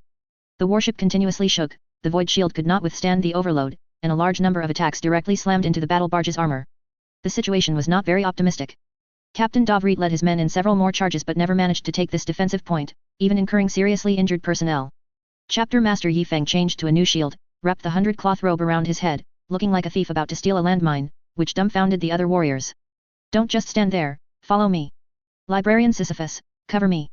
Librarian Sisyphus used a psyker smite, striking the solid psyker shield. The librarians on the other side were also not feeling well, they found that the wails and screams on the battlefield were decreasing, and their plundered psyker energy was insufficient.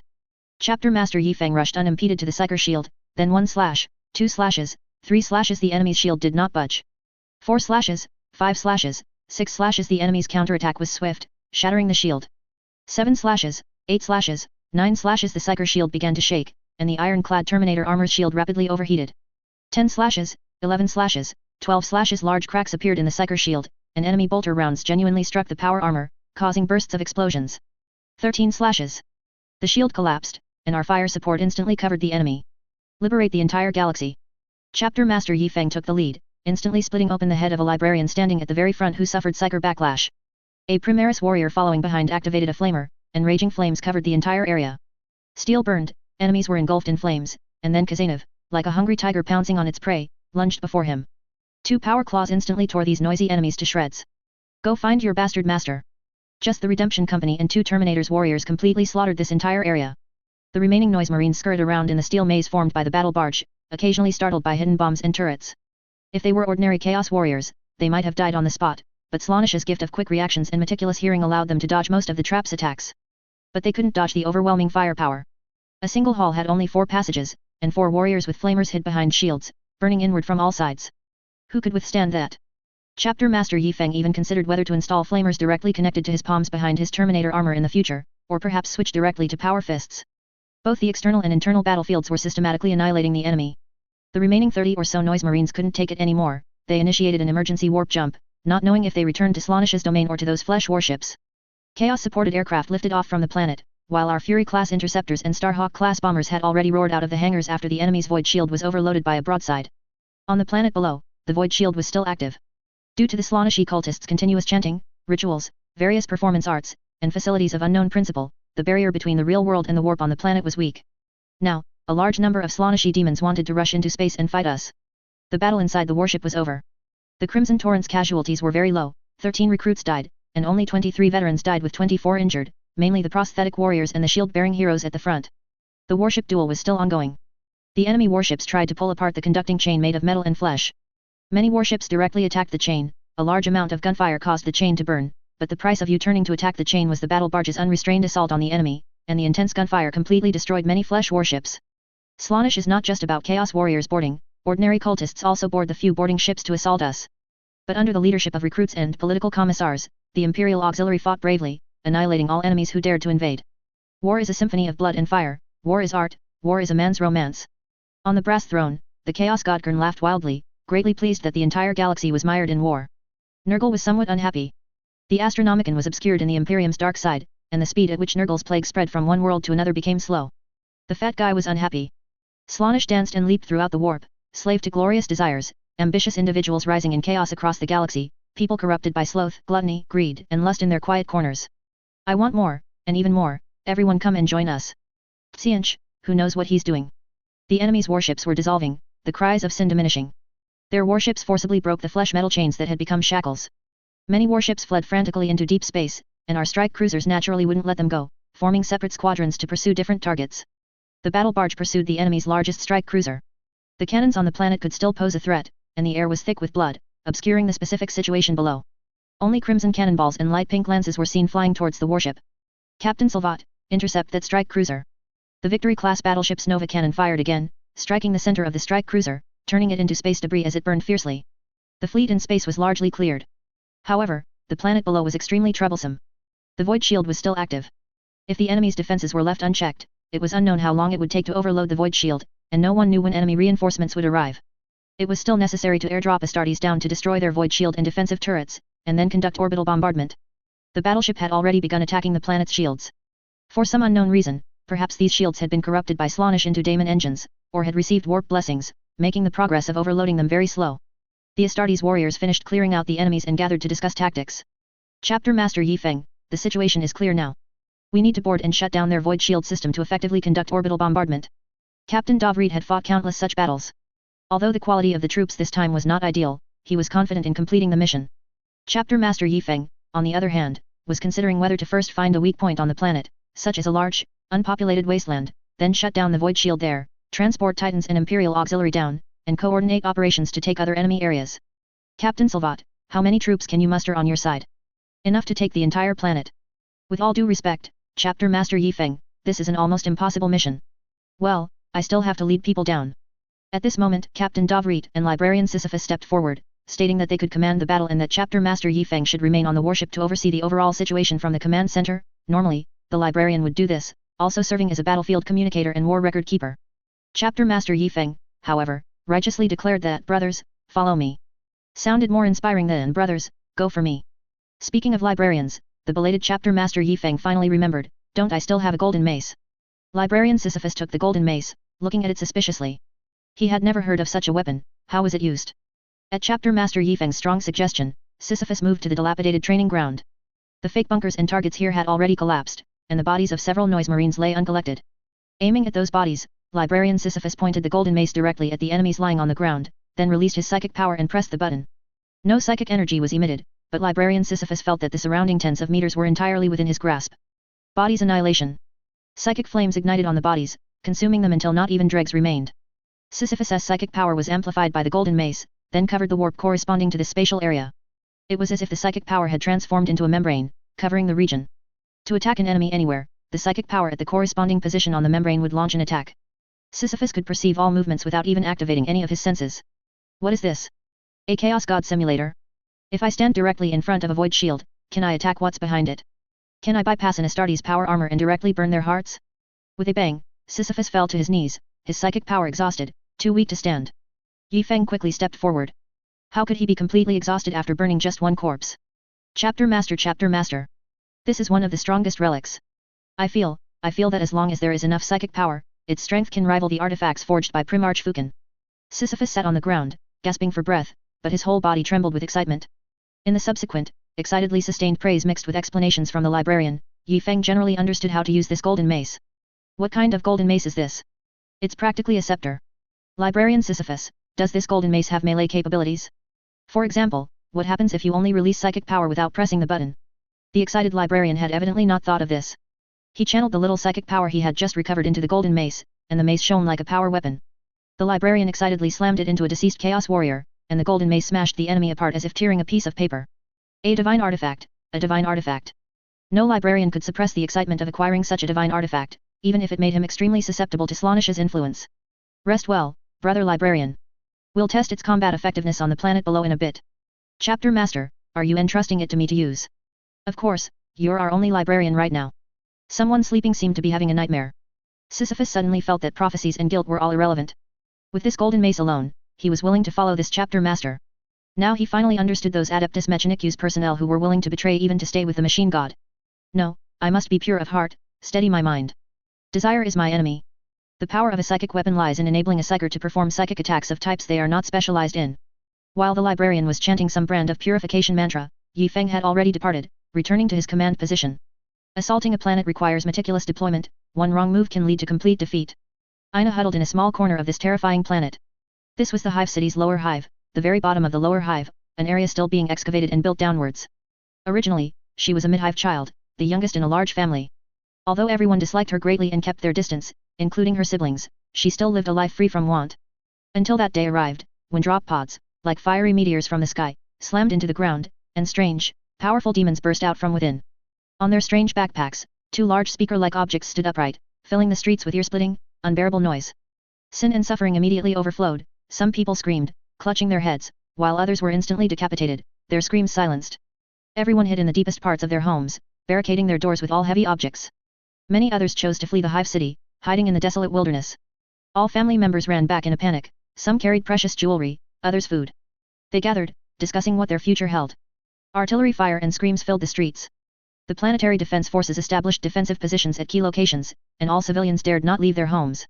Men were forcibly conscripted into the army, under the summons, they could only flee with all their might, no one dared to resist. The remaining members of Ina's family hid in a safe room.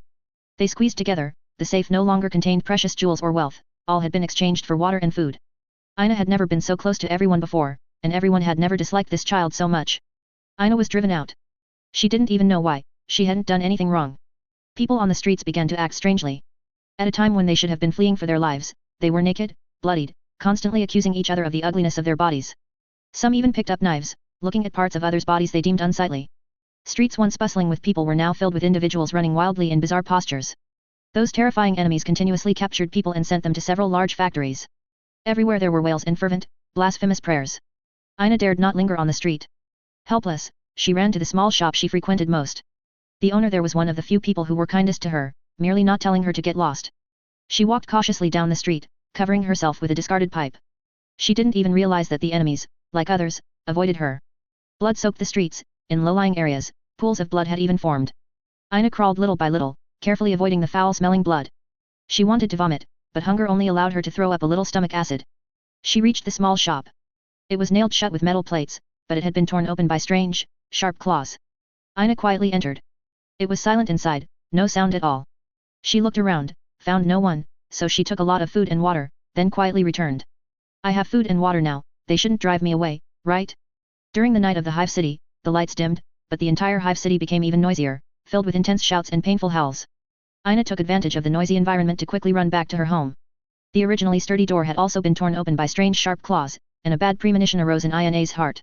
Mom! Ina tentatively called out, and a commotion came from the room where people had been hiding. The door was tightly shut, keeping outsiders out. Inside the room, a monster made of stitched-together flesh squirmed.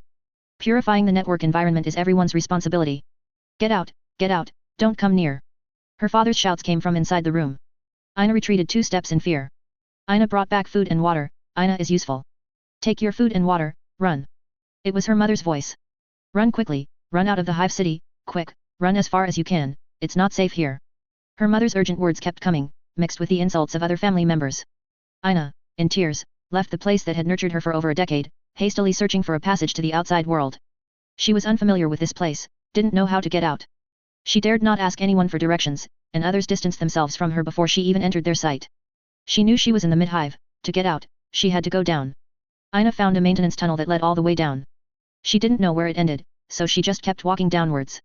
Endless metal stairs drained Ina's remaining strength. In the darkness, the lights flickered on and off. She didn't know if the power supply had been cut.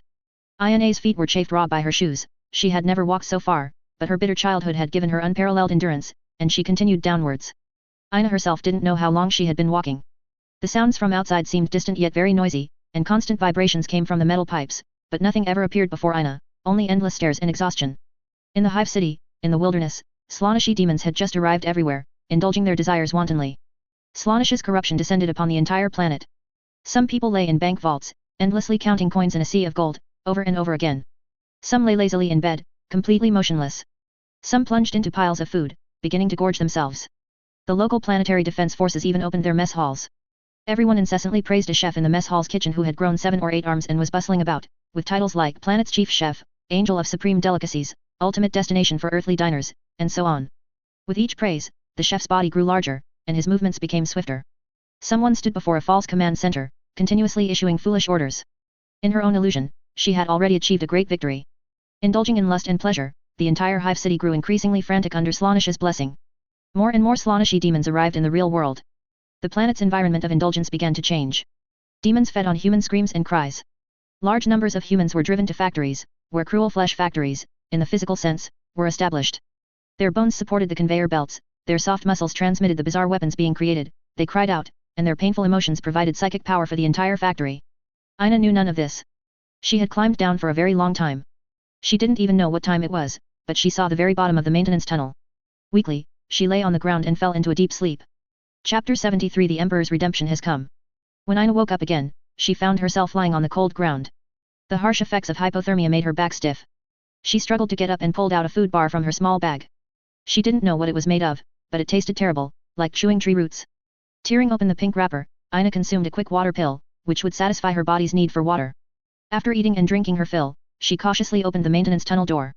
The world outside was completely unfamiliar, or rather, she found that everything around her had changed. Flesh had grown on the metal and pink and flesh tones filled the formerly dark lower hive world. In the distance, pale spiders seemed to be crawling everywhere. Where rags once covered gaps in the metal, there now seemed to be fresh leather products, and bizarre, blasphemous symbols were painted everywhere. A clamor came from afar, as if some wild party was happening. Ina huddled in fear within the still normal pipe, which might be the last normal place. She sobbed softly, terrified. At this moment, she desperately wanted to return to her mother and family, even if it meant being locked outside the gate. Once again, fiery meteors crashed onto this land raider. This time, what emerged was salvation from the Emperor. The warriors traversed the small wasteland, which was full of positions originally set up by the planetary defense forces, now occupied by chaos cultists. Fortunately, the followers of Slaanesh were completely unprepared for battle. In a whirlwind assault by the Astartes, the enemy's positions were utterly breached. Intact basilisk artillery tanks remained at their gun emplacements, completely unguarded, despite being vital armaments. After rejecting several proposals, Chapter Master Yifeng decided to go for a big one, a surprise attack on the Hive City's primary void shield. Mainly because the chapter didn't have many Land Raider raiders or motorcycles left, so no high-speed chases, boo-hoo-hoo.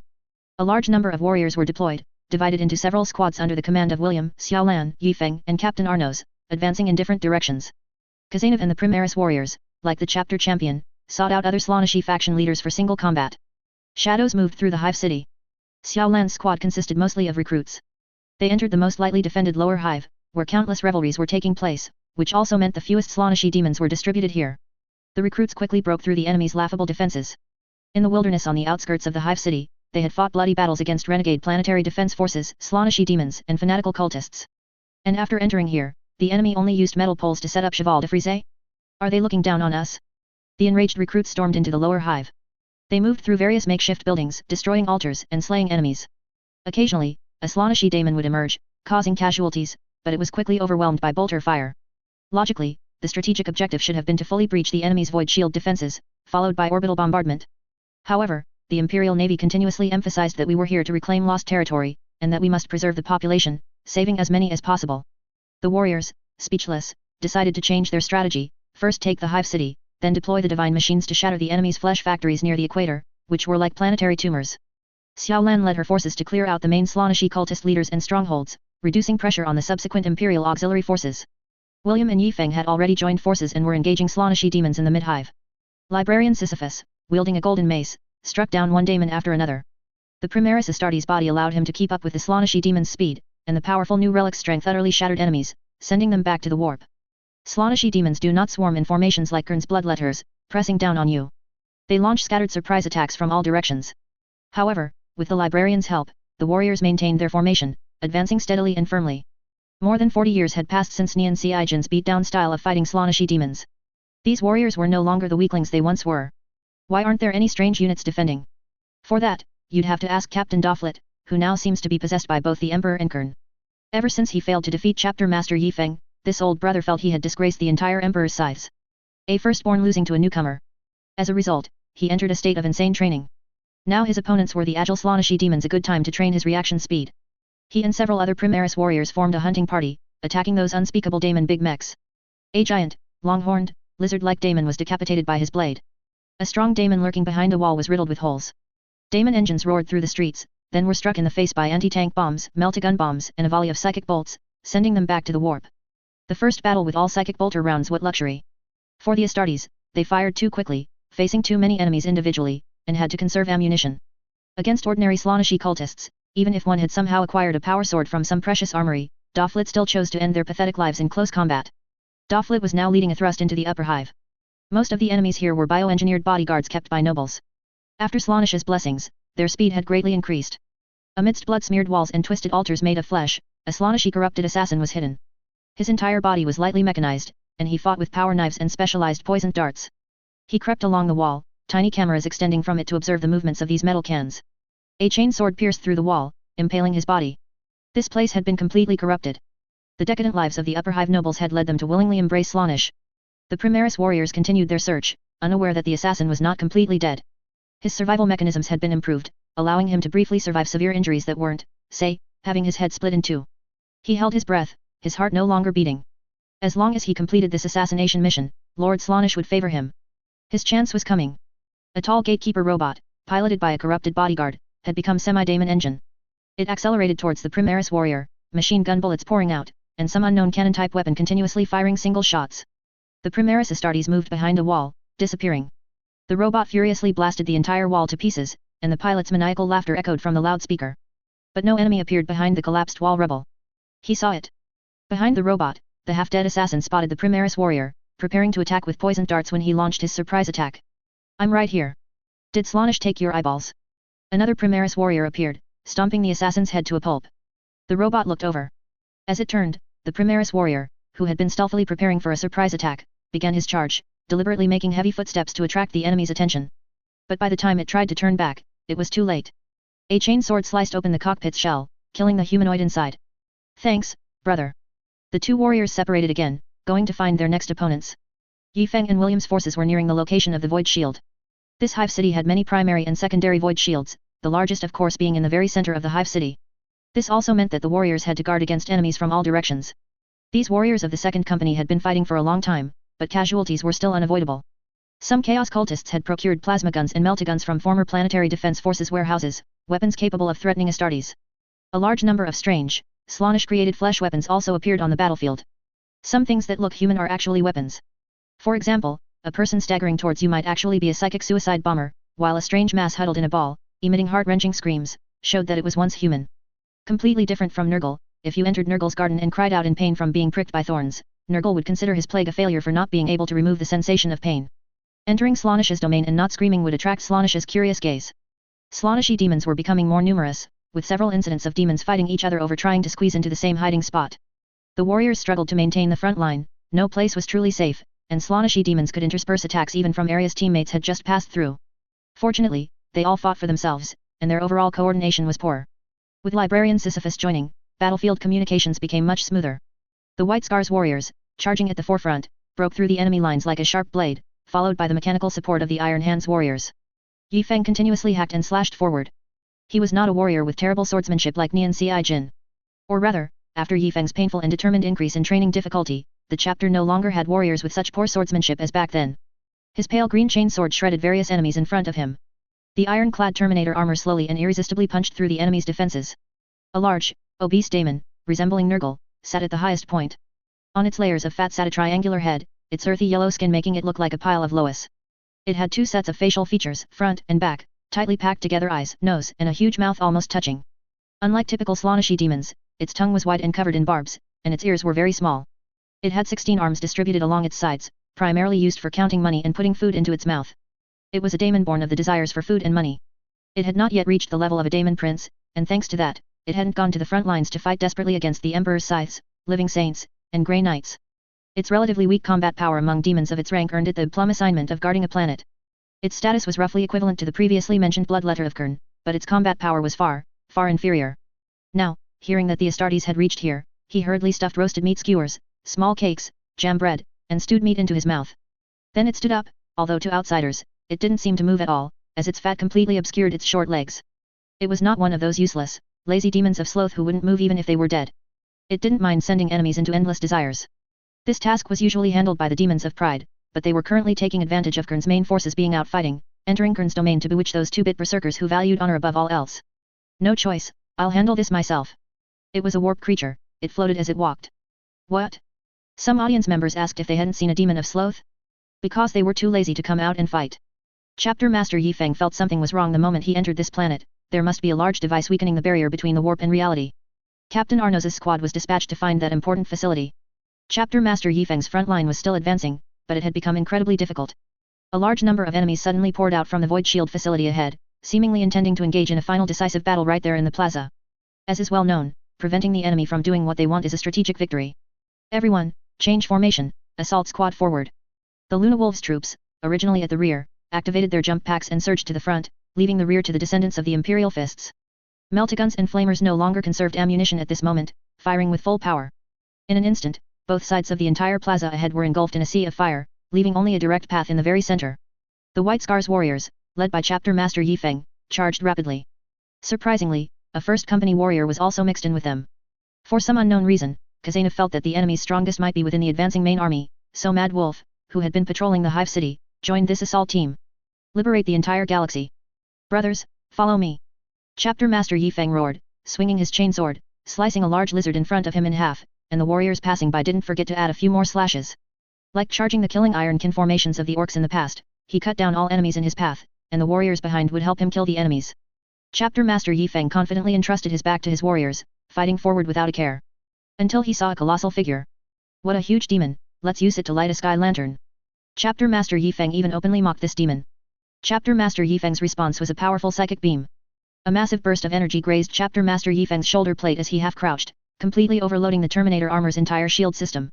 The immense power clearly exceeded Chapter Master Yifeng's expectations, but it wasn't so strong as to be unmanageable. He pulled out his ever-present plasma pistol and fired an overloaded shot. A massive plasma explosion struck the large belly, causing considerable damage, but for this thick body, it was practically painless. Chapter Master Yifeng felt that even if his chainsword fully penetrated the enemy's body, it might not reach a vital point. The plump demon of avarice sat proudly at the entrance of the void shield facility, acting as a fixed gun emplacement. What do you think I relied on to survive in the warp? Wasn't it just sitting wherever I wanted, and there weren't many Slaaneshi demons with enough attack power to force me to leave?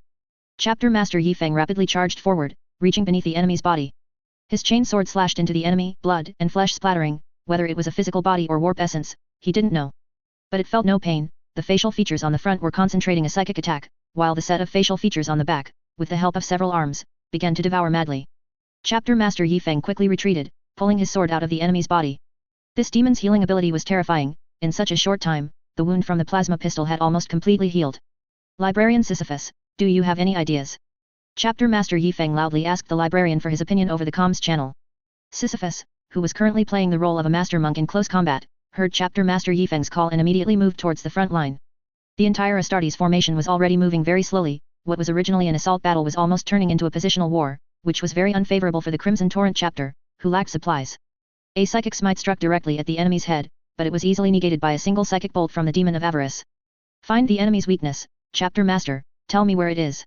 Chapter Master Yifeng fought fiercely, attacking every part of the enemy as quickly as possible, but the enemy showed no special defenses, relying solely on self-healing for its defense.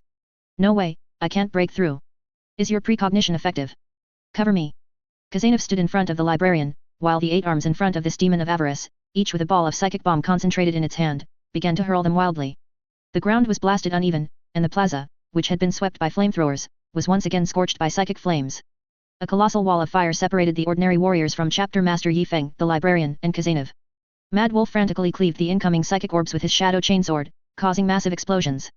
His Terminator armor's shield system crackled, unable to bear the strain. The enemy still wanted to continue its attack, but Chapter Master Yifeng would not allow it to do as it pleased. His chainsword sawed into the demon's lowest arm, the one typically used for counting coins.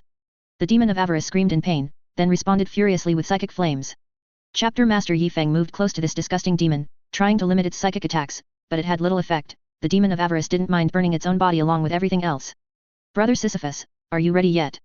Blue psychic energy filled the librarian's eyes. He saw a part of what was to come. Without a word, he pressed a button, infusing his psychic power into his golden mace. From a warp perspective, this demon was merely an amorphous mass of energy. Librarian Sisyphus launched his golden mace attack towards the predicted location. Fire, engulf the enemy. The demon of avarice let out an unknown roar, crying out in pain, and then psychic flames erupted from its mouth and eyes, fiercely burning its body. Sisyphus collapsed heavily to the ground, temporarily losing his combat ability, all his psychic powers depleted. Kazanov dragged the librarian, moving towards Chapter Master Yifeng. See? I said I'd light a sky lantern, and I did. Chapter Master Yifeng's taunt level was maxed out, but the enemy could no longer respond. The psychic flame wall extinguished, and the chapter quickly rallied around the Chapter Master. Passing through the crackling body of the enemy, the Crimson Torrent chapter finally entered the enemy's void shield facility. Xiaolan led the recruits through the lower hive. He knew that an endless stream of warp demons would arrive on this planet, so killing demons was meaningless. The success rate of finding survivors might even be higher. They defeated various Slaaneshi leaders. Some believed that flesh art could please Slaanesh, others thought that only by wielding supreme power could they gain an audience with the Slaaneshi chaos god, so they organized people to madly occupy the lower hive, but they were in turn assassinated by other power-hungry slaves, who then inherited their positions. The followers of Sloth innocuously found a place to sleep, to the extent that most people considered them dead. In severe cases, some were even too lazy to keep their hearts beating and simply passed away. The recruits searched for possible survivors in various hidden places. It was already too late. There might be many people who escaped into the wilderness, but the entire lower hive looked as if it had been kissed by Slaanesh, filled with metallic flesh and rampant lust. Suddenly, Xiaolan's tactical optics spotted a normal wall with a large door in the far distance. Just as he was about to investigate, he heard the commotion of Slaaneshi demons ahead. My lord, that place makes me so disgusted, I don't want to go. Get over there and burn that disgusting thing to ashes, and you can be the leader of the cultists in this area. My lord, I really don't want to go forward. A Slaaneshi daemon, resembling a praying mantis, swung its scythe, chopping directly between the legs of the chaos cultist who refused it. The piercing scream affected the surrounding flesh walls, which also wailed along with him. Another chaos cultist saw there was no escape. If he didn't go, he'd be gone too. I'll go, my lord, I'll go. Hurry. The poor servant cautiously picked up a meltagun and walked forward. His body had been completely corroded, his feet had turned into flippers, black wings had grown on his back, his mouth protruded forward, and his tongue had become larger and longer, transforming him into an unknown creature. Holding the meltagun, he walked slowly forward, his body trembling, the more corrupted areas trembling more violently. Still 100 steps away, this cultist twitched as he advanced, as if he had touched an electric fence. Still 50 steps away, the corrupted areas began to burn, as if bound by a mysterious force and then annihilated. Still 10 steps away, the cultist's brain fell into a dazed state, seemingly unaware of what to do. Go forward, burn everything in front of you, and you will earn the right to an audience with Lord Slaanesh. The mantis daemon's voice came from behind, followed by the sound of a chainsword piercing flesh. Upon hearing this, the cultist suddenly became invigorated, quickly advanced, and then kicked open the iron door. The Meltagun's trigger was about to be pulled when a chainsword flew from afar, piercing his heart. Ina's face was splattered with the chaos cultist's blood, and she could no longer hold back her tears, crying loudly. Don't be afraid, child, we are here. Xiao Lan pulled his chainsword from the corpse. Behind him were several equally tall warriors. Chapter Master, Recruit Company. Xiao Lan reporting from the lower hive, an uncontactable individual has been found. Brothers, let me reiterate, our setting has been changed to Abaddon's 14th Black Crusade. Chapter 74, Battle in the Nest City. Yi Feng was furious, extremely, incredibly furious. There was a giant mysterious device on the void shield, and everyone wanted to plant a bomb, so they directly cut it open. Screams of agony emanated from within, poor people were crammed into the device, their flesh and blood intertwined. A massive amount of suffering was converted into warp energy, which then fed back into the void shield system, guiding the overloaded heat to dissipate from the void shield. Chapter Master, can they be saved? No, they can't. Just blow it up. The timed bombs were set, and everyone scattered. William went back to rendezvous with Captain Arnos's forces to jointly dismantle the enemy's warp amplification device, while Yi Feng led his warriors towards the enemy's anti-aircraft gun turrets. Kazanov handed Librarian Sisyphus over to other warriors, then went out hunting alone again. The prey was strong, but I didn't kill it, which is annoying. The space defense turrets were located on the outer side of the hive city. The entire hive city had 4 large turrets, threatening all directions. By destroying just one, warship could approach the hive city from that direction, then use pinpoint bombardment to destroy the other turrets. Then transport ships could bring down the Titans, and begin clearing out enemies outside the hive city. The turrets continuously launched terrifying attacks, powerful enough to damage heavy cruisers, successfully preventing the Imperial Navy fleet from entering planetary orbit. The void shield is gone, what should we do? The Slaaneshi daemon guarding this place was extremely agitated. He was the embodiment of the desire for power, and now he was only considering whether to challenge the daemon guarding the void shield and seize control of that power as well. If his forces counterattacked and took down that void shield, wouldn't that area naturally fall under their control too? Assemble the troops, counterattack the void. Boom! A massive explosion echoed throughout the hive city. Raging fires plunged the demons of the midhive into confusion. Various Slaaneshi demons ran through the streets, attacking Astartes' forces. Boom! Another loud bang echoed through the hive city. Chapter Master, this is Anos. The enemy's warp amplifier connection point has been destroyed. We need to destroy more altars to restore this planet to its original state. There was no need to elaborate on this. Xiao Lan had already been attacking the core of the Slaaneshi cult below with the Recruit Company for a long time. The power daemon guarding the turret was immensely furious. He once again felt the rejection of the real world. Charge out and re-establish the warp amplification device. Large numbers of demons surged from all directions, bringing along pathetic mortals in a desperate attempt to achieve an impossible desire. As Yi Feng's forces advanced towards the turret, they saw a massive number of demons emerging from around the street corner ahead. Everyone, cone formation. Astartes rarely gathered in dense formations, but facing such a surging tide of demons, this was their only option. Brother Librarian, can you still move? Give us a psychic shield. Librarian Sisyphus, who had just awakened, immediately erected a psychic shield. He was not proficient in such spells, and the psychic shield was tottering. As the barrier between the warp and the real world gradually returned, the power of demons and psychers was progressively weakened. Psychic bolter rounds made the enemies ahead extremely uncomfortable. Demons at the rear immediately diverted to other routes, they were inevitably returning to the warp. Before that, they wanted to indulge their desires to the fullest. Only demons driven by the same desire for power attacked the Astartes. Hold the line, annihilate all invading enemies. Yi Feng felt the pressure decreasing as the enemy's strength weakened. Although the enemy was fast, their attacking power was greatly diminished. Ordinary demons could not stop the Astartes' advance. Xiao Lan found an untouchable, who was now lying in his arms. This was one of the most precious gifts in the entire Imperium, and she absolutely could not be harmed. Recruits gathered around Xiao Lan, covering him as he moved to a safe place. Wherever Ina passed, mutated creations melted like first snow. After the scattered flesh and blood withered away, only rusted metal remained standing in Ina's wake. Over 20 recruits surrounded Xiao Lan, forming an almost impenetrable human wall. No Slaaneshi daemon wanted to rush to their death here. The anti-warp forces that made them uncomfortable and the non-human warriors were enough to create a huge deterrent. The recruits even developed the illusion that they were very strong. Following the pipe Ina had descended, the warriors followed Xiao Lan to reinforce the mid-hive. William's squad, after blowing up an altar, quickly came to rendezvous with Xiao Lan and Ina. On the main battlefield, Yi Feng led his warriors in a difficult advance. Their psychic ammunition was almost depleted, relying entirely on the close combat Librarian Sisyphus and Yi Feng's sturdy power armor. However, Yi Feng's armor now also showed various scratches. These demons, engrossed in the desire for power, continuously inflicted casualties on the warriors. The demons stirred, they sensed the arrival of their bane. The barrier of real space in this area suddenly became incredibly solid, and and the weaker demons were directly repelled back into the warp. Chapter Master, we've brought the untouchable. Xiao Lan walked up to Yi Feng, holding Ina, and then received a flick on the forehead from Yi Feng. How could you bring such a precious talent as an untouchable directly onto the battlefield? If anything happened, no amount of crying could undo it. As soon as Ina approached Yi Feng, the entire warp once again entered a state of upheaval. The Chaos God Qing looked up in shock, his gaze piercing through the magnificent crystal labyrinth, into the endless, illusory warp. Ever since Abaddon's 14th Black Crusade began, this Chaos God, who managed wisdom, fate, schemes, and other brain-intensive tasks, had left the side of the Eternal Well, which he himself had never fully understood. Qing transformed into a blue octopus, extending multiple tentacles to envelop a mysterious crystal ball. He used this marvelous object to observe the destinies of those pathetic individuals. The Emperor's furious counterattack had caused heavy losses to all the Chaos Gods, including this God of Fate. However, he foresaw that the galaxy would not change, no matter how the future fate lines shifted, the galaxy would be plunged into endless war.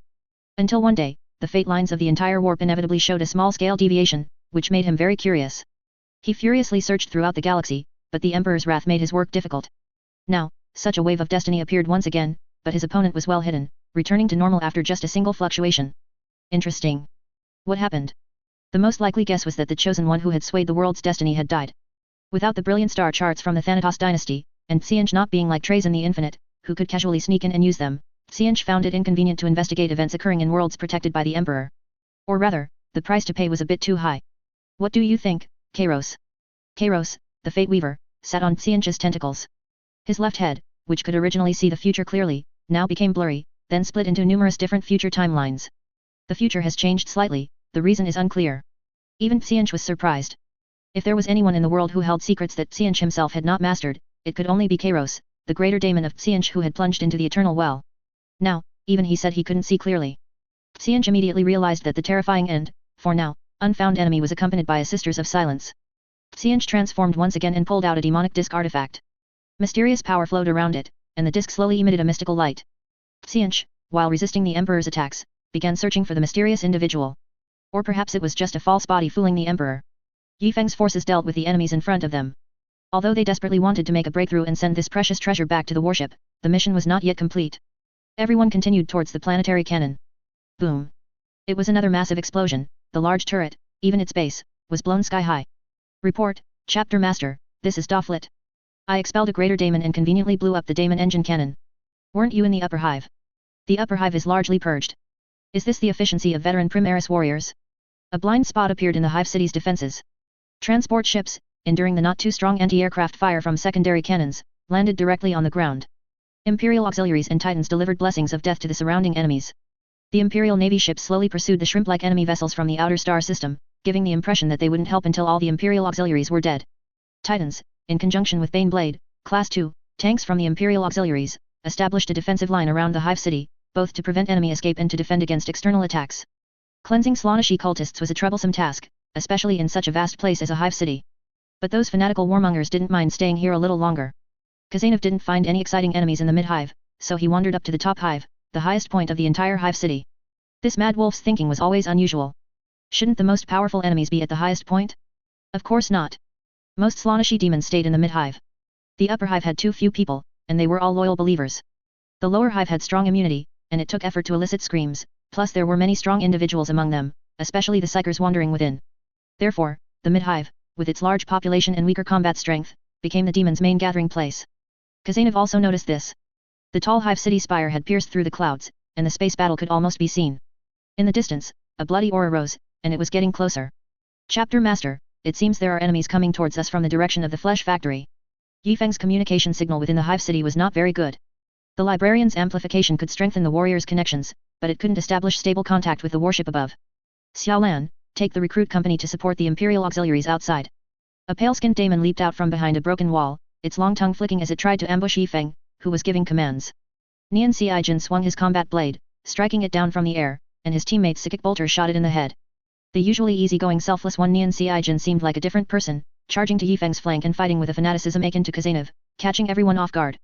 4 words echoed in Nian Xiaijin's mind: avenge past shame. With the demons scattering, Yi Feng no longer needed to keep all his forces tightly grouped. All warriors engage in free combat by squad. Primary objective, enemy altars. Secondary objective, chaos daemon. Disperse. The warriors fanned out in all directions. The enemy was in full retreat, ever since the powerful demon's greed and lust, who had been garrisoned there, were driven back into the warp. Only one powerful Slaaneshi daemon remained in the hive city, now hidden in an apartment building in the mid-hive. It urged its followers to build more altars. The demon's power was constantly weakening, then rebounding into the warp. It needed more power. Footsteps, so many footsteps, footsteps so deliberately hushed. There could only be one kind of owner, those detestable red tin cans. Anthony and his combat squad approached the building. He felt an intense discomfort, there had to be enemies here. The warriors skillfully infiltrated the apartment, using blind spots and empty rooms to evade enemy detection. These actions were clearly seen by the Slaaneshi daemon, which decided to use this opportunity to annihilate the enemies one by one. The Bloodletter trio, on alert, advanced. They infiltrated the building from the east and discovered a hidden altar. Too much space was left between two rooms, though the windows in both rooms were at the very edge. How could there be a 10-meter gap from the outside? The warriors disdained searching for mechanisms and simply kicked down the wall. Evil cultists were placing piles of disgusting entrails onto a woman lying in the center of the altar. Blood and freshly extracted bones were arranged in a grotesque manner, and 6 headless corpses were connected by their severed limbs, creating a terrifying and bloody scene. Without a word, the swing of a power sword ended the pathetic lives of these slaves of desire. But at this moment, Anthony felt something amiss behind him. Without turning, he drew the tactical knife strapped to his thigh and stabbed backward, startling the son of the Luna Wolves beside him. "What are you doing, Anthony?" Anthony looked back in confusion, finding nothing there. "I felt something behind me. Perhaps the warp's erosion is making me a bit disoriented. Everyone, be careful, guard against chaos erosion." The 3 warriors heightened their vigilance, repeatedly reciting Yi Feng's declaration. The Slaaneshi daemon tentatively tried to corrupt Anthony, but it clearly failed. All attempts to corrupt an Astartes with lust have generally failed. Astartes warriors have been spiritually castrated and lack such desires, unless Slaanesh herself intervenes. It moved nimbly through the rooms, but several bolter rounds penetrated the walls, narrowly missing it. Startled, it immediately fled. The wall was kicked open, and Anthony charged out, but found nothing. "That's strange. I clearly sensed movement here. Brother Anthony, have you really been affected by the warp? You seem jumpy." "No, trust the intuition of a son of the White Scars. Perhaps the enemy escaped ahead of us." Anthony had always served as a half-scout, half-assault trooper, and his comrades trusted him implicitly. Anthony removed his helmet. He needed more information, even the slightest change in air currents caressing his skin. Everyone was exceptionally serious. 2 warriors changed formation to protect the unhelmeted Anthony. The trio no longer walked carelessly, their footsteps could only be detected by the most sensitive demons. They moved like ghosts through the apartment, facing another ghost. The Slaaneshi daemon walked elegantly on tiptoes through the apartment's broken corridor, its tail flicking playfully, indicating extreme excitement. Anthony's footsteps stopped. All 3 warriors stood still. Even with tactical helmets and specialized bioengineered organs, the other 2 warriors could only hear distant explosions and the eerie prayers of cultists. A breeze blew into the corridor from a broken window. Anthony slowly rotated his weapon, and the other 2 warriors followed suit. Anthony suddenly returned to normal breathing. A faint movement came from within an apartment room. After one breath, silence returned. The 2 warriors did not understand Anthony's meaning. Both sides were probing each other. The trigger was pressed rapidly, and blue-white flames erupted from the muzzle. The bolter rounds flew out quickly, and the other 2 warriors' weapons also opened fire. The muzzle rotated quickly. The enemy's speed was incredibly fast, but Anthony had no intention of continuing to play hide-and-seek with it. For the Emperor's grace. Anthony directly discarded his bolter. His power sword plunged into the blood-stained wall, producing a clang of metal. "Get out here, coward." "I don't want to, darling." Anthony had no interest in further banter. The other 2 warriors' firepower sealed off the enemy's retreat from both sides. A sharp black tail shattered the wall, aiming directly for the joints of Anthony's power armor. Anthony tried to grab the enemy's tail with his hand, but at that moment, long black claws pierced through the top of the wall, heading straight for Anthony's unhelmeted head. "You want to create a diversion? So do I." Kicking through the remaining wall, Anthony leaned back, seeing the enemy's magnificent beauty. A long tongue flicked back and forth, and a half-smile, half-sneer expression was mesmerizing. "I'm not a mere mortal, I'm an Astartes." The claws were rapidly approaching Anthony's eye, but the hand originally poised to grab the enemy's tail shifted its target. To the Slaaneshi daemon, it was merely a foolish prey trying to block its claws with a hand. The black, pointed claws pierced Anthony's palm, and blood dripped from the claws into Anthony's eyes. Just an inch, one more inch, and Anthony would have said goodbye to this Nurgle-like world. The Slaaneshi daemon's tail was not idle. It found a gap in the power armor and launched a thrust that should have fully penetrated the power armor, but the restoration of the warp and reality barrier weakened its power, merely shattering the power armor. With a successful strike, the Slaaneshi daemon quickly withdrew, contorting its body in an inhuman way to hide most of itself behind the wall. Anthony had no intention of letting it go. Enduring intense pain and warp erosion, his pierced hand suddenly tightened, gripping the enemy's claws firmly. The Slaaneshi daemon tried to dodge, but Anthony's other hand plunged his power sword into the wall, forcing it to expose its body beyond the wall. The daemon angrily used psychic control to hurl objects at Anthony, trying to make him let go. Even the 2 less skilled teammates understood Anthony's intention. Psychic bolter rounds rained down on the enemy's body. The enemy's shield was pierced by the psychic bolter in half a second, and the Slaaneshi daemon let out a pained shriek. In a way, it was exhilarating. Screaming and contorting, 2 magazines of psychic bolter rounds sent the daemon back to the warp. Anthony's situation was extremely critical. Although not as potent as Nurgle's viruses, the enemy's claws and tail also carried terrifying, warp-infused hormones. Anthony's entire face was flushed red, and he gritted his teeth, enduring unimaginable pain. There was no other way. Everyone could only call for an apothecary and use a stasis field to temporarily seal Anthony. Thus, the 3 high-ranking demons of this hive city were all sent back to the warp. Ordinary demons might still pose a threat to warriors after the 4th wave, but for those who had fought for 40 or 50 years, they were not insurmountable enemies. Captain Salvat was arguing with the captain of an Oberon-class battleship. The latter, in a sense, had stronger backing than him, and thus spoke more loudly. Captain Salvat, the Imperial Auxiliary of the Crimson Torrent chapter are currently establishing defensive positions on the planet. We have not received any distress calls from them, so there's no need to go down there and die now. Are you going to wait for Allied forces to be completely wiped out before you offer assistance? Understand that taking this planet is our mission, unrelated to the Crimson Torrent chapter. Their support is not meant to preserve our strength. There you are wrong. Our war has lasted this long, and my Astra Militarum are the elite of the elite. They cannot be lost in meaningless, large-scale attacks by Chaos Daemon and Chaos Astartes. I am merely sending them where they should go, to do what they can do. The time is not yet right. The time is not yet right? The planet has already been breached. Now is the perfect time to expand our gains. You tell me the time is not yet right? Which military academy did you graduate from, to produce such an ignorant commander? Captain Salvat, mind your words. The Schola Progenium does not tolerate insults from you wild cadets. The conversation was going nowhere. Captain Salvat prepared to command his Astra Militarum to descend and provide support, but not long after, a connection from the other warship came through again. Captain Salvat, I believe the time is right. Our warriors' morale is high. It's time to let the Chaos scum taste our might. Captain Salvat's focus was not on the captain, but on a newly appearing Astra Militarum political commissar behind him. Logical. His appearance made everything logical. After huge breaches appeared in the planet's void shield and defensive systems, the Imperial Navy seized the opportunity to deploy the embarked Astra Militarum. Time for atonement, Krieg Guardsmans. Chapter 75, Do I deserve to be beaten now that I'm here? The distant clouds, dyed pink by the materialized desires of Slaanish forces, were now stained blood-red by the blood mist emanating from the roaring flesh and blood divine soldiers. It was as if Kern's Skull Lord Daemon engines had arrived. This planet could have been quickly dealt with by a company of Grey Knights, but the Imperial Navy and the Red Tide had been working together for so long without completing their primary objective. Valus looked uneasily at the overwhelming blood mist in the distance, urging the Imperial auxiliaries to speed up the construction of their positions. Valus was an Astartes whose modifications had failed. He was both fortunate and unfortunate to have survived. After a series of evaluations and inspections, Chapter Master Yifeng personally told him, "Don't be disheartened. Our mission is to protect humanity. Go to the Imperial Auxiliary and protect them well." Valus joined the Imperial Auxiliary, becoming a deputy commander. In reality, his job was similar to a political commissar. He engaged in ideological exchanges with the mortal warriors daily and occasionally reported back to the chapter to try and fulfill some small requests from the mortals. There were many like him in the Imperial Auxiliary, which was one reason for the high morale of the Imperial Auxiliary. As the warriors diligently dug trenches and constructed fortifications, he also joined them, carrying large sandbags. Deputy Commander Valus, over here, an Imperial soldier nicknamed Laoju, waved to him. They had a good relationship, mainly because Valus had once helped him acquire a few bottles of good wine. Back then, that agricultural planet had such an abundant yield that its warehouses couldn't hold it all, so a winemaking production line was started. Valus didn't mind getting some. Laoju had dug a comfortable spot and just needed a sandbag. In his words, "Our last right now is to dig our own eternal resting place before the fighting begins." Clang! The huge sandbag was placed firmly in the gap. This thing could block a lasgun and 2 bolter rounds without much problem, but it was useless against enemy artillery. Laoju pulled a purple food stick from his pocket and offered Valus a couple of bites. This special, simplified banquet version of the food stick was usually only distributed to the Astra Militarum in combat during major festivals, and it tasted amazing. Valus waved his hand, indicating for him to enjoy the delicious food himself, and turned to continue working.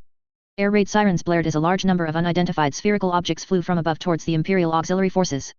The enemy's attack was met by the Castigator-class Titan's Earthquake Cannon and the Reaver-class Titan's Apocalypse-class missiles. The blood mist churning area in front was instantly obscured by fire and rising dust, while the enemy's flesh and blood bombs struck various corners of the position, causing small-scale psychic explosions. "Get down!" Valus pushed down an Imperial warrior who was running around in the trench.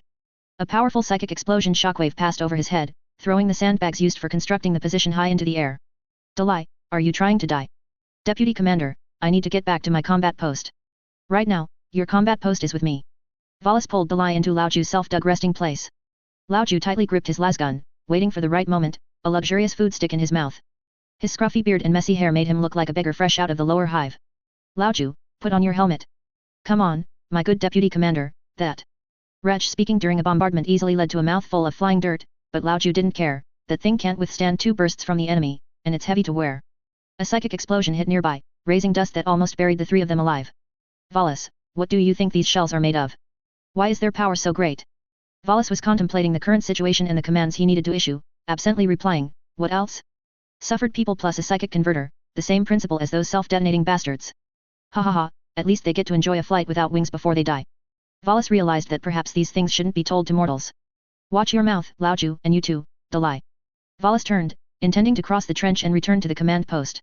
Boom! The aftershock of a psychic explosion successfully blew Valis back to his original spot, landing on Lao Ju. I say, Valis, you need to lose some weight, cough, cough, you're too heavy. Lao Ju grimaced from the impact. Valis immediately rolled over and lay prone in the foxhole. A psychic impact had injured him quite badly, making him feel as if his internal organs had shifted. Dalai, nearby, tried to speak, but the sound of the massive cannon firing caused excruciating pain in his eardrums. Almost deaf, he couldn't control his volume. The Baneblade tanks deployed closest to them opened fire. The plasma main cannons of these Type 2 Baneblade tanks meant they didn't have very precise impact points, but what did it matter? Hundreds of Baneblade tanks firing in unison were enough to cover a large area of the battlefield.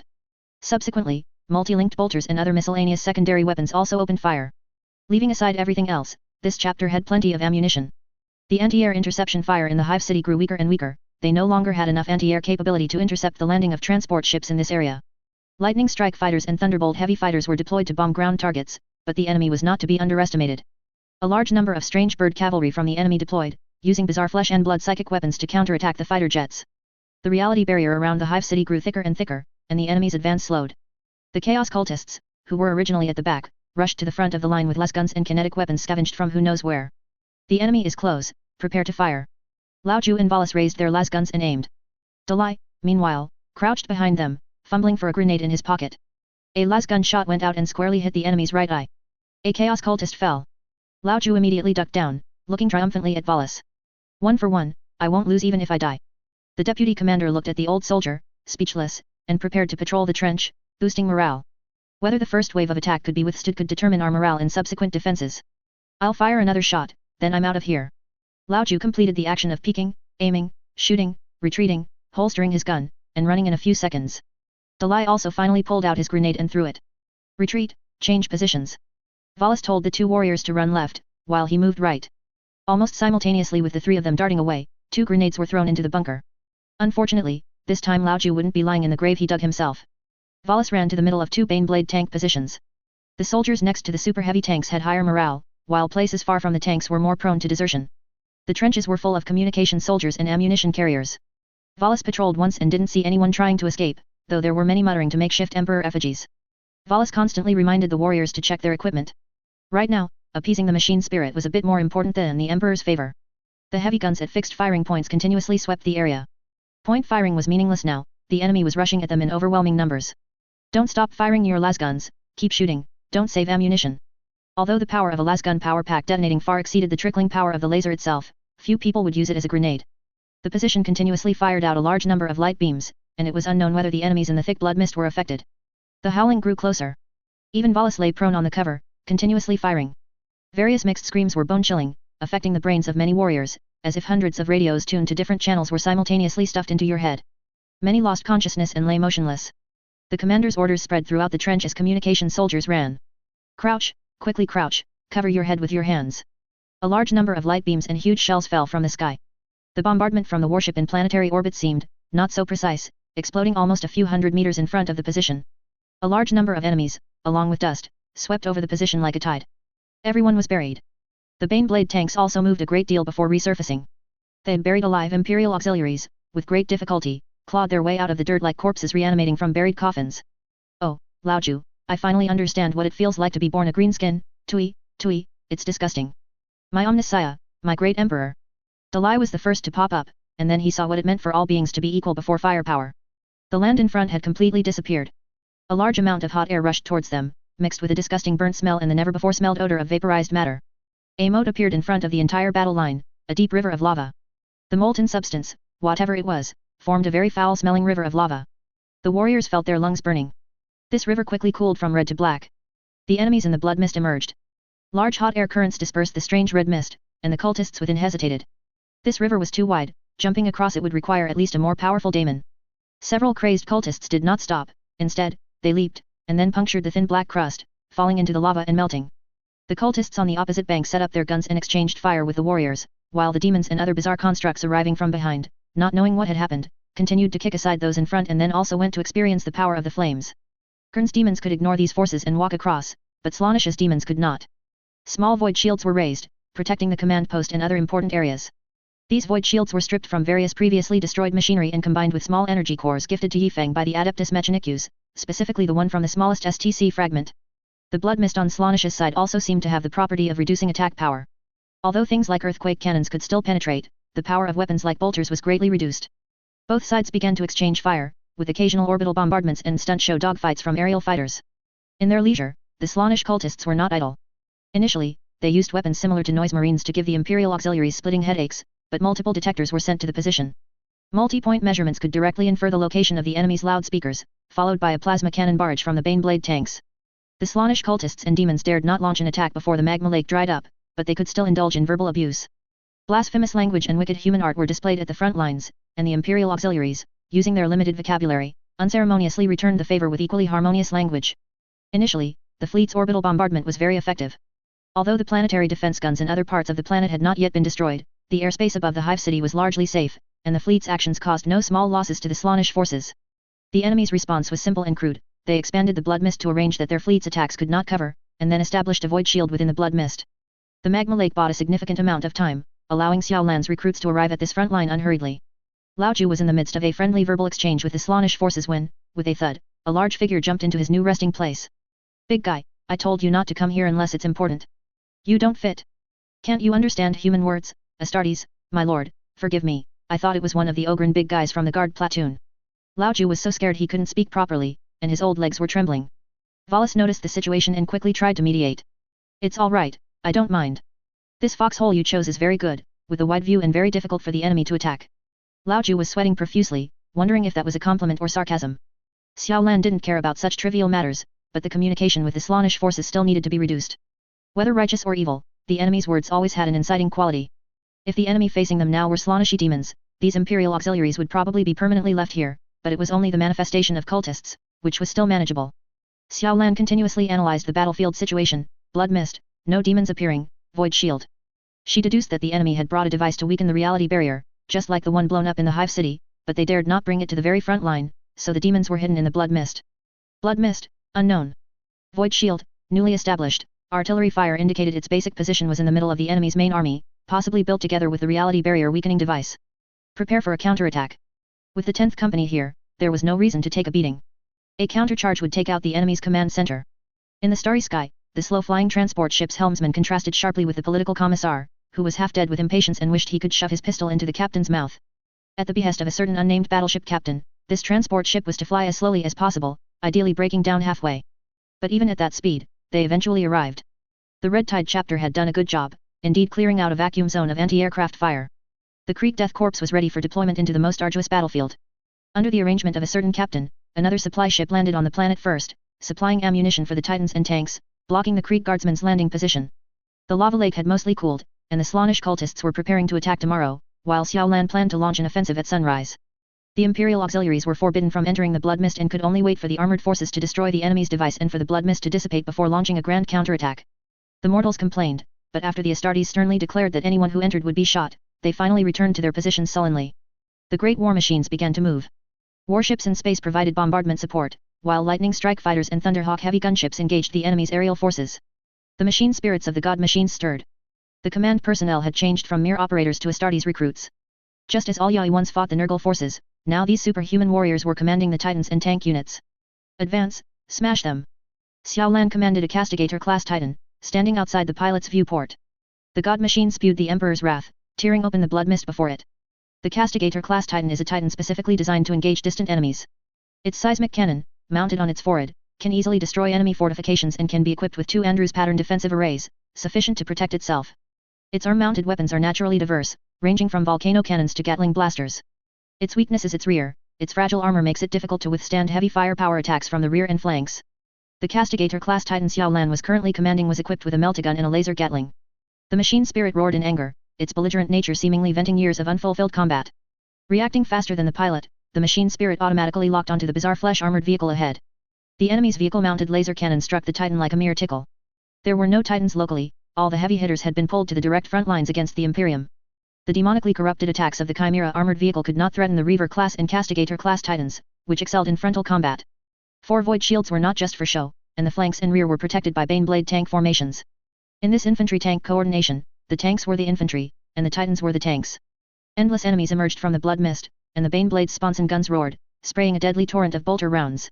The Baneblade's movement speed is very slow, but a Type 2 Baneblade is not necessarily so. These tanks, modified by local forge worlds due to technical deficiencies, lacked the production technology for main cannons. After being replaced with plasma cannons, although their range and rate of fire were reduced, the tank's weight was lightened. The front line gradually advanced, and pressure began to mount. The reality barrier became increasingly thin, psychic powers were greatly amplified, and Slaaneshi demons appeared sporadically, but they were immediately annihilated by the god machines. More and more demons appeared. They couldn't withstand the Titans' attacks, but they could easily infiltrate near the Baneblade tanks, using their terrifying warp destructive power to easily tear apart and corrupt entire tanks. Of course, sometimes, before it could even open this large metal brick, a gun barrel would suddenly emerge from somewhere unknown, unleashing a psychic bolter round that shattered it into pieces. Overturned Baneblade tanks had already appeared on the periphery, and the machine spirits of some tanks also seemed to be affected, beginning to act uncontrollably. Captain Xiaolan, a large number of demons have appeared on the flank, and several Baneblades there are already destroyed. All units accelerate, advance towards the enemy's device core, and quickly destroy their defenses. Demons appeared among the armored units, seemingly out of thin air. The reality barrier was almost negligible here. This indicated they were very close to the enemy's device. Normal troops would have been overwhelmed by enemies appearing from all directions, but the armored formation commanded by the Astartes recruits still advanced in an orderly and concentrated manner. Meltagun fire incinerated the enemies in front, but demons suddenly appearing from above or even inside the tanks caused immense losses to the army. The thundering sound of hooves emerged from the rear. Following the footsteps of the god machines, the Krieg Death Corps cavalry unit was the first to arrive on the battlefield. Specially bioengineered horses could adapt to most environments, and the warriors, they feared nothing. Wielding lances tipped with explosive devices, the Krieg Death Corps warriors rode low on their horses, advancing silently. These lances, when attacking power armor from behind, had a chance to damage it, at the cost of many warrior lives. Krieg does not fear death, death fears Krieg. Large numbers of cavalry passed between the tanks, plugging the gap in the army's flank. The Krieg guardsmen stared intently at the enemies ahead. Their only target was the front, even entrusting enemies attacking from behind to their comrades. The enemies were blasted into disarray by the lances, but the Krieg guardsmen almost immediately fell as they reached the front line. There were no screams or pleas for mercy that Slaaneshi demons might expect. The Krieg attack was silent, and their deaths were silent. From the moment they stepped into the blood mist, they fanatically rushed towards death, their combat merely to make their lives valuable to the Imperium. Life is the Emperor's currency, and the Krieg Death Corps was slamming a bag of steel coins into the enemy's face. Trampling over the bodies of fallen Krieg cavalry, the frontal resistance became negligible, and the flanks were once again secure. The powerful mechanical legion resumed its advance. The Sons of the Iron Hands, under technical military guidance, began to play a crucial role, commanding the machines to advance in an orderly fashion. In the distance, the outline of a building vaguely appeared, a colossal structure made of vast amounts of flesh and blood. It seems not everyone is familiar with the 42K situation, so a brief explanation. After Guilliman awoke, he organized the Primaris warriors created by Belisarius Cawl and launched the Indomitus Crusade. This led to many instances of Primaris warriors with the same gene seed clustering together, resulting in numerous new successor chapters, including those for the Space Wolves and Salamanders chapters. For example, the Moon Eaters are a Wolf Guard successor chapter. A Wolf Guard warrior charged forward, saw another, thought, "Hey, brother, you're up here too," then realized they all shared the Wolf Guard gene seed, and more gathered, forming a new successor chapter. Guilliman had many conflicts with the High Lord of Terra, including establishing the Departamento Veritatis and killing several disobedient High Lord. Guilliman himself regretted it. Seeing the Imperium's inefficient state, he wanted the Astartes to govern again, but he could only proceed slowly. He believed the Imperium had died 10,000 years ago, and now it was merely a rotting corpse, but he, ever the optimist, still strove to change the status quo. He established the Departamento Psychona, which even included Eldar representatives. One could say his in-laws were meddling in politics. After the Indomitus Crusade, the Nurgle forces launched the Plague Wars. Primarch Mortarion of the Death Guard disobeyed Nurgle, he didn't trust the messengers, and insisted on fighting. Guilliman gained the upper hand, chasing him all the way to the Garden of Nurgle. In the Garden of Nurgle, the Emperor's power blessed Guilliman. Nurgle hastily used his power to pull Mortarion back, and the Emperor said, "This is a warning, merely a warning." Then a psychic blast burned a portion of the Garden of Nurgle, leaving Nurgle with an indelible wound. Nurgle's cauldron had already been shattered in previous battles. Guilliman returned and discussed the Emperor's divinity with others. That's where the story is currently. Chapter 76. Why stick with it if there is no benefit? The massive flesh constructs moved slowly, retreating from the enemy, while the machine spirits didn't mind thermal meltaguns to the face. "You have a void shield, don't you? I'll stick my barrel right in your face." Almost the instant they saw the giant house, all the titans opened fire. Blood and metal fragments rained down, and various grotesque gaps appeared on the giant house. It bled, and from its wounds emerged blurry, suffering soul phantoms, constantly trying to crawl out only to be pulled back by a mysterious force. The demons and daemon engines attacked ferociously, and Xiao Lan's command was equally ferocious, a full-on assault. A daemon dancing on top of a tank was suddenly met with a burst of psychic bolter fire from a Primaris warrior who emerged from the searchlight port, sending it back to the warp. There was no other way, that was the only space large enough in the tank for an Astartes to fit. The demons suffered unexpected losses while dealing with the tanks, but our forces weren't doing much better. The longer they stayed here, the more severely the machine spirits were corrupted. The Krieg Death Corps had already paved the way forward for them, now it was time to blast open the enemy's shell and destroy all their facilities. The cavalry were silent, their gas masks covered in blood and cracks. The fully enclosed uniforms could not protect them in such a thick blood mist. Occasionally, war horses would collapse, these sturdy war horses having inhaled too much blood mist and succumbed to corruption and death. The Krieg guardsmen who landed continued to charge forward. They hated defense, never retreated, and atonement had to be carried out. No matter what kind of enemy lay ahead, they would never show their backs to a Krieg guardsman. The only Reaver-class Titan equipped with a power fist pushed to the very front, its 4 void shields rumbling, enduring countless psychic explosions and attacks from enemy Chimera armored vehicles, punching the enemy's energy center repeatedly. The wailing grew louder, and more energy leaked out. The enemy's void shields were fading, and the barrier of the real world was returning. If only there were more librarians, all the warriors had thought this more than once. 30,000 Krieg cavalry were on the verge of being wiped out.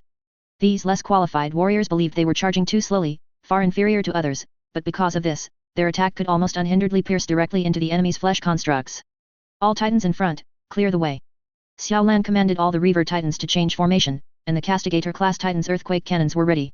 Earthquake cannon salvo, fire. 3 world-destroying beams of light struck the blasphemous constructs at close range. White light, dazzling white light, pierced through the blood mist. Everyone stopped moving, including the Slaaneshi demons. The terrifying attack penetrated the entire flesh factory, burning a colossal deep hole. Perhaps only an instant passed, or perhaps 10,000 years. The Krieg guardsmen, through the broken eyepieces of their gas masks, looked at the giant house that had been pierced through.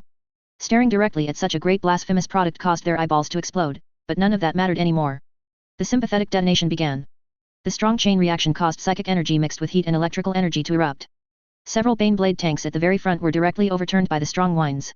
The void shields of the 3 Castigator-class titans that had fired hummed, enduring the close-range sympathetic detonation, which was almost more powerful than all of the enemy's attacks combined throughout the battle so far. The entire blood mist, with this location as its center, was completely blown away, clearly visible even in space. The enemy's blood mist formed concentric circles. Demons were fleeing, and the energy escaping from the warp was receding. The demons began to scatter away from here. They had to fully satisfy their desires within the limited time. Staying here and fighting these mechanical constructs and the infamous Krieg was a foolish act. Slaaneshi demons, dedicated to satisfying their own desires, did not like to consume the souls of Krieg warriors, they were as disgusting as sludge in a sewer. The blood mist began to dissipate, and the machine spirits once again saw the beautiful sun. But shadows still obscured a part of the sky, the blood mist refracted the sunlight, dyeing all the sky in that direction crimson. Beautiful as heaven, terrifying as hell. The Imperial side did not intend to let the blood mist linger for another moment. Precise artillery fire covered the front area, and scorching hot winds dispersed the blood mist, showing the enemy the abundance of our martial virtue. You might not believe in the Imperial orbital bombardment support, but you can completely trust the Krieg Death Corps artillery barrage. The infantry of the Krieg Death Corps advanced, clearing out scattered Slaaneshi remnants.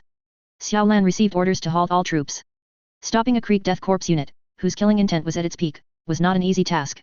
It was almost as if the Primaris warriors stood in front of the line, physically blocking their charge. Xiao Lan received an urgent stop order from Chapter Master Yi Feng.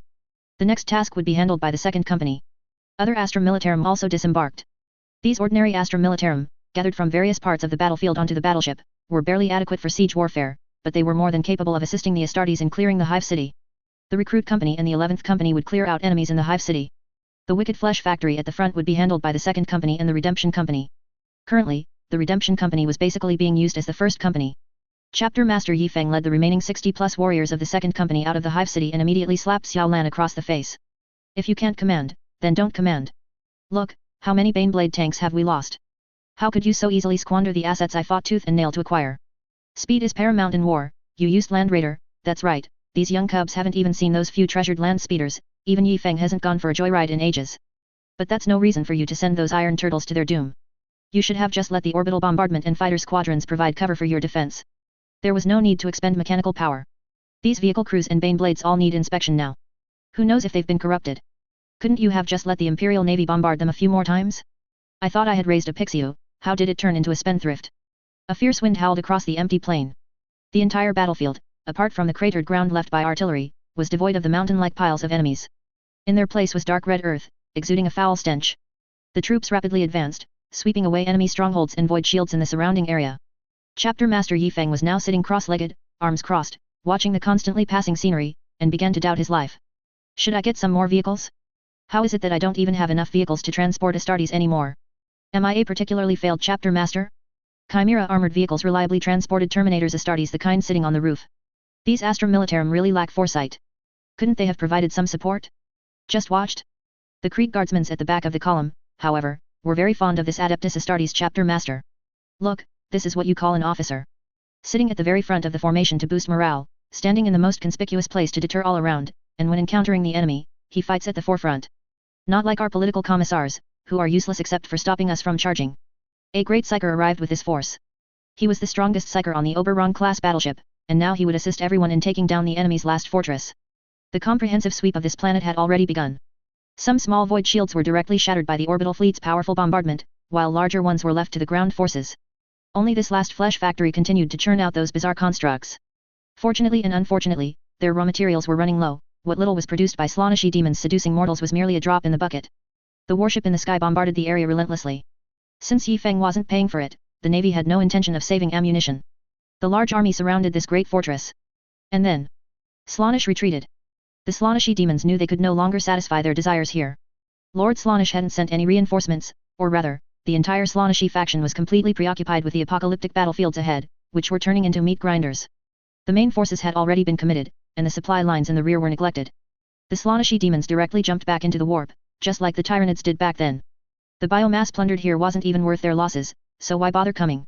It could be said that if the Astra Militarum had been anyone other than the Krieg Death Corps, even Katachan forces, these demons might have stayed. But it just had to be the Krieg, a force whose souls were utterly disgusting to consume. Alright, let's find somewhere else to eat. With the army pressing in, the Krieg Death Corps were eager for battle. On the Crimson Torrent chapter's side, Yifeng furiously told everyone to watch closely and see how this war should be fought. Then they saw the gradually fading warp energy and the equally bewildered Slaaneshi cultists. Both sides had the same question: where are the demons? Without hesitation, all the Titans immediately pushed to the front and charged in. Although the Titans moved slowly, among armored vehicles, they were certainly faster than the foot-slogging Krieg guardsmen. Yifeng knew these people well. He had no doubt they would charge ahead of the Titans to block cannon fire for them. These madmen, he made them stay far away and then walk over. The current situation no longer required any strategy or tactics, it was just about killing. The war suddenly turned into a race.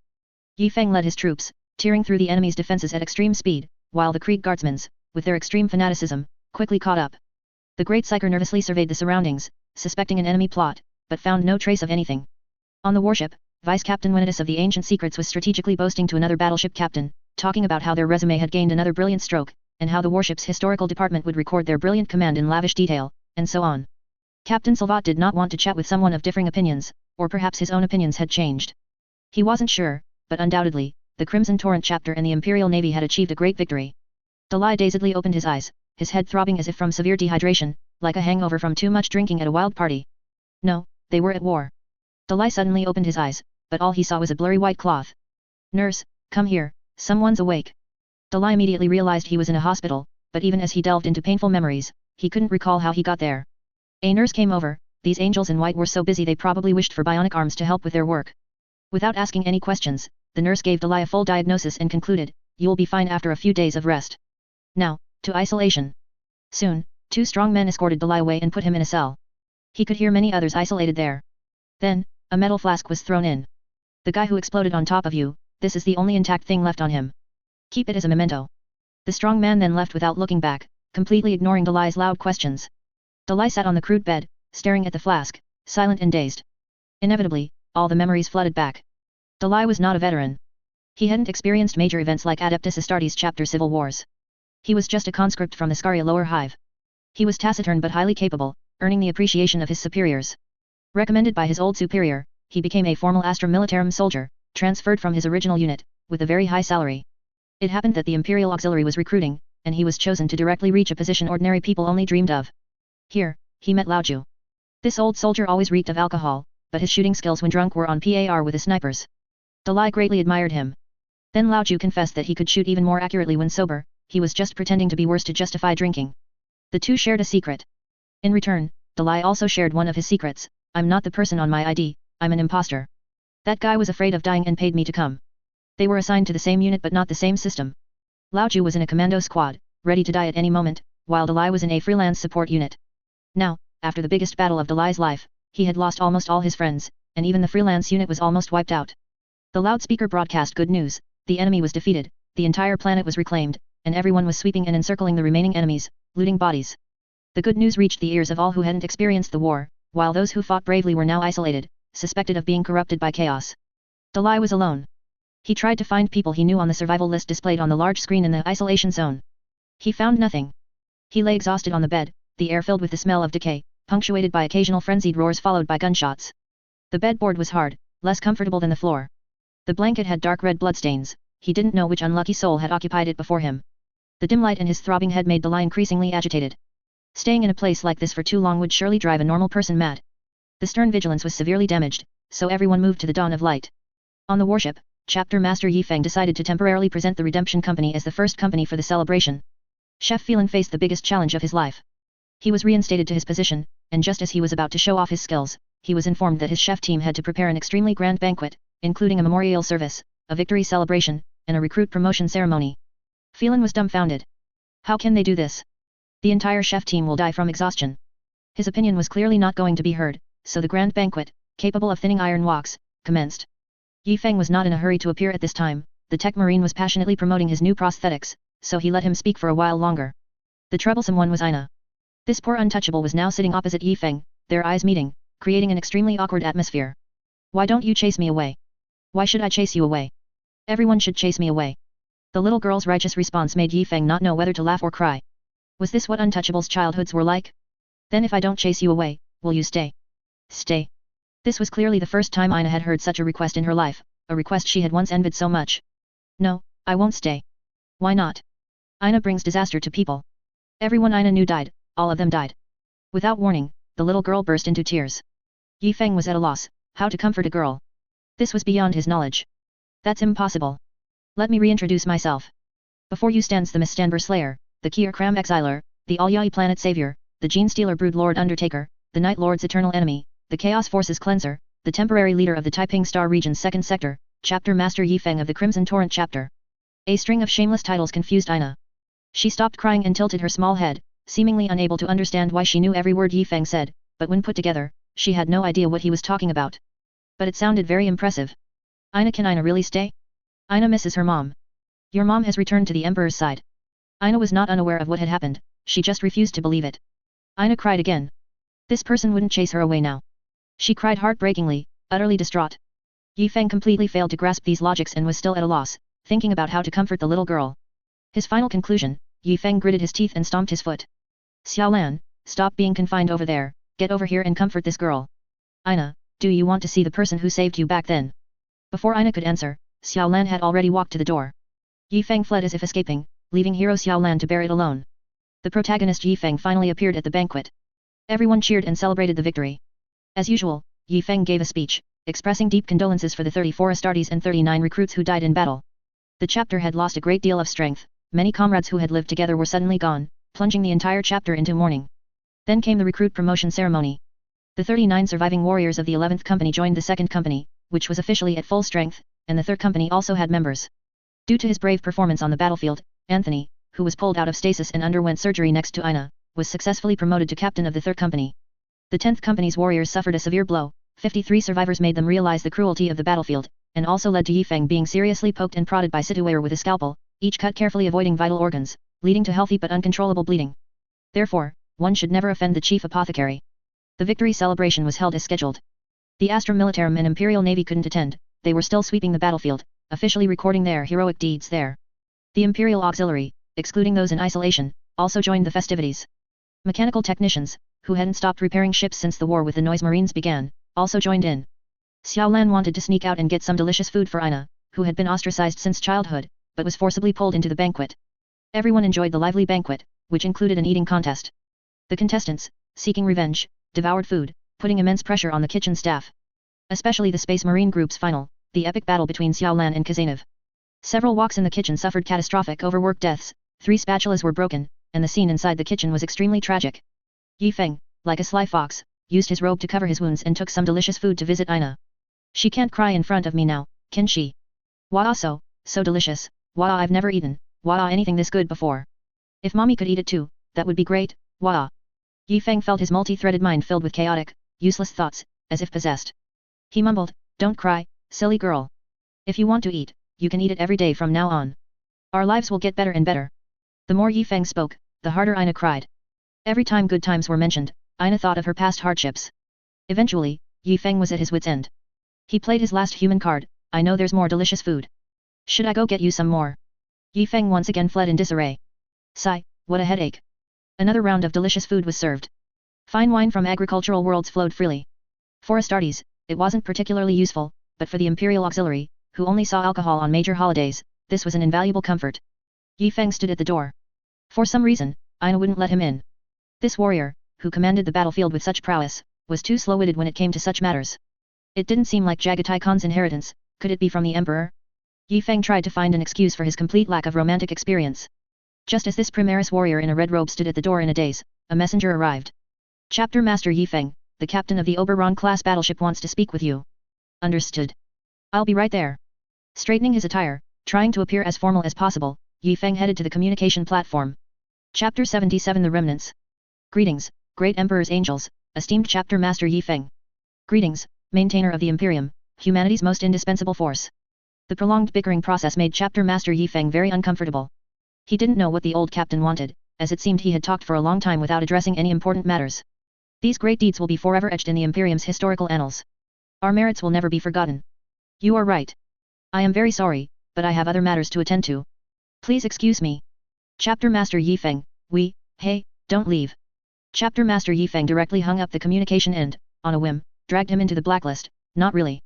You can't tell the difference between a king and a joker. You think you're in charge? Do you think we have a lot of time? Although there was no communication, the battle barge directly approached the Imperial Navy. All of their navigators had died, so they needed to get a few from Captain Salvat. Old friends meeting again naturally brought a flood of emotions. Chapter Master Yi Feng was surprised that the captain of the Ancient Secrets had not yet retired. Based on the Departamento Munitorum's reply, it seemed this old captain would likely die in this position. Long time no see, old brother Psyloft. It seems you've had a lot of worries lately, you've lost quite a bit of hair. It wasn't just quite a bit, the silver-haired old man was about to become a bald old man. It's a pleasure to see you, Chapter Master Yi Feng. Seeing you makes all my worries disappear. Thank you very much for your chapter's willingness to come and support the Segmentum Obscurus. Perhaps your participation can allow more humans to survive this war that is raging across the galaxy. Old brother Psyloft, while I would love to say we have enough forces to come and support, regrettably, that is not the case. We only came here following the librarian's prophecy after all our navigators died. The Emperor favors you, allowing you to escape safely from the treacherous warp. No, in comparison, I think the Emperor favors you more. Our chapter has voluntarily supported you twice now. This was truly the truth. Chapter Master Yi Feng strongly suspected that the Emperor deliberately made them help this old captain. Upon hearing that Chapter Master Yi Feng still had no intention of leaving, Captain Salvat inevitably fell into disappointment, but he was still grateful that this powerful warrior was willing to fight alongside the Imperial Navy. The Panova star system was successfully reclaimed, and everyone's contributions were invaluable. Captain Salvat, what are your subsequent plans? Normally, we should go back for repairs, but now it would be an Emperor's blessing if we could even get an Adeptus Mechanicus transport ship to deliver some ammunition. We need to rush to the next star system immediately. Would you like to join us? We'll pass. This battle caused us heavy casualties, and we need time to recuperate. Look, what has become of my flagship, the Stern Vigilance battle barge. We respect your choice, but we still hope your warriors will join our operation. Captain Salvat, I am willing to dispatch 10 warriors to assist you in your other operations. This is our goodwill. Captain Salvat was also helpless. Indeed, the forces the other party had shown were only a little more than one company. Their willingness to spare one squad was a great show of respect. Of course, old brother Psyloft, we still have a small matter we'd like to ask for your help with. When we arrived here, all our navigators had died, and we hope you can spare a few navigators for us. That is no problem. I will arrange it. Please wait a moment. Vice Admiral Wynas suddenly appeared, bringing up a matter another battleship captain wished to discuss with Chapter Master Yi Feng. Captain Salvat found it hard to say, Chapter Master Yi Feng, the Navy hopes to add a bit more of their combat prowess to the war records. What do you think? Our chapter's establishment application hasn't been approved yet, and we haven't received official supplies either. Chapter Master Yi Feng, rest assured, we will do our utmost to facilitate this. Captain Salvat understood now. It was a mutual exchange of benefits, they would extol how bravely the Red Tide chapter fought, and the Red Tide chapter's reports would describe how loyal and steadfast the Imperial Navy was in resisting the enemy. Everyone was happy. On the lower deck of the warship, Tech Marines and Adeptus Mechanicus personnel were urgently repairing the warship. Areas completely destroyed by the enemy were temporarily sealed with armor plates so they could be taken to a forge world for repairs. The boarded areas were a key focus, as there might still be a few stuck noise Marines there. Anos also had to check the machine spirits of the Titans and Baneblade tanks. He felt like he hadn't had a proper rest since joining this chapter. Marine Anos, can I rest for a bit? I've been working for 38 hours. The mortals beside him couldn't endure it. Even with biochemical enhancements, they couldn't withstand such long hours of high-intensity work. But the leader of the mortals' mechanical team was terrified at the sight. Was it not the corruption of slothful desire? Should they be taken out for inspection? Push a little harder. Find where it's leaking here. Once we seal it, we'll rest. Anos didn't even turn his head, concentrating on repairing the warship. The chief apothecary kept urging Anos to finish repairs quickly so they could depart. How could they manage without anyone in the recruit pods? This would affect my apothecary intern's training, and the chapter's development.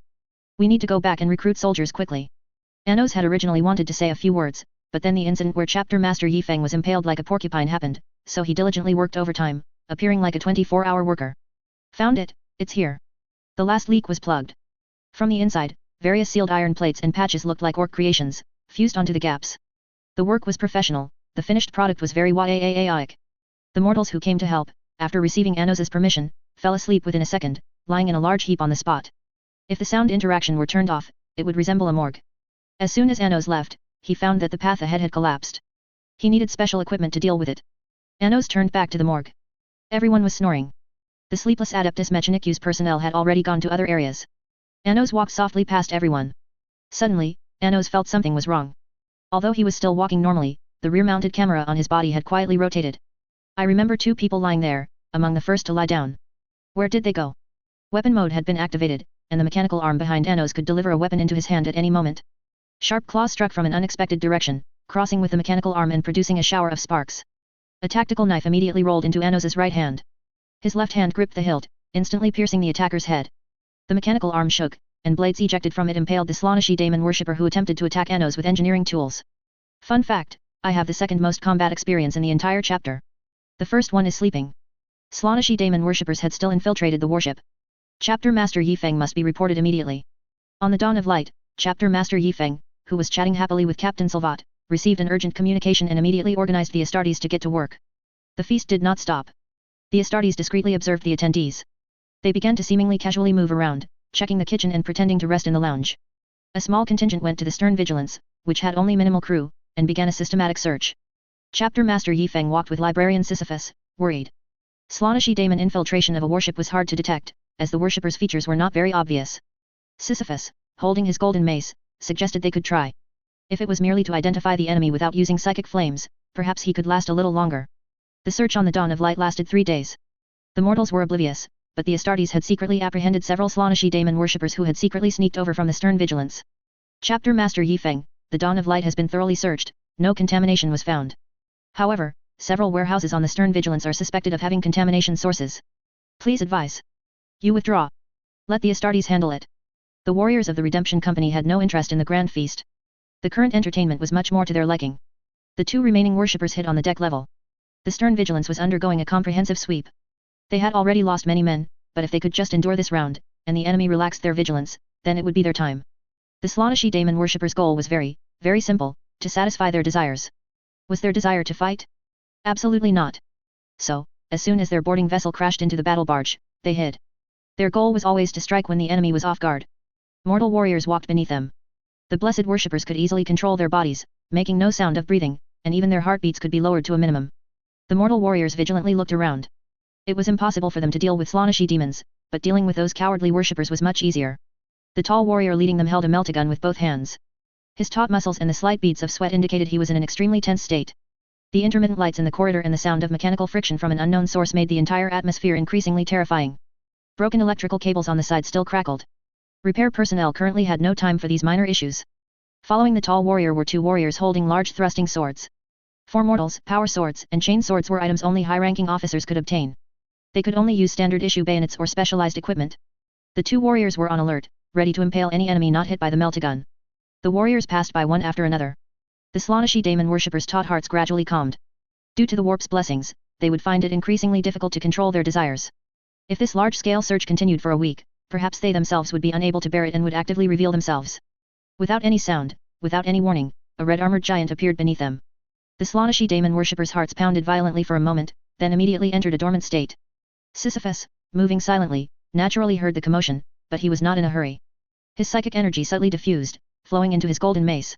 His vision instantly transformed into a chaos god's perspective, as if he had entered a higher dimension. An indescribable color faintly shimmered above librarian Sisyphus's head. These colors, unnamed by humans, seemed difficult to comprehend, but Sisyphus clearly knew that this was the color of Slaaneshi's power. There seemed to be no enemies within several hundred meters. Sisyphus retracted his power. As long as he didn't use offensive means, simple probing methods didn't exhaust his psychic energy to the point of collapse, but he still gasped for breath. Then he swung his golden mace with force, smashing the ceiling and the Slaaneshi daemon cultists on it together. 4 days later, the Primaris warriors patted Chapter Master Yifeng's chest, assuring him that the entire stern vigilance was completely clean, with absolutely no bugs. While the Imperial Navy was still fighting heroically on the planet, the Crimson Torrent Chapter's warriors had no time to delay and immediately entered the warp to return. Although the Imperial Navy had some complaints about this, who cared? The librarian assisted the navigators, who had never seen their own psychic beacon, in guiding navigation. The Emperor protects, not me. The navigators, without any major incidents, piloted the warship to the designated recruitment planet. The local rulers, seeing the main force of the Crimson Torrent Chapter return, wept tears of joy, snot and tears flowing. Oh, my benevolent lord, you've finally returned. Do you know how much we missed you during your absence? Yifeng was confused by a pile of incoming communications. What exactly was going on? It wasn't until after conversing with several leaders that Yifeng understood the situation. His 2 warp misnavigations had actually taken a full 4 years. 4 years is 4 years, right? Weren't there garrisons? Oh no. Let's rewind time to several years ago. William. Although the recruit graduation matter was temporarily settled, Yifeng still had something he wanted to ask William. William, I have an idea. Are you willing to lead a space marine force? Chapter Master, what do you mean? You can't step down. William almost started the segment of crying and clutching his legs, banging his head on the ground. I mean for you to lead a strike cruiser and a company on an expedition. After all, our main force will be supporting the battlefield in the segmentum obscurus in the future, and you might be ordered to lead other forces to support other battlefields from a different direction. Of course, your mission is not limited to that. You also need to lead apothecary interns and tech marines interns in recruiting for the chapter and expanding its armaments. Ah, William's heart finally settled. So I misunderstood.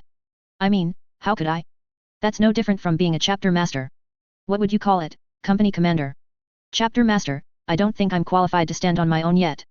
Of course not now. At the very least, we have to wait until the tech marines who studied abroad at the Forge World return. The time is not yet ripe. Watching William's departing figure, Yifeng fell into deep thought. If our entire chapter also went and never returned, what would happen to the planets in these areas and the Astartes stationed there? No, a contingency plan must be made. Yifeng was very clear about the general thinking of humans in this world. Humans have very strange characteristics. For example, during humanity's dark age, there were superstitions everywhere about this god and that Buddha. Suddenly, an emperor emerged, advocating materialism and rationality, and everyone followed him on the Great Crusade. Many humans were willing to follow the emperor because they saw light in the darkness. Then the emperor, on the verge of death, sat on the golden throne.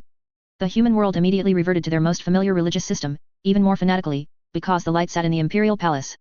He was God, he was hope, he was humanity's only salvation.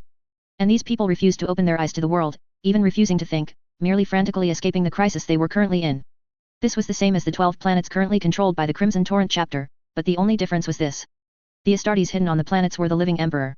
If the emperor was defeated once, humans would not say much, they would believe that the emperor would return to lead them back to victory. These hidden warriors, as long as they could survive and hide well, would become the decisive factor in the fate of the planets. At that time, Yifeng thought it over and made a temporary contingency plan. Several cruiser fleets would patrol these planets and would not go to war with Yifeng. Once the Crimson Torrent chapter lost contact for 3 years, the soldiers stationed on the planet would decrease from 10 to 5. The cruisers would pick them up and hold out until the Adeptus Mechanicus repaired a strike cruiser. If there were no apothecaries, the warriors might even have to select candidates themselves to study with the Adeptus Mechanicus and the Biologus Magos. They would continue to recruit and expand the army here. The number of local warriors remaining would be restored to 10. Oh no, did they start the chapter restart plan according to the contingency? In fact, it was even more thorough. The warriors remaining on the planet, after losing contact with the chapter, were immediately organized. The cruiser fleet quickly picked them up, forming a temporary force of 60, and then proceeded to the Forge World. Now, several apothecary interns had already been selected, of course, the kind who had just started learning and weren't particularly talented. An urgent telegram informed all planets, and all the anxious planetary leaders breathed a sigh of relief. The temporary Second Red Tide chapter was disbanded. The warriors returned to their respective planets, and Yifeng didn't question anything. They could be said to have done very well, apart from being so efficient that it was as if they considered Yifeng dead, everything else was excellent. Recruitment of recruits proceeded as scheduled. The 8th batch of recruits had to be recruited immediately. There was no time for the chapter to conduct a prolonged recruit selection. A simple Olympics was held, testing willpower and warp resistance, followed by a real-life battle royale game. Then, adhering to the timeline for the delivery of bio-organs, 200 recruits were fully recruited. Those who needed training trained, those who needed modification were modified. Get to work. This time, the chapter suffered heavy losses, with over 70 dead. The only notable kickback was an untouchable, and Ina had not received even a bit of combat skill training. Of course, there were other gains, such as the Creek artillery commander kidnapped by the Astartes. That warrior remained in a state of mental shutdown, never understanding what the Emperor's angels wanted, that they would kidnap him. In Yifeng's limited Warhammer knowledge, the Creek Death Corps artillery was one of the best, so he directly kidnapped him to be an instructor for the Imperial Auxiliary, even if it was just for tank aiming. Everyone looked at this silent Gord, who was about to win the Creek Legion's longest-lived soldier laurel, with disbelief. Chapter Master, what you did is a bit too abstract. I seriously suspect this Creek soldier will get depression. After drifting in space for some time, Po Jia successfully reached a star system, and then it was the cyclical process of occupation, mining, plundering local garrisons' equipment, slaughter, and eating. More orcs made Po Jia even smarter. He became a giant orc boss, and having been promoted through technical expertise, he could build bigger and more exciting contraptions. Orc battle moons. Orcs don't actually have warship classifications, they just get more powerful the bigger they are. A battle moon is generally similar to a battleship and looks like an orc head with super cannons on its mouth and chin, and battle moons were all built by Po Jia. Po Jia led his meat boys into the warp, beginning a grand Waik. He appeared in the Segmentum Obscurus, but on the side closer to the Ultima Segmentum. That area already had a huge orc power, or rather, two, but they had just unified a few years ago. Orcs are also divided into clan, and they have 6 clan, each with different specialties. Some clan are willing to take in orcs from other clan, as long as they are willing to serve the orc boss. Mistanber belonged to the Goth clan. They were the strongest, meanest, and most savage. They were the largest of the orc clan, constantly thinking of Waik-ing through enemies, valuing close combat. Truly the Orcsgurn chosen one. Po Jia was from the Evil Sun's clan. They valued speed, and thus many meat boys were born among them. They constantly modified machines in pursuit of the fastest speed. They liked to paint their vehicles red, believing it made them faster. Because they firmly believed in this mystical thing, the Waik energy field responded to them, and painting red really did make them faster. The Death Skull clan excelled at stealing. They were scavengers in a paradise for many meat boys. They would fight fiercely over a scrap of machinery that looked very Waik. They were also looked down upon by other clan. The Blood Axe clan were the least orc-like orcs. They liked ambushes, disguises, and stealth. They were even willing to gather intelligence and emphasize tactics, which was completely un-Waik. Many among them were willing to become mercenaries, accepting human employment. The Bad Moon clan had only one characteristic: they were rich, extremely rich, focusing on ranged firepower. Orc currency was teeth, and theirs grew the fastest. They were cunning merchants, and the kind of race that thought, oh, I think I'm lucky, so I'm extra lucky, belonging to the type that put all their Waik energy points into wealth and luck. The last was the Snakebite clan, a clan that followed the oldest orc traditions, a twisted version of an agrarian society, skilled at cultivating various things, including poisons. Now Po Jia was the biggest, and this orc force gradually shifted from the Goth clan to the Evil Sun's clan, because the Evil Suns were the most numerous among the newly born orcs. When two orc forces met, there was naturally no concept of peaceful coexistence, especially since the other orc force was the Blood Axe clan, the least Waik of the orcs. Let's fight. Chapter 78 Big Boss Help Me. Initially, the Blood Axe clan didn't pay much attention to this small group of orcs, as they were enthusiastically engaged in a cosmic war of epic proportions. Chaos wanted to hire them, and so did some shadowy politicians of the Imperium of Man. They didn't care who they helped, as long as there was a fight to be had, they were happy. On one hand, they accepted employment, and on the other, they seized the opportunity to occupy more Imperial territory. Some areas had already become Chaos strongholds, but they took those over without hesitation, knowing that both sides of the Great War were currently unable to launch a counterattack against them. Subsequently, they were subjected to a fierce assault by Po Jia. The orcs wouldn't specifically target other races, for the orc boss, those who didn't submit would die. Po Jia's technology was terrifying, no one understood technology better than a big mech. The two sides engaged in a brutal war, and the pressure on the Imperium of Man behind them was consequently relieved. It seemed like the Imperium of Man was fighting 6 factions, but in reality, it was a struggle for supremacy among 7 powers. The leader of the Blood Axe clan possessed many big mechs with rich combat experience, and they quickly extracted a large amount of information during their clashes with Po Jia. Po Jia's forces were not idle either. Through continuous warfare, their war technology advanced by leaps and bounds. Great Gargant frequently appeared on the battlefield, making it impossible for those sneaky wretches to launch surprise attacks. The astonishing numbers of killing iron cans and dreadnoughts made their enemies extremely uncomfortable. Not to mention the behemoth currently under construction, or perhaps the Gorgut. Po Jia wanted to annex the orcs here and become the undisputed boss of this star system. After a small skirmish, it was time for the invasion of various orc star systems. Chapter Master Yifeng lay peacefully on the sofa. His own home was truly the best. Years of management had left him exhausted. This world was even darker and harsher than the warmer world he knew. The good news was that it was now a free-for-all among multiple factions. At least the Imperium of Man wasn't fighting 6 factions alone. The enemies also attacked each other, and even fought amongst themselves internally. Just a few decades of management had left him utterly fatigued. He truly wondered how Dante, that 1,000-year-old veteran, managed to endure it. With no enemies invading nearby, Chapter Master Yifeng was too lazy to go out again. What a waste. Each outing resulted in over 70 deaths. How could he afford such losses? The Red Tide chapter thus remained holed up in this small place for another decade. The recruits were almost broken by the Redemption Company's instructors. When their time was up, they quickly hid in the 11th Company, finally able to endure a little less beating. 90 recruits had just completed their modifications when the 9th batch of recruits, eager and impatient, was crammed in. Atres prospered. 100 years had passed, and their population had recovered to 1.5 billion, with a continuous stream of immigrants from various planets. Small merchant ships from private companies came and went, and the entire planet was in a state of thriving prosperity. After the rebellious planets were recaptured, they entered a period of population boom. Sufficient food transported from agricultural worlds allowed them to quickly enter the post-war recovery phase. The only agricultural world among these worlds remained very concerned, what should be done with all this excess food? Previously, it supplied over 100 worlds, but now only a dozen worlds, leading to large tracts of farmland being abandoned. Wineries sprung up, and the price of wine, surprisingly, dropped. The 9th batch of recruits in the chapter began training. Ina excitedly ran over to join them, only to have her self-esteem severely bruised. As a last resort, Xiao Lan found her an Astra Militarum instructor. Then the Astra Militarum instructor was thoroughly tormented. This young girl's talent was mediocre, but her thinking was truly unconventional. If they were members of the Sisters of Silence, they would take an oath upon joining, never to speak again. They would express their thoughts through complex sign language and then undergo rigorous training to hone their combat skills.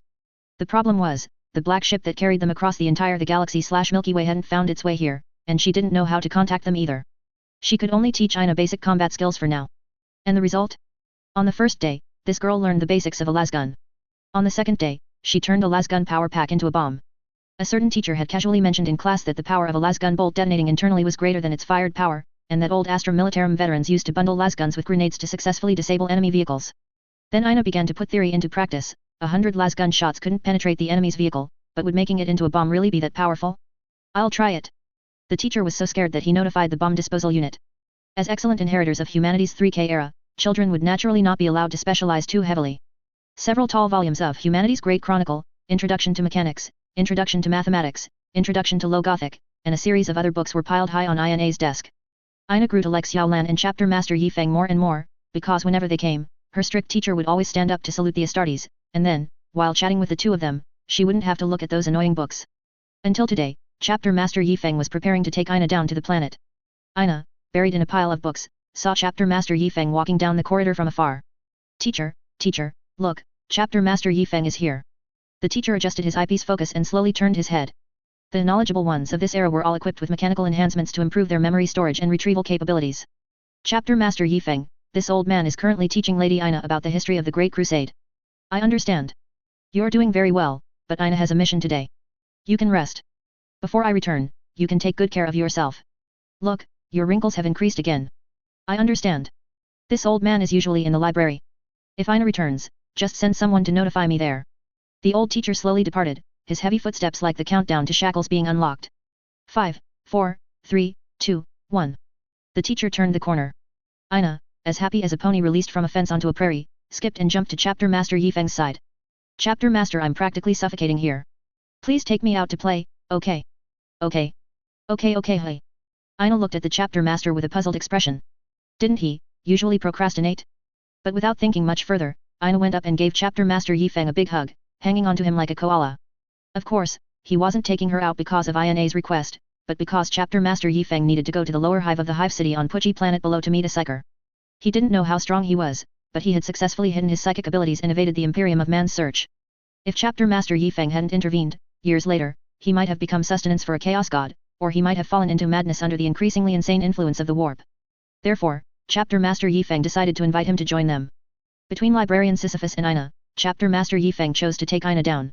After all, it was their own territory, and if a fight broke out, two powerful psychers would cause significant damage to the lower hive. It was better to just take Ina down to play. Ina, we're going to the hive city on the planet below for something. If there's still time after we're done, we can look around. Yay, yay. Long live the Chapter Master. Chapter Master Yifeng took Ina directly to the planet's lower hive. Chapter Master Yifeng wasn't good at chatting with girls, especially now that he understood less and less of this girl's unconventional thought process. He had no choice but to hire a tour guide to introduce the planet's local customs and culture along the way. Ina listened with great interest, occasionally asking strange and bizarre questions that put the tour guide in a mysteriously awkward position. The lower hive was vast, full of chaotic things, and teeming with mutants, abhumans, and some not-so-legal creatures. Of course, people who weren't completely drunk wouldn't provoke an Astartes in power armor. Ina looked at the crude and dirty surroundings and felt a bit nauseous. Chapter Master, it's so dirty here. Can we leave, please? I want to see the ocean and the beach the tour guide just mentioned. Then let's walk faster. Chapter Master Yifeng outwardly agreed to Ina's request but led the group deeper into the lower hive. Ina's unique characteristics would make many people keep their distance from her, especially psychers. They would sense Ina's presence from afar and immediately retreat. This included the powerful sorcerer they were looking for. According to intelligence officers, his power was like the scorching sun in the sky, his awe-inspiring might deterred any thought of resistance. He could conjure metal walls out of thin air amidst a furious hail of gunfire and could, during a confrontation, summon a flying sword from behind an enemy to kill him. A powerful creation-type psyker. The intelligence officer hid in a bar, which was basically the safest place. As long as you paid, you would receive the bartender's protection. An Astartes entered this dilapidated-looking bar with a girl. No shop in the lower hive would bother with an elaborate sign outside, as that would be tantamount to offering treasure to scavengers and thieves. However, the interior decoration could be adjusted according to one's own military might. For example, now, the intelligence officer sat in the innermost position, above which was a golden, resplendent statue of the emperor, acquired from who knows which noble.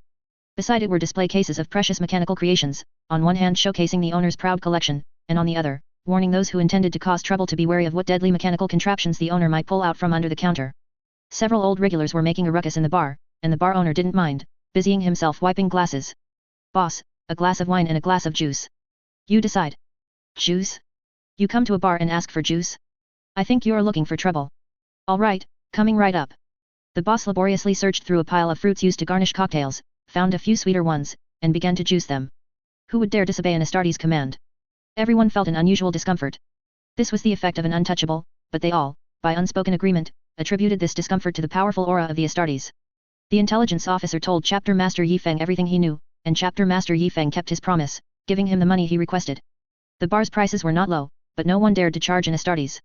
Ina drank her juice, saying, "It doesn't taste as good as the one on our ship." The boss was scared out of his wits by her words, while Chapter Master Yifeng continued to persuade Ina, "We're going to do something fun. Finish your drink, and we'll leave." Chapter Master Yifeng drained his wine, then dropped a gold coin and pulled Ina away. The boss's legs softened and his nausea subsided only after Chapter Master Yifeng had left for a while. Looking at the gold coins in front of him, his eyes lit up. Gold coins from an Astartes. A family heirloom. He quickly put them away for safekeeping. Chapter Master Yifeng was assessing his opponent's thoughts. That psyker might be a powerful beta-level entity, living on the other side of the lower hive, and likely hadn't yet sensed Ina's presence. So, how should he block him? A map of the entire lower hive appeared in Chapter Master Yifeng's mind. Amidst the intricate network of routes, finding a path that could block all of the enemy's escape routes was not an easy task. It had to be close enough, the point had to be close enough to all escape routes so that Chapter Master Yifeng could outpace the opponent and block their retreat during a full sprint. A market caught his attention, it was a good choice. The lower hive market was governed by powerful forces, it was the stronghold of the largest gang in the lower hive and very close to the psyker's ultimate residence. Wait, there are still gangs under my rule? Gather a few people and wipe them out. This area is under official jurisdiction. The recruit company was pulled from orbit to deal with these things. Gangs are absolutely not allowed under our rule. Chapter Master Yifeng moved quickly with Ina. Ina, of course, couldn't run that fast, so she was currently hanging in front of Chapter Master Yifeng as he ran. His seemingly heavy body, through years of skill refinement, had become as light as a feather, and the sound of his footsteps was reduced to a minimum. When an Astartes ran, his power pack and arms swayed considerably, but the only parts that remained still were Chapter Master Yifeng's head and Ina's current torso position. Ina showed no fear at all, instead, she was very excited. Perhaps it was her bitter childhood or long, boring studies that had greatly stimulated her playful side. The scenery on both sides constantly receded, and from time to time there would be a jump and a sharp turn, just like riding a roller coaster. Yay, again. Ina was still not satisfied and wanted to ride on Chapter Master Yifeng's power pack again next time. That's enough, let's explore the market, Chapter Master Yifeng said, holding Ina's hand. It was strange, with such fast running and turning, she hadn't thrown up. The Astra Militarum instructors trained her well. By the way, that Krieg artilleryman had passed away. Whether it was depression or if they were only meant to live that long, no one knew. Few people dared to shout in the market. Everyone felt uncomfortable, but few dared to leave immediately. Ina, on the other hand, touched this and looked at that, like a curious baby. There were many things from scavengers and items that had fallen from the upper hive on the stalls, some real, some fake, but Ina didn't care, as long as it was fun to look at, it was fine. Chapter Master Yifeng stood beside Ina, silent as a bodyguard, though the comms channel was already quite lively. There was a slight disturbance in the market, but no one was making a loud fuss. The headquarters of this gang had been raided, and some equipment they shouldn't have possessed was discovered. Then, the warriors followed the clues, leading them all the way to a certain Planetary Defense Forces executive, who was now being apprehended. Chapter Master Yi Feng, Chapter Master Yi Feng. Can you buy this for me? Ina's words pulled Chapter Master Yi Feng's thoughts back. Ina held up a strange necklace, swinging it back and forth in front of Chapter Master Yi Feng's chest. Even with her hand raised, she could only barely reach Chapter Master Yi Feng's chest. If you like it, buy it. Boss, how much is it? Chapter Master Yi Feng wanted to pay, but then he noticed that the boss looked a bit familiar. Isn't this the psyker he was looking for? No charge, consider it a gift to this lovely little girl. If she wants to pick a bit longer, let her stay a bit longer. I have other stock here she can look at. You didn't leave? Cancelo, don't you feel uncomfortable? Uncomfortable? Run? Ha ha ha ha ha. The great psyker took off his hood, revealing an expression of infinite relief. The psyker looked very young, beardless, with a clean, chiseled face full of handsomeness.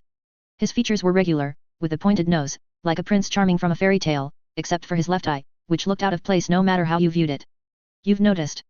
I haven't used my left eye in a long time. Creating things out of thin air comes at a price. Do you know how annoying the constant buzzing in my head is? Do you know how much pain I'm in when they plunder my body without restraint? I just want to live a good, quiet life. Is that why you rushed here as soon as you sensed Ina's arrival? No, I came looking for you as soon as you arrived on the planet. For a moment, Chapter Master Yi Feng didn't know whether he was here to invite him to join, or if he was here to seek refuge with them. I came here to ask you to come out and help us. I came here for tranquility. I know, so are you coming with me or not? Let me stay by her side, and I'll go with you. Then what did I come to find you for? A psyker staying next to an untouchable? Then what good are you? No, you're less useful than a Warhammer. Then we're leaving. You can stay here and suffer. Ina looked bewildered at the two big men talking about things she completely didn't understand. Didn't she just want to buy a necklace? Did she cause trouble for Chapter Master Yi Feng? Ina doesn't want this anymore. Chapter Master, I've caused you trouble. Adults are talking, children shouldn't interfere. Go pick your jewelry properly. While you're scolding me, I'm going to cry. I'm really going to cry. I'm really going to cry. Chapter Master doesn't care about me. Oh. They were discussing serious matters. Ina squatted by the small stall, idly fiddling with various trinkets. Cancelo became anxious. We're supposed to be discussing cooperation, why are you flipping the table?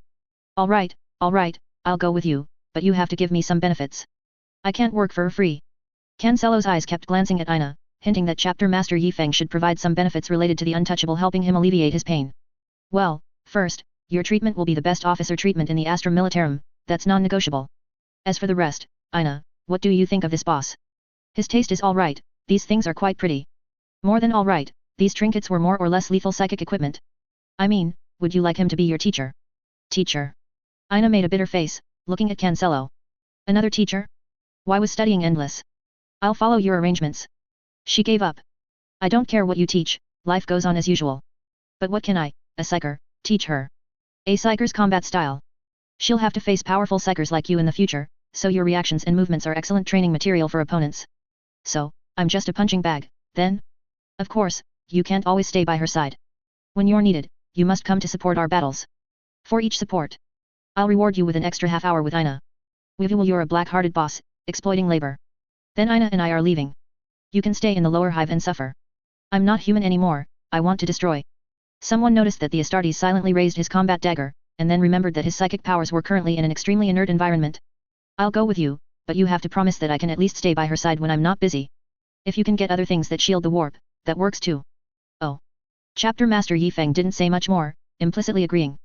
Cancelo, the stall owner, packed up his entire fortune with a look of heroic sacrifice. Chapter Master Yi Feng tossed the two onto his shoulders and ascended. Who wanted to stay in the lower hive every day? How pleasant the scenery of the upper hive was, how luxurious the palaces, how prosperous the shopping streets of the mid-hive, how beautiful the beaches were. Why stay in the lower hive? The three groups headed straight for the beach. The ocean, the sky, the grilled fish stalls, Omani. Omani continued living his simple life, occasionally reminiscing about how lively the shop used to be when Phelan was studying there. Then he looked at the apprenticeship gift Phelan had given him, only a little bit of that wine was left, so he had to cherish it. Boss, I'll have carbon grilled furnace clams, deep-fried creel crab legs, and roasted alakai deep-sea fish. I'm telling you, the food this boss makes is absolutely the best on the coast. Of course, honored guest, the Emperor's Archangel. Just focus on your cooking. Phelan said you taught him your craft. Let us try the most authentic Omani grilled fish. Omani was as nervous as a young bride about to be married. But when he touched the fish, he became completely calm again, as if the arrival of the untouchable hadn't affected him at all. Everyone ate and drank. Other customers, seeing an Astartes eating grilled meat here, didn't dare to enter the shop. Of course, after Chapter Master Yifeng and the other two left, business here was so good that Omani even planned to expand his shop. Chapter Master Yifeng often talked about Phelan, intentionally or unintentionally. The executive chef had gained unprecedented prestige after perfectly handling the grand banquet combining the three rituals, especially with his heroic feat of holding the warehouse alongside the Black Shield warriors. Ina didn't have so many thoughts, the roasted alakai deep sea fish was deeply to her taste, as if she were eating clouds. Good times are always short-lived. Ina returned to the great gathering place of knowledge under the boundless starry sky, accompanied by a young psyker. Time flew by. The Red Tide chapter was about to celebrate its 100th birthday. Despite constant warfare, their numbers hadn't recovered too quickly, but the warriors' combat proficiency was continuously improving. Few realized that, strictly speaking, counting from the start of his service, today should have been Chapter Master Yifeng's 100th year of campaigning. Today, he should have received a golden nail, or dual ducat to earn the qualification to enter the first company. But all those things became past events, scattered by the wind. In the cosmic space of taste, only a monument floated, commemorating that they had lived, had been there, and had fought. May the Emperor protect. Chapter 79 The Orcs Pursuit Force. Extra. Extra. We warmly celebrate the 100th anniversary of the Crimson Torrent chapter. Chapter Master Yifeng gave a speech, and a grand carnival was held across all planets. At this moment, the protagonists, the Crimson Torrent chapter, were not on any world participating in the celebrations. Bishop Finus, long time no see. How is the research on the Ildari spacecraft progressing? Long time no see, Chapter Master Yifeng. You are truly a busy man, it must have been decades since we last met. Haha, you won't find me in peaceful and stable places. That's natural, the public order on my stolof is quite good. The Archbishop saw Nian Siijin behind Yifeng and felt he had spoken too hastily. Then, Archbishop, let's get down to business. Were there any issues with the previous orders? Naturally, our Stolof Forge world has always prioritized reputation. 200 suits of Indomitus pattern Terminator armor have been repaired, and 1 battle barge and 1 strike cruiser are also ready. Please follow me. The entire chapter was very excited. Although there weren't many of them, they had a lot of ships. Ample firepower meant there was no need to consider dangerous actions like boarding, they just needed to blast the enemy's warships to smithereens. Bishop Finus led everyone to collect the battle barge. This should have been a very exciting moment for the chief apothecary, but he was currently still in charge of recruit modifications. The Storm of Will chapter's relic, the Eternal Mountain battle barge, lay quietly in the dock. Countless torpedo tubes and drop pod components proclaimed its power to the world. After a brief rest, this ancient warship once again returned to the Imperial service, carrying the warriors of the Crimson Torrent chapter to bring an end to the enemies of mankind. The Astartes excitedly looked at the brand new big ship, while the Adeptus Mechanicus thralls beside them chanted hymns praising the Omnissiah. The chapter's newly recruited crew boarded the Eternal Mountain in a sacred blessing ceremony. It wasn't over yet. Next, it was Yifeng's turn to get excited. My Omnissiah. Bishop Finus, you repaired the Blessed Forest. The Green Templars chapter's original flagship, the Blessed Forest, was renamed the Avenging Sword at the last moment of the Battle of Tastus, directly ramming an enemy battle barge. Theoretically, this was the easiest ship to repair, but the additional speed-boosting engine components that the White Scar's sons never forgot gave the Adeptus Mechanicus a headache for a long time. Ultimately, it was Yifeng's small energy core technology that gave them inspiration, resulting in this super-fast warship. Yifeng caressed the ancient body of the warship. This warship had accompanied the son of Jagatai Khan for countless years, and now it would return. But Blessed Forest still sounds better. What do you think, Machine Spirit? Not saying anything? I'll take that as a yes, then. Walking into the Blessed Forest's super-large hangar, Yifeng was filled with emotion. We used to depart from here, flying big planes everywhere, and because of its existence, our warriors' living conditions were the worst among our peers. It was equipped with a Thunderhawk squadron and a large number of vehicles. Had the Adeptus Mechanicus changed? Had their conscience returned? Chapter Master Yifeng, I must remind you that the agreement to supply your chapter for 100 years has ended. Our forge world will no longer provide military supplies to your chapter. So many torpedo tubes, all empty. So many bombard cannons, all without shells. So many bombers, all without bombs. A dishonest merchant. Absolutely a dishonest merchant. You're tempting me to open fire. Bishop Finus, we need to sign the ammunition supply contract for the next 100 years. Alright, 1 STC fragment. The problem is we don't have one. How about something else? It's just an ammunition supply, a small matter for you, it shouldn't be that expensive. According to our sage's calculations, your chapter's ammunition consumption is almost 3 times that of a chapter of similar size, so the price is naturally a bit higher. Now, it's not about what we want, but what you have. Well, we can't agree. Let's go trick the Maverick Mechanicum. I'll sort through Priest Marcus's memories to see if there's anything useful to trade with them. Then, Archbishop Finus, thank you for our concerted cooperation over these years. We shall meet again in 100 years. I need to figure out a way to get some things the Adeptus Mechanicus likes, and dreadnoughts still need to be ordered from here. But for now, no one wanted to think about that. The return of the two large ships was enough to lift spirits. The Adeptus Mechanicus personnel had done a great job. Now, everyone was going to pilot the new big ships home. The Eternal Mountain, after a long absence, connected with the stern vigilance. Everyone linked their Geller fields together to prevent strange creatures in the warp from destroying the Geller field. The Archbishop slowly turned and entered the elevator. The next transaction with an Adeptus Astartes chapter would be in 100 years. They had expended too much energy, and the research progress on the Ildari spacecraft was far slower than anticipated. Now was the time to accelerate the pace. The Eternal Mountain's machine spirit was very happy. It had seen its old brother, the Stern Vigilance, after a long separation. This warship had not been seen since it was taken by the Dawn Angels chapter centuries ago. Of course, there was also a slight displeasure. Besides the sons of the Imperial Fists, there seemed to be warriors with other gene seeds walking around inside its body. But thinking that the Stern Vigilance had previously always housed the sons of Sanguinius, it became even happier. Yi Feng happily stayed on the Blessed Forest, arrogantly standing in the position where Daika used to stand, commanding the entire fleet. He then ran to his old dormitory. The shared room had been converted into a single room, and Yi Feng was a little disappointed. The pictures of the Emperor and the Primarchs in the recruit training ground were gone. It was time to put up new things. The fleet exited the warp and arrived in the Tastus system. This was the chapter's beginning and a mandatory destination for all new recruits. They would perform a ceremony here, commemorating the heroic battles of their predecessors and celebrating the chapter's arduous journey from 4 individuals to a large fleet. They would then proceed to the Atres planetary warehouse. Not only did it house the remains of a certain all-in-one repair machine, but also the ammunition the Crimson Torrent chapter had secretly saved over 100 years, enough to arm these 2 new ships. The tides of the warp ebbed and flowed. Inquisitor Collins had a headache. I'm a Xenos Inquisitor, going to see what's going on with the orcs. Why did it become a fight to the death as soon as we met? The orc mercenaries had all withdrawn, seemingly because they encountered a crisis. As the closest Inquisitor of the Imperial Xenos Inquisition to them, Inquisitor Collins accepted the mission. The ships used by the Xenos Inquisition, black ships, were, strictly speaking, a modified hybrid combining a strike cruiser and a battleship, with ample close-range firepower, including bombard cannons, torpedoes, and macro cannons. This was a reconnaissance mission, with only 1 black ship dispatched. Accompanying Inquisitor Collins were only 20 Deathwatch warriors. The Deathwatch is classified as a chapter, but it has almost no relation to chapter organization. It has no fixed chapter members, consisting instead of powerful warriors and Black Shield warriors seconded from various Space Marine chapters. They may not be the strongest warriors, but they are all experts at dealing with Xenos forces. No one knows the exact number of the Deathwatch. Various Adeptus Astartes chapters send warriors to temporarily join it for glory and warrior training. Why? Because it was fundamentally established as a specialized force to combat Xenos, and in most cases, it provides military support to the Xenos Inquisition, with its main activities being led by Inquisitors. The Inquisition is divided into the Xenos Inquisition, Daemon Hunters, and Witch Hunters. The Xenos Inquisition often invites the Deathwatch to join its missions, while the Daemon Hunters request the help of the Grey Knights. At the inception of the Deathwatch, note the distinction from the Death Guard who pledged allegiance to Nurgle. During the Orphean Conference, some Inquisitors believed that humanity would ultimately be destroyed or enslaved by a powerful Xenos, and a special unit had to be established to prevent this from happening, thus forming the Deathwatch. Of course, some Inquisitors considered these cowards to lack the belief that humanity would triumph, and they ignored them and left.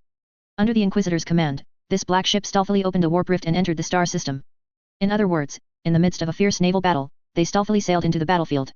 Orcs have no true warships, just a bunch of bizarre metal welded together, but sufficiently large and sufficiently warlike. Infused contraptions can contend with proper battleships. Now, Po Jia was commanding his fleet from his Boom Boom class flagship, roaring as they charged towards the enemy. The Blood Axe clan's warships were not to be outdone. The massive main cannon on their flagship, the Mork's Arm, fired absurdly large shells, flying towards the enemy, followed by their fleet. The two sides exchanged blows, a lively spectacle. An Inquisition black ship plunged right into the thick of the battle. Neither side paid it much attention, except that the Orc fleet approaching the black ship unhesitatingly turned its guns towards the unfortunate Inquisitor Collins. Strange Orc creations flew from all directions towards the black ship. These missiles, resembling piles of scrap, gradually lost their warlike energy after leaving the Orcs, then violently detonated, leaving the black ship's void shield shaking precariously. Even more so, some flew too slowly, preventing the void shield from intercepting them and the point defense cannons from predicting their bizarre flight paths. They simply arced in twisted trajectories and smashed directly into the black ship's armor. The black ship immediately turned and fled, attempting to escape into the warp. What was happening here was clear: 2 Orc clans were fighting. Some Orc warships pursued, mostly spherical armored contraptions resembling Orc heads, with super large cannons crammed into their gaping mouths. These giant iron balls were truly difficult to define as warships. They were Po Jia's fleet, shouting Waik, as they plunged into the warp, with no intention of letting the black ship escape. The Ashkarsk system, it contained only one Ashkarsk world, which was previously a rebellious planet. After being reclaimed, it gradually returned to prosperity and currently has a population of 2 billion. A cruiser fleet from the Red Tide chapter was leisurely patrolling here. This area was remote, rarely visited, mostly by their own ships coming and going, so everyone was quite relaxed. A warp rift opened, and before any ships could emerge, a barrage of cannon fire and super-duper YAAAAIC lasers shot out, narrowly grazing the side of a frigate, catching them completely off guard. Emergency alarms immediately blared, all weapons aimed at the warp rift, ready to fire as soon as a ship jumped out. The black ship had just poked its nose out when it was struck by lance fire, but fortunately, the bow armor was incredibly thick and was not breached. Inquisitor Collins fell into despair. Had he entered enemy territory? The cruiser fleet saw it and thought, oh no, it's an Inquisition black ship. This is bad, and quickly moved to intercept.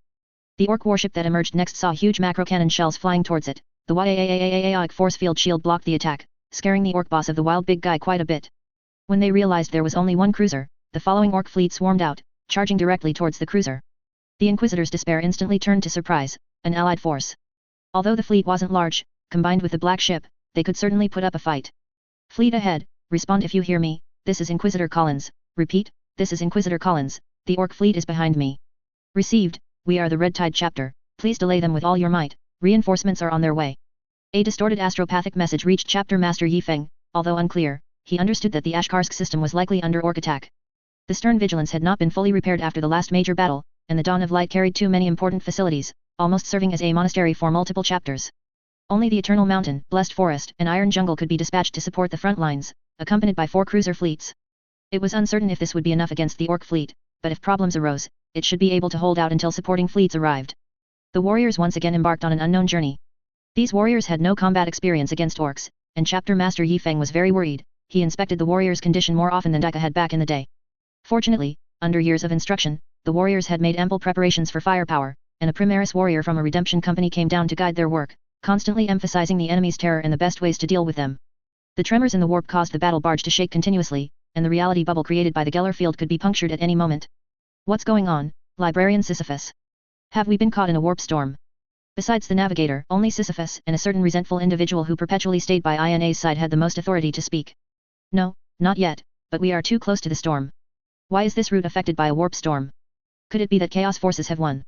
Don't worry about them for now, accelerate. We need to deal with the orcs first. The entire fleet accelerated, reactors at full output, even dimming the warship's lights and reducing non-essential power consumption.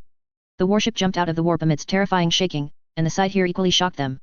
Numerous wrecks floated near the Mandeville point, and in the distance, the Inquisition's black ship had already collided with 2 orc warships. The orcs had chosen the most barbaric boarding method, ramming their ships directly into the enemy vessels, allowing the orc boys to enter the enemy warships directly through holes in the bow. 3 or 4 orc warships the size of cruisers were stuck squarely into the black ship, next to a destroyed allied cruiser, which had been snapped in half. Flames and debris filled the severed section, and the bodies of crewmen and orcs could be vaguely seen floating everywhere. Good, very good, you dare to touch my cruiser fleet. Can we contact the black ship? Keep trying to communicate. Emergency rescue teams, quickly go to the cruiser wreckage and see if there are any survivors. Anos rushed up with a group of iron warriors. Since the Emperor's scythes arrived, their work had significantly decreased. He had come early this morning, determined to secure the vanguard position. Chapter Master Yi Feng, we iron warriors request to fight. We must go first this time. Brother Anos, I understand your feelings, but this is an Inquisition vessel, and we are unsure which Inquisitor is aboard. If it's someone from the Ordo Hereticus, you would be at risk of exposure. I hope you can understand. Please engage in combat mixed with the second company. Anos wanted to say a few more words, but communication came through from the black ship. They were holed up in the black ship's vital facilities, resisting, and several Astartes who were originally stationed on the cruiser fleet were also there now. That's good. Brothers, blast them. I'm not saving ammunition today. The battle barge and strike cruisers directly approached the enemy warships, and bombards exploded directly on those lumpy metal masses. Several warships simultaneously focused fire on one orc warship. The power was terrifying, and the enemy's shields and armor were instantly torn apart. As targets stuck to the black ship, they couldn't even maneuver to retreat. The 11th Company, 2nd Company, Redemption Company, and I will go. Aside from the few warriors from the 3rd Company leading the recruit company, everyone else immediately entered boarding assault pods to support the operations on the black ship. The massive tremors made it impossible for the orcs on the black ship to stand firm, and the Deathwatch warriors, with their strong magnetic adhesive power greaves, seized the opportunity to counterattack, inflicting considerable casualties on the orcs. The Redemption Company and 2nd Company formed an elite assault team, striking directly at the enemy's rear, while the 11th Company and the Imperial Auxiliary who had boarded helped each other push forward on all fronts.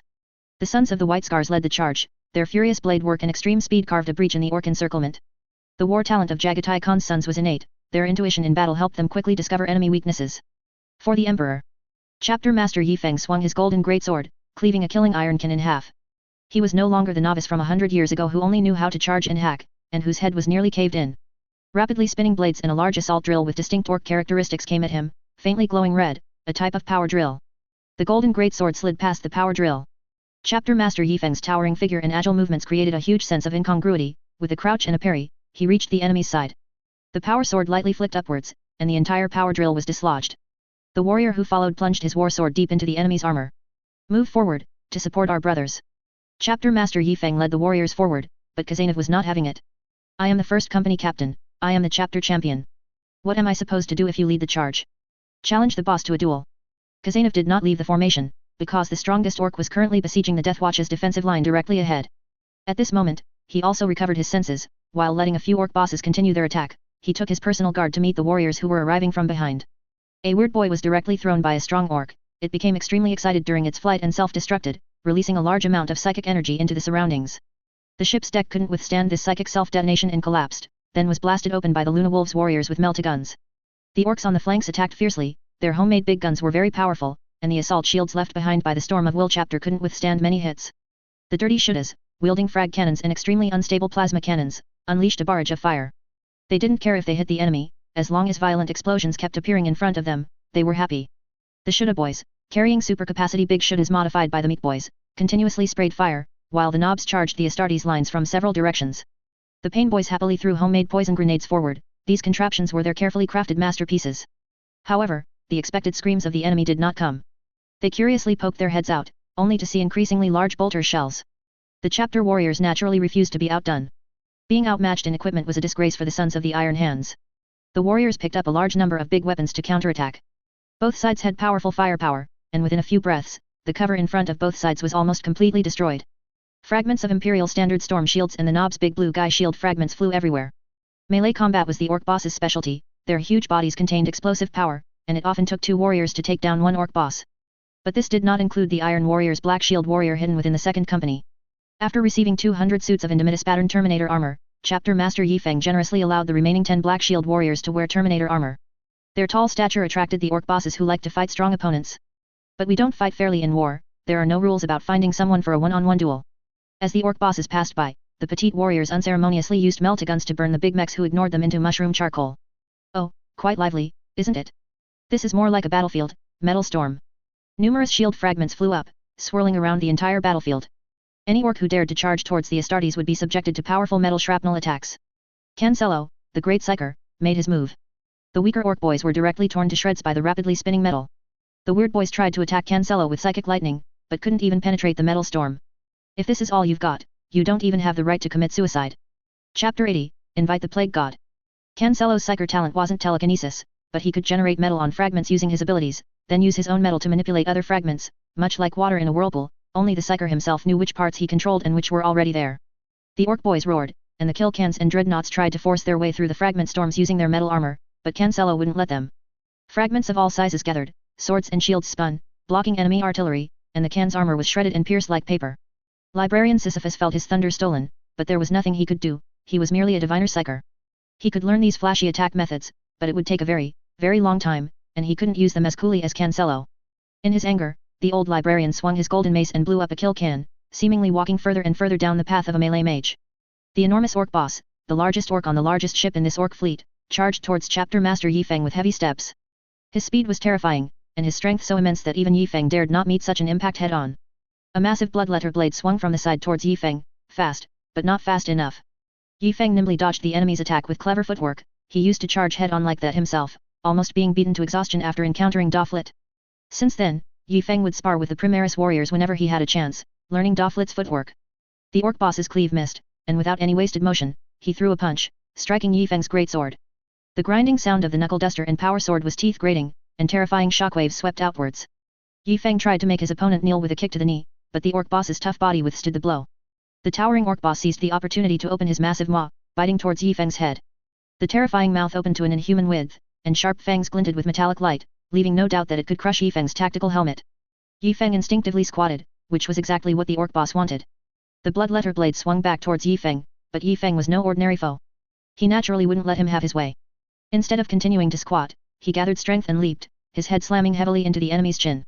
Caught off guard, the enemy's own fangs pierced his upper lip, drawing a pool of blood. A massive Terminator's power gauntlet jammed between the enemy's arms, preventing him from bringing the bloodletter blade down on Yifeng. Khazanov had already demonstrated how to deal with larger opponents when facing Primaris warriors. The orc boss angrily struck Yi Feng away with his knuckle duster, and Yi Feng, in turn, used his golden greatsword to carve a deep wound across the orc boss's chest.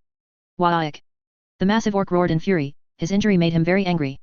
This shiny golden greatsword had easily cut through his armor, which was high-end gear bought with thousands of teeth. Blood flowed from the black armor, and the orc boss charged towards Yi Feng once more.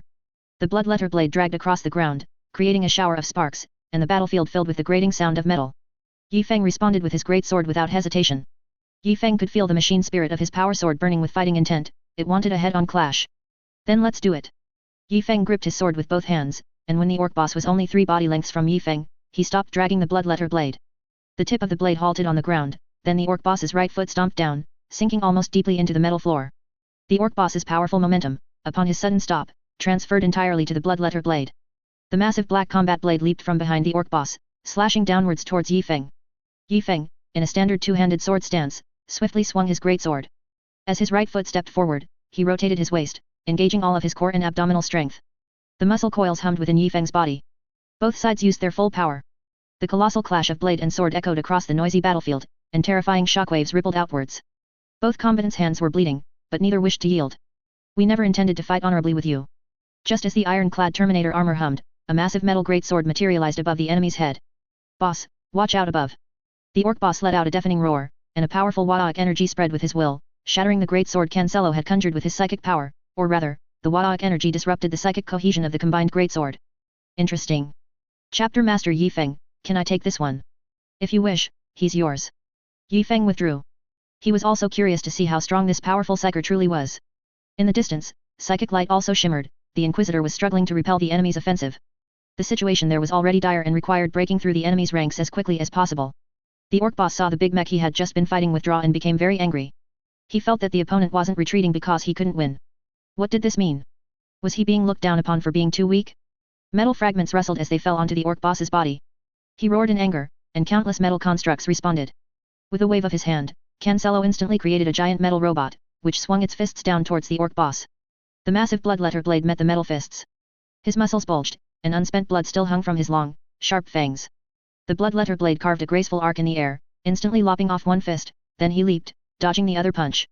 The giant metal fist fell to the ground, kicking up a cloud of vision-obscuring metal dust. The orc boss laughed heartily, though to human ears, it was just a series of rapid WAAAGHs. But the battle was far from over. A metal pillar suddenly flew from behind the orc boss. His small ears twitched slightly, and he tilted his head, dodging the blunt blow. Cancelo hadn't intended to win by sneak attack. The massive metal pillar impaled itself on the severed fist, transforming into a metal great hammer. The giant robot single-handedly scooped up the colossal hammer and brought it down on the orc boss. The visual impact was so powerful that the orc boss wouldn't be foolish enough to meet the blow head-on. Rolling to dodge the hammer's terrifying attack, the orc boss clearly realized that someone must be controlling all of this, and he needed to find and kill them to win. Where was the enemy? Cancelo didn't hide his figure, only the weak would hide. Cancelo disdained such actions, he was a true master of the battlefield. Even now, the metal storm's obstruction of the outer orcs hadn't stopped. The orcs had already suffered massive casualties, there was no endless orc army here, and even their warships had been blasted into space junk by Yi Feng. The orc boss roared and charged at the arrogant fellow who stood there motionless, even picking his nose. The metal giant robot wouldn't let him pass so easily. It continued to swing its massive hammer, intending to smash the orc boss into a pulp. The enormous and wild-looking metal great hammer even whipped up gusts of wind that assailed the orc boss. The orc boss remembered how he had shattered the metal great sword with a single roar, and now he wanted to do it again. "Oh, I think I can smash this thing with a roar." A furious war cry echoed throughout the entire area, making even Yi Feng frown. So noisy. Cancelo is a bit slow. The massive metal hammerhead was shattered by the orc boss's roar as he wished. The psychic energy that formed the metal was dispersed by the Wadaik energy. For the thick-skinned orc boss, this shower of metal fragments was like washing his face with clean water.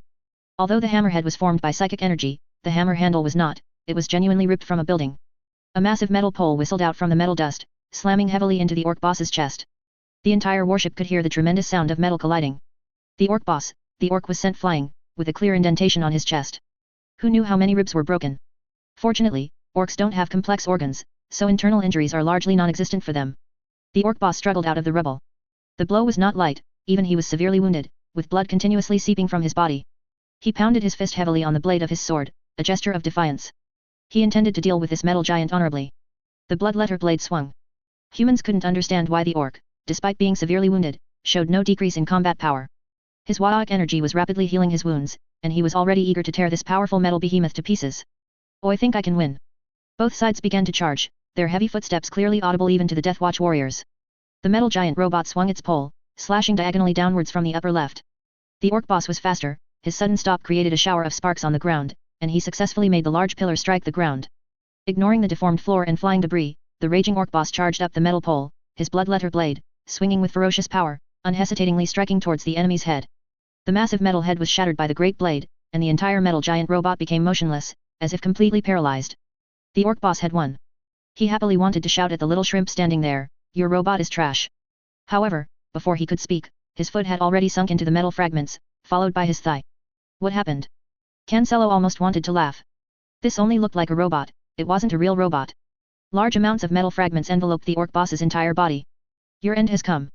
Be enshrined in an eternal metal sculpture. Fine metal dust enveloped the orc boss's entire body. His body was trapped within the giant robot's form. As Cancelo's open fist suddenly clenched, a large amount of blood appeared within the entire metal robot's body. Waik. The blood-soaked orc boss crashed through the metallic robot's body, metal shards clinging to him with blood, but the energy bursting from his body completely prevented Cancelo from controlling the metal on him. The blood-soaked orc boss moved with surprising speed, covering the distance to Cancelo in 3 strides, his combat blade descending mercilessly. Cancelo quickly conjured a metal wall. He was truly serious now, and the sudden appearance of the metal construct rapidly depleted his psychic energy. The metal wall was instantly cleaved in 2 by the combat blade, but there was no one behind it. While ordinary psychers may not have strong physical bodies, if I can make metal fly, why can't I fly on a sword? Cancelo now stood atop a flying sword, displaying an indescribable elegance that would make Chapter Master Yifeng's eyes sparkle.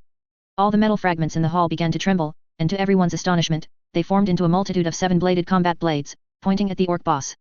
This technique of mine can intimidate the enemy, slaughter the enemy, break formations, create formations, take your head from amidst a million soldiers, and rectify all injustices under heaven. A myriad of swords follow my will, psychic energy obeys my command, a vast metal spirit, all things have souls, source of adamantium, heed my call, strike down the enemy's head. Numerous flying swords arced gracefully through the air, aimed directly at the enemy's head, a precision area attack like needlework that would make anyone's scalp tingle. At this moment, the orc boss's berserk power was fully unleashed. Oi think, Oi will never lose. The combat blade danced in the air, a powerful psychic field, or rather, an invincible Waik energy field, surrounded the orc boss. The flying swords were constantly being damaged, and the field was steadily weakening. I will never lose. The combat blades were constantly breaking, and the flying swords were falling. The orc boss was fighting with sheer willpower, pushing all his lifelong skills to their limits. The orc boss was completely unaware that a metal sword had already pierced his chest. Cancelo suddenly appeared behind him and said softly, "The racial power of orcs is truly miraculous. Can a corpse really fight for so long?" A corpse? The orc boss slowly looked down at his chest, then collapsed in disbelief.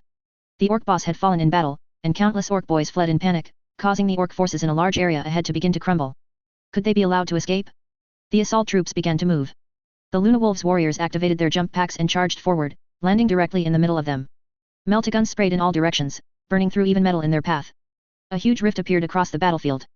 In the innermost part were the Inquisitor and the Deathwatch forces, outside them were the orc forces, then the Luna Wolves assault warriors, then the crumbling orc forces, and on the outermost flank was the second company led by Yifeng. Anos was frantically hacking and slashing on the flank. He felt increasingly undervalued, which was not a good thing, as it would affect the standing of the Iron Warriors within the chapter. Kazanov and the Emperor's Scythe's warriors easily eliminated the orc boss of another fleet. Previously, the Deathwatch warriors had already dealt with the orc boss of one warship, leaving only one fleet master orc boss. There was no need to guess where he was, as all the orcs were converging towards him. The Red Tide chapter successfully rendezvoused with Inquisitor Collins, but there was no time for pleasantries. Against the orc incursion, there was only one course of action: extermination. Inquisitor Collins's psychic energy was almost depleted. He had been fighting for a long time and needed rest, but an overwhelming sense of duty filled his heart. He prayed for the Emperor's blessing, then rallied his spirits and charged at the enemy. The arrival of Yifeng and the chapter's reinforcements undoubtedly gave the Deathwatch warriors a shot in the arm. With numerous ammunition supplies directly thrown to these Xenos specialists, the veteran Deathwatch warriors joined the encirclement of the orcs. Psychic powers and bolter fire raged at the prow of the black ship, where the enemy's last orc boss was hiding. He was rapidly gathering resources, attempting to forge weapons capable of turning the tide of battle. But it was too late. From the moment the Red Tide chapter arrived, their defeat was sealed. Wall after wall was blasted apart as the orc boys frantically attacked the warriors. They were now facing the Imperial Auxiliary led by the 11th Company. While they were somewhat weak against powerful factions like Chaos Gods, Tyranids, and Necrons, they were more than capable of handling some orc boys and Gretchen. The orc boss was frantically gearing up in the innermost part. With no powerful big mech to hold the line at the front, the 11th Company warriors broke through with overwhelming force. Subsequently, the Deathwatch warriors also joined in. These included Ultramarines, Raven Guard, Salamanders, and even a traitor from the Space Wolves, a Black Shield warrior from the Blood Wolves chapter. There were Primaris warriors and veterans centuries old, all here to earn glory for their chapters. Their bolters spat flames, and enemy heads exploded. Their chain swords whirred, carving wound after wound into the orc corpses. Finally, that orc boss assembled a super big gun, but his subordinates were almost completely wiped out, and the collapse of the entire Waik energy field made the big gun difficult to use, even difficult to fire. With the last loyal plasma shot sending the final orc boss to Gork and Mork, this sudden encounter finally came to an end. Inquisitor Collins lay panting on the ground, gulping down the air thick with roasted mushrooms and gunpowder. The frequent use of psychic powers had given him a severe headache. All he wanted now was a good day's sleep. Cancelo, on the verge of suffering warp backlash, immediately ran back to INA's side, away from the annoying noise. It was a full 3 days before Inquisitor Collins slowly awoke. The warriors were resting and maintaining their gear. The Red Tide chapter distributed a small portion of their limited weapon supplies to the Deathwatch warriors. These elite veterans from various chapters accepted the gift. They liked this chapter, which was so friendly to its brothers. Everyone was now at Forge World Storof. The black ship needed repairs, and everyone could only temporarily reside on a cruiser. As soon as Inquisitor Collins awoke, he immediately went to Yifeng. He was eager to return now, and Yifeng could provide him with assistance. Yifeng wasn't particularly afraid of a Xenos Inquisitor, but he maintained an attitude of wanting them to leave as soon as possible, offering to send them back on a lunar-class cruiser. This lunar-class cruiser would accompany them in battle until the Red Tide chapter departed to reinforce the Segmentum Obscurus. Inquisitor Collins had no suspicions. He needed to quickly inform the Departamento Munitorum about the Orcs' civil war so that the pressure on the Imperium's rear could be temporarily relieved. Afterwards, they could indirectly assist the weaker Orcs to prolong their conflict, allowing them to deplete their forces through constant infighting. For example, by raiding the logistics star systems of the dominant faction to reduce their numbers. Astropathic messages clearly couldn't convey the complex information he wanted to share. He needed to personally travel to the Segmentum Obscurus immediately to report the situation. Thank you very much for your support, Chapter Master Yifeng. I, Inquisitor Collins, will remember this favor. I hope we will have the honor of fighting side by side again in the future. Of course, Inquisitor Collins. Although we lost a cruiser fleet in this operation, Yifeng emphasized the phrase cruiser fleet heavily, but Inquisitor Collins showed no other reaction. However, saving an Inquisitor and Deathwatch warriors was worth it. Worth it my ass. How much is an Inquisitor's favor worth? An entire cruiser fleet. What can you do? Approve my chapter's founding faster? When I get your charter, if I don't fleece you for 180,000, my conscience won't be able to rest. To hell with your Emperor's mink underwear. The wreckage of the cruiser had already been towed away for repairs. Yifeng felt like he had been making losing deals lately. Was he getting a bit too arrogant because he had too many warships? Striking down Xenos is our duty. The Emperor will protect us. Forgive me for not saying more. We shall meet again. Until we meet again, loyal servants of the Emperor. Damn it, just you wait. When I get to the Segmentum Obscurus, I'm definitely going to get back what I lost. The planetary administrator of the Ashkarsk system was trembling, ordering all ships to closely monitor the warship debris outside, especially the large fragments. There was no guarantee that no orcs were still alive, and if one accidentally fell onto their planet, the terrifying history of Atres could not be repeated here. At the same time, the Ashkarsk system, being the site of the battle yet completely unable to provide support, saw its people's guilt intensify under the propaganda of the garrison Astartes. The people strongly demanded that the local government make changes, establish a navy, and provide a path for those who wished to serve the Imperium. Special appropriations were quickly approved, and the money for ordering warships was strictly vetted by the Astartes for its source. Everyone eagerly went to Stolov to order a cruiser, frigates, and a destroyer fleet. Yifeng chuckled when he heard this. Just give me the money. Once my damaged warships are repaired, I'll give them to you. Wouldn't that be better? Ashkarsk system representative? Something seems off, but I paid, and I'll get the goods later, so it seems fine. Yifeng was even more amused. You'll have a cruiser fleet. If I ask for your help, would you dare not come? Come. Even the Astra Militarum would have to come along to support. What's yours isn't ours, right? Suddenly, someone paid for his ship repairs, with plenty left over. Was this the love of the people? Please drown me in your love. Chapter 81 Alien. A large number of salvage ships roamed the Ashkarsk system. They didn't know what use these very like ship fragments had, but when the chapter master, with bloodshot eyes, gave the order that they had to make their money back even by selling scrap metal, everyone knew that no one would rest until this wreckage of warships was thoroughly salvaged. The orcs had been completely annihilated. The machinery, once brought together by powerful psychic energy, was now scattered into countless parts. Most of these components were looted from unknown, unlucky planetary defense forces in the Astra Militarum, with a smaller portion self-mined and assembled. In a sense, could this be considered a large-scale psychic weapon? Something that could only be used with aeonic energy and psychic power? The Eternal Mountain secretly hid some equipment that had been blown off the Black Ship. Anyway, using the excuse of everyone's safety, the important people on the Black Ship had transferred to the cruiser after the battle. Subsequently, Yifeng's troops thoroughly ransacked the Black Ship without ceremony, simply claiming that the orcs had blown a hole in it and all the supplies had flown out. Some strange, never-before-seen equipment greatly surprised Yifeng. Some were new creations by Belisarius Call, while others were simply mysterious devices kept secret for millennia. It was truly an eye-opener. The Death Watch and the Inquisitor said nothing. Although the mortals complained of a large amount of missing goods while transporting them, they would not say much to the Crimson Torrent chapter who had fought so desperately. A lunar-class cruiser had been rendered useless, that little bit of trinket could serve as compensation. After all, the most important items would not be carried on this ship, which was intended for reconnaissance. The Tech Marine and Chief Apothecary were now counting the days on their fingers. In another 16 years and 10 days, those studying/interning would graduate. I can finally get some rest, they thought, as a century of high-intensity work had made them extremely uncomfortable. I am an Astartes too. I want to fight too. The Chief Apothecary calculated that the Storm of Will chapter hadn't attended the Blade Feast in a very, very long time. He wondered if the parent chapter thought they had been completely wiped out. The Blade Feast is a gathering where the Imperial Fist's successor chapters compete in martial arts. Of course, it is for the chapter's honor. A chapter that cultivates powerful warriors has greater influence, and others are more likely to respond to their requests for support when problems arise. It's where the chapter masters bring their promising young warriors to meet each other. Brother, look, this is my champion, that's my chapter master's successor. Please look out for them. Hopefully, there are still enough chapters to hold the Blade Feast. Sisyphus, meanwhile, was organizing war records. He was merely a lexicanium, but now he had to perform the duties of a chief librarian in a lexicanium. The hierarchy of librarians is somewhat like a religious library. The lowest rank is acolyte, they are undergoing training and are not yet considered chapter librarians.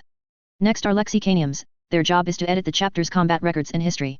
Then come codicillers, they primarily assess whether lexicaniums are capable of continuing as librarians, and they also provide input on the chapter's strategic and tactical matters.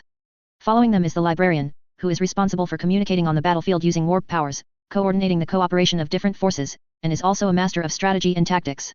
Finally, there is the chief librarian, also known as the Grand Librarian. His experience is incredibly rich, and his will is exceptionally firm. It is common for a chief librarian to temporarily assume the duties of chapter master after a chapter master falls in battle.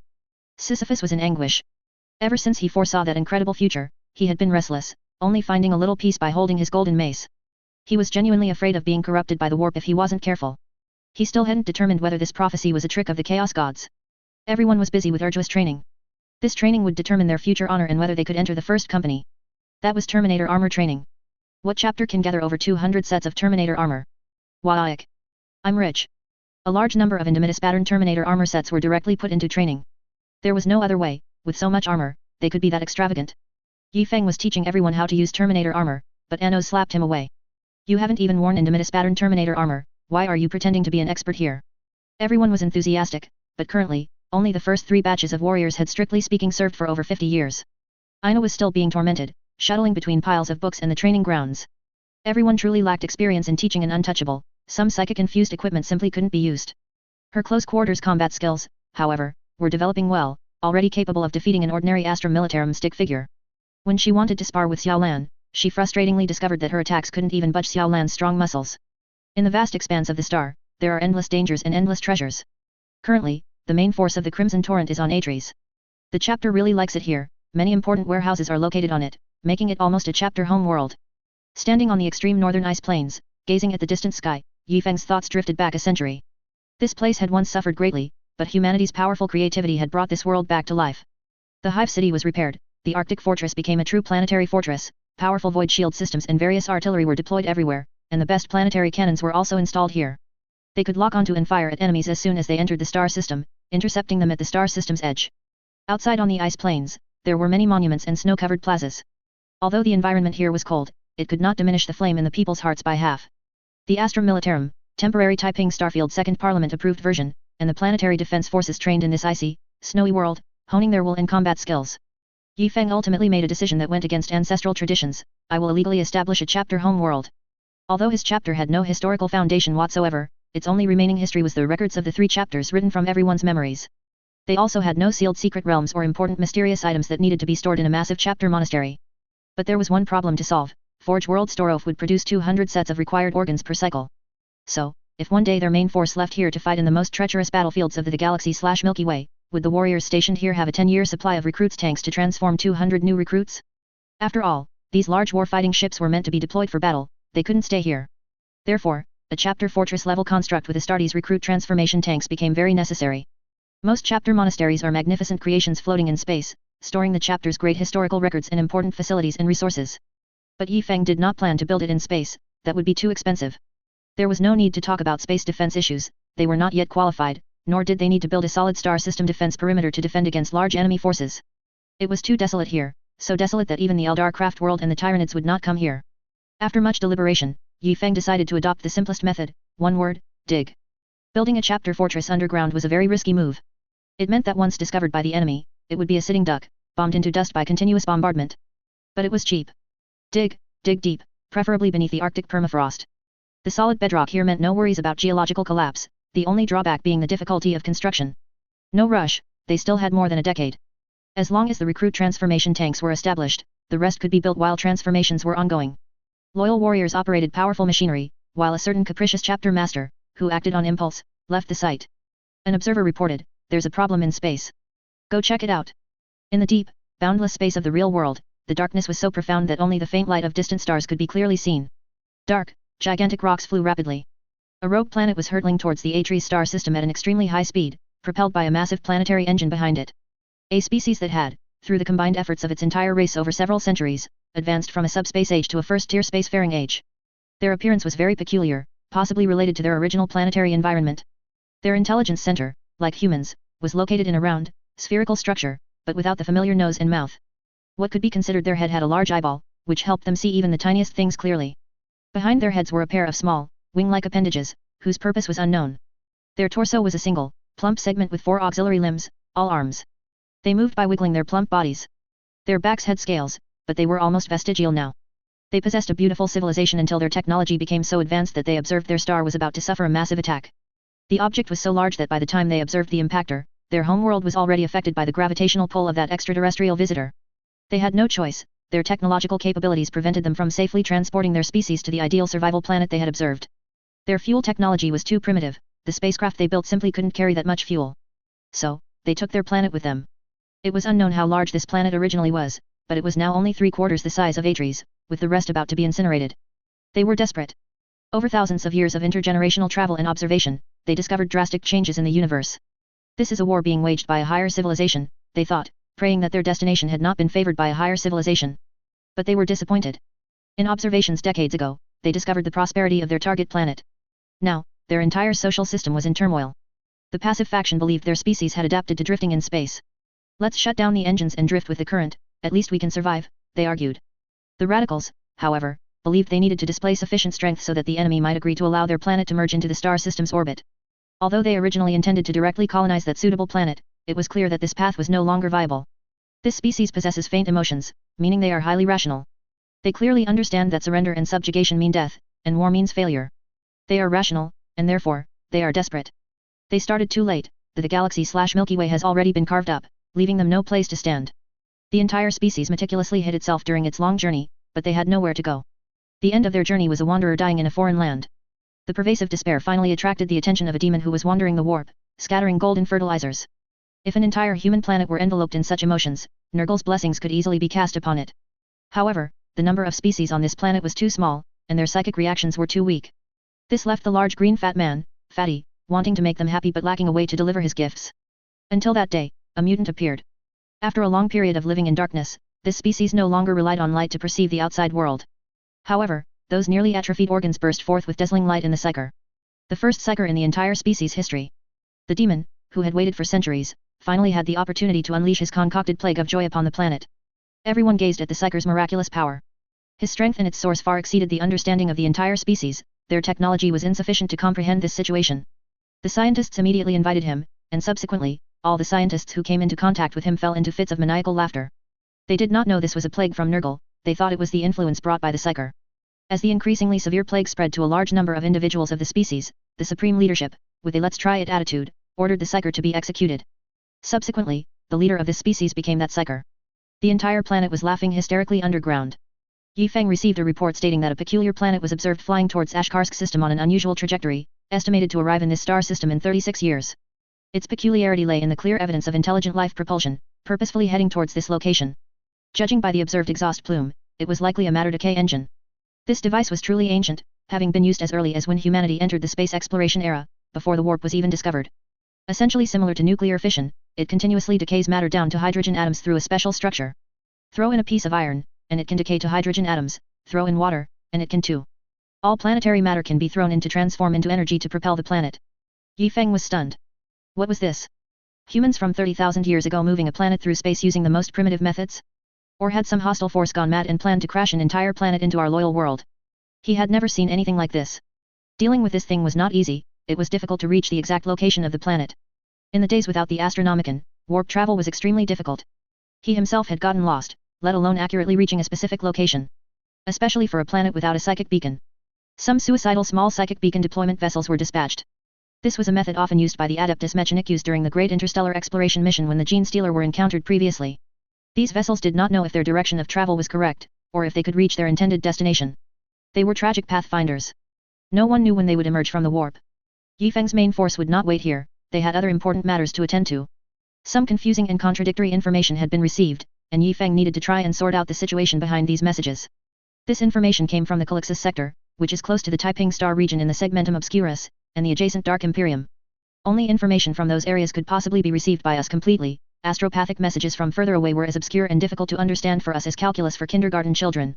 Didn't this report say that the war in the Scandinavia planetary region was a complete victory? Didn't it say that the Medusa chapter, in cooperation with the Imperial Navy, completely drove out all invaders? Yifeng pulled out another battle report, which stated that the Exorcists chapter was annihilated on the Scandinavia planet, and the war zone was completely overrun. It was almost impossible to determine the exact time these intelligence reports were sent, perhaps at the very beginning of the Great Rift, or perhaps just a few hours ago. In any case, all areas with reports of being overrun were to be treated as enemy-occupied territory. Almost all the areas Yifeng could receive reports from were reports of being overrun, so nearly half the area was marked red.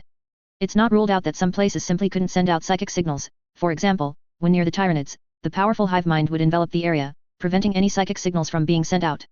For example, there is a not insignificant area right now from which no reports have been received at all. How strange.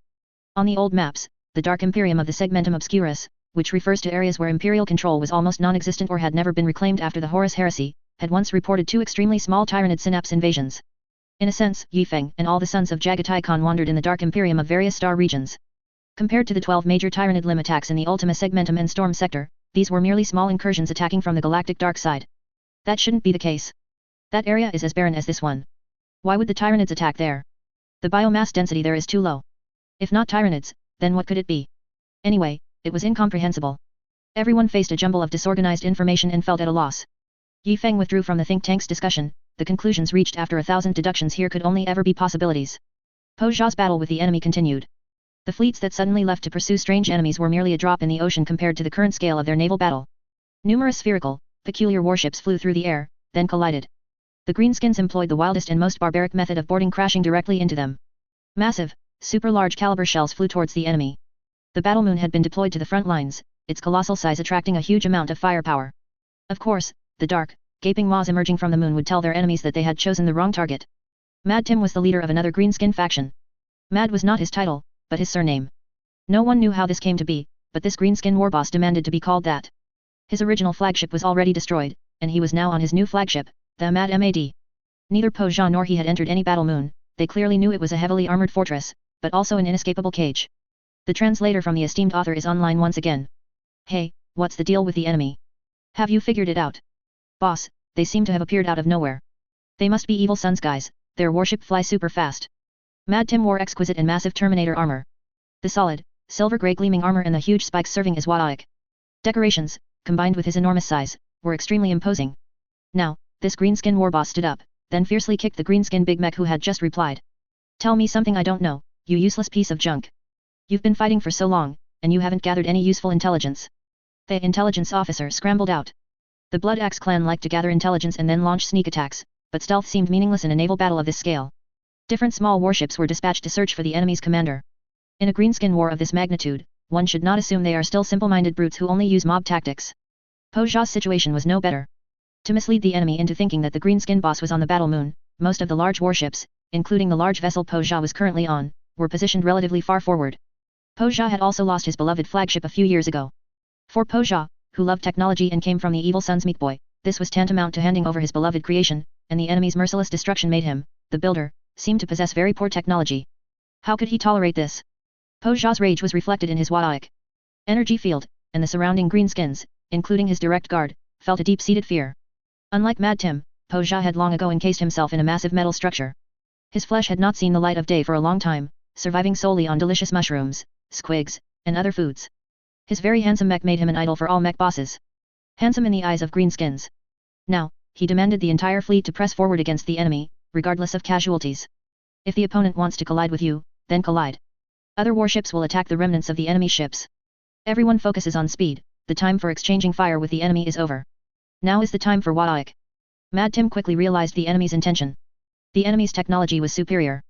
For some reason, the enemy did not seem to be a long-developed greenskin faction, at least not as long as his. The opponent wanted a quick victory, relying on technological superiority to eliminate the Blood Axe forces. Mad Tim was not afraid of it. The largest battle moon directly smashed into the enemy. Mercenaries aren't for nothing, only the most elite greenskins survive. Now they form elite assault teams, ready to decapitate the enemy leader in the chaos of battle. Chapter 82, Greenskin Mixed Up, Beep. Orc boys were in a frenzied free-for-all. Unlike the orc war bosses who meticulously planned many things, ordinary orc boys just wanted to have fun. What made them happy? Fighting. The war had been going on for a very long time, and it would continue for even longer, until this massive fleet of Wadaik's determined a victor.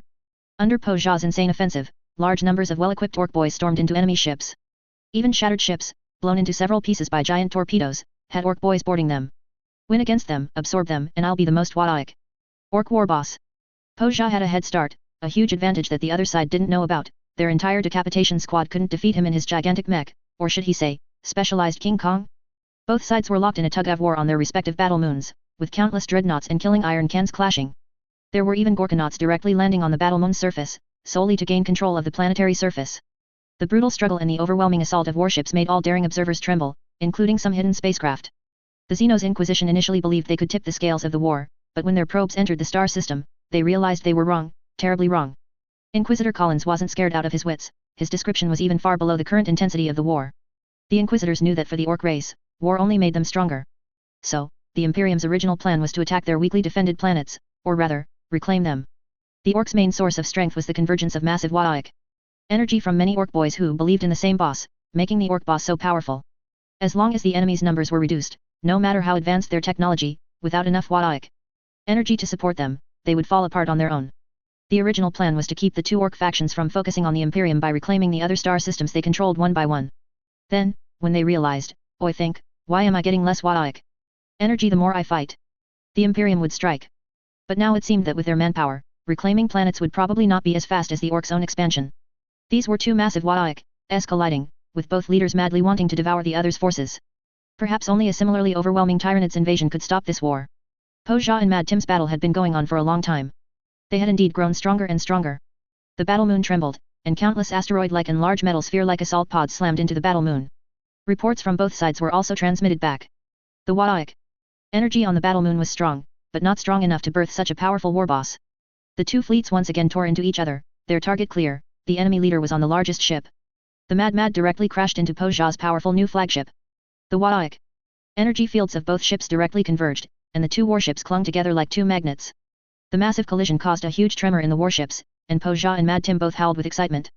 On Po Jia's side, the newly recruited subordinates of Mistambul, the tall and savage Goth clan's Orc warriors, were the first to engage. Their giant choppas and elite armor made them rampage across the battlefield like humanoid tanks. However, Mad Tim's troops drove out tanks, if those could even be called tanks. They might have been modified and developed from the wreckage of captured Lemon Rust tanks. These tanks, spewing thick black smoke, drove from one large warship to another. Some tanks didn't even have turrets, they had missile and rocket launchers laid flat on top. Several agitated Gretchen were already jumping around, eager to embrace the huge rockets for a Gretchen-guided explosion. In terms of technology, how could Po Jia's side admit defeat? Armored vehicles painted bright red rushed out of the wide warship channels. The legend of red being 3 times faster continued. A powerful force, not belonging to its physical structure, emanated from the engine. These vehicles, modified from a Chimera armored vehicle chassis, had 2 Orc boys drivers and an Orc boss carrying a huge sizzle plasma cannon. These sizzle plasma cannons were a great killing weapon that a mech boss had conceived after witnessing the power of a meltagun. "I think, why can't we make flamethrower-like area-clearing plasma cannons?" They fanatically charged towards enemy armored targets, then unleashed a grand plasma carpet bomb. In a sense, these plasma cannons had a range of 30 meters and a kill radius of 50 meters. Then came the real big guys, giant mechanical monsters lumbering through the Orc warships. Even the Orcs didn't know what to call them. They were slightly smaller than a Mao-Ge King Kong, but much larger than killing iron cans and dreadnoughts, a veritable Orc version of a tank Sentinel dreadnought mixed mech. It was covered in gun muzzles of all sizes. Orc boys and Gretchen frantically squeezed into the cramped spaces, madly pressing the firing buttons. Massive, multicolored flames erupted from the muzzles. Before the opposing Orc boys could figure out what kind of bullets produced purple flames, they were reduced to a bloody mist. Mad Tim was no pushover either. He commanded his chariots to attack from the side passages, aiming to outflank the terrifying firepower fortress of the enemy, while also sending the heaviest tanks and warriors holding large shields to push forward. A fierce close-range shootout erupted between the two sides. Molten red metal liquid splattered everywhere. Overall, Mad Tim's attacking forces suffered greater losses. After a long time, Mad Tim's armored vehicles finally broke through the side defenses of numerous killing iron cans, blasted through the warship's inner bulkhead, and burst out from behind the firepower fortress, firing freely. However, nothing happened. Their mounted firepower couldn't even penetrate the enemy's rear armor. What in Mork's name is this thing made of? Adamantium. Po Jia laughed triumphantly. He sat high on his platform, waiting for the enemy to come to their deaths. Where did all this adamantium come from? This brings us to the second most numerous orc clan in Po Jia's orc faction. It wasn't the Goth clans, but the Death Skull clan. The Death Skull clan were mostly scavengers and meat boys. They were looked down upon by other orcs because they stole and were poor.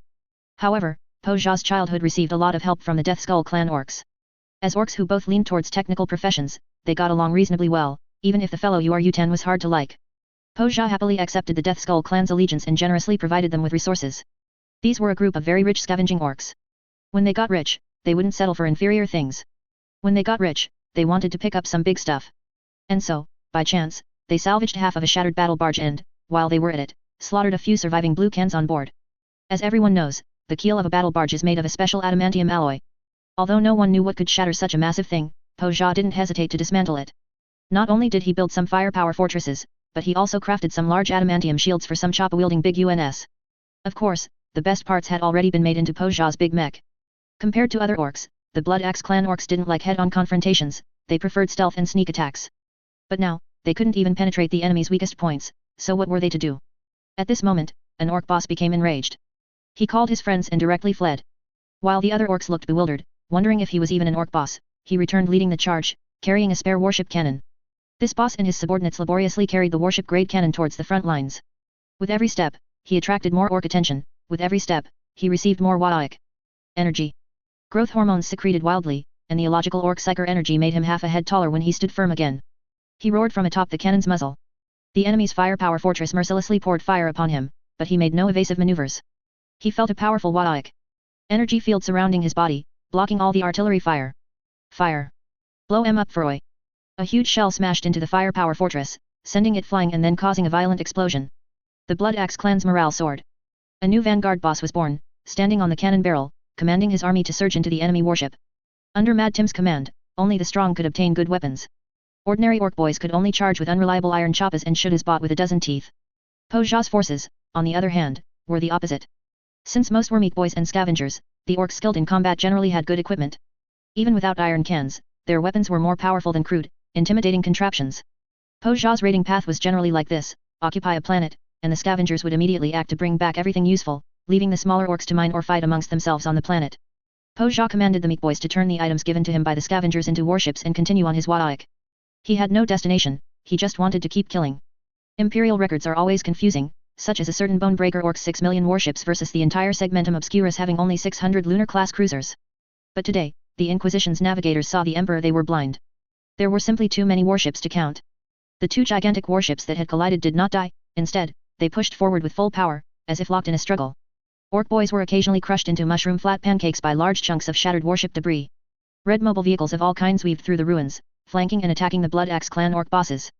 The Blood Axe clan orcs hidden in the ruins also unhesitatingly ambushed passing enemies, dragging them from their vehicles or blowing them up to meet Mork. Mad Tim finally couldn't hold back. He stepped onto the battlefield with heavy strides. This powerful orc warboss disdained hiding his figure, as he was past the age of sneaking around, gathering intelligence, and assassinating. Moreover, the enemy in front of him wasn't worth the effort. Numerous bullets struck his force field and the best armor. Under the massive Waik energy field, those attacks couldn't harm him at all. The Imperium once used trained untouchables like Sisters of Silences to assault orc warlords, achieving good results, but Sisters of Silences are too rare to be expended on such battlefields.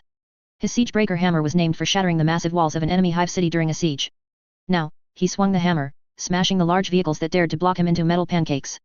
He roared, his colossal voice amplified by Waik energy, echoing across the entire field. "Where's your boss? Tell him to come out and get a beating."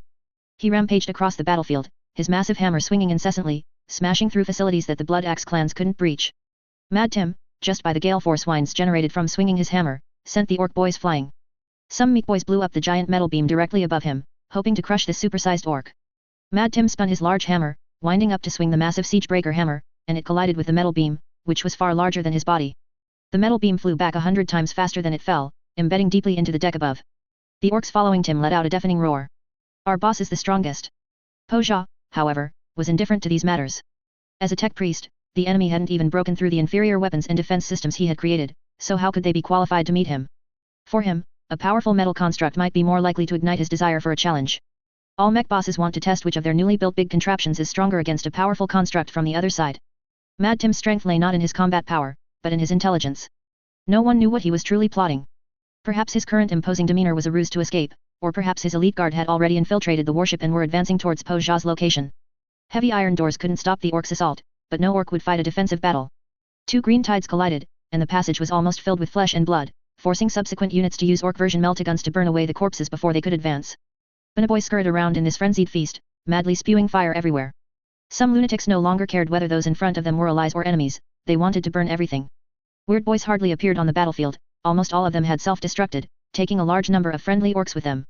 When two powerful Wadaic energy fields collided, even just the outer energy fields made the surrounding orcs incredibly excited. The intense emotional fluctuations generated infinite bioresonant energy, causing the heads of these unfortunate weird boys to explode. Only those psyker big mechs who were particularly powerful and had control were allowed to stay in the middle of the orc army, maintaining the intensity of the Wadaic energy field, and were spared under the protection of their own energy field. But now they were not in the battlefield. Both sides' elite units had been directly teleported into the enemy's heartland by psyker big mechs. They certainly wanted to jump onto the enemy warboss's head, but the powerful psychic energy of the enemy warboss would automatically repel their teleportation, allowing them only to teleport to a closer location and hack their way through. The psyker big mechs directed the battle. The orc psychers who had now entered were all ancient orcs with extremely high prestige who could control themselves. They were powerful enough to have their own small clan. These individuals could draw energy from the surging emotions of the surrounding orcs. It could be said that as long as there were enough excited orcs around, they could gain endless power. They could be said to be the best candidates for using the Golden Mace's Warp God Simulator. Of course, if the energy gathered in their heads couldn't be released, it would lead to their own psychic self-destruction. Besides green psychic lightning, they could also bless the surrounding orcs, allowing them to inflict massive damage even with shoddy equipment. Sometimes, too much force would also cause friendly orcs' heads to turn red and then burn out. Now, a group of elite orc big mechs, under the teleportation of a psyker big mech, had breached into a position extremely close to Po Jia. Of course, the Gretchen-style automatic turrets greeted them without hesitation. Those Gretchen, like maniacs, used powerful weapons they normally wouldn't even touch. They were incredibly excited, feeling especially Wadaic. Right now. Then they were reduced to charcoal by green lightning. The beeping bombs around them couldn't stop the advance of these elites, their heavy footsteps indicated solid armor protection. Po Jia's direct guard surrounded them, most of them dreadnoughts. This was Po Jia's old craft that had made him rich and led him to the peak of his orc career. Now, the quality was greatly improved. A powerful psychic lightning bolt struck, but instead of destroying it, it charged forward even more fiercely, using its gleaming blades to slice at the head of one of the enemy's big mechs. That big mech, empowered by psychic energy, withstood the dreadnought's attack. The wild big mech's head was aching now, slightly overheated. He opened his large mouth and bit down on the enemy's armor, psychic energy shimmering on his teeth, allowing him to successfully tear a gash in the enemy's armor. Then his impossibly strong muscles bulged, and he began to relentlessly punch the enemy's armor. The defensive forces were not only orc boys and dreadnoughts, but also big mechs. They moved swiftly, and their large guns, bigger than their faces, began to fire. The contest between psychic power and gunfire unfolded once again. The elite big mech who narrowly defeated the dreadnought let out a Wadaic, feeling he had gained immense power, then another dreadnought charged at him. This time, a red-painted blade slashed at him with uncanny speed and arc, and he could no longer dodge it. While the front lines were fiercely engaged, Po Jia was naturally not idle. From the moment the fighting began, he had been thinking about how to devour this orc faction. He knew that if Mad Tim died, his generals would carve up his territory, and after their deaths, even more minor generals would split off. Unifying this area would consume a lot of his time, which was not a good thing. He wanted resources, he wanted to build, he wanted to be bigger and stronger, he wanted to build the biggest and fastest giant space warship in history. The battle moon was no longer enough for him, he would build a battle Sunday. To see me is to see a great sun across the sky, all beings must kneel and prostrate. So I cannot waste time here. An assault team stumbled into the area with the strongest Wadaic energy. They wanted to find the warboss, if they couldn't kill him, they at least wanted to get some intelligence to have a psyker big mech teleport it to Mad Tim. But now they were stunned. A giant mech moved. It had no distinction between chest and head, the main control position, shaped like an orc head, was located above the chest. The towering shoulder positions were not only shield amplifiers but also housed a Gork's gaze and a Mork's gaze on each side. These devices are usually installed in the eyes of a great gargant and are powerful ray attacks with unpredictable power. At their strongest, they can instantly melt a Baneblade tank, while at their weakest, they can't even shatter Astartes' power armor. The head's teeth position was replaced by a massive cannon muzzle. No one knew what kind of cannon it was, but the caliber alone looked very warlike. Below it was a gigantic plasma cannon, its energy directly connected to the entire mech's power. At the bottom were arrays of various close combat weapons. The left arm was a powerful power saw, while the right hand had an 8-barreled long cannon with hanging power claws on the outside of the barrels. There was a rack on the mech's back, vaguely showing what appeared to be missiles. This terrifying machine was only the size of a Mao-Ge King Kong, but it exuded a chilling deterrence that made them not doubt it could tear apart a great gargant. It moved, this great mech began to move. The 8-barreled heavy boom-boom cannon fired, its powerful attack directly tearing apart the big mech standing at the very front. In the face of absolute firepower, the so-called warlike invincible field was meaningless. The mech's shoulder-mounted shield amplifiers were in fact 2 experienced orc psychers. They could gain powerful psychic energy simply by absorbing Po Jia's strong biological fluctuations, then unreservedly channeling it into the devices before them. This device channeled psychic energy into the melee weapons and shields, forming a truly psychic mech. The psyker Big Mech wanted to gather more intelligence. He unleashed a psychic lightning bolt with maximum power, but it only caused a ripple when it struck the shield. There was no need to fight any longer, this orc squad had no chance of winning, no matter how elite they were. He tried to chant, to teleport out via the warp, but terrifying suppressive fire swept over him, preventing him from concentrating. Several orc big mechs who successfully closed the distance raised their big guns and great axes.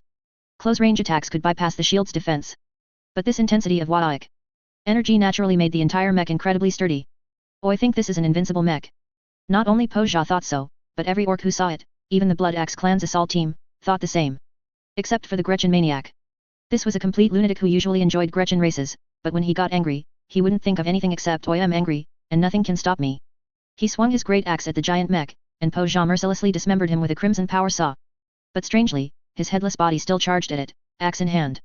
Po Jia had no choice but to make a second move, kicking his still-moving corpse away. What a disgrace, I was going to finish you in one move. Chapter 83 Super Waaaaaaaaik Super Cool Mecha. Although Po Jia didn't say it explicitly, an unknown fire rose in his heart, and the psyker big mechs on his shoulders trembled, as massive amounts of psychic energy irresistibly poured into their minds. They could only release it into the device with all their might. Gork's gaze and Mork's gaze lit up, and all the orcs secretly thought things were bad. Even the orcs from Po Jia's own clan fled, trampling countless Gretchen along the way. The assault team wanted to retreat, but under the immense pressure, the psyker big mechs didn't even believe they could escape. Oh, I think no one can stop it. A powerful beam of destruction pierced through the heavens and the earth, blasting through dozens of layers of the warship's deck, causing such a massive tremor that even the orcs on the front lines couldn't stand steadily. What happened? Why is there no news from Oi's assault team? Mad Tim felt a hint of danger. His skin had just tingled with a sudden chill, which was absolutely unusual. It was a warning from the Waaaaaaaaik energy. Impossible, Oi am invincible. Waaaaaaaaik. Po Jia's forces suffered heavy losses. They were often ambushed and wiped out by the Blood Axe clan while transporting ammunition or heading to the front lines. Of course, it wasn't just the Blood Axe clan on the other side, they also had their subordinates, but most of them were from the Snakebite clan. For these mercenaries, getting injured was a common occurrence. Among all the clan, the Snakebite clan, which had maximized its cultivation talents, possessed respectable medical skills, although they always confused the poisons they grew and added them to surgeries. These ancient orc clan, skilled in cultivation, had some special techniques. They could cultivate many delicious mushrooms and special fragrant plants that could attract super delicious squigs to fall into traps.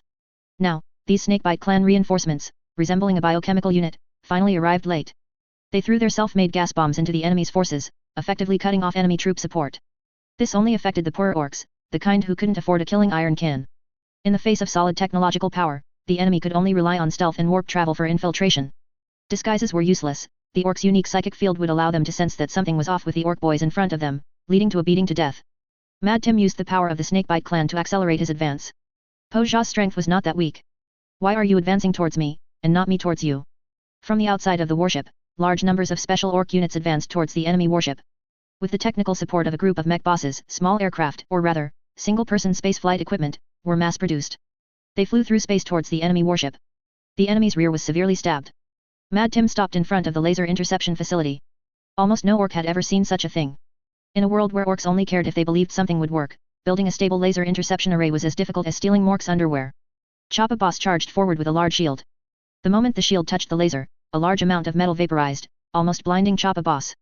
He swung the shield, its edges glowing red-hot. Inhaling too much metal gas made him dizzy for a moment, and he collapsed to the ground. A group of orc boys and Gretchen quickly dragged him back with many hands. The red-hot shield even scalded a Gretchen to death. Mad Tim took one look and decided on one word: bypass. So the orc army endured another series of painful mechanical array attacks, forcibly taking down an enemy unit, and arrived on the other side. It was even tougher here: plasma defense. Bypass again, melted defense. Mad Tim felt that Po Jia was crazier than him. Was he playing a bagua array here?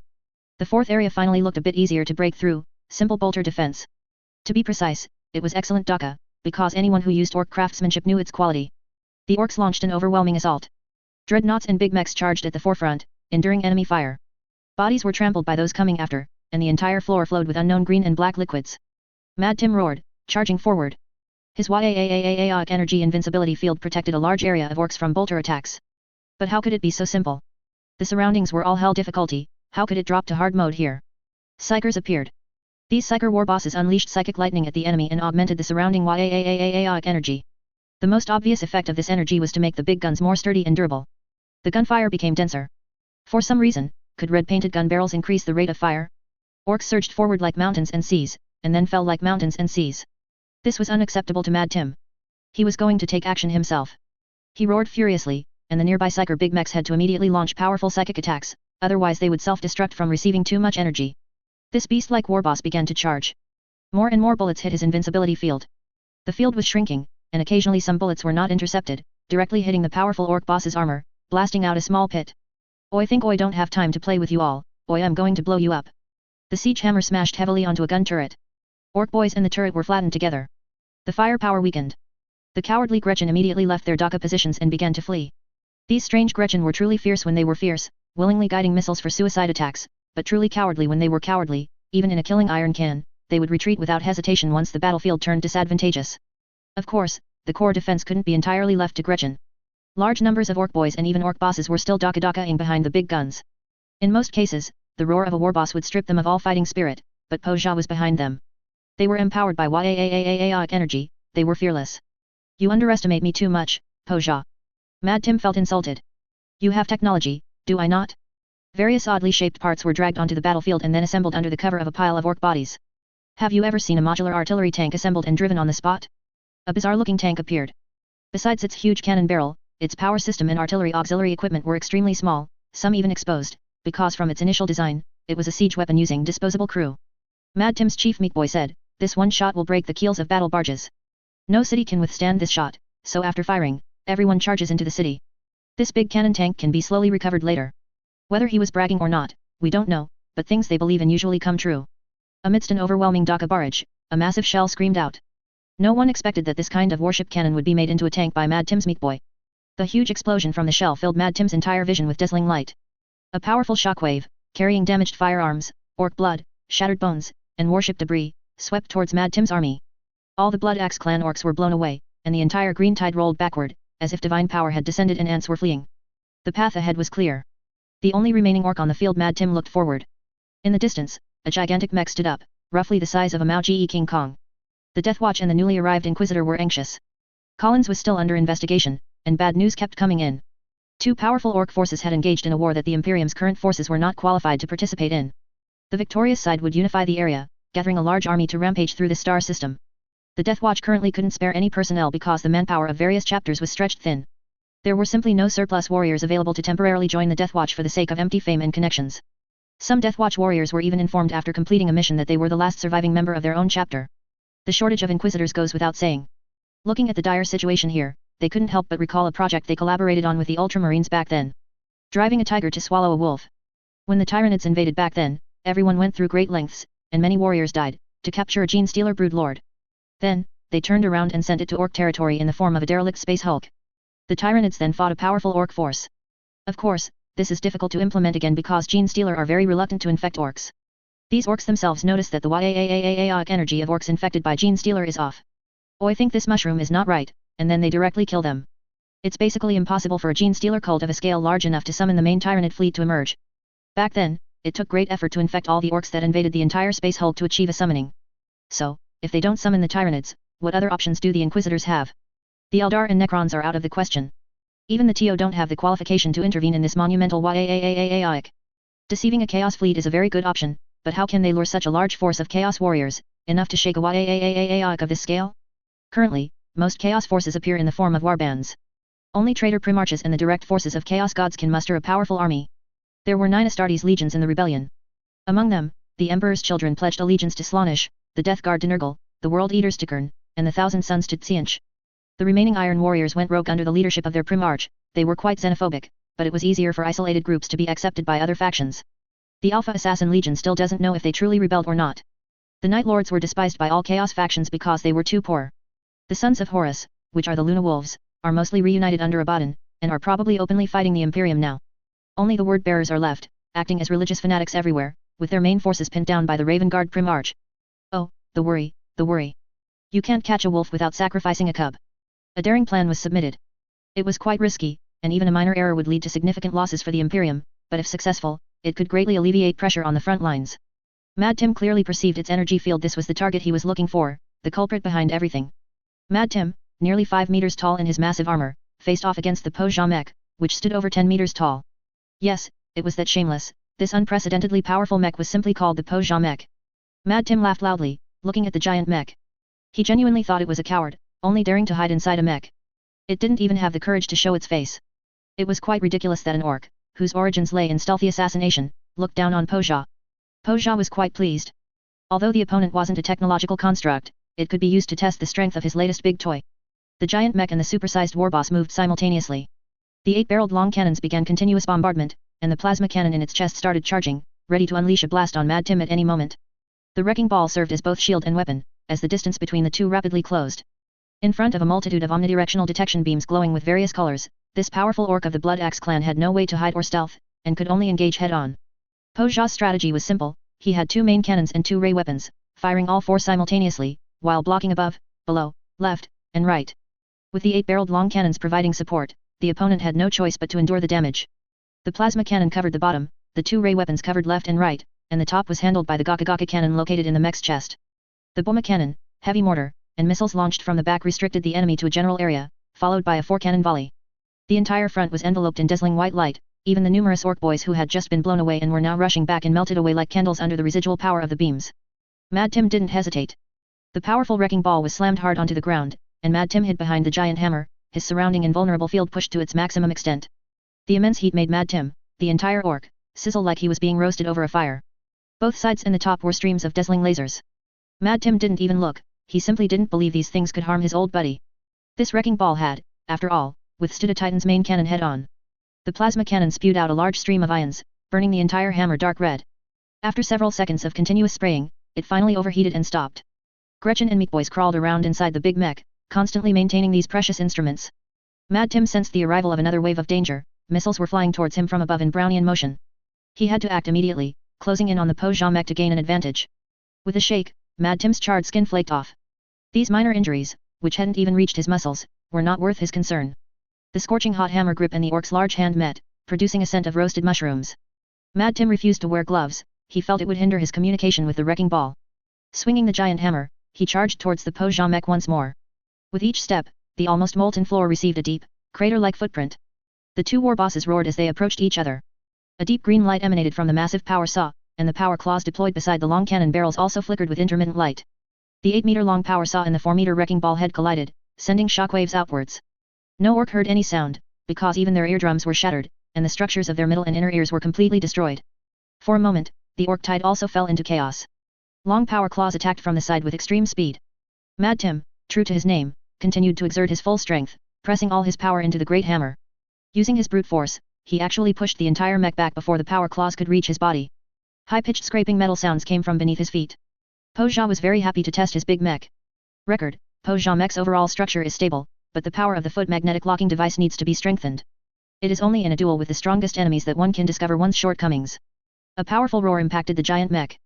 Mad Tim fell into extreme rage, his proudest wrecking ball was not unscathed. Under the intense heat impact, the hammer already showed signs of melting, and now the power saw had carved a huge gash into it, deeply embedding itself within the giant hammer. In his extreme fury, the Waik energy unleashed by this warboss was terrifying. His surrounding field began to erode Po Jia's mech field, with the power saw being the first to be affected.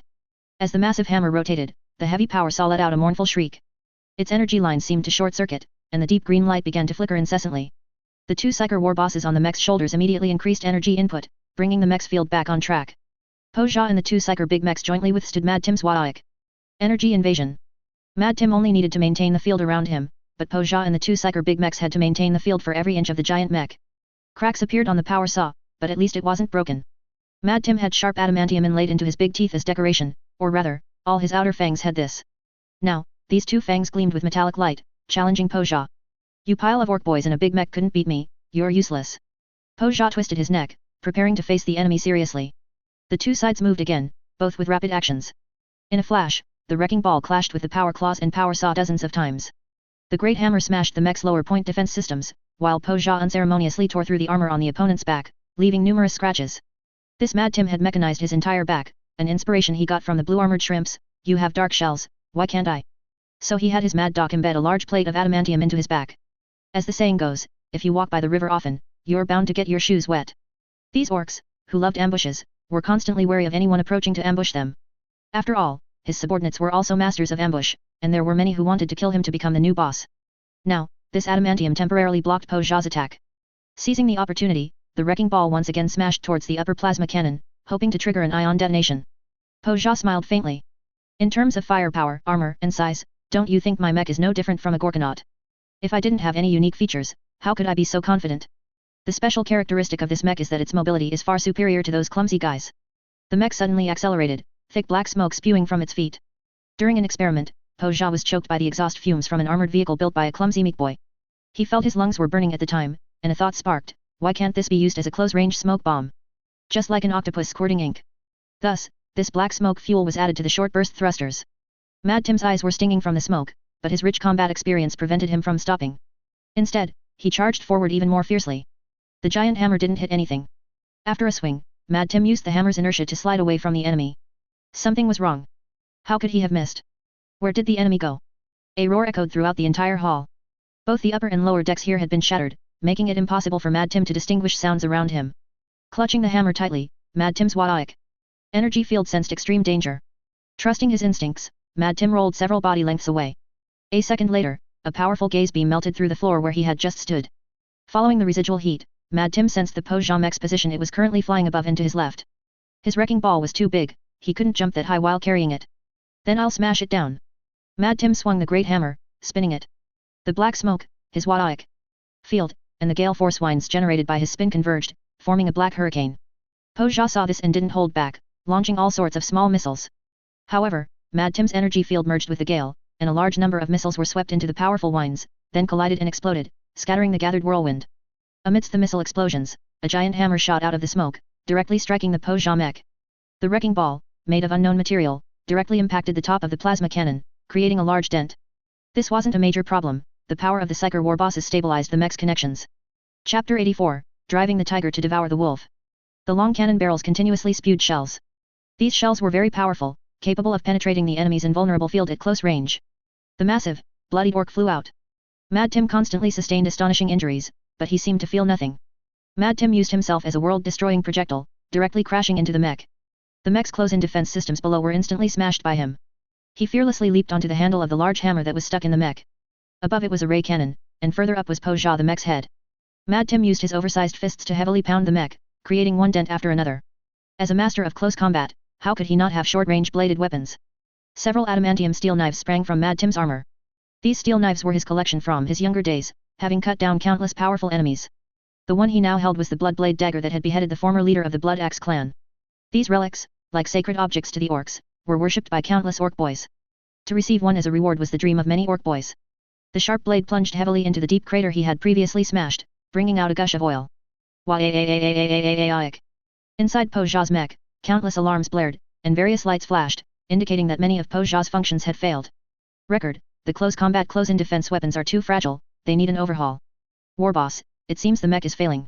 The main cannon can't aim at our own crotch.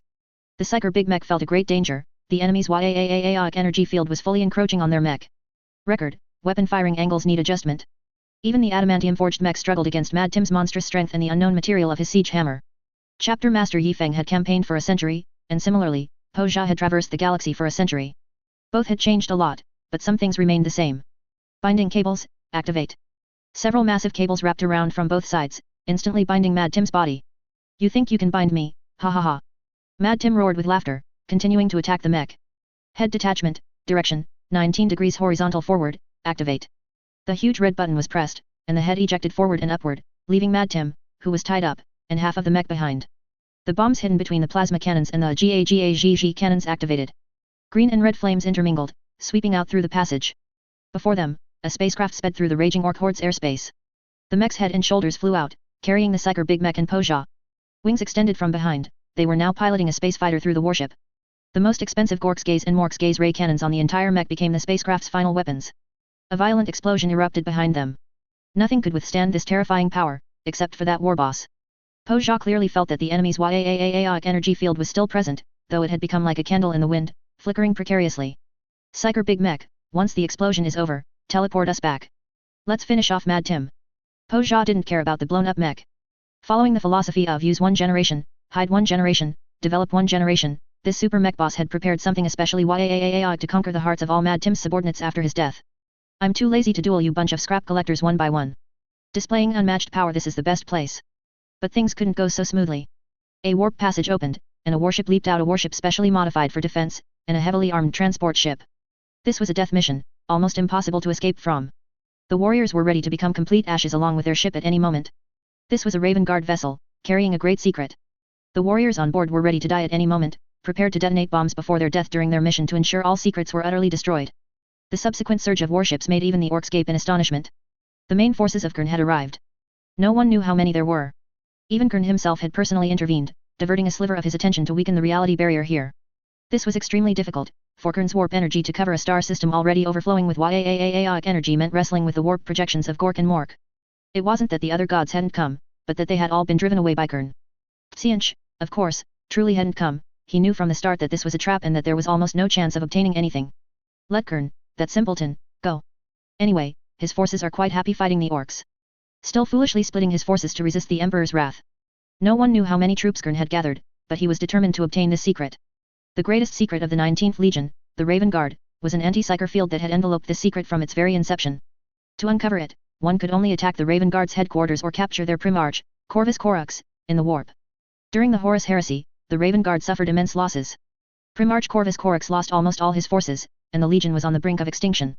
The desperate Primarch went alone to Terra to seek the Emperor's help. The Emperor was busy at the time and did not grant him an audience, but still provided a bit of psychic power to guide Corvus Corax. The Emperor psychically implanted into the Primarch's brain some of the memories from when the Primarches were created, as well as the original laboratory. The Emperor instructed Corvus Corax to navigate the terrifying labyrinth defense system himself to enter the laboratory on the moon and find what he sought. The Raven Lord completed the task and obtained the shared genome among all Primarches. He immediately returned and had his chief apothecary extract the pure genome of the Raven Guard. With the help of the loyal Adeptus Mechanicus Gene Master Orlandrius, he directly overfulfilled the mission. The Raven Guard mastered the ability to have all Space Marines grow to full maturity directly, while also possessing all enhanced organs except for the black carapace. Even the gene seed storage gland was no longer needed, that is, the organ that stored the gene seed. What was this? Unconditional mass production of troops. The Alpha Legion attempted to steal and destroy this technology.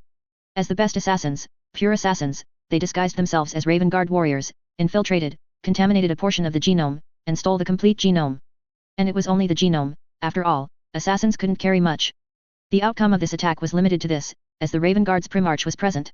However, this attack also resulted in the Raven Guard no longer having the ability to create complete super soldiers, only a pile of mutated super Raven Guard. Corvus Corax, for caution, did not continue to mass-produce troops. He led his forces out to battle. Later, a mixed squad of Raven Guard, Salamanders, and Iron Hands attempted to reclaim this technology. They successfully completed the mission, and the loyal warrior Saracen took the genome away. No one knew if Saracen returned to the Imperium alive, but the birth of the Primaris Space Marines seemed to bear the shadow of this technology. In any case, over these 10,000 years, no one knew the exact number of Raven Guard. The success rate of this technology, after being contaminated by the enemy, was very low, perhaps only 1 in 100 would succeed, while others would become terrifying monsters or die outright. But the unconditional mass production of troops aspect of this technology was simply too powerful. No one knew if the Raven Guard had truly abandoned this technology. Perhaps somewhere, large numbers of Raven Guard were in slumber, surrounded by countless corpses of mutated warriors who failed the transformation. What is certain is that, in Imperial records, this guerrilla chapter operating behind enemy lines always remained small in number, with strict recruit selection and extremely long recruit training times. Everything was full of doubts. Did those who died during recruit selection truly die? Was the extremely long recruit training time truly for the same batch of warriors? Nominally, this technology was permanently sealed. Now, this technology reappeared in the world, not just the genome sequence that was stolen and then reclaimed, but also the complete production technology. In short, you could mass-produce troops once you acquired it. Falsehood was meaningless, it could not escape the eyes of the Chaos Gods. This was a genuine replica. When the Imperial Inquisitor helplessly proposed this impossible plan, the Imperium was troubled about where to find a treasure sufficient to attract large Chaos forces. The chief librarian of the Raven Guard, however, received a revelation that it should be done this way. No one knew what the Raven Guard internal discussions entailed, only that it was quick and noisy. In just one day, the Inquisitor's request received a message from the Raven Guard. And so, it came to this. A group of doomed warriors piloted their warship through a battlefield engulfed in gunfire. The Raven Guard's long experience in operating behind enemy lines, being ganged up on, was displayed to its fullest.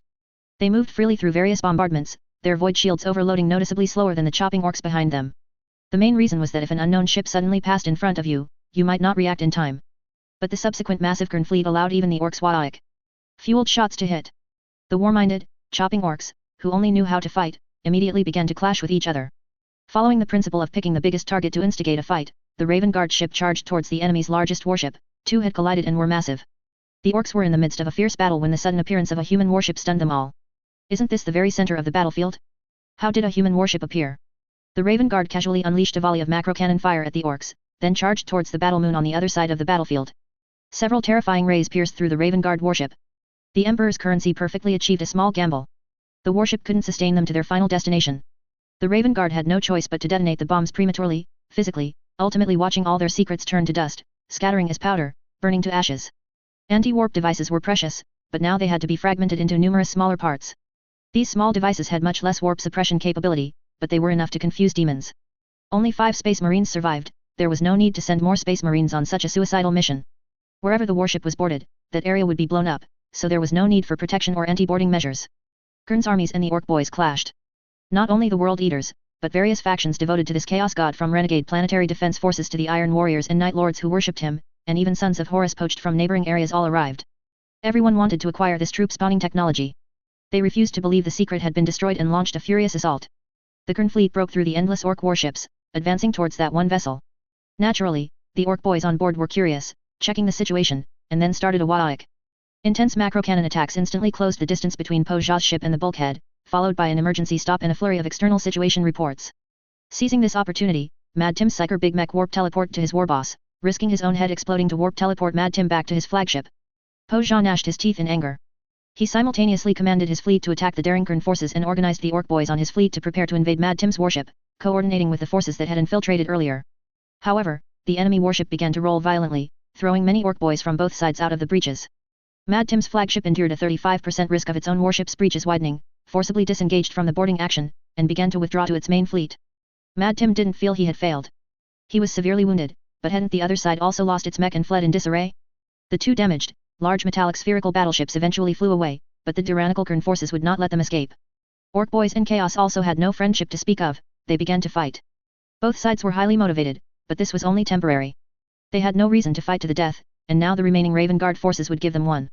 Warship wreckage plunged towards the battle moon. Not only that, but several disguised escape vessels, equipped with small anti-warp devices, flew out of the warship, each heading towards the nearest massive Orc warship in various directions. Kern, guess which ship our secret is on? The Imperium was happy to trade one anti-warp device for a chaotic battle between 2 Orc clans and a large number of Blood Angels. Those loyal captains and crew? The Imperium didn't care.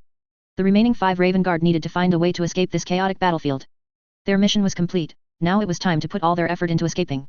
Yifeng's fleet was patrolling when they suddenly received a communication. A Ministry of Internal Affairs fleet had arrived. They weren't just there to collect taxes, they also brought the founding charter for the Crimson Torrent chapter, issued by the temporary Second Ministry of Internal Affairs of the Segmentum Obscurus, the Imperium's shadowy side. Kafka, the best Ministry of Internal Affairs official, arrived with the appointment letter. This job was one he had fought tooth and nail for from his colleagues. At this point in the war, every region was short on resources. The worlds within the Imperium had long been squeezed dry, and even once wealthy planets now had to use their populations to make up the tithe. The tithe didn't care what you paid what you produced. You could even hand over planetary defense forces personnel to join the Imperial Navy. However, these Ministry of Internal Affairs officials, wanting to enjoy genuine comfortable travel with a bit of a kickback, wouldn't want to go to impoverished places. What enjoyment could you expect from a place that couldn't produce anything? Those who weren't good at networking went to the war zones to collect taxes, whether they returned alive was up to fate. As for me, I'm off to enjoy the small enclave in the Taiping Star region. Upon entering Scaria, a barrage of planetary cannons aimed at the tax collection ship. Since the last confirmation of safety here, the Imperium refused to assign any warships for escort, no matter what Kafka said, as all available fleets were already deployed to the front lines. The large-scale retreat of Qing forces gave the Imperium a significant advantage on the battlefield. The high-ranking Imperial Navy officers, intoxicated by victory, believed now was the time to achieve great deeds and were unwilling to spare any strength. Kafka pressed the shoulder of the panicked communicator. Tell them we are an official tax collection ship from the Segmentum Obscurus, and we are also carrying the founding charter for the Crimson Torrent chapter. Kafka's warm hand soothed the communicator's nerves. He swiftly sent the message. Kafka thought, why panic? Isn't this the best thing? The defenses here are so strict, meaning it's safe. The scale of armaments means there's money. A place that's both wealthy and safe in this era, isn't that paradise on Earth? Sir, they say they must inspect us to prevent chaos infiltrators. Kafka understood this action but did not accept it. Isn't this insulting me? Such an obvious Ministry of Internal Affairs ship, and you look down on me so much. The other side's response was simple, you still have to present the charter to the Crimson Torrent chapter, so just wait for them to arrive, it won't be long. The ultimate procrastination method, pass the buck to a powerful, troublesome figure. When the Crimson Torrent chapter emerged from the warp, Kafka was almost scared senseless. What was this? Such a massive fleet. 3 complete battle barges and 2 strike cruisers, the unbowed side was still under repair, appeared, followed by several cruiser formations. Astartes are not allowed to own non-space marine deployment-specific warships, so the Atres Imperial Guard nominally holds ownership of all these cruiser formations. Is this a full, complete chapter? Yi Feng, who was currently excavating on Atres, immediately switched from construction crew mode to negotiation mode. Oh, dear, the elites of the Ministry of Internal Affairs have traveled so far, gracing my humble vessel with their presence. I am Kafka, temporary commander of this vessel. Besides collecting taxes, I am also responsible for delivering your chapter's founding charter. May I ask if you are Chapter Master Yi Feng? Although a chapter master's status was very noble, an official as high-ranking as Kafka didn't need to kneel and avoid eye contact like ordinary people. Moreover, this was a good thing. I am Chapter Master Yi Feng. Your arrival is most welcome. How about we discuss this in person? Ho ho, that wouldn't be appropriate, as we haven't undergone chaos corruption detection yet. Ah, yes, don't worry, our space marines will conduct the inspection. Absolutely safe and reliable. Kafka was dumbfounded. According to protocol, shouldn't there be a lot of flattery and assurances of safety, followed by a reprimand for the local ruler's incompetence? Why were they checking? Yi Feng also felt surprised. Usually, a chat and a meeting would suffice, but this Kafka actually demanded a chaos inspection. As expected of an elite, always vigilant, worthy of emulation. Without even closing the communication system, Yi Feng waved his hand, instructing the planetary ruler to learn from this esteemed figure's caution and not to allow chaos invasions so readily, as local space marines had already reported several incidents. Kafka was at a loss whether to curse or praise, his face flushed, and he allowed the red-tide space marines to board the ship. But once these space marines were actually on board, he felt somewhat relieved. The prolonged lack of an escort fleet had kept the entire crew on edge, and now they were truly safe. And also, something truly went wrong. Chapter Master, chaos traces have been found in lower deck A90. The communication channel was not masked because Yi Feng had just removed his helmet, preparing to shake Kafka's hand. Both sides froze. Utter embarrassment. The whole ship was on edge. Did you really think the chaos gods couldn't see? Humans are a low psyker species. Except for certain special individuals, ordinary people possess a minute amount of psychic talent. Under normal circumstances, this talent is too weak for chaos gods to invade, but under special circumstances, they can. For example, all Yai's accidental sacrifice summoned Nurgle forces, or during warp travel where reality is entirely dependent on the Geller field, warp whispers can reach human brains, driving them mad. Stronger emotions are more likely to attract the attention of the warp. Both sides reacted uniformly, immediately deploy, dispatch, forces to seal off the lower deck and conduct a thorough screening. Both sides tacitly avoided mentioning the previous unpleasant experience. A trace amount of chaos corruption, very small, could be caused by a single flicker of the Geller field, but it couldn't escape the librarian's eyes. Sisyphus now smelled a very familiar scent. It's you again, Tsianch. Such a minute trace of chaos was completely undetected by Kafka, even when he passed by. Only when Yi Feng pointed out the location did Kafka realize the gravity of the situation. But Sisyphus was different. I have a staff, I can see warp energy trails. Chapter Master, I am Sisyphus. I am currently in area A892. I feel a hidden chaos force gathering 2 decks directly above me. Where is that? Kafka opened the fleet map for Yi Feng. That was where important items were stored, and currently, only one item was stored there, the founding charter for the Crimson Torrent chapter. This embarrassment was greater than before. Kafka didn't even dare to look Yi Feng in the eyes. Wasn't this a disaster? Not only would he be scolded upon return, but he probably wouldn't have any problem if the chapter master arrested him right now. Chapter Master Yi Feng, I deeply regret that such a thing has occurred. We will certainly deal with this severely and thoroughly investigate the infiltrated traitors. That's not important, Mr. Kafka. The important thing now is how to deal with that document. If we followed our chapter's procedures, that compartment, along with the 4 surrounding compartments above, below, left, and right, would be directly melted down. Chapter Master Yi Feng, isn't that a bit extreme? Not at all for our combat philosophy. Is there anything wrong with using military force to eliminate enemies? Of course, this situation is special, which is why I am seeking your opinion. Kafka looked at the chapter master. How much he resembled a dictator. Guessing game, same rules as always, 1 comment per person in the comments section for this paragraph. What position will the next Yi Feng to be subdued hold? Chapter 85 Little Pirate, Big Gift. Reconnaissance, I guess you guys got it right. Although I'm not sure why you answered reconnaissance when Xiaolan, the company commander of the recruits responsible for reconnaissance, is with you. We need a force to scout the dark countryside, to clarify the situation for the expeditionary army, don't we? I think we should still organize anti-Daemon forces to investigate. Alright, but I demand that all of you mortals, including the so-called modified guard, withdraw. This is a very dangerous operation. Let us Astartes handle it. Kafka was reluctant to hand over the access code for that cabin to Yi Feng, but there was no other way. A person as cowardly as him, as long as it didn't involve political impeachment, would naturally run as far away from danger as possible. Cowardly? Those who aren't cowardly have been sent to war zones to collect taxes. That's called bravery. You go try it. The Primaris warriors lined up and headed to that area.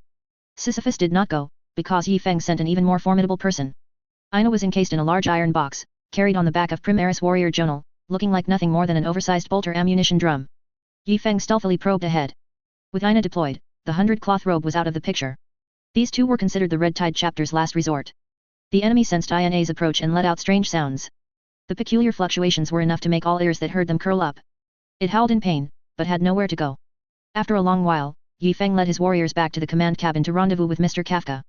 As expected, Mr. Kafka, we have dealt with the threat. It is safe now. A simple check on the crew will suffice. I am very pleased to hear such delightful news, Chapter Master Yi Feng. You and your warriors are outstanding Emperor's angels and should become an official chapter. Your honor and prestige should be recorded in the Sacred Hall. I'm glad you think so, Mr. Kafka, but there's a problem now. The letter of authorization was completely corrupted, and after being struck by us, it was incinerated into this state. Yi Feng took out a tattered scroll, looking at Kafka with a bitter smile. The two sides looked at each other. This thing certainly couldn't be used for a ceremony. If they took it back to rewrite the letter of authorization, given the Ministry of Internal Affairs efficiency, another 100 years wouldn't be enough. Without this letter of authorization, it will be difficult for me to request supplies from other Adeptus Mechanicus. Mr. Kafka, I'm afraid I'll have to ask you to make a trip back. Of course, the matter of tax collection cannot be delayed. We have already prepared the tax lists for 12 star systems for your review. Kafka's face turned redder and redder, but he had nothing to say. Adeptus Astartes chapters also pay the tithe, and what they submit are gene seeds. Of course, not Luna Wolf's gene seeds. Kafka's fantasy was shattered. He had wanted to stay on a star system for a while under the guise of inspecting tax lists, but now he was very certain that if he brought it up, the furious chapter master would definitely lock him up under the pretext of checking for chaos corruption. I have great faith in your chapter. From our brief interaction, you are the Emperor's most loyal and courageous warriors. I will speak directly to the Ministry of Internal Affairs about this matter and expedite the authorization process. We don't have much to give. These are some local specialties, white jade fruits. Don't let the price of 10 yuan for 3 fool you, they're delicious. Yi Feng's voice was loud, and many people heard about it, their whispers and snickers greatly irritating Kafka. You, sir, are too overworked and old, and your emotional fluctuations are too severe, leading to chaos intrusion. In the future, eat more grox pies to regulate your chi and calm your emotions. Kafka left. The tax lists were correct, but the precious opportunity for a vacation was gone. Damned chaos. Pies, why mention pies? Because the good stuff was inside. Opening the white jade fruit, Kafka nodded in satisfaction. Next came his magnanimous and selfless support for Yi Feng in the Ministry of Internal Affairs. Kafka embarked on his journey back, crying out, "Oh, Emperor, you are unjust. It is unknown whether this poor official would suffer another chaos incursion later. Don't think that everyone in the Ministry of Internal Affairs is so easy to talk to." This time, it was simply because the Ministry of Internal Affairs ship's firepower was completely in a state of being slaughtered, and Red Tide could use official pretexts, such as killing chaos traders even if it was just a suspicion to quickly destroy them completely. So they dared not say anything and left dejectedly. As for why the Ministry of Internal Affairs was so efficient this time, it was entirely due to the strong support of Inquisitor Collins. The previous Kier-Kram battle made several Astartes there famous. Then came the joint fleet of the Adeptus Arbits, Inquisition and Ministry of Internal Affairs, which proposed to go there. Subsequently, a Victory-class battleship captain who returned from a warp navigation error described the situation there, followed by a strong endorsement from a Hyperion-class battleship captain, and then the praise of Inquisitor Collins. The Ministry of Internal Affairs saw this and thought, this chapter has strong backing, and they do good work. Approve it quickly. In a couple of days, bring them to the Segmentum Obscurus, give them some supplies to make them happy, and then throw them onto the battlefield. Unexpectedly, Xiancha's interference backfired. Who knows what he was thinking? Perhaps it was the Emperor's guidance? What could Yi Feng do? He didn't do anything. Aina hadn't even entered, and the thing self-immolated, burning half of the scroll directly. Who cares? Don't bother with things you can't understand. Yi Feng learned his lesson. Until he had enough power, he wouldn't meddle in those messy affairs. He would diligently dig his tunnels and perfect his recruit modification base. The outer armor detected by the auger array was very expensive, so it couldn't cover the entire secret base. To save on that, they could only dig deeper and deeper, hoping that strange geological activity wouldn't occur too often. The strongest warriors often emerge from the most treacherous battlefields, but no matter how strong, didn't they all come out of recruit modification tanks? Adhering to the crucial belief of protecting the recruit tanks at all costs, the chief apothecary became an important repository of knowledge. Situate was almost driven mad. I am a scion of the Imperial Fists, yes, but it's impossible for me to have seen all precious defensive layout diagrams. Do you take me for Sigismund? Numerous defensive facilities were set up, along with backup food storage warehouses. These were supplies prepared to hide for hundreds of years in a way to counterattack if the star system were completely overrun. 10 years passed without incident. Yi Feng, who had been acting as a foreman, finally completed the initial construction of the recruit base. Now, almost all of the chapter's command authority had been handed over to William and Dofflet. It was said that the two had quite a few disagreements. Yi Feng declared, I am not the emperor, the Webway project cannot stop, but I can. He took some time to hold a criticism meeting. Upon seeing their long unseen chapter master, everyone immediately submitted their reports and then scurried away, afraid that Yi Feng would call them back to help handle chapter affairs. Yi Feng looked at the report. It was said that Inquisitor Collins, whom he had saved, had used a driving tiger to devour wolf strategy to heavily wound both the Blood Angels and the Orcs, and the Imperium had even taken the opportunity to reclaim many territories. Congratulations, but what does that have to do with me? The 8th batch of 90 individuals successfully joined the 11th company. For some reason, Yi Feng felt that his training intensity hadn't decreased, yet no one died. Was the quality of the recruits this good this time? The 9th batch of recruits had 95 successful individuals. Perhaps the apothecary interns, working together, had become more skilled, as the success rate was steadily increasing. Now, the chapter was modifying recruits like dumplings, producing a company with each batch. There were only 8 years left. Yi Feng sighed. When the 10th batch of recruits was modified in 8 years, the apothecary interns could graduate and become independent apothecaries. The warriors who went to study on the Forge World were also returning. He wondered how the mission of plagiarizing, exchanging knowledge, was progressing. Ina was already a grown girl, having undergone many unofficial trainings. The Sisters of Silences would probably get a headache if they saw her. The Sisters of Silences do not speak, they use complex gestures instead of language. Ina had no such intention, constantly pestering Xiao Lan with incessant chatter. At this time, in the ever-changing warp, an ancient yet long-standing force was clashing. Not those terrifying enemies, but a force that had existed since Terra's -3K era pirates. Human pirates, of course, need no further mention. Rebellious Astra Militarum, those who defected directly due to being disgusted by the Departamento Munitorum or influenced by cowardice, and various transport fleets absconding with their cargo were commonplace. Fighting them was also a group of pirates, but they were even more brutal orc pirates. A group of Blood Axe clan orc warriors gathered together. The pirate lifestyle made them Wadaik. With great joy, truly carefree fighting. Both sides exchanged lance fire, and shells flew everywhere. Combat in the warp was not easy. If you accidentally damaged your Geller field, you would very likely become fodder for chaos demons. The orcs didn't care about this, but the humans were afraid. Brother Suowari, let's jump out of the warp. Fighting here is too dangerous. A trembling pirate shouted to a one-eyed pirate. Call me first mate, you old smoker will never learn that. Ms. Siwana sat on the high command chair, the captain's exclusive seat. She nonchalantly exposed her fair, long legs, which would usually attract many gazes. What does the navigator say? Can he see any psychic markers that would allow us to safely jump out? Ms. Siwana's cool face showed no expression. Her father, the previous captain of the Fountain of Wealth Destroyer, leader of the Golden Spring Pirate Group, taught her not to let anyone see what she intended to do, and that her actions must be ruthless and without warning. It was difficult for women to achieve high positions on such strength-based warships unless they possessed powerful influence and unbeatable combat prowess. The navigator says he's found a psychic marker point. It's not one we're familiar with, it looks like a homemade marker from a small place. Jump out there. It's better than those Imperial defense fortresses that open fire as soon as they see us. Although the warship was constantly shaking, Ms. Siwana still elegantly propped her chin with her left hand, looking like a melancholic older sister. The only person on the ship who knew her well, the current first mate Suowari, was sweating profusely. The last time she made that gesture, a few minutes later, she purged a large number of crew members who worshipped Slaanesh, so many that the ship almost couldn't operate. Understood. You lazy bums on the lower deck, listen up, prepare to jump out of the warp. The warship let out a grating sound, some mechanical device having been dislodged. The orcs' attack had caused significant damage to their hull. Most importantly, the enemy's warship was a bit larger than theirs. This was crucial, as everyone knew, bigger orcs meant tougher orcs. Therefore, the enemies on this warship likely possessed the power to slaughter them. The warp rift opened, and this was no good place. On the outskirts of the Tastus system, only a massive monument floated in space. It was then blasted into smithereens by a shell from the orc warship. Alarms blared on Taste, and the entire planet sprang into action. The 10 Astartes warriors on the surface immediately assembled to help mobilize the planetary defense forces to strengthen ground defenses. The local, impoverished planetary defense forces only had 3 frigates donated by the Red Tide chapter, and they were now doing their utmost to hold back the enemy. The original defense system had been completely destroyed by the orcs' unreasonable fighting style. This orc warship rampaged through the entire star system. Fortunately, they didn't seem too keen on invading the planet, merely chasing the human warships like a cat playing with a mouse. Cat playing with mouse. Chapter Master Yi Feng gritted his teeth. He didn't care about their fight, but if they dared touch his monument, he'd turn them into cat litter today, or he'd write his name backward. All the warriors gathered urgently. This time, their speed far exceeded the chapter's record. No one could tolerate the insult of their chapter's highest honor being defiled. The Stern Vigilance, Eternal Mountain, Dawn of Light, Iron Jungle, and Blessed Forest were all deployed. Over 300 Astartes, filled with rage, charged towards the enemy. Along the way, Yi Feng issued a command that had appeared only a handful of times in history: do not conserve ammunition. Since the chapter lost its supplies for 100 years, this was the first time this order had appeared in an official command. Carrying boundless fury, the Red Tide warships burst out of the warp. All 7 planets of Tastus would tremble under this might. When a chapter brought out all its assets, no matter how poor it was, it could not be underestimated. The orc warship was still shelling the Fountain of Wealth. The smaller frigate next to it was being pummeled, burning with flames as it fled into the distance. The orc pirate captain waved his command sword and laughed heartily. The entire bridge was filled with a joyful atmosphere, until a panicked voice appeared. Boss, this is bad.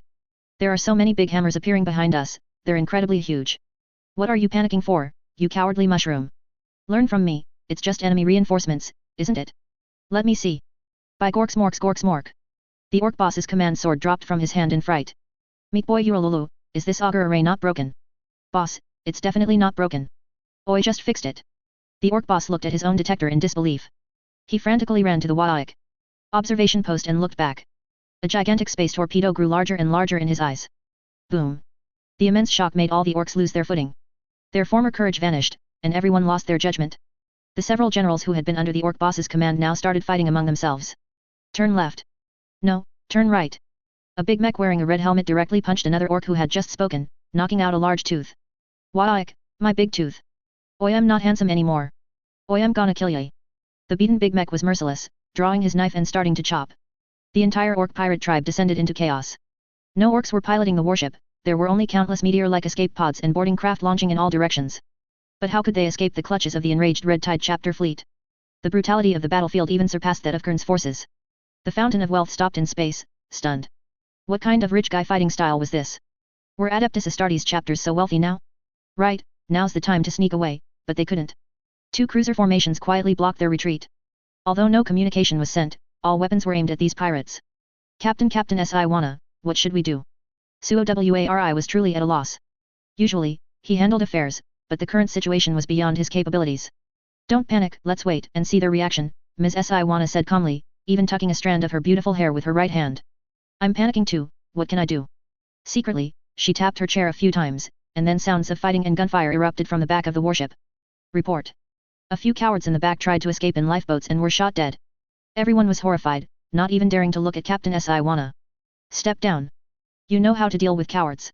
The entrance to the lifeboat storage area was already adorned with heads, constantly reminding these pirates, who would give up and run when they couldn't win, that they could try to escape if they dared.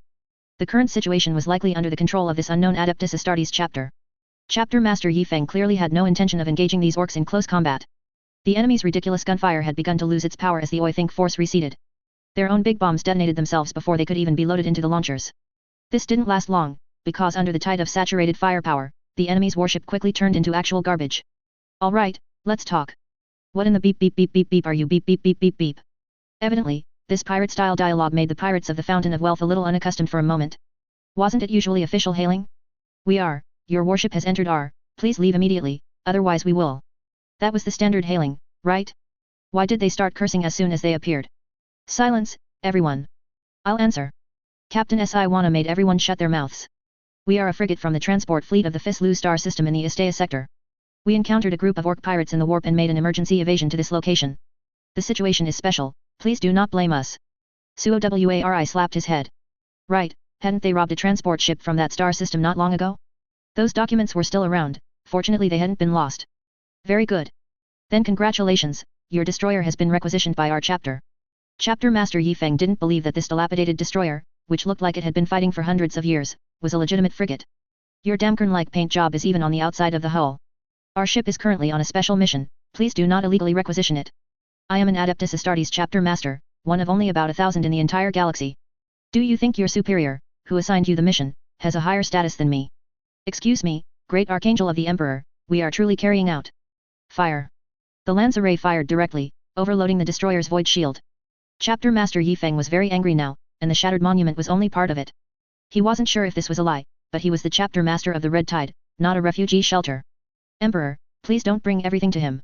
If this continued, he wouldn't be called Red Tide anymore.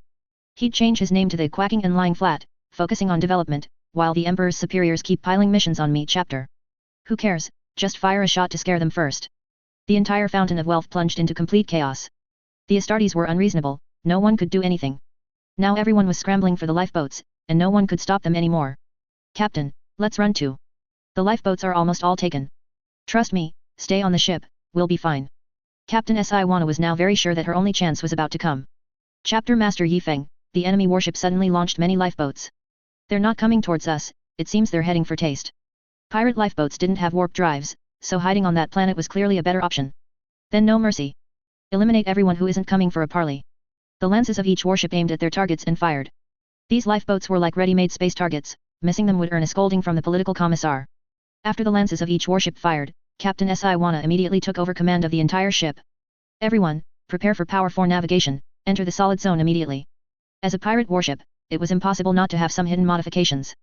Various robberies and successfully coercing Adeptus Mechanicus personnel to join them allowed them to modify the warship's power system. What could pirates do? Nothing more than wanting to run faster when they tried to escape. A super acceleration technology that could only be used in real space was installed, similar to Dark Mechanicum technology. Similarly, the human body couldn't withstand such powerful acceleration, so a solid space was created. This was a reality anchoring technology, simply to make people unaffected by real-world acceleration. Its greatest use was to keep crew members alive when the warship rapidly accelerated. The specially modified power system let out a deafening roar, and the entire warship creaked. The fountain of wealth shot out at an incredibly high speed, passing through the Red Tide's regular blockade and heading towards the Mandeville Point. Captain Siwana had chosen an excellent position, almost cutting directly through the warships from various areas of the chapter. Even if a warship reacted, it wouldn't dare to fire due to the risk of friendly fire. Captain Siwana had observed that none of these warships had Nova cannons installed, and all their lances had already fired. The flight speed of space torpedoes couldn't catch up to them at all, and by the time macro cannons got close to them, they would have already reached the Mandeville Point. All the warships paused, seemingly unable to believe their eyes. Chapter Master Yi Feng's entire spirit and energy returned, his eyes glowing. All warships, stop it at all costs. A racing, no, a ship racing artifact. The blood of Jagatai Khan flowed in his veins. The fastest man in the galaxy must be paired with the fastest ship in the galaxy.